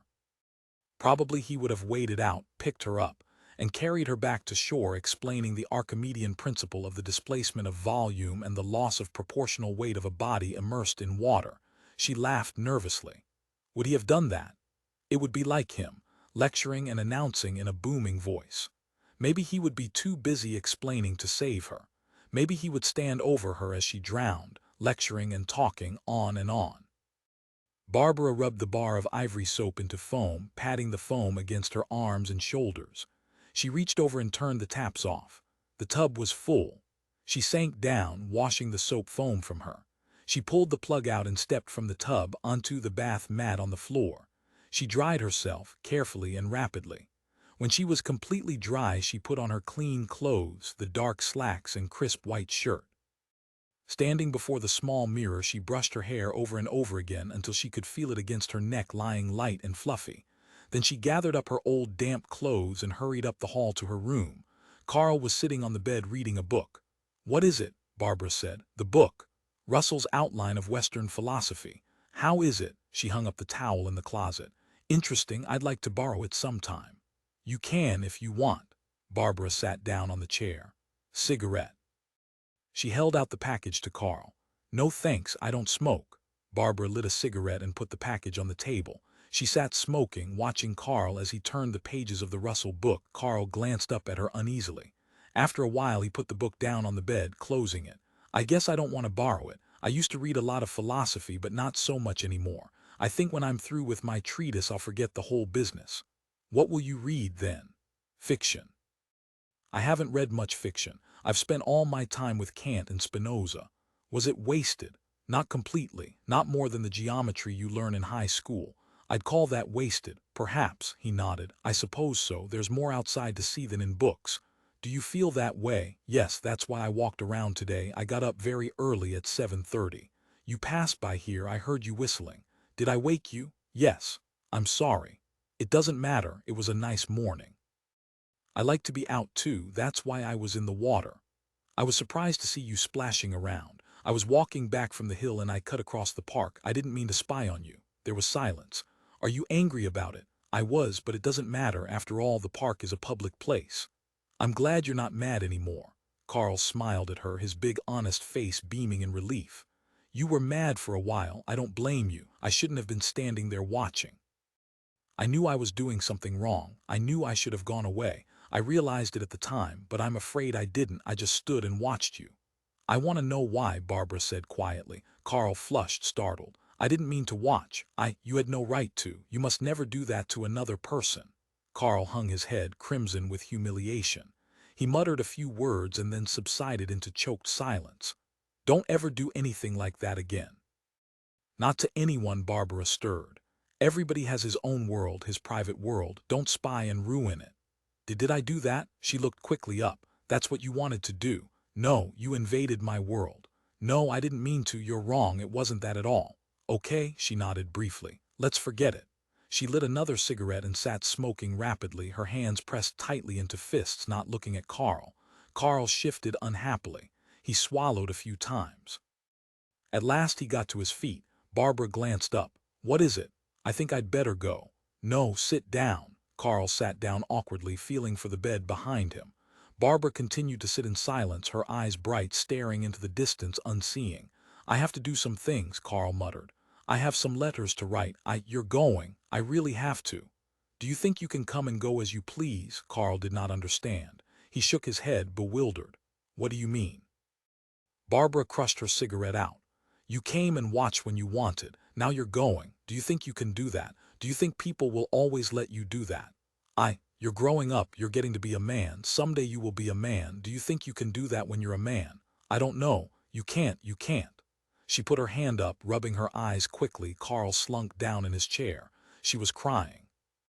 Tears were running between her fingers, down her cheeks, falling silently onto her shirt, staining her starched white shirt.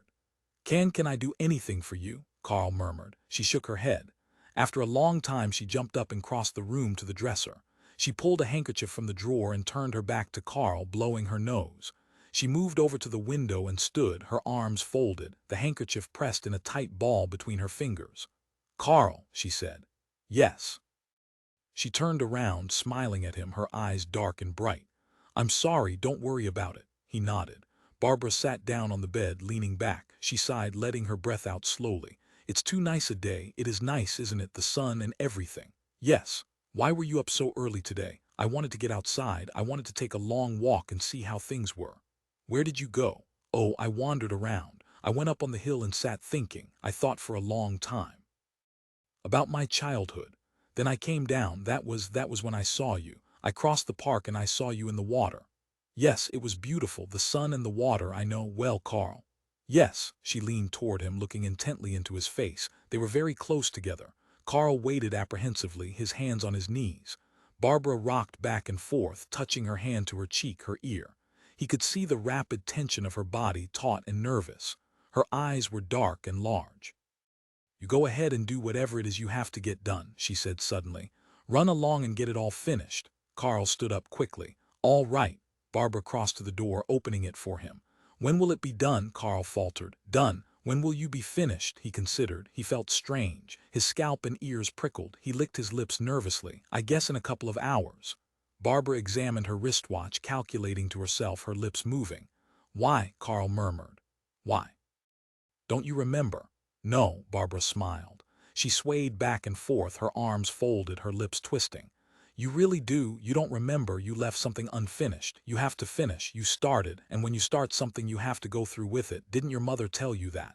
What is it? Your treatise. You haven't finished reading to me. Don't you remember? I'm surprised at you. I thought it meant so much to you. Carl grinned doubtfully. That's right. I was going to read the rest. Of course you were. I expect you to read the rest. I've been waiting. Have you? She nodded. Yes. Carl put his hands in his pockets. There were several parts I wanted you to hear. That's right. I began to read, but I didn't get a chance to finish. When are you going to finish? Carl considered. Well, how about after dinner? It'll be dark. Barbara's eyes flickered.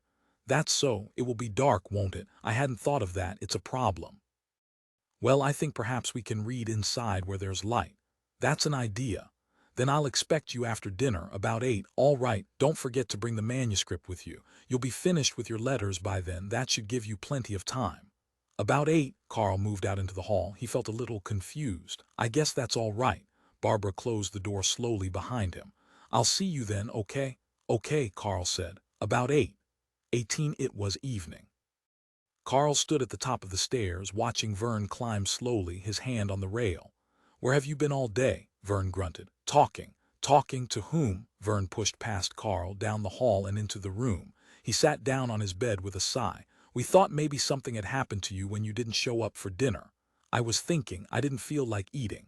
Who were you talking to? A man named Harry. You mean they left somebody here besides us? No. Verne pushed up his glasses, rubbing his eyes. Harry represents the Chinese People's PCC, or as we call them, the new owners. Carl's mouth fell open. Then they've come. Yes, they've come. They'll be here any time now. We had a very interesting talk. It gave me something to think about. I've been thinking about it ever since. Is he still here? No, he's gone again. There was silence. Carl was at a loss for words. He opened and closed his mouth a few times. Well, then we'll have to get ready to leave. That's right. What's wrong? You sound depressed. Verne fitted his glasses in place. I'm tired, worn out. I guess I'll turn in and get some sleep. Gosh, we should do things, take advantage of the time we have left.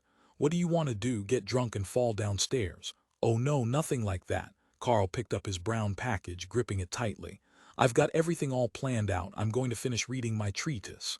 By yourself? No, to Barbara. He peered at the clock. At 8 we're going to start. Maybe I can get all the rest of it finished.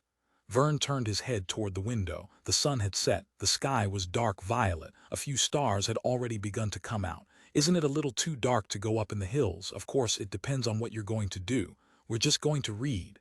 For that it's too dark. But we're not going up in the hills. Carl beamed happily. We're going to read in her room. Oh. She has her room all fixed up with prints and flowers. It looks wonderful. You should take a look at it. It's quite attractive. I've seen it. Don't you think it looks fine? Yes, it looks fine. What's the matter? You look strange. I told you I'm tired. Sorry. Carl laid down his package. He began to unbutton his shirt, humming under his breath. He put his shirt over the doorknob and took a clean blue sports shirt from a hanger. Verne watched him getting into the new shirt. He raised his eyebrows. What the hell is that for? I'm just changing my shirt. Carl finished buttoning it and went over to look in the mirror. Maybe I should put on a tie. What do you think? You don't need a tie to read. I want to look nice.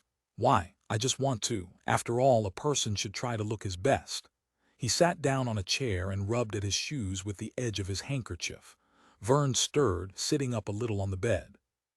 He studied Carl for a time, his face expressionless. At last he got to his feet.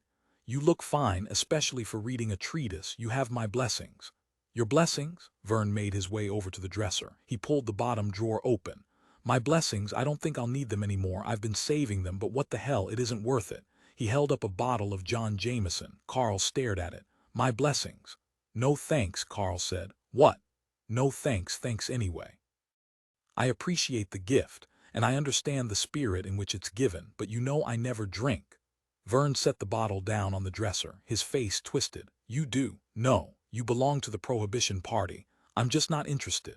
Don't you know anyone you might pour a little glassful for? Carl reddened slightly. Verne put his hand on Carl's shoulder. Your reaction comes as somewhat of a surprise. Is there some doubt in your mind as to just what's in this bottle? I'm trying to do you a favor, you know. If I had a box of candy, I'd give you that, but I don't have a box of candy. Anyhow, I don't think much of candy. There's a poem to that effect. Liquor saves you a lot of intermediate steps. Candy is a waste of time. I'm not going over for that. For what? For whatever you're talking about, to drink. That's not what I'm talking about. All right, Carl pulled away. Maybe I like the intermediate steps. Did you think of that? Verne scowled. Have it your way. I thought you might want some of the obstacles removed. I appreciate your help, but I don't want anything like that. You should appreciate it in the same sense as pouring antifreeze into a motor. It does the same thing, only quicker. It's a lot easier to pour the antifreeze in than to have to push the car 20 blocks to a garage. I don't know what you're talking about. Carl grabbed up his manuscript. It's getting late, I think I'll go. Wait a minute. What for? I want to talk to you. Carl halted by the door. I don't want to be late. You don't want to talk, do you? Why not? Are you afraid of what I'm going to say? No. Then stick around and listen. Verne sat down on the bed again, leaning back against the wall. Christ, I'm tired. This thing today almost finished me off. What thing? The little yuck, Harry Liu. It's a hard thing to have to face. It's a blow. Carl waited silently. I wish you had been there. You would have learned something. It would have shocked you. It gave me a lot to think about. I wish I could sleep. Maybe I'll feel better tomorrow. I'll go and you can go to bed. No, I want to talk to you before you leave. I think it might be a good idea. I'm waiting, Verne nodded. Fine. He lapsed into silence, plucking aimlessly at his collar. Go on. Carl was impatient. He could not see the clock where he was standing. Not being able to see the clock made him uneasy. What do you want to say? I don't know. I wish I had more time to work it out. You're going over there, to her room. Same thing, the trouble is I've already made my big offer, the John Jameson. If you don't want that, I don't know what to give you. Don't give me anything. I have to give you something, even if it's just advice. Why? Because you need something. You've got to be careful. Don't walk over there right away. Walk around outside for a while. Get things clear in your mind. My mind is clear. You know what you're getting into. We're going to read. You don't believe that any more than I do. I can tell when the time has come. It's come for you. You know it too. That's why you changed your goddamn shirt. I want to look nice. For what? I'm trying to talk to you, but it's hard. Maybe there's nothing I can say. I keep searching back in my mind for something. You know, women are very strange. It's difficult to tell about them. You have to proceed cautiously, but your problem is different from mine. Maybe it's not the same. My problem? You're too young and I'm too small. It's a funny thing. Seen through the bottom of a glass, all people are the same height. So, and the same age, it'll make it a lot easier for you. It's good whiskey. The best there is. Take it along. Ask her if she wants some. She'll tell you. No thanks.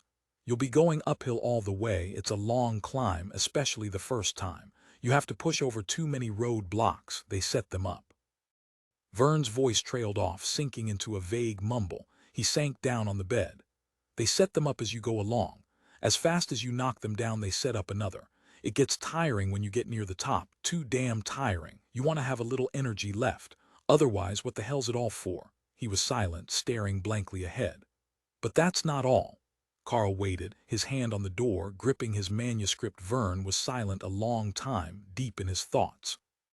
At last he roused himself.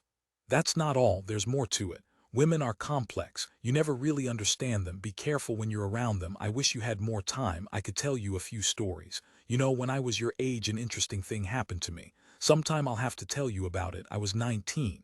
I'm older than that. I was working for Weinberg's department store in the bookkeeping department. I met a little girl, tall and blonde, blue eyes, soft hair. God, what a lovely little bitch she was. Ellen something. I don't even remember. It was a long time ago. She was my first. Up in my room. I was shaking like a leaf. I could hardly move. It was raining. I remember that. The rain was coming down outside, pouring rain, cold, gray, and us in the bed, warm like toast. It went on and on, us and the rain outside, forever. Verne closed his eyes. Well, Carl said. Verne stirred. He raised his head, blinking. Go on. Verne pulled himself up. You sure you don't want the John Jameson? It's good stuff. It'll keep you warm. No, you're making a mistake. It casts a glow over things, a lovely glow. Things get soft, plastic, not rigid. You can bend them. Verne slipped back down again. I'm tired. You go on. Have a good time. I wish you luck. Who knows? You might make out all right. After some groundwork, she might be a good place for you to start. Verne yawned, sagging. As I recall, she wasn't too much trouble. Some are. It varies. His voice died away. Goodbye, Carl said. He went out into the hall. The door closed behind him. Verne lay on the bed. Outside, Carl's footsteps died away. There was silence. At last Verne struggled up, pulling himself awake. He yawned again. Christ! He got to his feet and walked over to the dresser.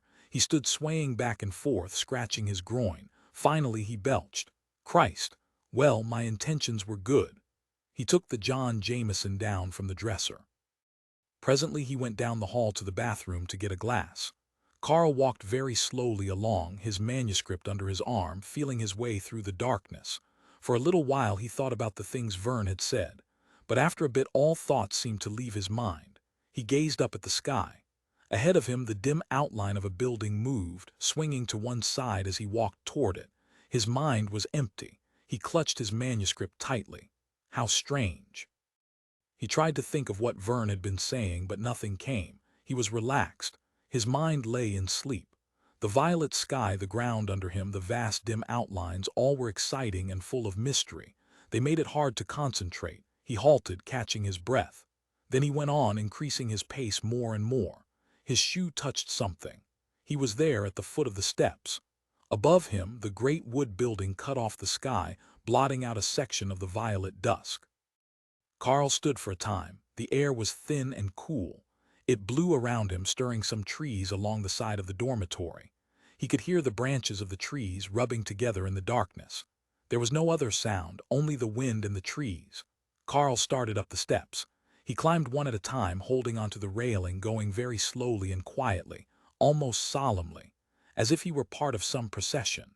The first person in a religious line, slow-moving, solemn and serious. With his manuscript gripped tightly under his arm like an offering. On the porch he stopped. He rested. Why should it all seem so solemn to him? Why was he making such an important thing of it?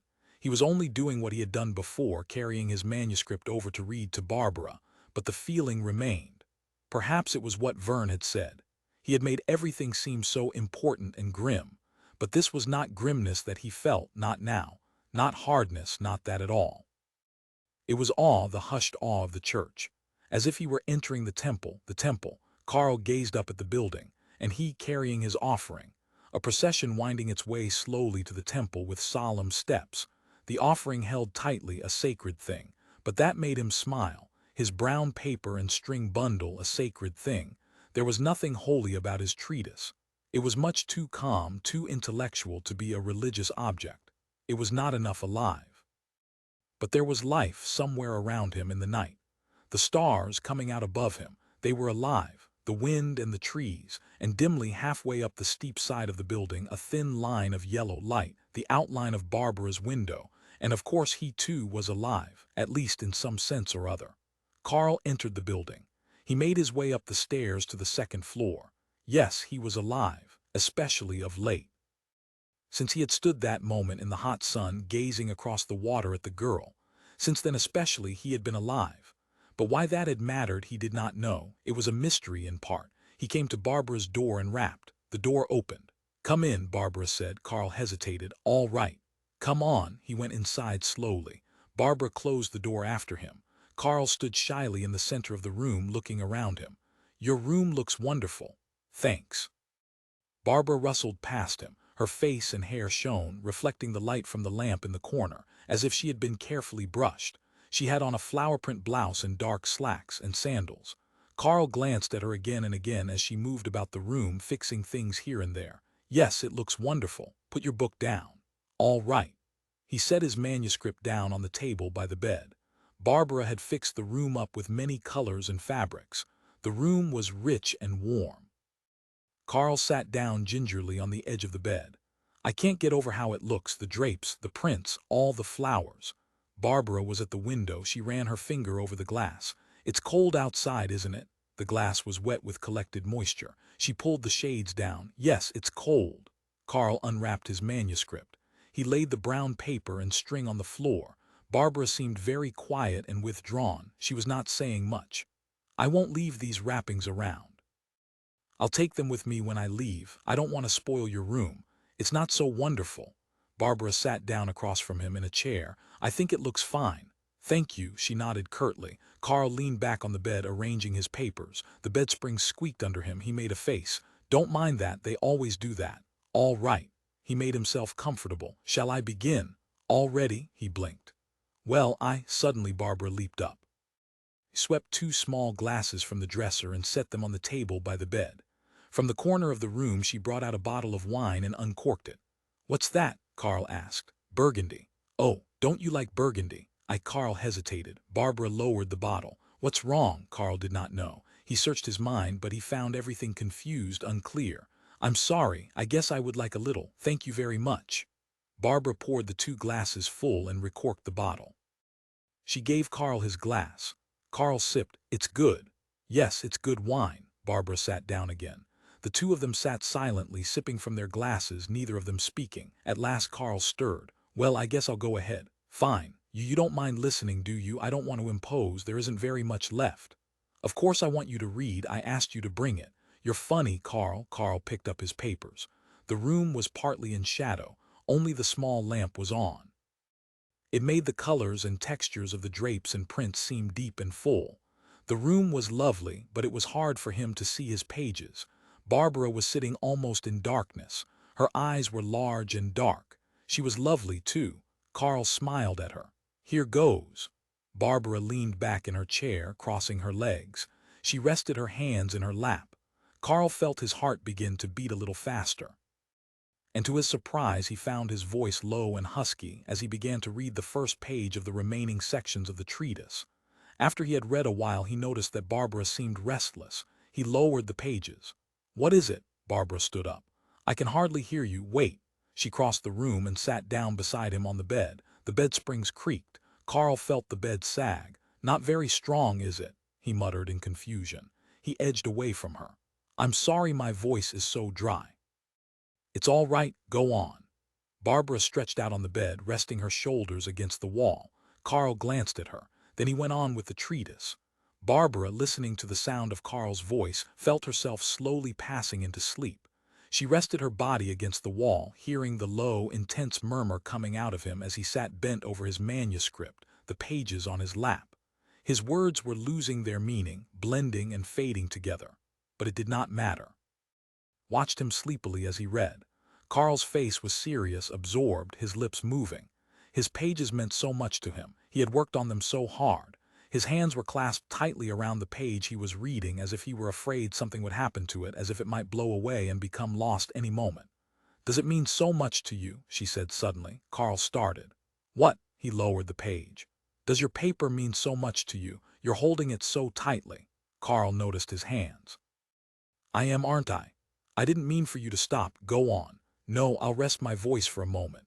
He laid the paper with the others on his lap. She saw how careful he was to handle them, loosely now, carelessly. "I didn't mean to criticize you. I only wondered why. I wondered what was going on in your mind."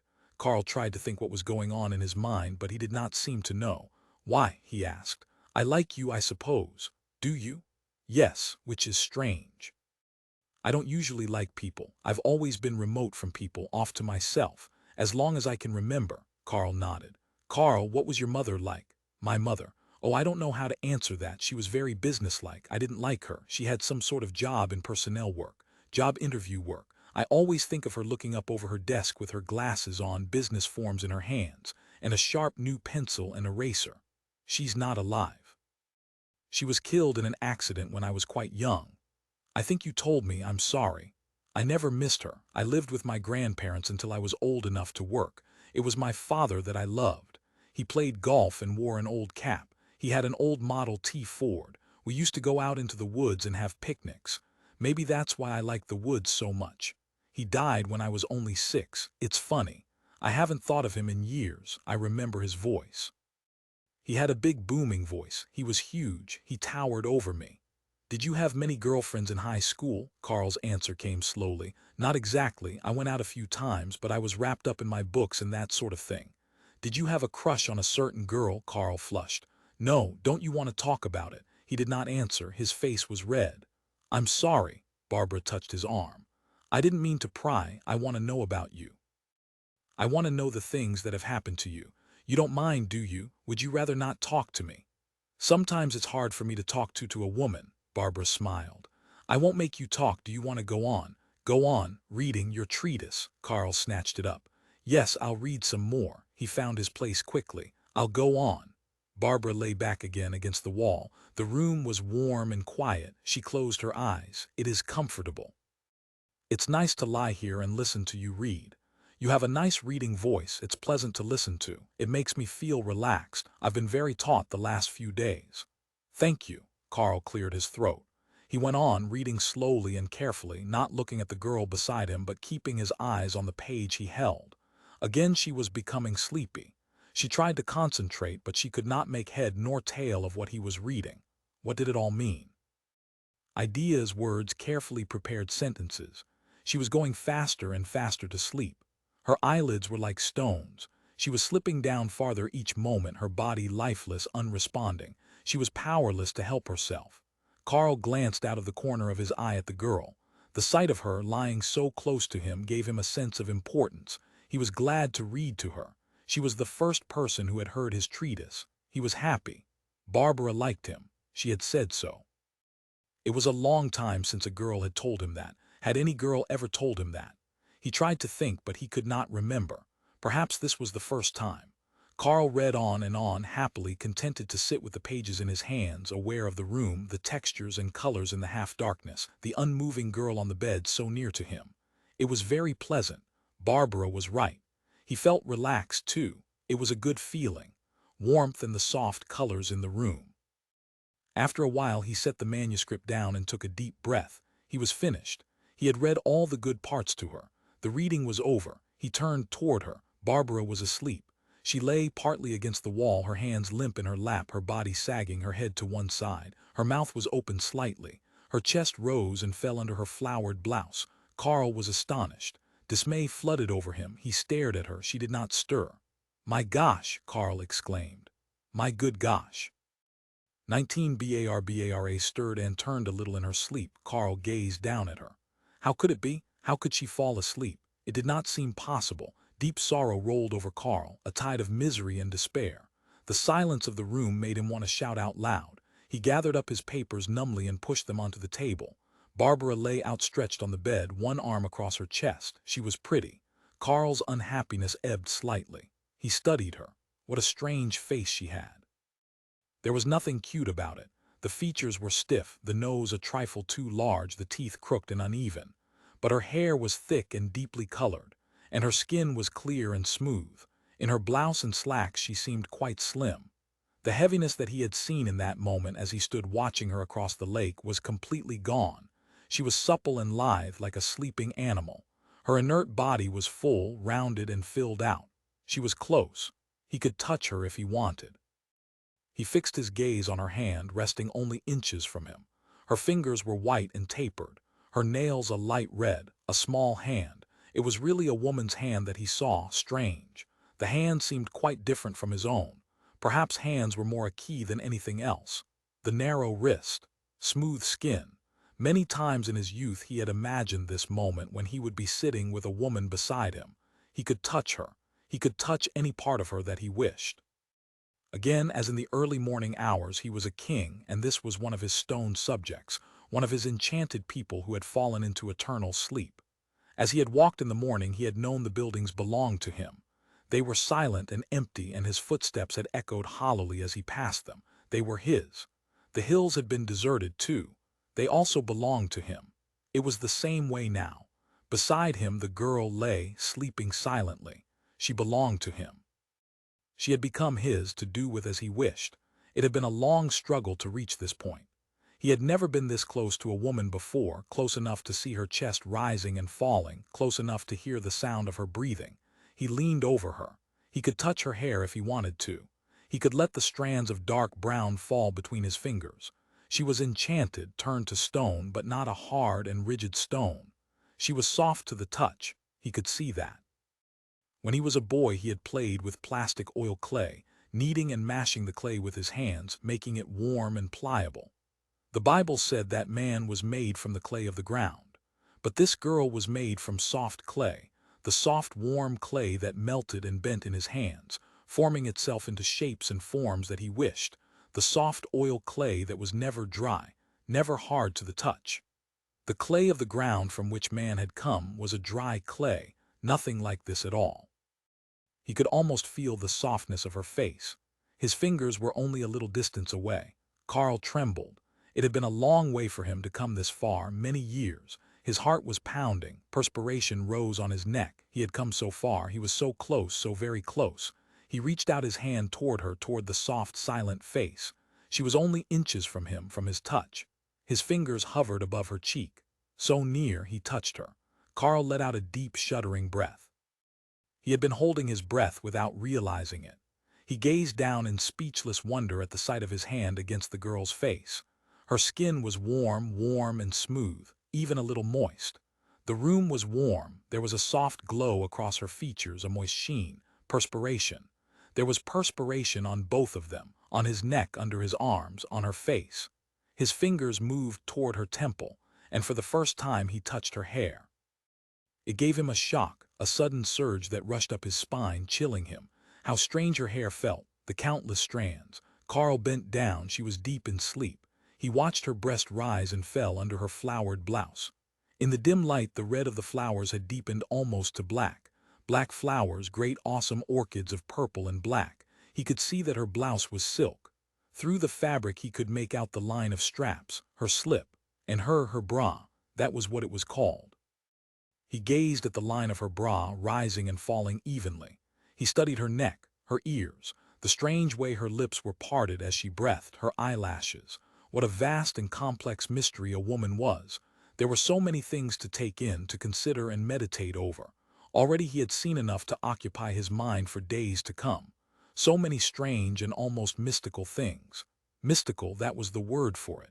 He caught his breath. He had felt that way outside. All the way through the darkness, a feeling of religious awe, the temple, the offering, the solemn procession. And this, his hands became rigid, his body tensed, he did not even breathe. The silent girl lying asleep on the bed, here was where the spirit was. He could feel it all around her, the aura, a radiation that seemed to pulse from every part of her. He drew back and sat, not touching her at all, but only watching. A vigil. The idea captivated him. He was keeping a vigil over her. The guardian. He was a protector, one who watched endlessly beside the holy fire, beside the fire burning around the sacred couch on which the sleeping goddess lay. Carl sat, feeling the warmth from her, the glow of life that lay over her, rising from her. Time passed. He did not move. He could only sit and watch. He was rigid, silent, held spellbound by the sight, the sleeping woman before him, the holy fire surrounding her like an invisible cloud. And then slowly, almost invisibly, another idea crept into his mind. As he sat watching the sleeping girl, a thought came to him that completely staggered him. It drove everything else out of his mind. It came soundlessly, inexorably. He could not tell from where it came. All at once it was there within his mind, and there was nothing else. He was amazed. Sweat broke out on his face, on his hands and neck. He began to shake. He licked his lips again and again. Down inside his shirt, his heart began to thud loudly, painfully. Where had the thought come from? Why? He gazed down at the sleeping girl, at her half-parted lips. The orchids of her blouse seemed to have darkened even more. Her skin was light in contrast, a pale, glowing hue, rich and warm. Carl leaned down. Would she wake up? Perhaps she would. But the idea could not be put down. It could not be denied, not now. Now it was too late. It had come. There was no turning back. It controlled him. It acted through him. He was a puppet. Even if she woke, he bent over her, twisting to one side toward the wall. His head dropped lower and lower, and behold, he peeked down the front of her blouse. Barbara opened her eyes. Carl pulled himself up quickly. He flushed with embarrassment. The girl sat up slowly, blinking and rubbing her eyes. She looked around at him, at the room. What did you say?" Her voice was thick with sleep. "I heard something. Did I? I didn't fall asleep, did I?" "For a moment," Carl muttered. "Did I?" "Yes." "Oh, Carl," she was silent. "I'm so sorry. I'm so terribly sorry." Carl looked away in confusion. He said nothing. Did she know? Had she seen? He shut the memory out of his mind. Shame flooded up into his cheeks, burning them scarlet. He stood up quickly, taking out his handkerchief and blowing his nose. On the bed, Barbara watched him, pulling herself up nervously. "Please forgive me, Carl. I didn't mean to fall asleep. I was listening." He nodded, putting his handkerchief away. "Will you forgive me?" "Of course, it doesn't matter." "It does." She stood up beside him. "Here, do you want some more of your wine?" "No." Carl wandered around the room, not looking directly at her. Had you finished reading?" "Yes." "Would you read the last part again?" Carl waved his hand impatiently. "It's not worth reading again." "Don't be mean to me, Carl." But he meant it. The treatise seemed remote to him, a thing far away. He did not care about it. He had forgotten that it existed. A strange, vague restlessness moved through him, making him walk about. He could not stay still. What was it? Shame? Guilt? He did not know. Whatever it was, he had never felt it before, not that he could remember. "What's wrong?" Barbara asked softly. "Nothing. I can tell something's wrong." "No," he went on, pacing. "What was it?" Suddenly he turned toward her. She had sat down again on the edge of the bed. The sight of her, her soft features, the bright silk of her blouse, made a rush of color climb to his cheeks again. "You're still angry, aren't you?" Barbara said. "No. What then?" "Nothing." He went to the window and pulled the shade back. He stood looking out. After a time he became aware of Barbara standing silently behind him, standing very close to him. He could almost feel her breath against his neck. "Carl." "Yes." "Will you ever forgive me? I didn't mean to fall asleep." Carl smiled a little, the treatise. It was a good thing she hadn't seen him. She thought he was angry at her for falling asleep. Forget it. He went back to looking out the window.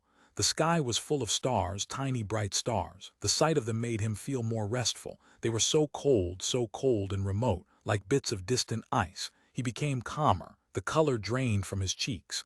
The flush of shame was gone, or whatever it had been. What had it been? Maybe he would never know. It was awful not to understand. What had happened to him? Why had he done such a thing? It was incredible. It was beyond belief, incomprehensible. He turned abruptly away from the window. "I wish I could make you feel better," Barbara said. "Won't you tell me what it is?" "Forget it. The wine didn't make you sick, did it?" "No." "Do you want some more?" She picked his glass up. "I'll pour you some more." "No, no more wine." He had to get hold of himself, gather himself together. He had to think, that was it. He had to think, restore his reason. He had lost his reason for a while. Carl sat down on the bed, picking up his papers from the table. He began to wrap the brown paper around them rapidly. Barbara watched him tie the string hurriedly into place, his hands trembling. "Are you leaving?" "I think I should." He got up, moving toward the door.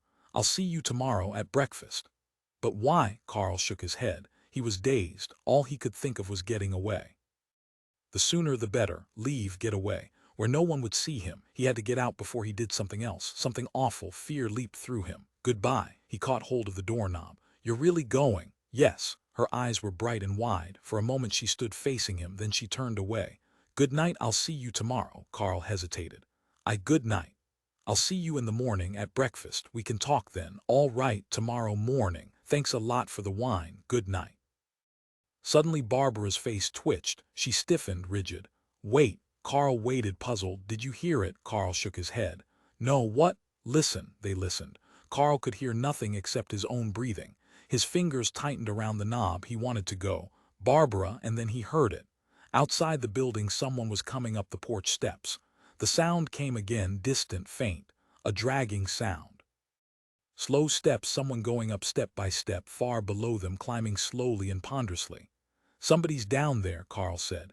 "Shhhh." The person was inside the building now. Time passed, endless time. Then the person moved across the corridor to the inside stairs. "He's coming up." Barbara's face was strangely hard. Her eyes had narrowed. "Yes, he's coming up." "Who is it? Is it Verne?" Carl spoke almost in a whisper. What was the matter with Barbara? She was rigid, hard. Her face was bleak, like stone. "Is it Verne?" he said again. She did not answer. The person had reached the top of the stairs. He was coming down the hall, walking slowly, a little way at a time, his steps heavy and uneven. "Is he carrying something?" Carl asked. "He is." The steps came closer. The person halted just outside the door. Carl strained, listening. He could hear breathing. Short, thick breathing like an animal. Barbara crossed to the door. Carl stepped back. She grabbed hold of the knob, pulling the door open wide. In the middle of the hall stood Verne Tildon. He stood strangely, his hands shoved way down in his pockets, rocking back and forth. His glasses were on wrong, far out on his nose. He was gazing at them over his glasses. His shirt tail was out. His tie was loose. The top buttons of his shirt were unfastened. What was the matter? Carl moved back. What was he doing out in the hall? Verne rocked back and forth on his heels, gazing first at Carl, then at Barbara. His gaze was dim and vacant. He seemed to sag, as if all the stuffing inside him were settling. He smiled strangely, a complex, enigmatic smile. "Well," Verne said, "how are you?" He came slowly into the room. "What's the matter? Cat got your tongues." There was silence. "Or perhaps I should say, cat's got your tongue." Verne cleared his throat. "Or perhaps—" "All right," Barbara said sharply. She closed the door after him. "Sit down." "Thank you," Verne bowed deeply. "Thank you." He looked uncertainly around the room. "Over there." Barbara indicated a chair. "Thank you." Verne walked unsteadily over to it. He sat down heavily with a whoosh of air. "I hope that you don't mind a visitor coming to see you so late." Barbara said nothing. "What time is it?" Carl looked around for a clock. Is it getting late? He made a move toward the door, clutching his brown paper package. Don't go, Barbara said quietly. No, don't go, stay. Verne belched suddenly, his eyes filming over. Please stay. Carl put the manuscript down on the dresser. He walked over and stood uncertainly by Barbara. In the straight chair, Verne Tildon gazed silently up at them, his arms resting on the chair arms. No one spoke. At last Verne sighed. He removed his glasses and, bringing out a handkerchief, he began to clean the lenses, slowly and carefully, getting each speck of dust off. Put the handkerchief back in his pocket and adjusted his glasses on his nose. He crossed his legs, leaning back in the chair and looking up at them, smiling distantly, pleasantly. What's been happening? He said. They did not answer. Carl looked down unhappily at him, not knowing what to say. Barbara walked over to the dresser and took a cigarette from the package. She lit up and returned to the bed. Well, Verne, she sat down. What brings you here so late? Verne frowned, concentrating. Springtime. Oh? Overcome by the smell of springtime, the budding of blossoms, and the unfolding of the little plants, he paused. I set out. He smiled, touching his fingertips together. Like an ancient, benevolent teacher, Carl thought, old, too old, nodding and murmuring in senility. He felt a vague sadness looking down at the man in the chair. Go on, Barbara said crisply. So I gathered myself up, and here I am. Silence. After all, with all the plants and animals enjoying the bliss of each other's company, each other's willing company, it doesn't seem right for me to be lying in my cold room between the cold sheets. Alone, all by myself. They said nothing. What's the matter? Verne looked up at them, raising an eyebrow. I'm sorry if I'm casting a pall over things. You have a very nice room here, Barbara. You missed your calling. You should have been an interior decorator. You would have been great, too bad you strayed from your path. Of course, I realize this display is not a usual event. I realize that it is for special occasions, state functions, and the like. He paused for a long time, considering. You know, when the sun goes down, it gets very dark. They waited. Everything gets dark, everything cools off, it gets cold, cold and dark, it's not nice at all. You can't find your goddamn way around anywhere when it's dark. He glanced up plaintively. I had a hell of a time getting here. There isn't any light to see by. His trousers were muddy at the knees. Bits of grass stuck out from the wool fibers, easy to fall over things. He rubbed his chin slowly, meditating. The expression on his face had changed. The enigmatic smile was gone. He was frowning as if he were in violent pain, his eyebrows knitted together, jerking tight, his fingers pressed against each other, suddenly twisting. I fell. He bit his lip. I fell. He reached into his coat pocket and felt slowly around, staring down at the floor. He turned to the other pocket, rummaging for an endless time. Carl and Barbara watched helplessly. What is it? Carl said. What are you looking for? Barbara demanded. Verne went on, searching silently. He lurched to his feet, stumbling. Carl caught his arm. Verne pulled away. He moved off from them to the other side of the room. There he stood, staring fixedly down, still searching through his pockets again and again. I've left or lost my pipe, he said finally. He looked up at them, his face drooping. Suddenly his features all seemed to melt and give way. He pushed his glasses up, wiping at his eyes. Want a cigarette? Barbara said. I want my pipe. Carl moved hesitantly toward him. It's probably back in the room. You probably left it back there. Don't you suppose that's where it is? Barbara said. Verne shook his head. Come on, Carl said. We can go over and get it. Carl will walk back with you, Barbara said. How would that be? I've lost it someplace, Verne said. Carl and Barbara looked helplessly at each other. No one spoke. Verne went over and sat down on the bed. The springs sagged under him. He took off his glasses and put them in his coat pocket. Carl went over and stood by him, not knowing what to do. Come on, he said at last. Let's go look for it. Maybe you lost it on the way coming over. Verne set his mouth, grim and stubborn. Don't you want to go look for it? Carl said. Verne said nothing. His small, lined face was rigid. For God's sake, Verne, Barbara said. Well, we can all go and look for it. Forget the goddamn pipe. Verne stuck his chin out angrily. Then he rubbed his forehead wearily. Let it go, forget about it. I gave my lighter away anyhow. Now they're both gone. Don't you? Forget it. Barbara stood with her arms folded, smoking. At last she put her cigarette out and got another from the pack on the dresser. She held the pack out to Verne. Cigarette? I want my pipe. Barbara struck a match, lighting her cigarette. She slid the pack into the pocket of her blouse and folded her arms again. Carl motioned to her toward the door to the hall. The two of them went outside the room. Carl closed the door behind them. He caught a glimpse of Verne still sitting on the bed, small and wan, staring ahead of him. "What'll we do?" Carl said in a low voice. Barbara shrugged. "This has happened before. He'll be all right by tomorrow. Is he going to stay here? I guess he thinks so. But he can't," Barbara considered. "No, he can't." "Then what'll we do? We have to get him back." "Back to his own room. I wouldn't worry." "What do you mean, why not?" "He'll pass out pretty soon and then you can carry him back. It's happened before." "You don't seem very worried." "Sorry, what's going on out there?" Verne bellowed suddenly through the door. "We better go back in," Barbara said. She opened the door. Verne had put his glasses back on. He glared belligerently as they entered the room. "Where did you go?" "Out in the hall." "Why?" "No reason," Verne grunted. He was silent for a time. "Well," he said suddenly, "how have you two been getting along?" "Fine," Carl said. "That's good. What have you been doing?" "We've been listening to Carl's treatise," Barbara said. "That's nice. But we've finished that." Carl was about to go. "Why don't we go back together?" Carl said to Verne. "We can walk back to the dorm together." "Oh, there must be something to do here," Verne said. "It isn't that, it's getting late." "What were you doing when I came in?" Barbara had fallen asleep. "It's annoying when they do that," Carl frowned. "Oh, you'll find out. Shows an improper lack of interest." "It does. One of the many pitfalls in this world. There are many." Verne's voice was thick, the words muffled. He droned on, frowning intently, concentrating on each word. "Many pitfalls. Sometimes they fall asleep. Sometimes they get sick on the rug. Sometimes they break things. Sometimes they just get up and walk out."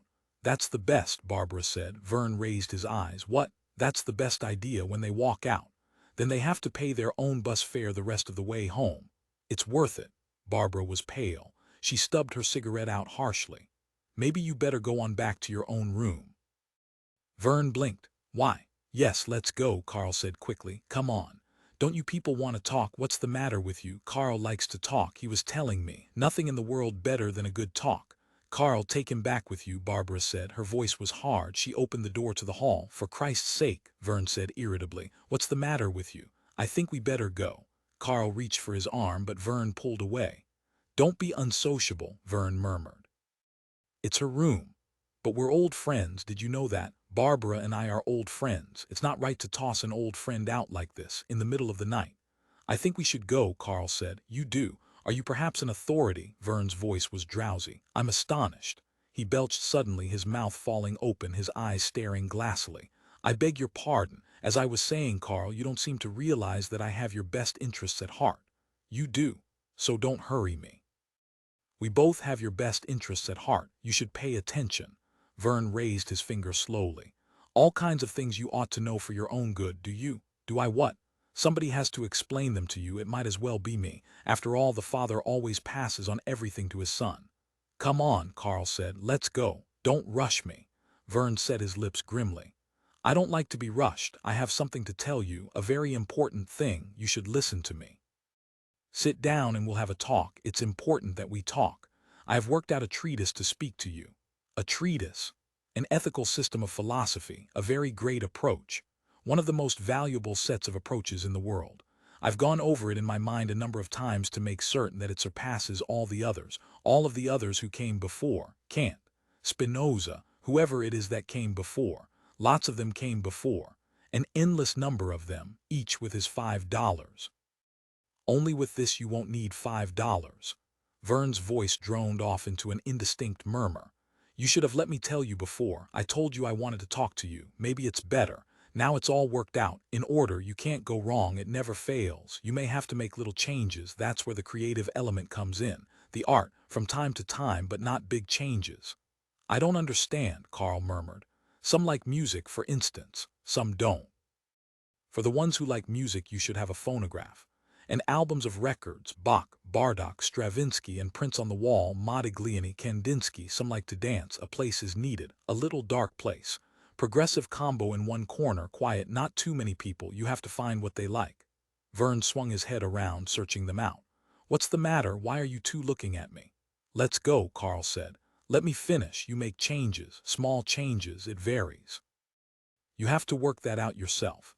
But I teach you the basic system, surefire, never fails. It has to be learned sometime. Learn it now. I know she'll be glad to cooperate. Will you cooperate, Barbara? I know she will, I know. His voice trailed off. I know. Get out of here, Barbara whispered. Verne blinked. Get out. His head turned slowly until he was looking in Carl's direction. You see, now it's too late. Sponsor has withdrawn her offer. That's too bad. I tried to help you. But you wouldn't listen while you had the chance. Now it's too late. You should have let me talk to you. This is a good place to start, I'm sorry. As good as any there are, good place for a young man. Something's going to happen, Barbara said tightly. Happen, it's already happened. One came today. I had a long talk with him, nice little fellow, like a snake. Iron and blood, nice little guy. All at once he roused himself. His face became hard. He fixed his gaze on Carl. You know what I came here for. I came here to warn you something very important. Warn me. To warn you not to, it's not safe. I've been thinking it over. What do you mean? It's bad, forget the whole thing. Let's go, we'll go back. It's not safe. Verne had risen to his feet. Carl, I want to tell you more about her. I was just about your age. Ellen came from a good family in the Middle West. Golden hair, hot little bitch. Be careful, they'll destroy you. There won't be anything left of you.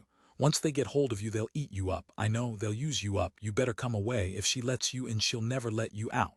Carl's face had gone sickly white. He moved unsteadily toward Verne. Barbara screamed. Carl grabbed hold of Verne. He dragged him across the room to the door, his face a dull mask. Carl, Barbara ran in front of him. Carl pushed her out of the way with his shoulder. He kicked the door open. Verne's head sagged. He collapsed, limp and dangling like a bundle of rags. His glasses fell to the floor. Carl threw him out into the hall. Verne crashed against the floor, his arms out, one of his shoes flying off. For a moment he sat, his head bowed against his chest. Then he settled slowly, slumping down like a rag doll that had been tossed away. Oh my God, Barbara said. Carl slammed the door. He turned toward her, his face distorted, trembling from head to foot. He had no right to talk that way. To say those things about you. I shouldn't have done it, but he shouldn't have said those things about you. Barbara covered her eyes, pressing her hands into her face. She shuddered. We better see if he's hurt. She picked up Verne's glasses, kneeling down unsteadily. Did they break? No, open the door. Carl opened the hall door. Verne lay stretched out on the floor. He did not stir. Is he all right? Carl said. Barbara bent down, examining him. Yes, he's all right, passed out. He'll be all right. Better get him back to his room. 20 between them, they got Verne to his feet. He mumbled something they did not understand. They half carried, half dragged him down the hall to the stairs, down the stairs onto the porch. The night was cold and dark. Stars shone, scattered above them in the sky. I'm sorry, Carl said, pausing to get back his breath.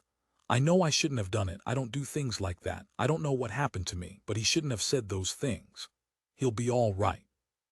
A way he had it coming to him. He was very insulting, don't you think so? I wouldn't have done it if I hadn't been on edge. Let's go. With Verne between them, they made their way along the path. The air was thin and sharp. Carl took a deep breath, filling his lungs. It's nice. The night air, I like it when it's this way, clean and cold. I hope you'll be all right. I hope I didn't break anything. Do you think he'll be all right? Barbara did not answer. Between them, Verne had begun to stir a little. Trying to pull back. Carl held on tight to him. Don't let him fall, Barbara said. Maybe we'll find his pipe. He probably lost it along the way someplace, don't you think? I don't know. They reached the men's dormitory without finding Verne's pipe. Verne had passed out again. Carl carried him up the stairs to the second floor, Barbara following behind. By the time he had put him down on his bed, Carl was gasping and panting. Gosh! Carl stepped back from the bed. What a job. I'm glad that's over. Verne lay sprawled out on the bed, his mouth open, his body limp and loose. They could hear him breathing. What should we do? Carl asked. Will he sleep for a while? Should we do anything else? Cover him with a blanket. Carl got the top blanket over Verne. He pushed a pillow under Verne's head. How will that be? There's not any chance of him smothering, is there? No. Barbara wandered around the room. The room smelled of John Jameson. She bent over the waste basket, reaching down into it. What is it? Barbara pulled out the John Jameson bottle. It was almost empty. There was a little in the bottom. She put the bottle on the dresser. I can almost understand it now. What do you mean? That's good stuff, Carl nodded. He was still looking at Verne lying on the bed under the blanket.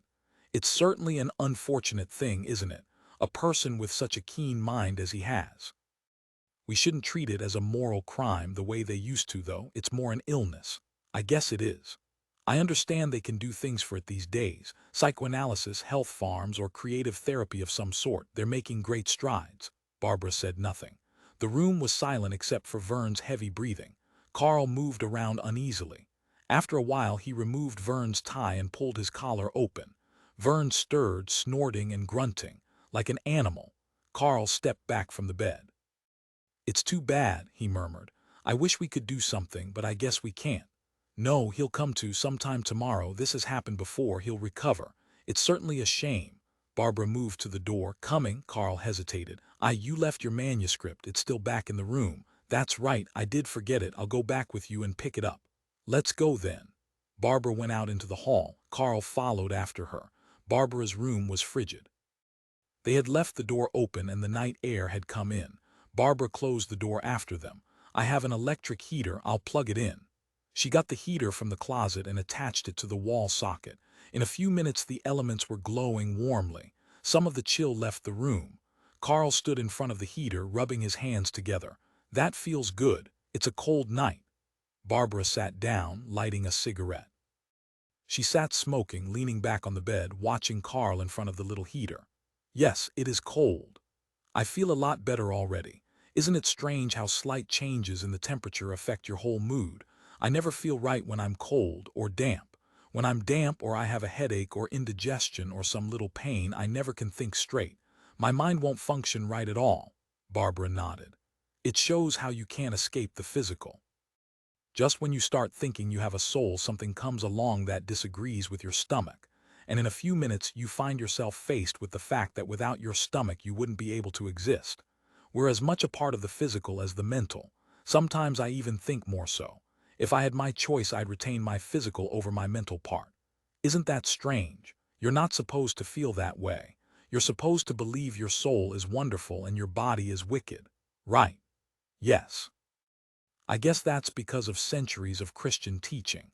It was the early church people who advanced the concept of duality in the human being, the body of unworthy material and the pure spirit. They saw man as broken up in two parts, two conflicting parts. The body dragged the soul down into sin.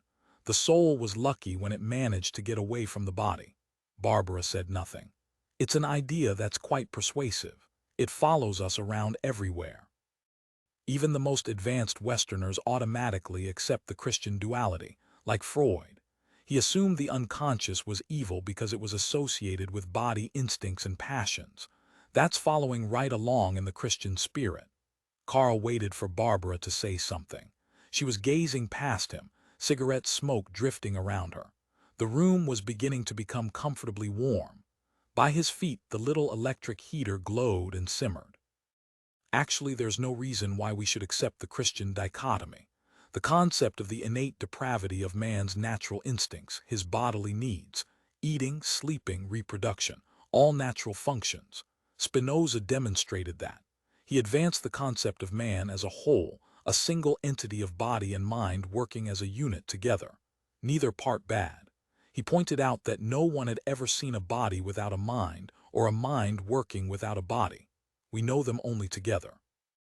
So how could we talk about them as if they were distinct things? He had an interesting thought there, don't you agree? Doesn't that sound like a realistic appraisal? It sounds all right. It's a monistic concept, supplanting the dualism of the Christians."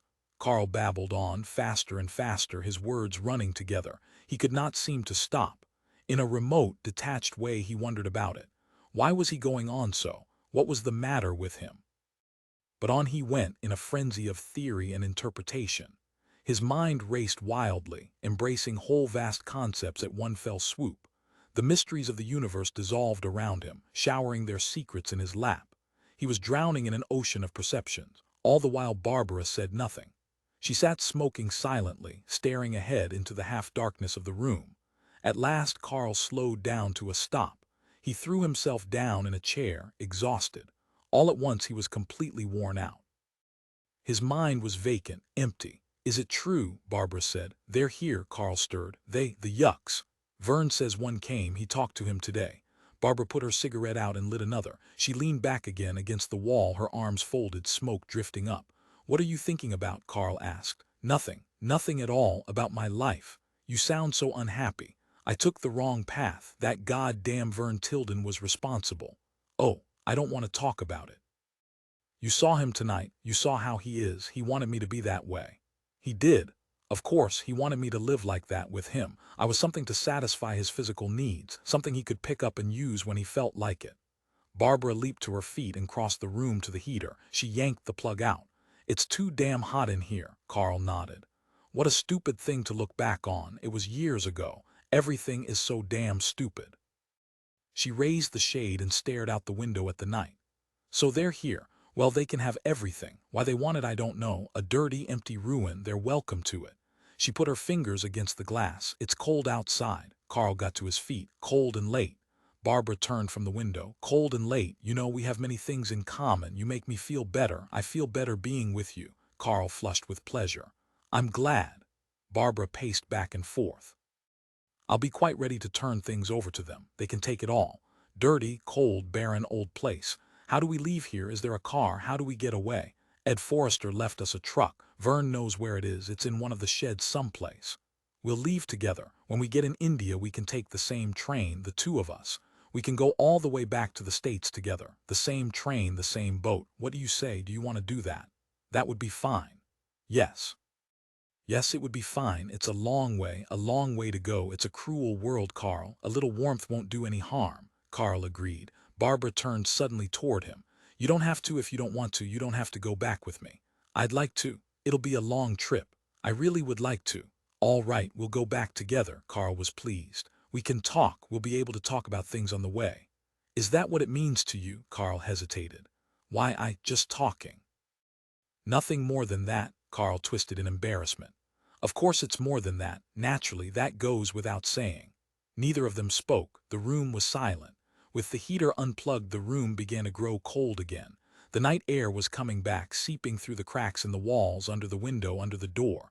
Carl was cold and tired. He moved toward the door. He felt numb. So many things had happened so quickly. I should be going back to my room. I'll see you at breakfast tomorrow. I hate to go, he lingered. I hope he's still asleep. Maybe I'll move my bed to the far end of the dorm. It smells, it reeks. They'll be here soon. You won't have to stand it much longer. That's right, any time now, I suppose. He took hold of the doorknob. Stay a while longer, Barbara said. Carl hesitated. He wanted very much to go back to his room and throw himself into bed. It's so late. What are you going to do? Go to bed, Barbara nodded. Her face was expressionless. He waited a moment and then opened the door. Good night. Good night, Carl. Carl smiled. She did not smile back. Was she mad at him? He was too exhausted to think about it. Well, I guess I'll see you tomorrow. He went slowly down the hall, his hands deep in his pockets. Cold night air blew around him. The hall was bleak and dim, deserted. He came to the top of the stairs and started down, holding onto the banister. Behind him there was a sound. He looked back. Barbara was standing in the corridor at the door of her room, outlined in the light. She was watching him. What is it? He came back a little way. You forgot your book. Foolish embarrassment flooded over him. Oh, I did I? He hurried back along the hall toward her. That's what I came over for. Barbara stepped aside. Carl entered the room, looking around. Where is it? On the dresser. Carl found the brown paper package lying where he had put it. He picked it up in his hands and stood holding it. The room was silent. Barbara came in from the hall and walked over to the window. Thanks for reminding me, Carl said. He sat down on the edge of the bed, his manuscript in his lap. He ran his fingers over the rough paper, smoothing it down with automatic care. After a while, he got to his feet again. He moved toward the door. Well, I guess I don't leave. But I don't want you to go. Barbara did not look at him. Her voice was thin and hard, a sharp command. He sat down awkwardly, the bed springs sagging and groaning under him. Tiredness seeped over him. Why did she want him to stay? What for? He laid his manuscript down on the floor. He was too tired to understand. Perhaps later on in the morning, when he had time to think it all over, when he could fit everything together into one picture, he leaned back, resting against the wall. He closed his eyes. Barbara stood at the window staring out, her arms folded. Carl yawned. Soon he would go when it was all right to go. After a while, his body was like lead. He seemed to be sinking down into the bed, like lead that had been dropped in the ocean. Down and down, he sighed, stretching out. He must have dozed. All at once it was later. He opened his eyes. He was stiff and cold. His head ached. Barbara was no longer standing at the window. She was sitting on the bed by him, close by. She was doing something very rapidly and silently, bending over, her hands moving. What was she doing? He stirred, lifting up a little. She was taking off her sandals. She unfastened her sandals and put them over in the corner by the end of the bed. She stood up and unbuttoned her blouse. She slipped her blouse from her and hung it over the back of a chair. She unzipped her slacks. She stepped out of them and folded them into the seat of the chair. Carl must have made a sound. Suddenly she turned, looking intently down at him. Her face was full of hunger, full of avid desire. He was astonished. The astonishment gave way to shock. She was gazing down at him, twitching with naked yearning, her body taut and rigid. Was he dreaming? What time is it? 2 o'clock. 2 o'clock, good Lord, I should go. She said nothing. She stood in front of him in her underclothes, her body hard and pale. Some of the wild hunger had faded from her face. Her face was cold, sharp. It frightened him. Fear moved through him, gaining force. I have to go. He struggled to get to his feet. Really? Yes, it's late. Barbara was silent. At last she spoke. Her voice was calm, detached, as if she were far away, remote from him, lost in thought. You know, she said, you and I are the only ones here for miles around. I've been thinking about it, except for Verne, of course, but he's asleep. The room was very still. Outside the window the night was cold. Could hear the night wind moving through the trees, stirring the branches together. There was no other sound, wind and silence, cold darkness. It was the truth. They were the only ones alive for endless miles. The brittle frozen coldness was all around them. Are you afraid? Barbara said. No, you shouldn't be. You see, it's only that I want you so, but I wonder how you feel. He did not know how to answer. You are afraid. No. Carl, do you want to go? You may if you want. He shook his head. Do you want to stay here? He hesitated. I guess so, I think so. His heart was pounding, pounding so loudly that he could hardly speak. He got to his feet and walked around the room, touching things, examining a print on the wall, the cover of a book. He took a book from the bookcase and opened it. Finally, he put the book back. His mouth and lips were dry. He moistened them with his tongue. Could we talk for a while? Barbara did not answer. Couldn't we talk? Carl, why do you want to leave? I don't know. It's cold and barren outside. Don't you want to stay here where it's warm? Don't you want to be warm? Sure, yes, of course. She was watching him intently. In her underclothes, she seemed even more naked than when he had seen her in the water in the little artificial lake. There were goose pimples up and down her legs, on her thighs and arms. Don't you want to be with me? Yes, it's very nice here. Barbara took her cigarettes from her blouse. She dropped the blouse back down on the chair and lit a match. Carl watched her smoking and staring past him. Abruptly, she stubbed the cigarette out against the ashtray on the table. She reached behind her, unhooking the bra. She laid the bra over her blouse on the chair. Carl, yes. Why won't you look at me? I don't know. Please look at me. Carl looked. She had taken off all her clothes and was standing completely naked in the center of the room. Her body was pale. She was shivering in the cold. He could see her flesh ripple. Carl looked away again. Presently there was a creaking sound. Carl, yes. Don't you want to come to me? He turned. She was lying on the bed, her naked legs raised, her arms at her sides. She was waiting for him, staring up at the ceiling. He stood helplessly, twisting. Don't you want me? Yes, but that time at the lake when you saw me, you weren't afraid then, were you? You were glad, I know. You didn't run away, I could tell. Carl picked up his manuscript from the floor. He crossed toward the door. I don't want to be foolish in front of you. There are so many things I don't know. Do we have to now? Can't we wait? Later, she rose quickly from the bed, coming toward him. But I want you now, Carl. He could hear her breathing rapidly, harsh, quick sounds. She slipped between him and the door, her breasts rising and falling. But I don't know what to do. I'll show you. Couldn't we wait? She shook her head. The darkness outside the window, the night wind rose, blowing through the trees. They could hear it moving, brushing the tree branches against the side of the building. Hear the wind, Barbara said. Yes. Barbara reached out to the lamp. She snapped it off. The room was in darkness. Carl felt his heart begin to beat hard, slow, booming beats like an echoing thing far down in a vault. It was painful. He could hardly breathe. He was shaking all over from cold and fear. In the darkness he could see nothing. Where was she? Where had she gone? Her hand touched his arm. Then she was around him, warm and breathing, her body like fire. It burned him, the insistent pressure pushing and beating against him. She was tearing at him, straining and clawing. He staggered. She crowded him against the edge of the bed. He sat down heavily, the springs groaning under him. Now she was above him, filling the darkness, leaning over him. He slid away, struggling to his feet. He was weak with fear. Barbara, she was moving someplace in the darkness. He strained to hear. His arm touched something, the edge of the table. The ashtray fell to the floor, clinking. She came quickly, grabbing for him. She was completely silent. There was no sound, like a dream. Carl pulled away. Her nails left streaks of pain along his arms. Again he could hear her breathing, panting in the cold darkness. He sensed her very near, almost by him. He put up his hands, she caught hold of him, hard little arms tight around him. Panting, breathing, silently working, she unfastened his clothes, tugging them away from him. Her unceasing, relentless fingers ripped his shirt loose, buttons flying. He shoved her away, and was caught, swept up in a tide of flesh that engulfed him completely. He choked, gasping frantically for breath.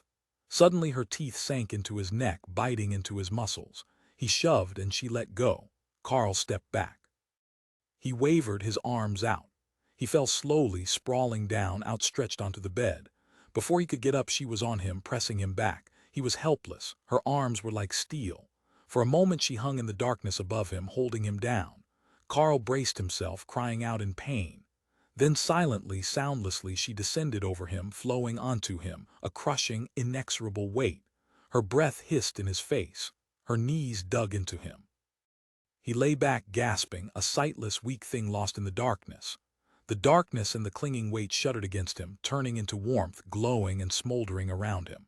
He was surrounded by warmth, a restless warmth that moved unceasingly, flowing back and forth, on and on. His eyes closed, his body relaxed, he ceased to struggle. The motion picked him up. He was carried away, swept into the warm tide that plucked and pulled at him, sweeping and lashing around him, scalding hot. Finally he slept. Later, when much time had passed, time that was lost in the unknowable, the unthinkable, and the day was making itself ready to appear, Carl heard a sound. He opened his eyes, lifting up suddenly in the bed, alert. Beside him the sleeping woman lay unmoving. She did not stir. Carl listened. Far off the sound came again. It was like thunder, a firm, constant motion, a rumbling, steady and insistent. It made the building shake. It made everything in the room rattle and vibrate. Carl sat, listening intently, fully awake. Gray light was beginning to filter under the shades into the room. The sound was coming nearer. It was moving along, closer and closer, toward them. At last Carl sank back in the bed. He closed his eyes. He knew what the sound was, but he did not care. He was too exhausted. He was drained, left empty. He would care later, perhaps. Later it would mean a great deal. But now he was too tired to worry or think about it.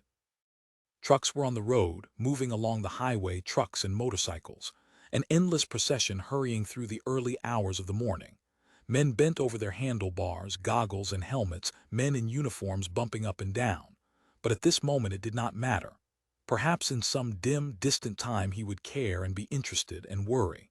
But now he did not feel concerned. He sank back, farther and farther into the soft bed. Beside him the woman stirred a little. Carl returned to sleep. Epilogue: the young soldier got off his motorcycle and stumped over. He was short and heavy, loaded down with equipment. His back bulged with a metal case, a rifle, a flashlight, tools, and many small lumpy objects wrapped up and tied together. He wore the parts of several uniforms, the shirt too large for him, the cap much too small. His legs were wound with cloth. Carl and Barbara and Verne watched silently. The young soldier came up to them and stopped in front of them. He bowed slightly, keeping his eyes on them. His face was flat and featureless like a dish. He reached into his shirt pocket and brought out his papers. "The others are following. They will be here in a few minutes." "We're all ready to leave," Verne said. "Our stuff is packed in the truck." "Good." The young soldier bowed slightly again and turned to go back to his motorcycle. Carl ran up to him and walked along beside him. "You don't mind if I talk to you, do you? Can I ask you a couple of things?" The young soldier glanced at him and nodded. "What do you think of the place? All these buildings and machinery. You know, we've been here a long time. It feels strange to leave." The young soldier nodded noncommittally. He stopped at his motorcycle, looking around. The office building reared up at the edge of the road. "That's our office. where we do all our paperwork. Do you want to come inside and see it? The records are still stored there, in the closet. We didn't take anything away. Everything is left for you. It's no good to us. I guess you'll want to set up your headquarters there." The young soldier nodded. He crossed the road and started up the steps. Carl followed him up the steps and into the office. "Kind of a gloomy day," Carl said. The young soldier wandered around the office. He stopped at the desk, examining the typewriter and all the papers scattered around. He opened the drawer and peered into it. "You can clean all that out," Carl said. "You'll probably want to throw most of it away." "Yes." The young soldier pulled the chair back and sat down at the desk. He stared impassively up at Carl. Carl began to feel a little uneasy. What was he thinking? It was impossible to tell. The man's face was perfectly blank. Presently his gaze moved from Carl to what Carl held gripped in his hand. Carl looked down. This is a treatise on ethics, philosophy." The young soldier continued to gaze at the brown paper-wrapped package in Carl's hand. "Are you interested in such things?" Carl asked. He looked out the window. Verne was backing the truck out of the shed onto the road. "I have to be going in a minute. He's getting the truck out. I don't want to be left behind. There won't be any other way to get out of here." The young soldier said nothing. Carl moved away from the window. "I've always wanted to talk to one of you people. There are things I want to know. I've been trying to find them out, working them out in my mind. But I can't seem to get all of the answers. I can't seem to get them straight." The soldier was watching him. "I've been thinking a long time. Maybe you can help me. Maybe you know. Can I ask you?" The soldier nodded. "You people believe in force, don't you? Don't you believe in force?" Carl rubbed his eyes, shaking his head wearily. "I'll be going in a minute. You know about such things, force, violence. Are things like that right? How can you know? You use force. You use ruthless force to get what you want, to get things done. You think they have to be done. You're completely ruthless about it. You let nothing stand in your way. You destroy everything in your way because it has to be done. Isn't that so? Isn't that what you do?" Outside, beyond the office, the truck horn sounded harshly. Carl jumped a little. He moved toward the desk. "But what if you're wrong? How can you be sure? Is there some way to tell? Maybe you can give me the answer. Is a person right in using force? He thinks he's doing the right thing, but maybe he's wrong. How is he to know? How do you know you're right? Maybe you're wrong. You destroy everybody who stands in your way. Maybe you're destroying too much. Maybe you're making a mistake. How do you know? Do you know? Is there some way to tell?" The young soldier said nothing. "Can't you tell me?" Carl asked. Still the young soldier said nothing. He sat at the desk silently, his face bland and expressionless. Carl began to become angry. "I'd like to know how you can be so sure you're doing the right thing. I'd like to see what proof you have. Can't you tell me in so many words? What do you go on? Where's your sanction? How can you be certain you're doing the right thing?"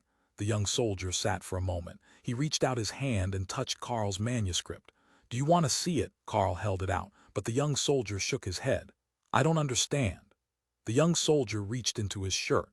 He brought out a little paperback book, shabby and worn, creased and folded again and again. He opened it, spreading it out on the table, smoothing the corners. He made a motion to Carl to come over. Carl came over beside him, looking down at the book. The characters were Chinese. Tracing the words with his fingers, the young soldier translated slowly and haltingly. "You oppress peoples of the world. Arise. You have nothing to lose but your age-old bondage that has held you down. That has made slaves of you and taken what is yours. A new spirit is marching. Come out of your farms, from your land, from your shops. Join with us as we march through the world, crushing all those who oppose us, all the imperialists, all the reactionaries, all the bloodsuckers who have drunk the people's blood. The world must be cleaned. The world must be seared clean. The face of the earth must be burned clean of the maggots and pests who have eaten and fed on the people. They must be cut into bits, tramped on, spat on, brought to their knees. From country to country, land to land." The young soldier paused, looking up at Carl. His face was bland and crafty. He watched Carl to see how he was reacting. He pushed the book around to Carl, turning the pages. Carl laid down his manuscript and picked up the book. On the next page was a picture, a drawing in bright colors. Two men and two women, broad-faced, smiling in native costumes, leaning against a tractor. The young soldier watched Carl, hopeful and alert. He smiled at Carl, pointing to the book. Carl pushed the book back to him. "Thank you," he murmured. "Thanks." He picked up his manuscript and moved toward the door. The young soldier began to fold his paperbacked book up again. Carefully, he restored it to his shirt. He was still smiling as Carl opened the door and went slowly down the steps onto the road. Verne had brought the truck around. He waved to Carl. "Come on, we're going." Carl walked slowly toward the truck. Fog drifted and eddied around him. It had not lifted yet. The towers and buildings were vague and ghostly, lost in the gray murk. Verne snapped on the headlights of the truck as Carl came up to the door. "Let's go," Verne said impatiently. He pushed the door open. Barbara moved over for Carl. Carl got into the truck, his brown paper package gripped tightly against him. "All right." He leaned back, closing the door. "I'm ready to go." "It's a good thing," Barbara said. "We have a long way to go." "I know," Carl said. "I know." Afterward, walking in an agoraphobic's wonderland, when was Gather Yourselves Together written? No one knows for sure, but two of Philip K. Dick's biographers, Lawrence Sutin and Greg Rickman, assert that Gather is Dick's first surviving novel. Sutin dates it between 1949 and 1950, while Rickman's only assertion is that Dick must have finished it before joining the Scott Meredith Agency in 1952. Andy Watson, publisher, WCS Books, and I exchanged voluminous electronic mail hashing out this question. Andy believes that Voices from the Street, a much cruder novel, and the only remaining unpublished Philip K. Dick novel manuscript, was written first, an opinion shared by Paul Williams. I'm inclined to side with Sutin and Rickman, whose circumstantial evidence for Gather being first I find more compelling. However, Andy suggests, and I'm inclined to agree, that Gather may have been polished up at some later date. So, if we figure Gather as written between 1949 and 1951, just to cover all the bases, what and where was Phil Dick at the time? He was living in Berkeley, working at art music. He had already been married and divorced once, and was probably seeing Cleo Apostolides, whom he wed in June of 1950. In the fall of 1949, he tried attending the University of California at Berkeley, and lasted about 2 months. Greg Rickman, in particular, details Dick's agoraphobia at the time, something he would overcome later in life. But during this period, Dick had great difficulty eating in public. He stuck to one particular table at one particular restaurant near art music, in an almost compulsive fashion. Since childhood he had suffered from a psychological difficulty in swallowing. Rickman refers to this as conversion dysphagia, or globus hysteria. Dick was also still exploring his sexuality and his relationships with women, relationships highly colored by both the experience of his mother and the idea of his twin sister. She died only days after their shared birthday. The China of Gather is not the real China, but a Disneyland for agoraphobics, an early version of the post-apocalypse worlds of novels like Do Androids Dream of Electric Sheep and Dr. Bloodmoney. This may have been Dick's idea of paradise at the time, a nearly limitless world to explore, where all the creature comforts are still intact and there are no deeds to do or promises to keep. None, because there's no one to answer to except oneself, or, as Verne says, rules and mores don't mean a thing anymore. There's no one here but us. A clean slate. One of the more telling and touching aspects of this paradise is the description of the kitchen in Chapter 4. Here's all this food, more than anyone could eat in a lifetime, and an ideal place to eat it. The civilized world is gone, and Carl Dick doesn't have to worry about his dysphagia. Also consider Dick's poverty during this period, a time when he and Cleo were buying and eating horsemeat from the Lucky Dog pet shop. Buried in Gather is also a Garden of Eden illusion. Barbara and Teddy are the Eves, aggressive seducers dangling the apple of their sexuality before Carl and Verne. Though Dick never clearly states it, the novel implies that Verne wound up in China, exiled from his normal life, as an escape from Teddy. And when Carl finally takes a bite of Barbara's apple, we've reached the climax of the novel. After that, nothing remains but the final expulsion from the symbolic paradise. Carl Fitter is clearly an analog of Phil Dick, or at least the Dick of that period. There's no room here for a detailed exploration of Phil Dick's childhood. The interested reader should try Greg Rickman's To the High Castle Philip K. Dick. A Life 1928-1962, published by Fragments West, or Lawrence Sutin's Divine Invasions from Harmony Books. But it's important to understand that much of Carl Fitter's flashback, chapters 14-16, can be read directly as autobiography. The life in the East, the relationship with his mother, the separation from his father at an early age, the brief college career. While Carl Fitter is, without argument, Phil Dick, the case for Barbara Mahler as Cleo Apostolides is much less clear, the parallels much less explicit. I still think, though, that Barbara's character is based heavily on Cleo, or at least Dick's view of Cleo at that time. Note particularly that Carl is constantly afraid of alienating Barbara, and how he places her on a pedestal, reads to her from his philosophy, and treats her as an intellectual equal, a recurring theme in Dick's relationships. The character of Teddy would seem to have a much more obvious basis, Dick's imaginary friend Teddy, and his possible later use of Teddy as a pseudonym for some of his youthful writings. But it's hard for me to imagine Dick making his imaginary friend, possibly another manifestation of his longing for his dead twin, into the psychotic hellbitch that the Teddy of Gather turns into. I think he may have been working out some of his feelings about his disastrous first marriage, and Teddy represents Dick's view of his first wife, a view tinged with a great deal of bitterness, and probably not completely accurate. Verne Tildon is very probably Dick's first character based on his art music boss and longtime role model, Herb Hollies. Carl's obvious admiration for Verne, and his final break with Verne, prefigure Dick's admiration for, and eventual break with Hollies. And the Hollies character template is central to some of Dick's best work, such as the Glenn Runsider in Ubik and Leo Bulero in the Three Stigmata of Palmer Eldritch, as well as a recurring motif in his mainstream work. I think Verne Tildon is also based partially on another art music employee, Vince Lusby, who arranged for Dick to lose his virginity, and seems to have shared Verne's fondness for jazz.